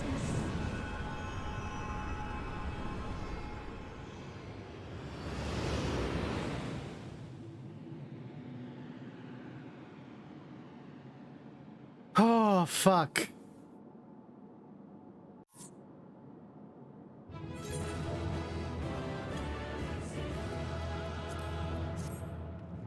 Thanks, everyone.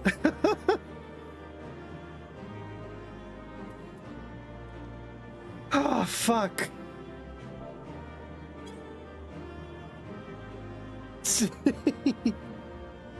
All right, let's go. Let's finish this.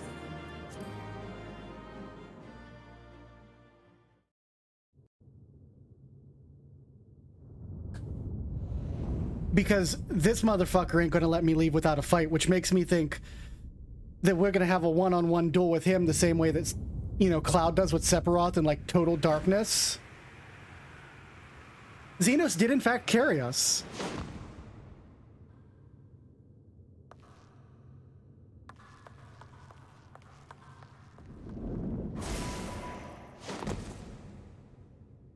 I fucking called it. He's gonna fight me. This is just like Final Fantasy VII's ending.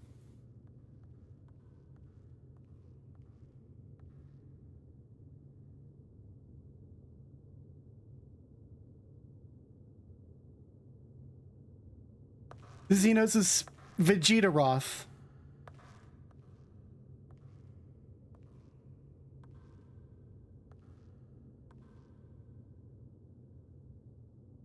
No matter where we flew, there was only darkness and loneliness and pain.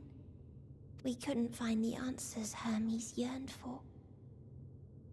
The answers he deserved.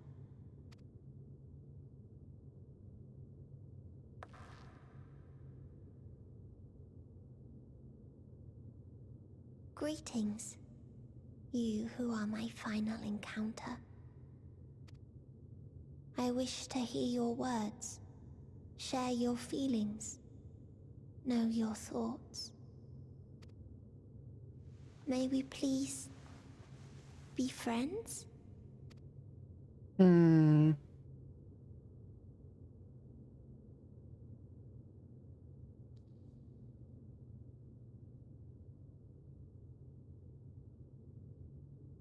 we gonna speak in our mind to them?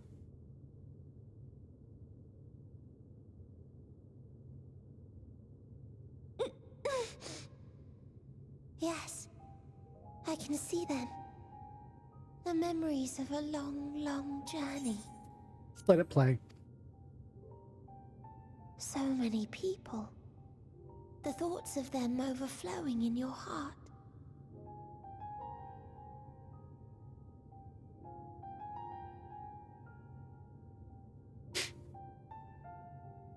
What they live for. What gives their lives meaning. There was never a single answer. You gather pieces of happiness, precious and fragile, only to lose them. Then start again. On and on it goes, until death takes you into its gentle embrace.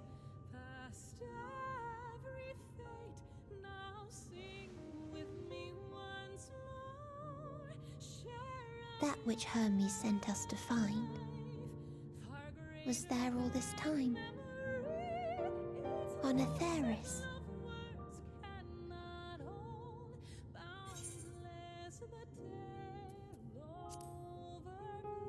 We created it together. Like a field of flowers, perhaps. At first a single blossom. It spreads and takes on more colors. Thank you for guiding me here. To find these words at journey's end fills me with joy.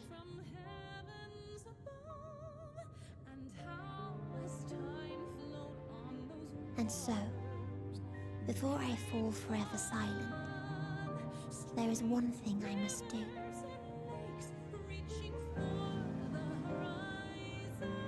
No expression of regret will undo what my sisters and I have done, or restore what we have stolen. But you can unleash the souls back to Ethereal Sea. If you would allow it, I would sing one last song. A song of the newfound joy that swells in my heart.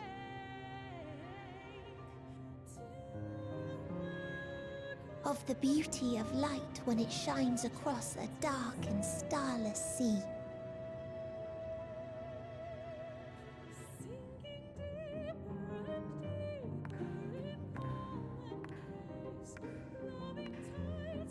Of a dream that from the soil of worlds now lost to sorrow, life will spring forth once more, nourished by gentle rains and caressed by uplifting winds. A song of hope.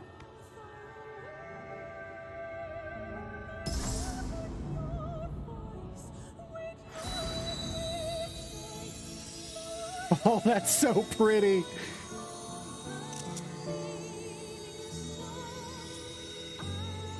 Oh Oh my goodness.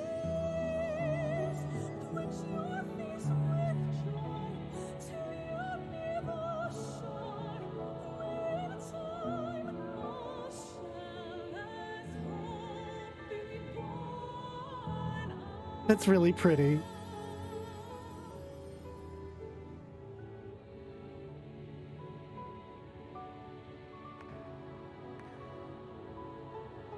One day, life will fill the universe again, and Hermes will see this and smile. How, I do not know. But I do know that where there is a will, there is a way. After all, miracles happen every day, do they not?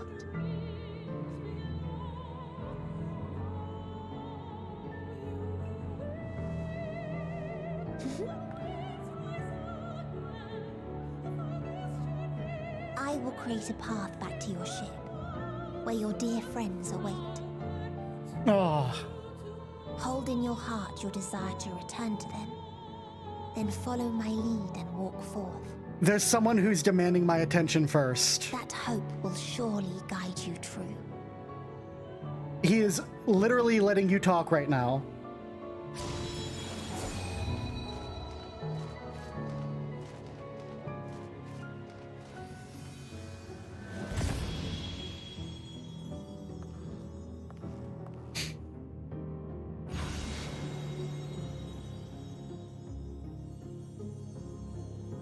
Oh.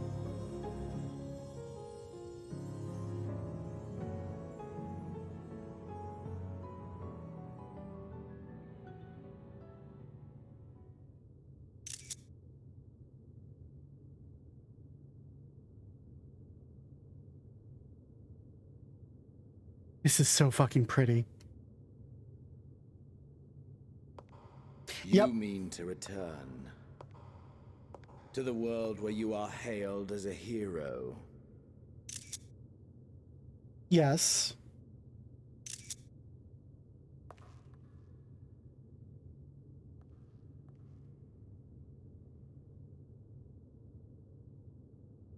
Hear me then.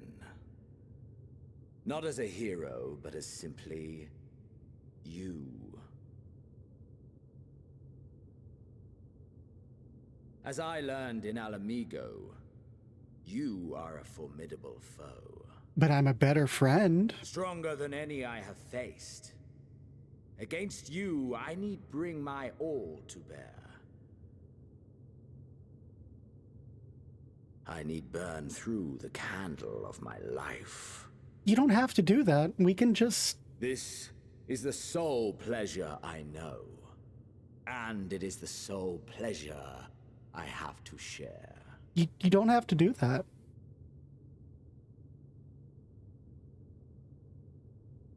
And so I come before you to issue challenge and offer singular bliss. If you wish to walk away, I will not stop you. You value life. You do not burn yours save for reasons you deem worthy. Reasons such as those which brought you here. The salvation of a world and its people. The motives of a hero true.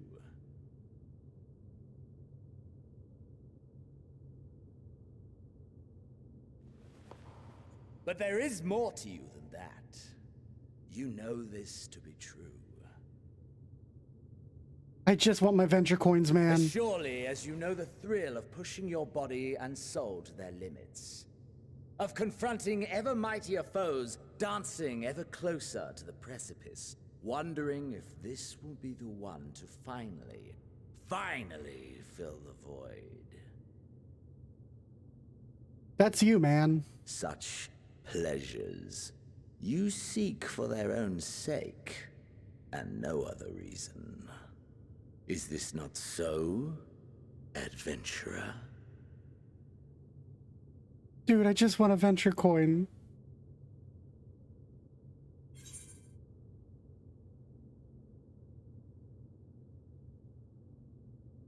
Ah, fuck.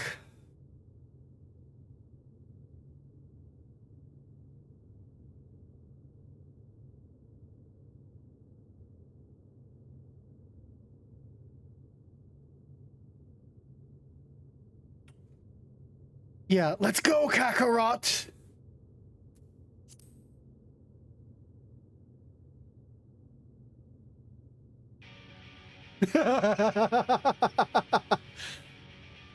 Ha! Acceptance! At long last! The conflagration of our clash will scorch even the stars!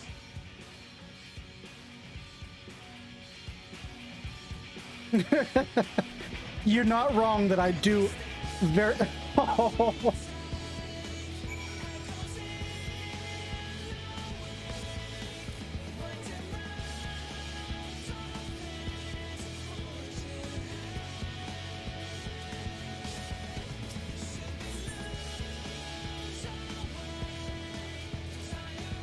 Let's go.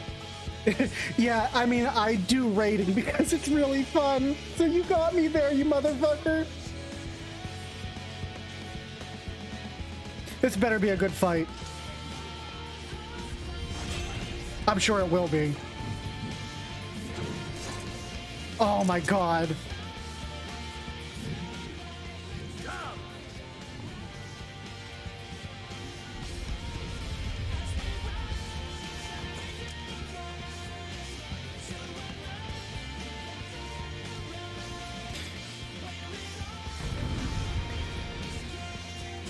Hold your head.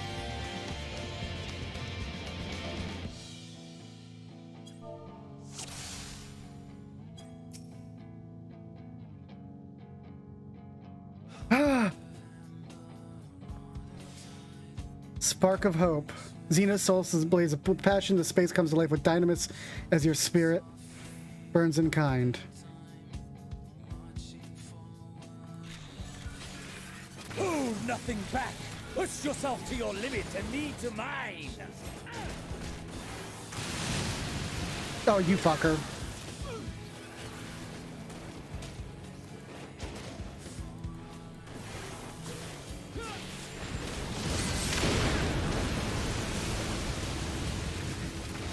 Ha! Still fighting you, I see. That's lightning, don't stand in water. Because he's doing the Shinryu fight, but I'm soloing him.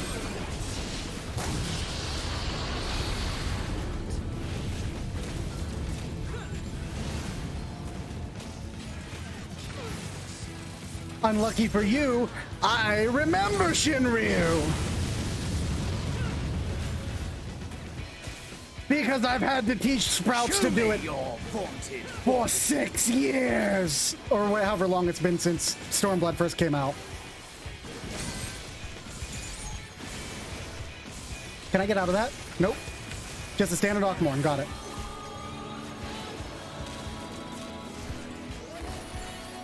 Soon you will know the full extent of my power. What if I didn't?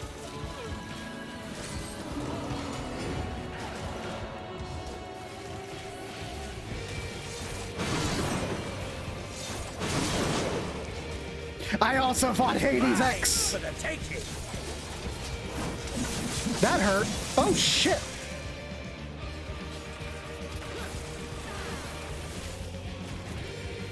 Mine for the taking. How was I supposed to know that was supposed to happen?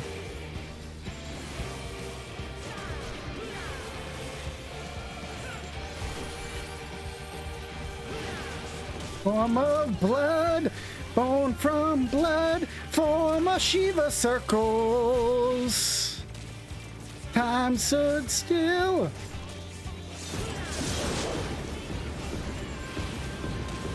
A test of your reflexes.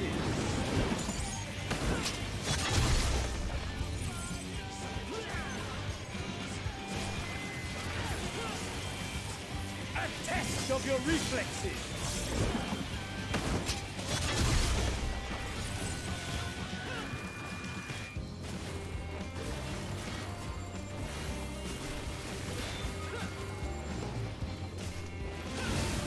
Oh, you motherfucker.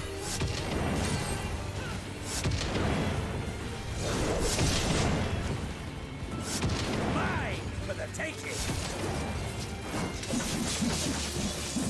I burned through one of my things, right? Have I overestimated your potential? There's just way too many things going on at once.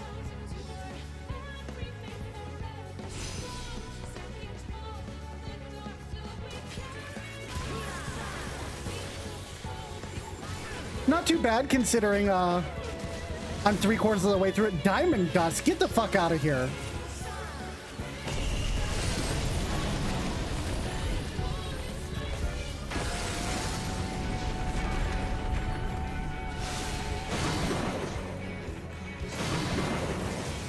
A test of your reflexes.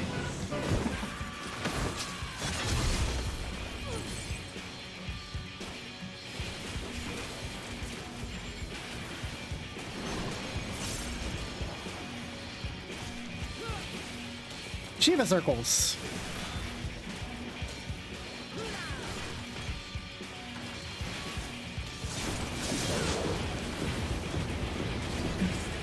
A test of your reflexes.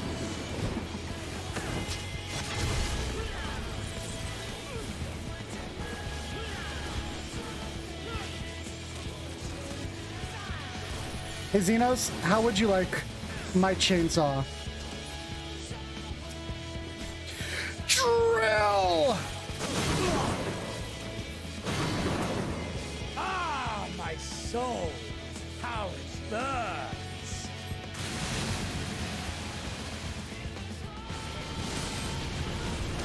Okay, Xenos. Of course there's phases. Of course there's phases. The inferno swelling within He's been waiting to show this bullshit off since he started. Come, let all creation be consumed by our ravenous fervor. I have you.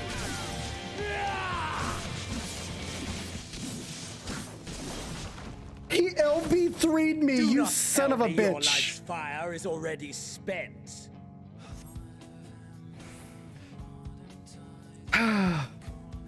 That's cheap. Yes, yes! Rise once more! It mustn't end yet!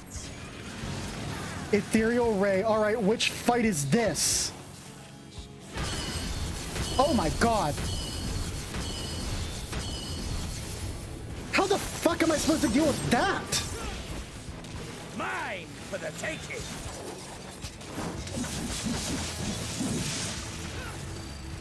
I have you! I'm in melee DPS, man. I just kite, or a range phase. I just kite you. I see.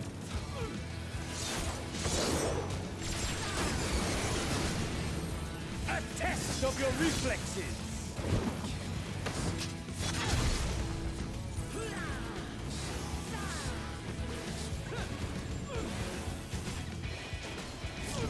I see. Show me your vaunted fortitude! Oh, you son of a bitch.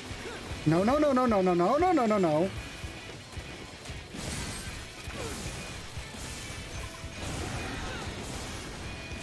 Outside then inside? No, just outside. Got it. Test of your reflexes! That was my robot you tried to dunk on. It wasn't me. Hate to tell you that.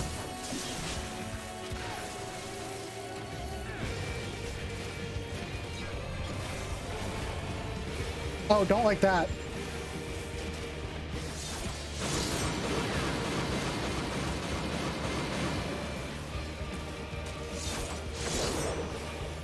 Mine for the taking!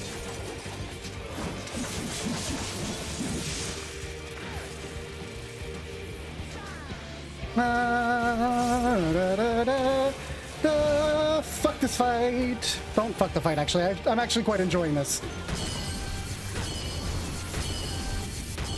I just don't know how to deal with the ethereal rays, and it sucks. Mine for the taking! Drill!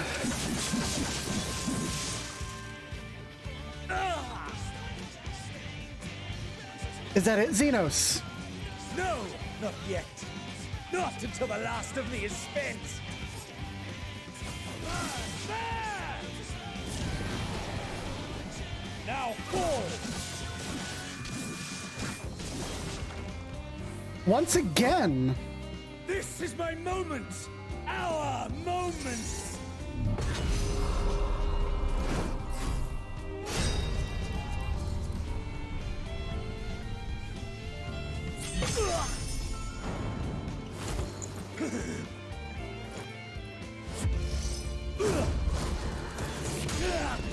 Oh my god! This fight! This is so stupid! This is like Piccolo and Android 17 punching each other back and forth!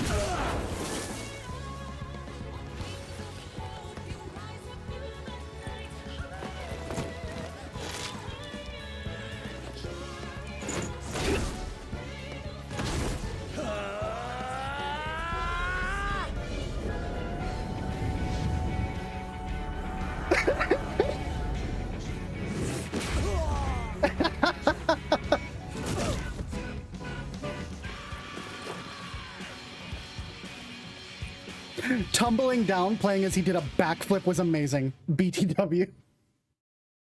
The Waking Sands now playing Don't Pray Return Me.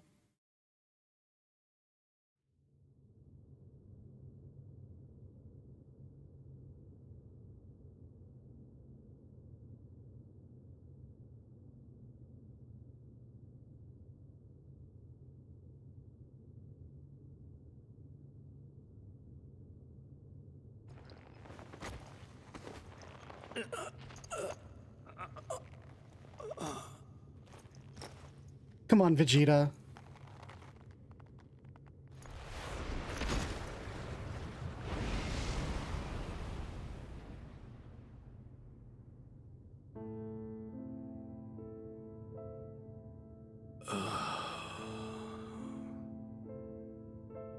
That I should lose again. That's what happens when you're Vegeta.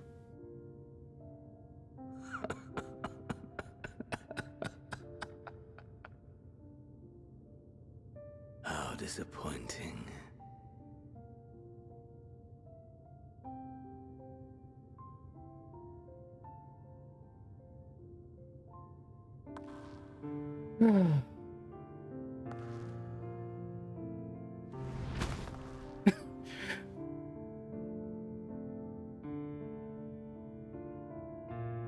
What a fucking fine mess we both make.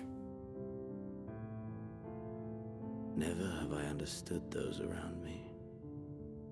Understood their obsessions. Besieged by their banality, the world is a mire of tedium and trivialities.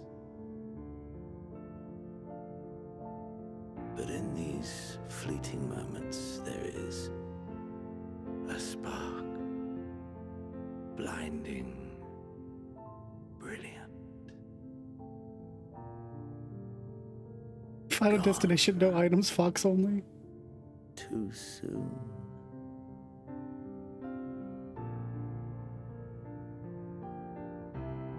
What of you, my mirror? Born into this world, bestowed name, bid to seek out strife and adventure.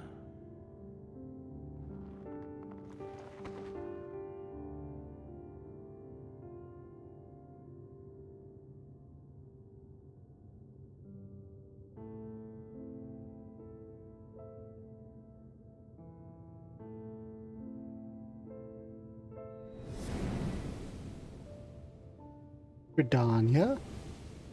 Lintnosha.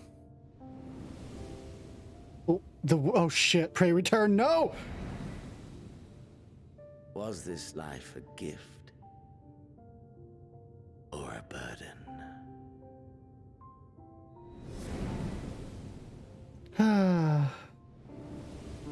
Our boy, Kugane. Alamigo. Did you find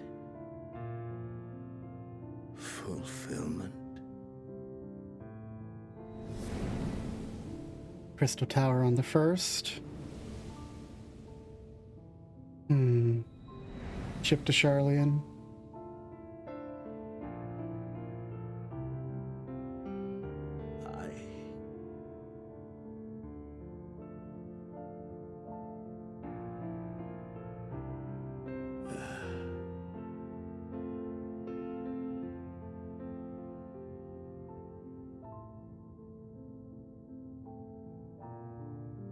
Later, my dude.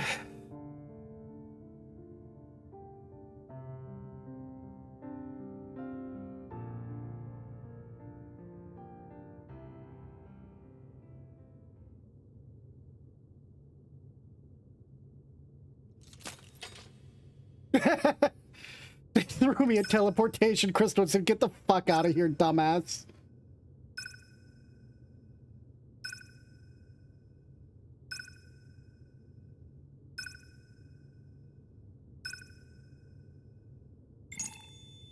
They're taking me whether I want to or not.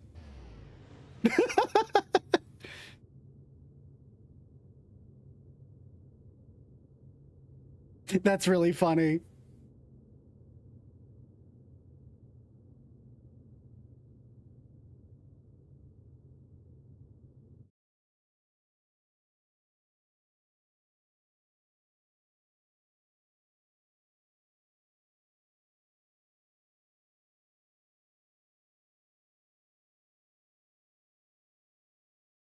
Can you hear? Safe. Blinking in and out of consciousness. For once, it's me who's... Please. Okay, Graha. Someone, and... Please. For once, it's literally me is the one they have to save now.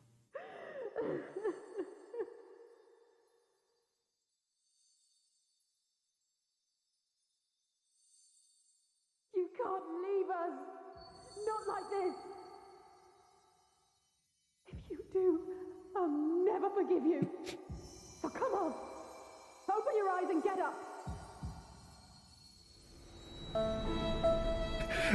Not like this.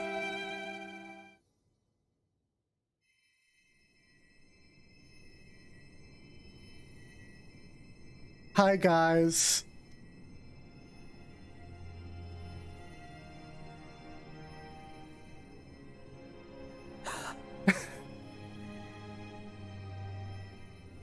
Oh, my friends. Are you with us?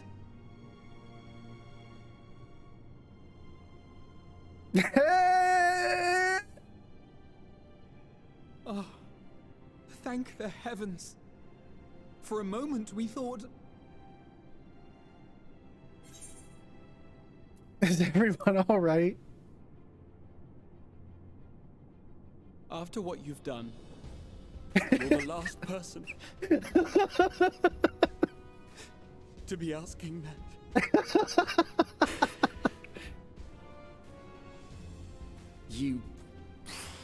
How can you keep your promise if you're not here? Yeah, I fought the Associate of the Scions. Another fine show you've put on, my friend. I like how they're doing their names as they pop up. Indeed. What were you thinking? Fighting alone? Never do that again. My poor heart couldn't bear it. Put yourself in our place. If you hadn't returned, how do you think we would feel? And that sounds harsh. Oh my god, they're all yelling at me. To thy wounds as best we could. But how is the pain? Oh, this is amazing.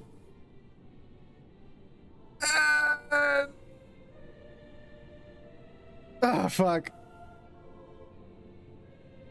That is gladdening. Grievous as thine injuries were, however, I would counsel repose for a time. Gladdening!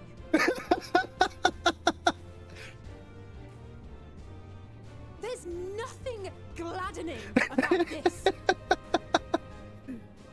When meeting Halcyon appeared in here and told us that you were right behind her. We all got our hopes up, but you never came. And when you finally deigned to appear, you're within an ilm of your life. I had to fight Xenos, I'm sorry. Damn you! Damn you for making us worry! I had to fight Xenos, I'm sorry. Oh, those were cries of celebration. Anyway, well, the important thing is that you're all alive and in reasonably good health, and we mean to get you back that way. As for your earlier request, I'm quite certain we're in range to make contact now. Ah, excellent. Let us announce our return at once. I hope you're ready.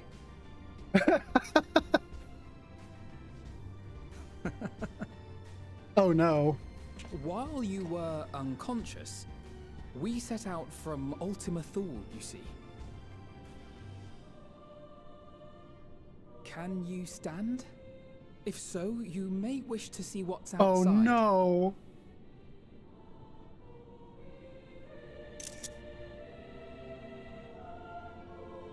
I did, but I don't know when you started playing Jovanifi. Shinryu was an amazing fight at launch.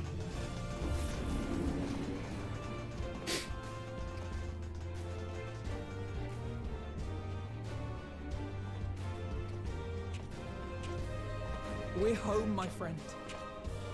We're home.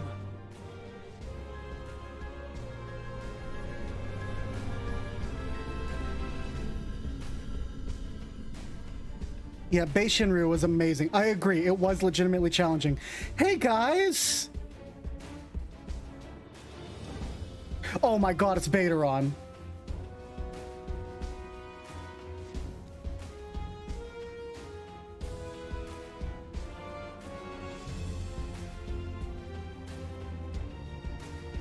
Na, na, na.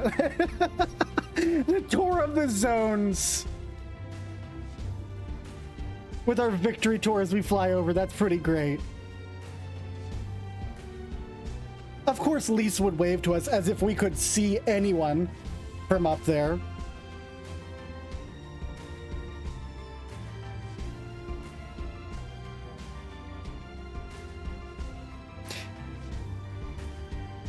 Hi, Vritra. I mean, you can unsync, Singularity Reactor and take all your rage out on him if you want. One-on-one.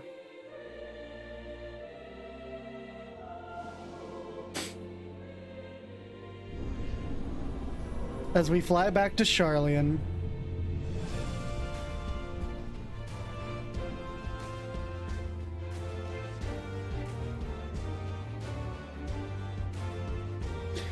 Singularity Reactor remains my favorite base trial of the game.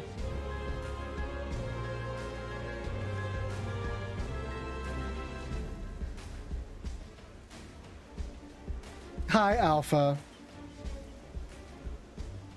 Is that?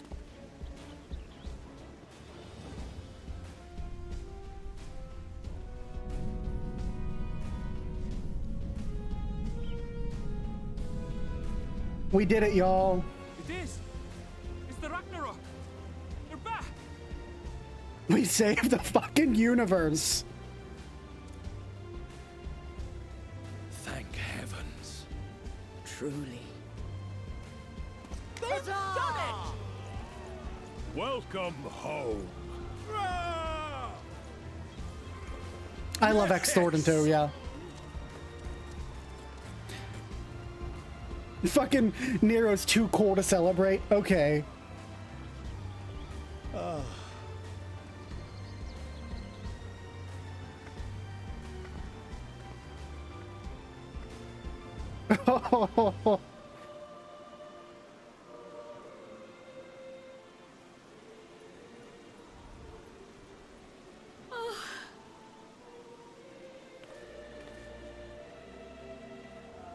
Welcome home!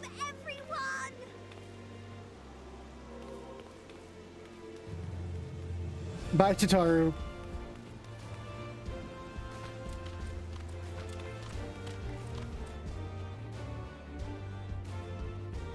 What are we gonna do now?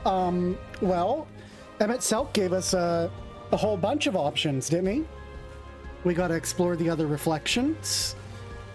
We gotta go, Emmett Selk, as I was talking, gotta go pop into Mercadia and explore the new world and all that other stuff. We're an adventurer, aren't we? As well as the holder of the Seat of Azim. That's kind of our job.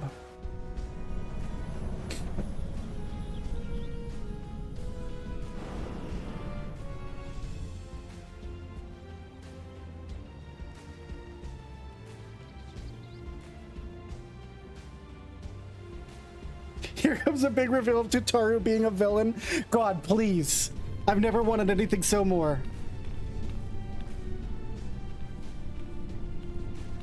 She's too powerful. Welcome home!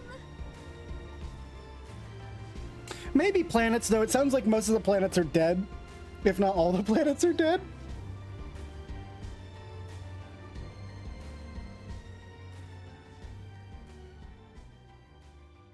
Plus, we gotta save the void, don't we? Now that we know a lot more than we do.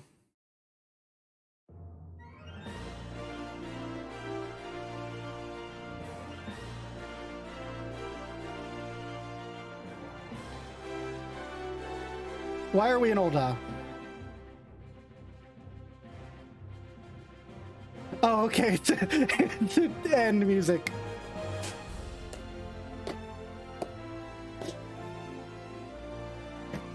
Just amazing.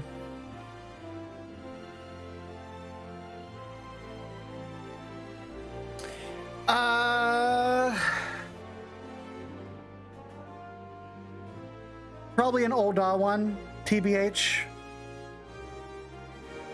I want to say pugilist, but I could be wrong.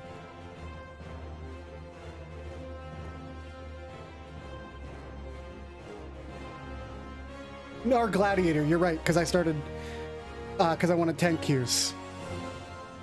Definitely an Ul'dah one though.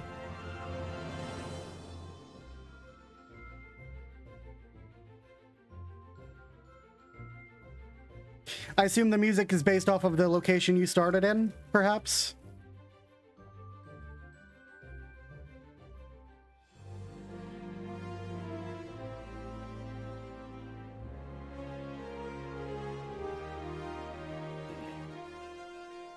Which is a shame, because I really want my other character to get the Limsa Lominsa one, because in character, you know, for RP, he's a Lominsan, but I didn't even know that that was gonna, like, stay with me forever.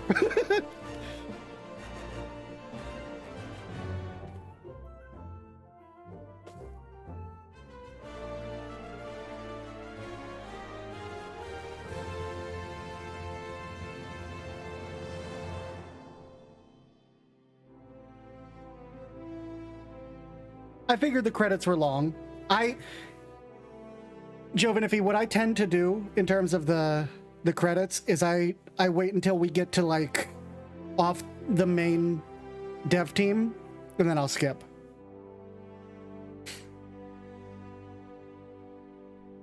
It has been 10 hours, holy shit.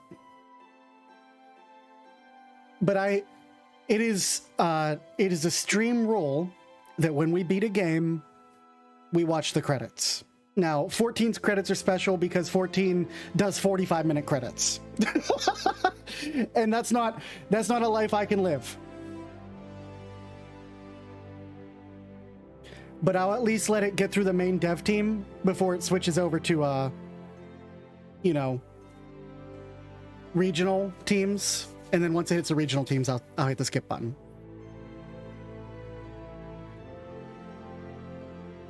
Goodness. Oh man, what a fucking journey. And I imagine that there's post-credit cutscenes, as there always is.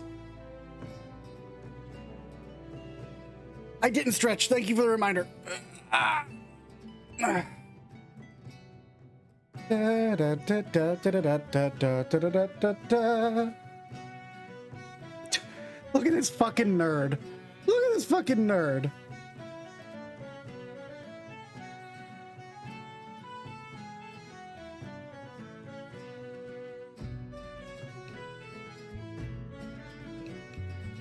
But I think it's important, if I'm going to stream this game in particular, I always think it's very important to show off the people who did all the hard work in bringing that to us.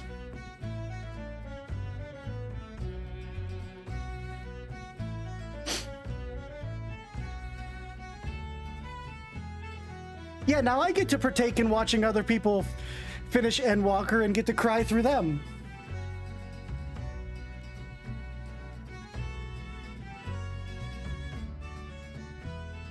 It means we also I gotta work on and unblock all this stuff on Twitter, yeah. And I could look at the threads.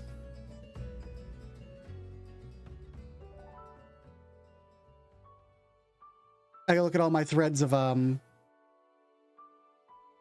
Reddit and stuff. Oh, Moonbreeder.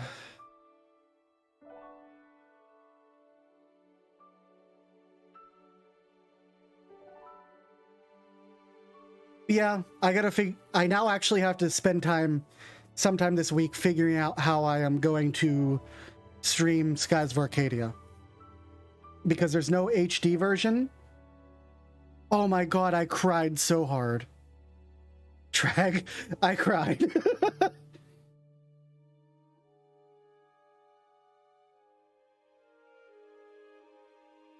Right.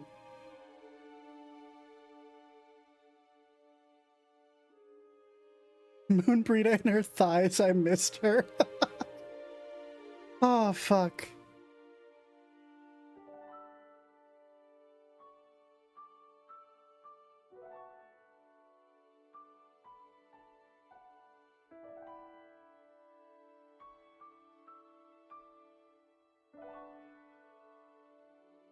What's the thing to make it go faster?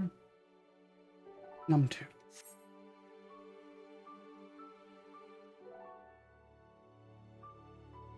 I see they include the end of Crystal Tower in here now.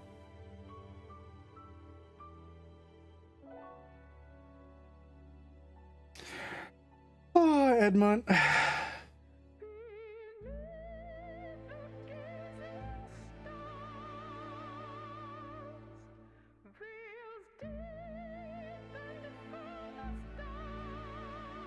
I want to thank everybody who's here watching right now. I want to thank everybody who's watched, everyone who's donated, gifted subscriptions, subscribed yourselves, followed, everything. Just watching. I thank everyone who's here. This has been wonderful. It's been these streams have been amazing. We will be back with more FF14. 100% we'll be back with more FF14. But we've got Skies of Arcadia next. And I'm so excited. If you want to hang out,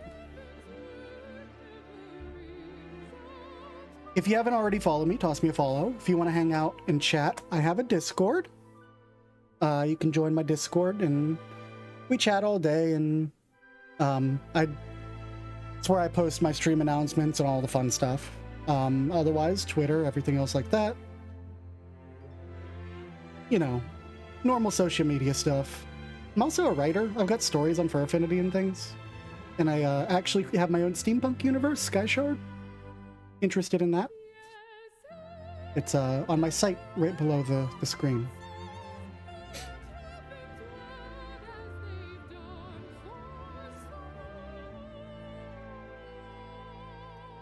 Square Enix Image Studio. So we are done with the main team. Dun dun dun dun dun dun.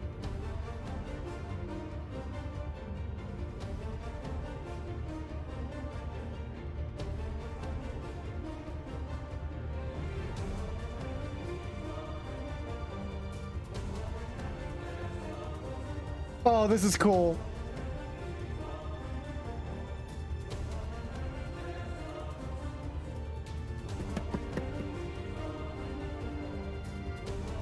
It's animated, so I have to watch it.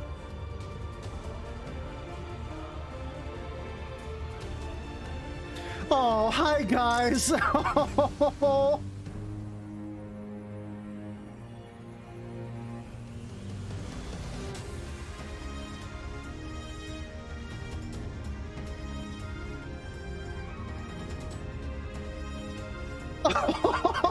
Excuse me.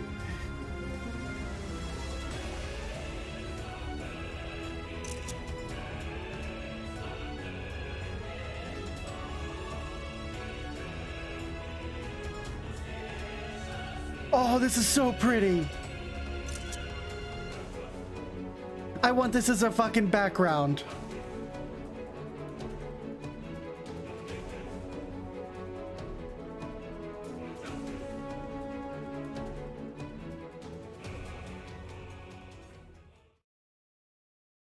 I just took a high quality screenshot. I'll post. Dearest mother. Dearest father. I'll post it to my Discord. This letter will be the very last that I write to you from the rising stones. Oh?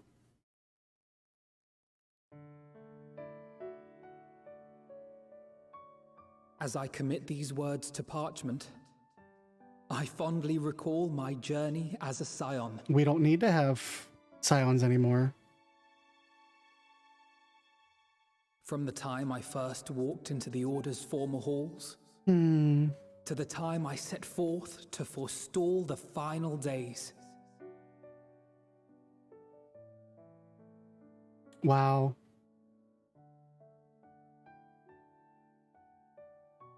At the farthest reaches of the Sea of Stars, we fought the battle of our lives.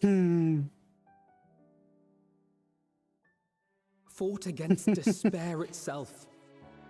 A veritable maelstrom of it, fed by the resignation that dwelled in the hearts of beings not so unlike ourselves.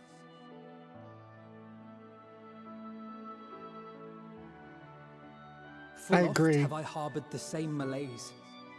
Have I I agree, been brought to Jovanity. my knees, crushed by the weight of sorrow and defeat, convinced that I will never rise again?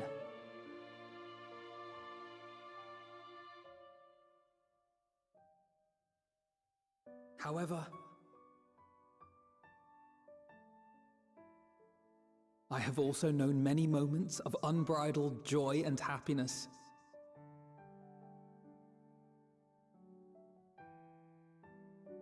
By this truth do I find hope within, blooming resplendent, like the Elpis flower.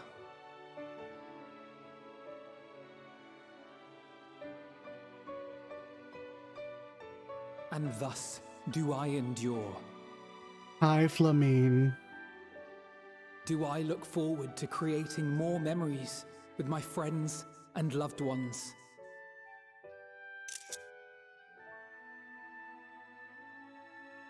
For from these fertile seeds, yet more hope shall spring forth. And they will grow to become shining lights that illuminate the dark.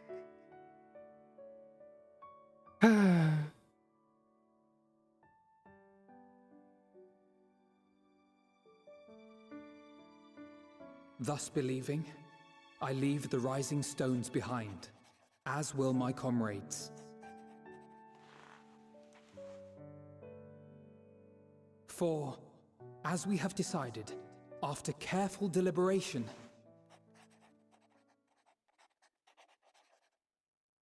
we are disbanding the Scions of the Seventh Dawn. We're not needed anymore. Not as the Scions. There you are, Alphino. Hi, Tataru.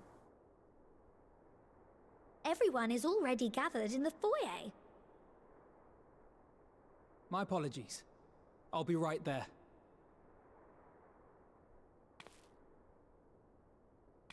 Everything's been solved. Garlemald's not a problem anymore. The Primals aren't a problem anymore. The Ascians aren't a problem At least, anymore. That is what the story will be. Oh my god.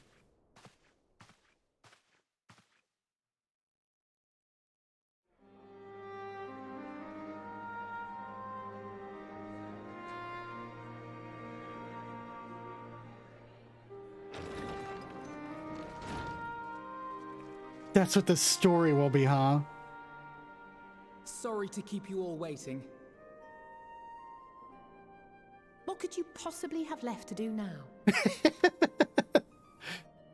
Oh, just a letter.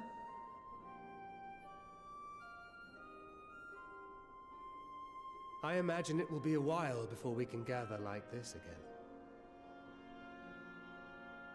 So it must be, if we're to keep up appearances. From now on, it falls to the Grand Company of Eorzea and its allies to deal with the realm's crises. Oh, okay. We're gonna let them actually do their job. Meanwhile, we shall return to our erstwhile ways. Retreating from plain sight to take our place in the shadows once more. As the Scions once were. Are we going to the fucking... Indeed. For the foreseeable future, I expect that we must work independently as we seek out problems that want for solving. We going back to the Waking Sands. But a day will come when we face another great challenge, and we will face it together, as we always have.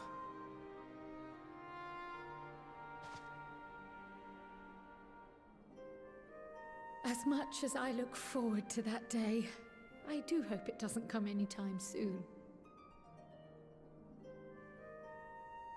Well, formal association or no, if any of you should require my services, you need but ask. I'll be glad to keep my lance arm honed. I'll hold you to that. So you had better keep your link pearl on hand.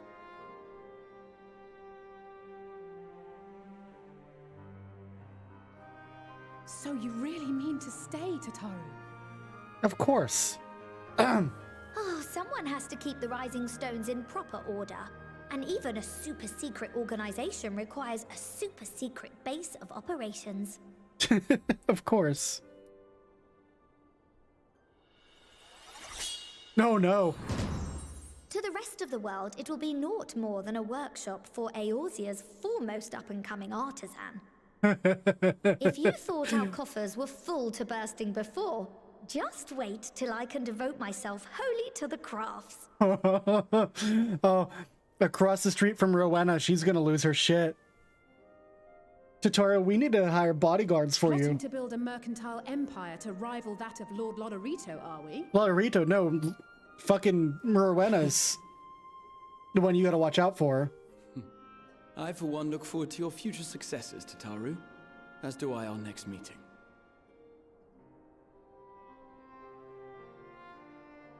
Rowena's the scary one.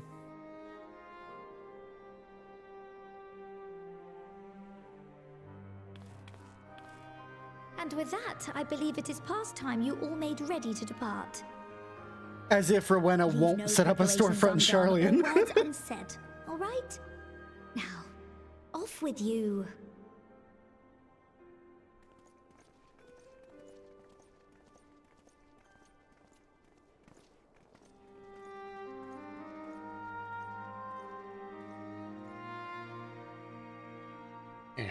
Oh, excuse me. Talk with everyone. Oh.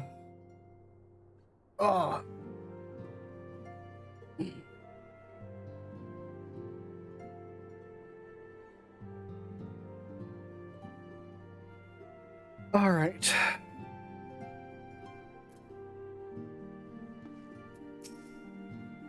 Go on, Lockely. Don't miss this chance to say a word to each of our friends. After all you've been through together, I'm sure they'd appreciate it. It's been naught but chaos since the Telarthroid first appeared. Towers, Luna's primals, the Empire, the final days. Yet we have weathered it all and lived to see the sun rise on a new day. Now peace has returned. I can finally resume my travels with grandfather. Perhaps we will first go to Kugane to relax in the Okaizen hot springs. That might be nice. Of course, my journey will not simply be for pleasure. I will collect information on the territories I travel. Perhaps I shall visit Nagshia via Doma. You were but an amateur adventurer when we first met, but look at you now. You've grown into a fine young lad, just as I always knew you would. One might say I ought to settle down in my old age, but seeing as you now has set my adventurous spirit ablaze once more. But the first journey I set out upon will be the long-awaited hot springs tour with my dear friend Homai. Yeah, these are two of the first people we ever met. Like, they were standing out in front of the, in front of Copperbell, I think, wasn't it? Or no, out in front of Stastasha. Do we get a voice cutscene for everyone? Lockely, seen to your preparations, have you? Just making another sweep of my belongings. Wouldn't do to find I've forgotten something halfway to my destination. In case you hadn't heard, we've received new reports detailing the devastation caused by the final days.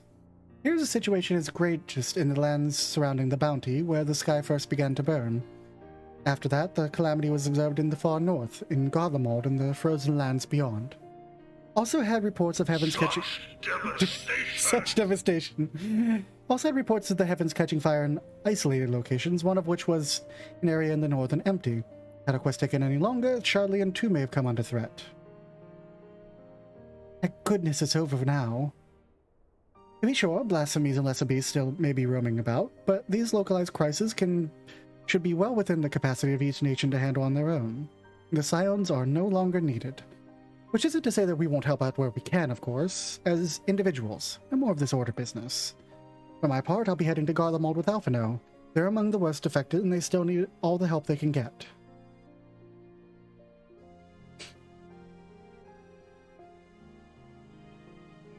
Won't be easy. Inevitable part of aiding those in need is coming face to face with tragedy.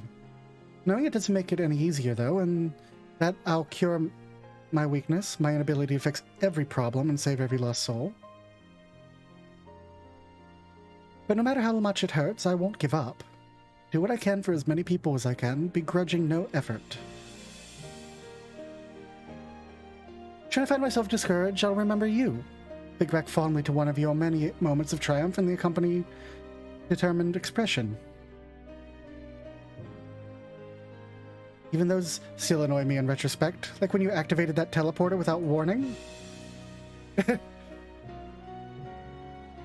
And should you hear about me, I want you to remember too. Remember that I'm out there somewhere, trying my very best.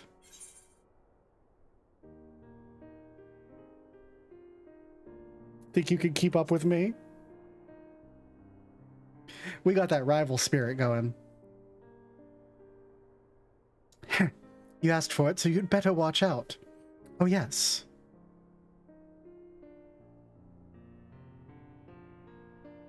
The next time we meet, I'll be vastly improved, so don't be surprised when you find yourself marveling at me. I have a feeling that we're going to have a time skip. I have a strong feeling we're going to have a time skip at some point, maybe even 6.1, and I think the twins are going to grow up.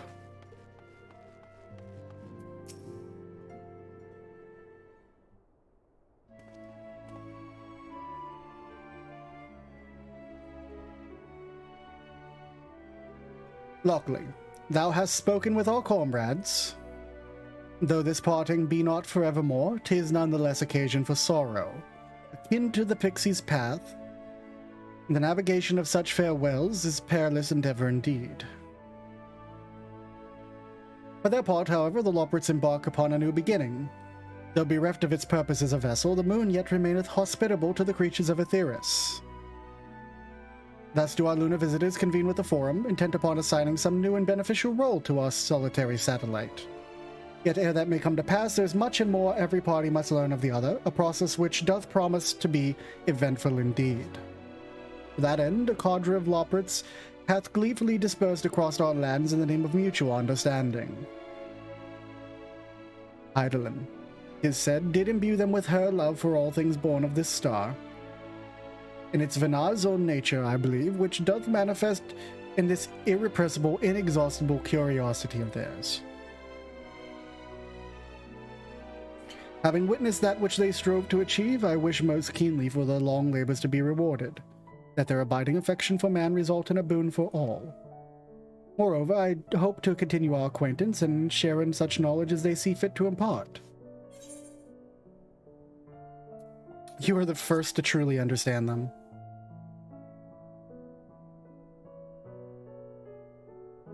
Dost thou think so? Loppers are certainly possessed of a unique outlook, and it hath been my pleasure to act as their facilitator upon this star. Mayhap I might yet serve as a bridge betwixt them and our fellow man, as Moonbreeder once did for me. But I shall digress no further. This day shall belong to the scions of the seventh dawn, to mine incomparable companions. Ofttimes hath mine reticence caused thee grief, and mine actions spurned allies to suspect betrayal. And yet, here amongst you I still stand. No amount of words could express my gratitude for thine acceptance and forgiveness. Thus, instead, I do proffer my humble support. Be it unto the deepest abyss or the highest heavens, even if I must needs founder across stormy seas, ever shall I answer thy summons. You better.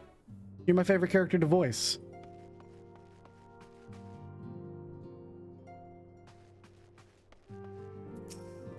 Feels a little strange now my link pearl's gone quiet. Since my unique skills are no longer needed for the safety of the star and all that, I'm about to become an adventurer like you, traveling far and wide. Imagine I'll start by heading to my city on a new world and just find myself a ship first.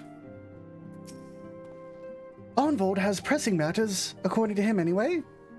Pity he couldn't be here to witness this momentous occasion, though he bids me all tell you congratulations. As for me, well, once the Scions disband, I intend to resume my work at Ralga's Reach. Suppose Arnvold will need support in Garabania too, though he will not admit it much. He will have need of my help, whether he likes it or not. Real's my boy too. I love Real. Oh, Lockely, how are you feeling? Any lingering aches or pains? Yes. Can't apologize enough for sending Xenos to find you in Ultima Thule. When he came to me in Charlian, I was truly torn. As ever, there was only one thing on his mind. Forced to make a decision, I reasoned that if he would not be deterred from seeking you out, he might at least aid us in our cause. So I struck a bargain. In the end, he was true to his word, and you defeated him despite your earlier exertions. Knowing the state you were found in, it could have ended very differently. My decision almost cost you your life, and no words could express the remorse I feel. I won't lie, I thought it was over for me. So did everyone. I'm so sorry, Lockely. Time and time again, I've been made to feel woefully inadequate. Wasn't much use in battle, nor could I face the Forum without my nerves getting the better of me. Always fell to you and the others. I must and will do better. I shall begin with the restoration of the students of Baldessian. Through our work, Charlian will strengthen its ties with other nations that we may be better prepared to face whatever threats arise in the future. Of course, this isn't something I can accomplish alone, but thankfully I have the staunchest of help in Raha and Ojika and the other remaining members. Together we'll continue Grandfather's work. As before, certain commissions will take us to dangerous locales and we may need to call upon seasoned adventurers. In such times, might you be willing to assist us?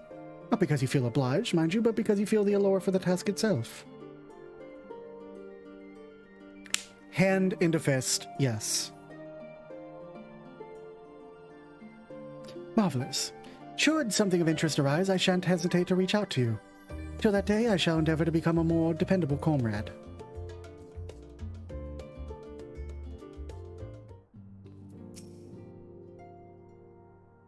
Don't cross Wine Mom.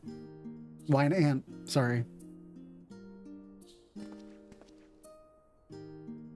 Oh, Lockely, pray forgive me for delaying the gathering. I was writing a letter, you see, to my parents. Busy as father has been, tending to the aftermath of the Exodus, he's been good enough to show concern for the Scions. And besides, I've made them worry enough for a lifetime. Henceforth, I'll endeavor to write them as oft as I am able. Little effort to set their minds at ease while we continue to be away from Charlian. Both Alize and off to assist with Garlemald's recovery, you see. Though uncertainty remains over what state will become of the nation, we cannot well leave the capital in its present state. Rejoin with those members with the Ilsabard contingent still stationed there. Lucia and Maxima helm the relief efforts, with support from our allies, the people of Garlemald among them. They will gradually be joined by those who have finished treating the tempered across the lands. Lest you misunderstand, we do not seek redemption for failing Licinia and her sister. It's a burden we must always bear. Nay, we go because of the truth in Lord Quintus's words. The truth that, whatever ideals individuals may espouse, nations are not moved to action unless they stand to benefit. For the foreseeable future, the fallen empire will be at the mercy of both internal and external forces. And though I do not doubt the intentions of the contingent, with greater powers involved in the relief effort, our allies may find themselves drawn into a political agenda. In going, we seek to ensure that the needs of the people come first. To understand their hearts, so we might help better begin with them anew. You best write me too. I ain't going to Garlemald, it's cold. Write you letters? Of course I'd be glad to do so. I'd be glad I stole you to come and visit, and I believe I speak for Alize as well. Fairly as long as I've been in Eorzea, you've been at my side, watching over me in good times and bad. How many times have we gathered to share tidings? None could possibly count. The world is changing and will continue to do so, yet no matter what the future brings, I hope that I can ever look to you, in good times and in bad, as a dependable comrade and dear friend both.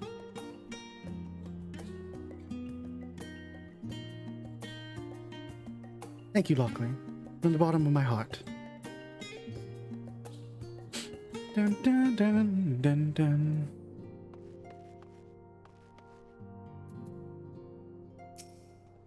Still scarce believe our battle extended to the ends of creation, but seeing the Scion's mission to completion was both an honor and a privilege. As for myself, it's been quite a while away from home, so I think I'll return to Limsa Lominsa for now. Once I get there, my first order of business will be drowning a pint or three at the Drowning Wench. Make sure Baderon actually doesn't, water it down first.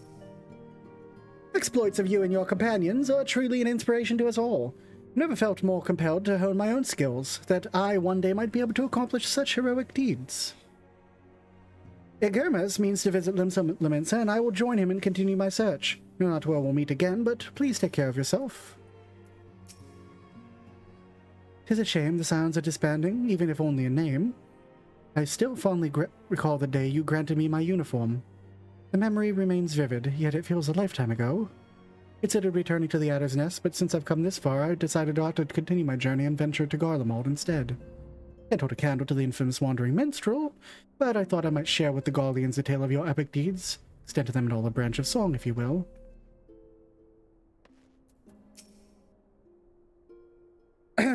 Salvation Minfilia dreamed for Eorzea comes closer and closer to reality with every step the Scions take. Yet, the world may still be in the throes of change, but it is improving. See it happening day by day, and I sit here praying that whatever new road you walk will bring you to the path, bring you to the wonder and joy you deserve. Should you need a rest between journeys, do come join me on the terrace for old time's sake.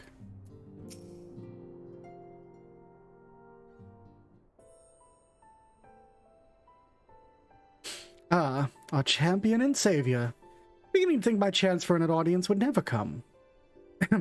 Sounded more amusing in my head. Speaking of heads, I was worried about yours, and the rest of you for that matter. On the mend, I trust. Working on it. Glad to hear it. You're in a bad way, and healing magic, so no, I'm impressed with how swiftly you recovered. Then again, it's hardly the first time you've cheated death. Strength of will has never failed to astonish me. Look at what you've accomplished. Meteon defeated, her Song of Oblivion cut short.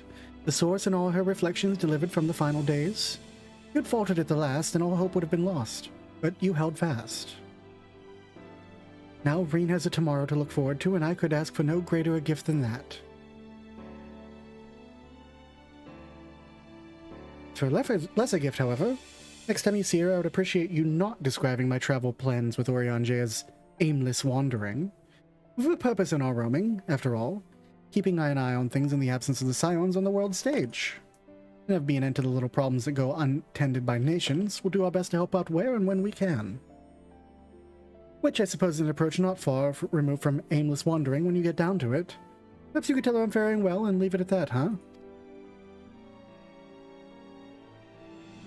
Not to mention this feeling of being uprooted. I've never been one to stand still for long, but when I think of home, 'tis the rising stones which come to mind. How many times did we set out from this base, thence to return when our work was done? The day the Scions came together, I had only hoped for Minfilia to find a place where she belonged. Never did I expect to find one here for myself. Indulge me, Lockely. I have a question for you. Imagine Minfilia herself is asking. Are you glad you joined the Scions? It's never a dull moment, that's for certain. That's one way of putting it. In many ways, the experience has left us stronger than when we began. But all good things must come to an end, at least for a time. Should you need help, a helping hand for infiltration or reconnaissance, you know who to ask.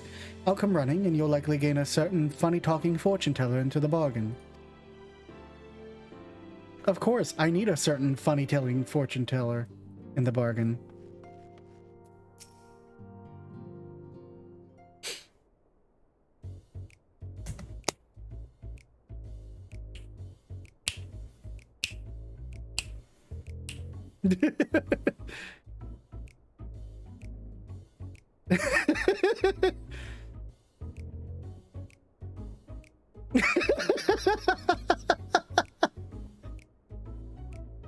You have something to say, then out with it.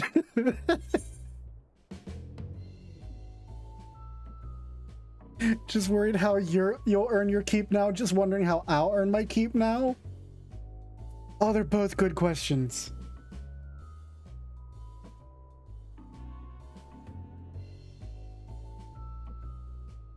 I have to frame it towards me because he's happy to roam the forest and hunt beasts and live in a tent.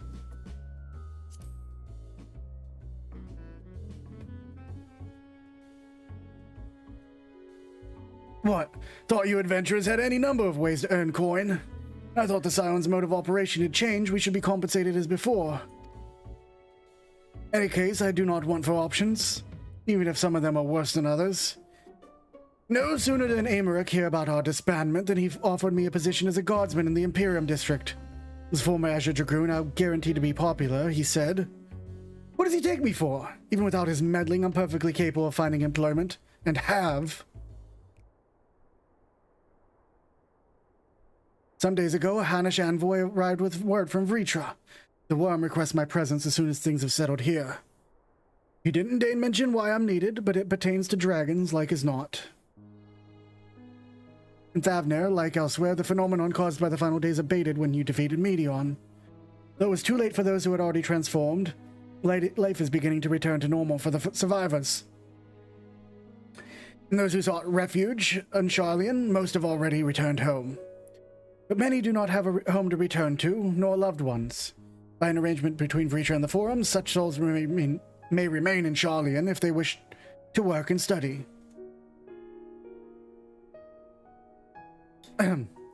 Vritra was always a satrap in truth. It's gratifying to see him become the one in name as well. One who has a complete confidence of his people, if the envoy's tone was any indication. Often find myself speaking favorably of dragons of late.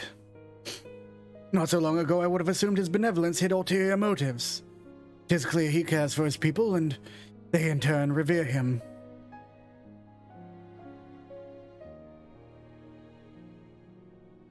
To know such a nation may flourish is comforting. Vritra's kind. Bump into Aja? Yeah, probably. Vritra's kin sought release from conflict. So weary they were suffering, it wrought they surrendered to oblivion. The Midgard summers didn't give up. In hope, he made the journey to distant Aetheris with his clutch of eggs. And though his progeny went on to be embroiled in the conflict of men, there are times when they transcended hatred to abide in harmony. That's their legacy and triumph. In my lance, I feel the weight of their struggle and the strength of their resolve, and it lends me strength. These things I might never have learned had I not joined you. Should you ever have need of me, I will come. At the very least, it might be an opportunity to earn coin.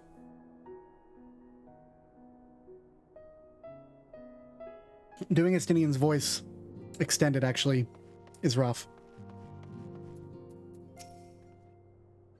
I'm so relieved the danger is past. There's nothing I could do but pray from here, so I was relieved to the point of tears when everyone made it back safely. Oops. Imagine we'll have more free time now. Water in water in water, water, water in water in water, water.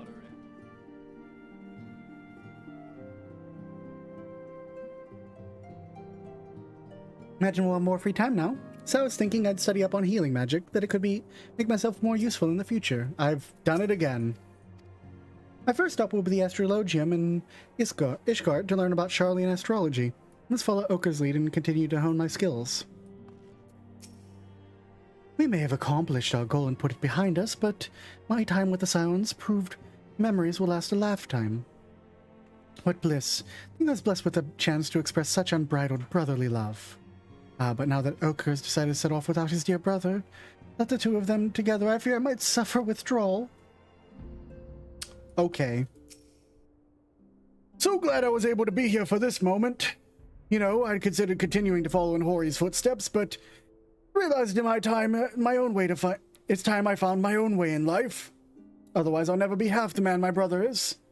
First things first, I'm heading to Gridonia to visit the Conjurer's Guild and the Archer's Guild. Do very best to brush up on my skills before I see you again.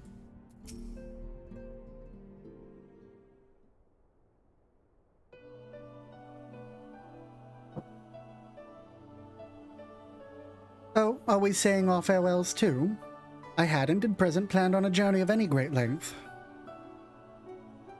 Not that I am averse to a moment or two of quiet reminiscence. In fact, there is something I'd be meaning to ask you. Something that has been in my thoughts since the last flames of the final days subsided.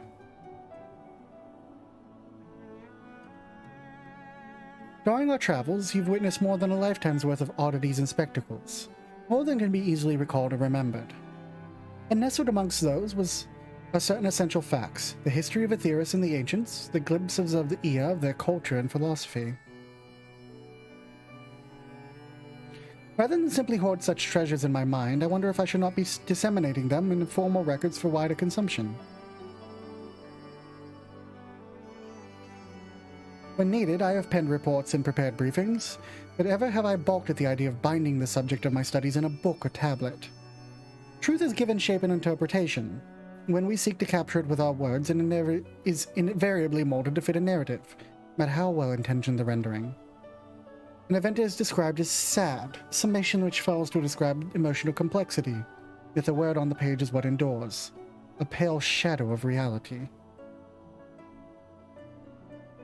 Throughout history, some have deliberately embellished the truth, but I believe many, if not most, deviations are the result of similar linguistic shortcomings, piling one upon another until the end result is unrecognizable from its origins.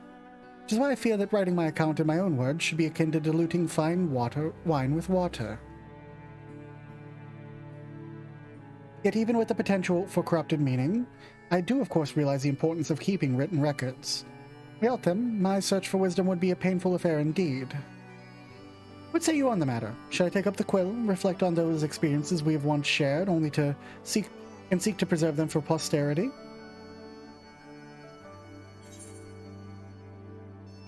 Yeah, let them be read.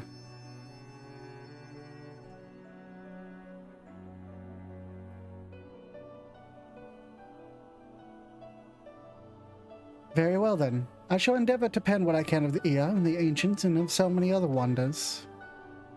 But I am no scribe. It will be less a polished work and more a reordering of scattered notes. In any case, I feel better having sought out your opinion. Left to our own devices, we tend to overthink such things. I will otherwise return to following where my curiosity leads. After all, a safe method of travel to the first yet eludes me, and our venture to the greater expanse has prompted an entirely new set of questions.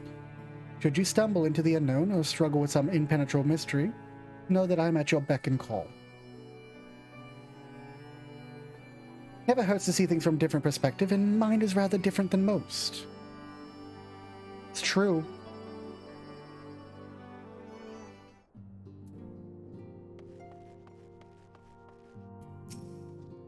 Still remember the day we sparred together as though it was yesterday. To think how far we've come since then. Even now, I've not abandoned my dream of besting you in single combat. Of a friendly nature, of course. I clearly do know how to handle the Warrior of Light at present. I shall continue to train diligently to the day you might consider me an equal. Far too much blood has been spilt, and far too many lives lost. Still, I am glad I was able to do something to repay those who showed me a path to the future. Now that our job is not that our job is over, far from it. There is much that remains to be done before true and lasting peace can be achieved. To that end, Hori and I mean to set off for Corvos. We expect the tensions between the Garleans and Corvosi will only flare with the Empire's fall.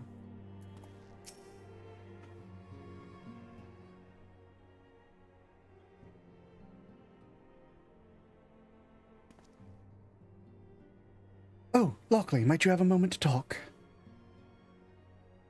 We gotta go to Ishgard, bud. Come on. Let's go right now.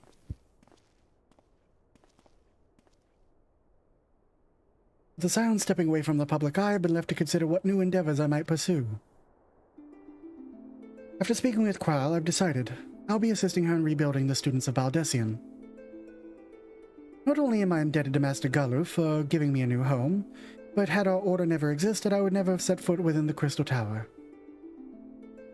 How different my life might have been. Never met you, never become caretaker of the tower, never become a scion. You gave me the chance to do so much good, and I hope to continue to do it with the students. For an added benefit, new mysteries often find their ways to our doorsteps. Mysteries that could prove ideal for fulfilling our promise to embark on a new adventure together, unlike any we've experienced before.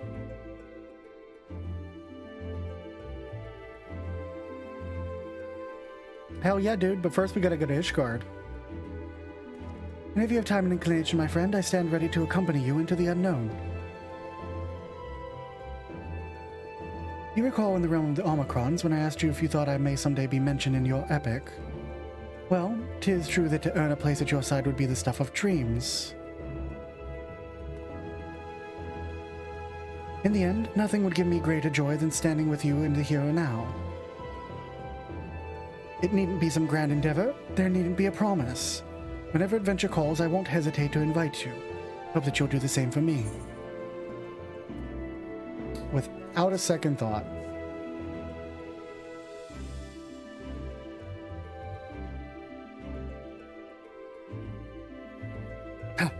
Hold you to that. As much as we've already seen, there's still so much we haven't.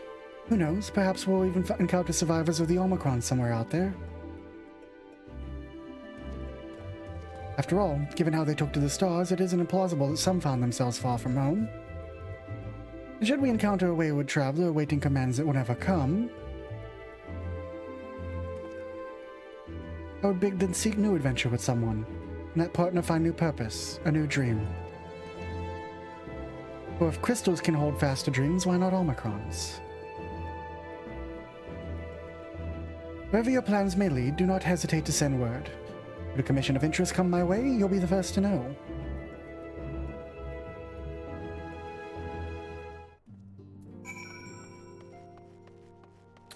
Time to turn in the quest. Ah, Wiggles, yes. Broken your feel, have you? If so, I'm thinking to send everyone off.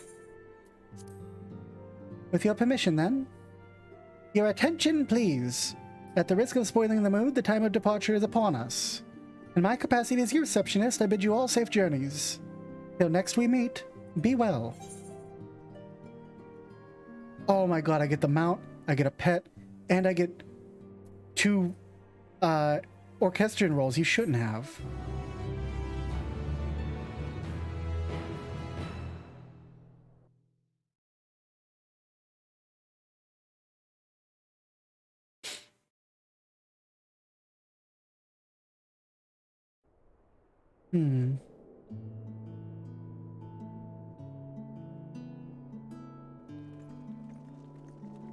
Bum bum bum bum.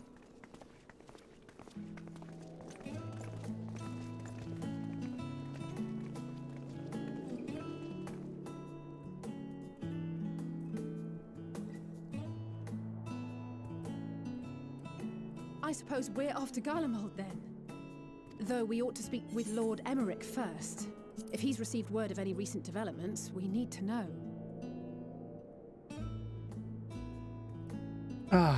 Twould be prudent to purchase some warmer clothes at least. Mayhap we can pick up a few souvenirs for Euless and the others while we're at it. Where will you all be heading next? God, I don't know. Dravania, there is a book I've been meaning to borrow from the Great Google Library. And I can think of at least one person who will be most displeased should I fail to visit before leaving. We've no particular destination in mind, but we do intend to stop in Sharlayan before we set off. We had thought to ask after the Loporrits. I am curious as to how well those who chose to remain are adapting to their changed circumstances. Might we accompany you then? Raha and I were planning to return to the Baldessian Annex.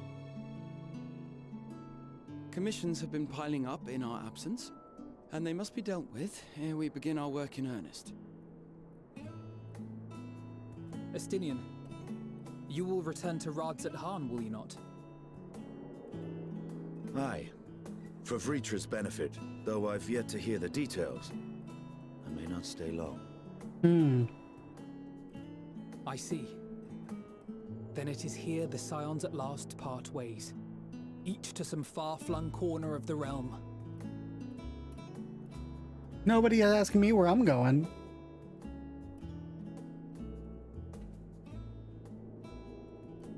If they do, I'm going to say to bed.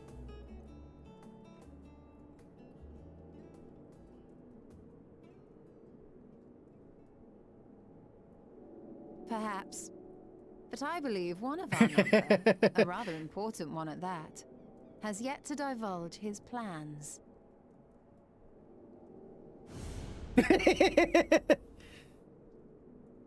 Quite right. Indeed. Come on, guys. Fair point. So, what's next for our humble adventurer?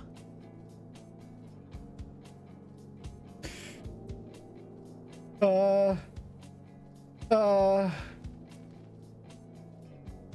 look, a bird. I'm gonna go chasing after a bird. But in fact, I'm probably going to go to sleep. Because this is the first chance I've ever had to actually sleep in 10 years. Is that gonna be a fin? I'm surprised we didn't get a fin. We did get a fin, okay.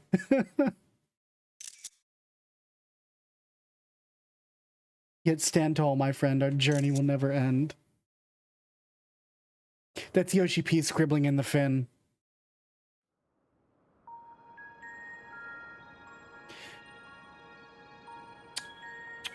Elpis?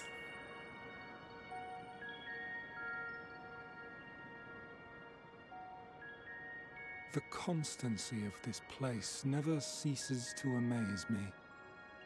An ocean of souls, shimmering and eternal. Is that a Litibus?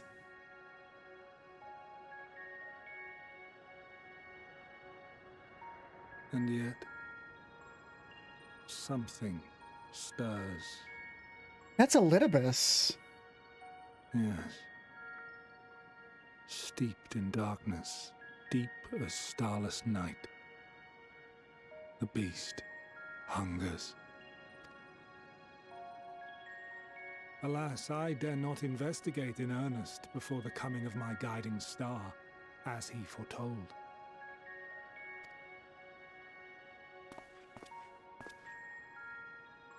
We shall descend to the depths, you and I, to confront the dread beast Pandemonium. Oh, the sights we shall see. The sights we shall see. All right, Elidibus. That's definitely not La Habrea. That's Elidibus's voice. And he's wearing white, which was Elidibus's thing. La Habrea would be wearing black.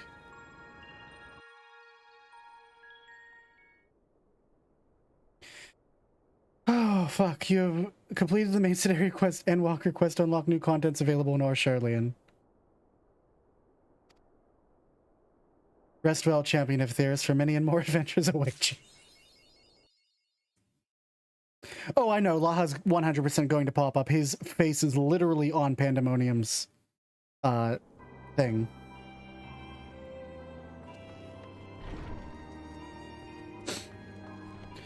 Oh, shit. That's it, y'all. We fucking beat it. Yeah, Laha's 1000% popping up. I expect that that's where they finally give us our Laha Brea deep dive backstory. That's where we finally get to learn of Laha Brea as someone who isn't just, you know, that. We did it. We're here. Fuck. After, the fuck has it been? 11 hours. Evian, thank you for giving out a community sub. I appreciate Fox gifted a tier 1 sub to Atra.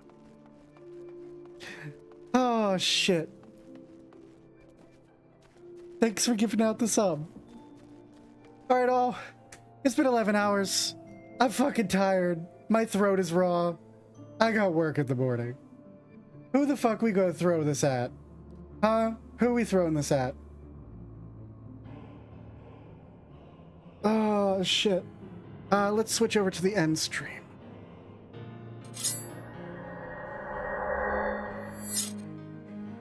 Oh, fuck. Is my credits not working? There it is. All right. Thank you, everyone. Let's find out who we're gonna raid. Who should we raid?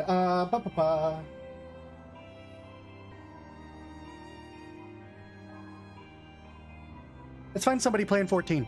Send the love along.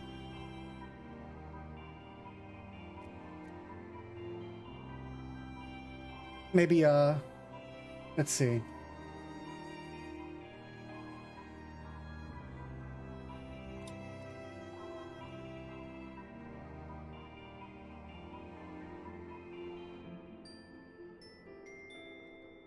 There's only one person on furry.watch. Well, let me see here.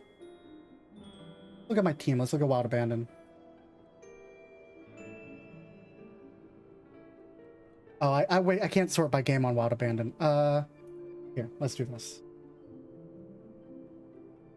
All right, I found someone to send y'all to. Thank you, everyone, for coming out this evening and all week and all month. I've appreciated it so much. Once again, if you want to hang out outside, you could join my Discord. You know, otherwise follow me on Twitter. Check out my website for you can find all the stuff that I actually do create myself other than my streams. And I very much appreciate every single one of you. Have yourselves a wonderful night. And have a good night. I said that twice. I'm fucking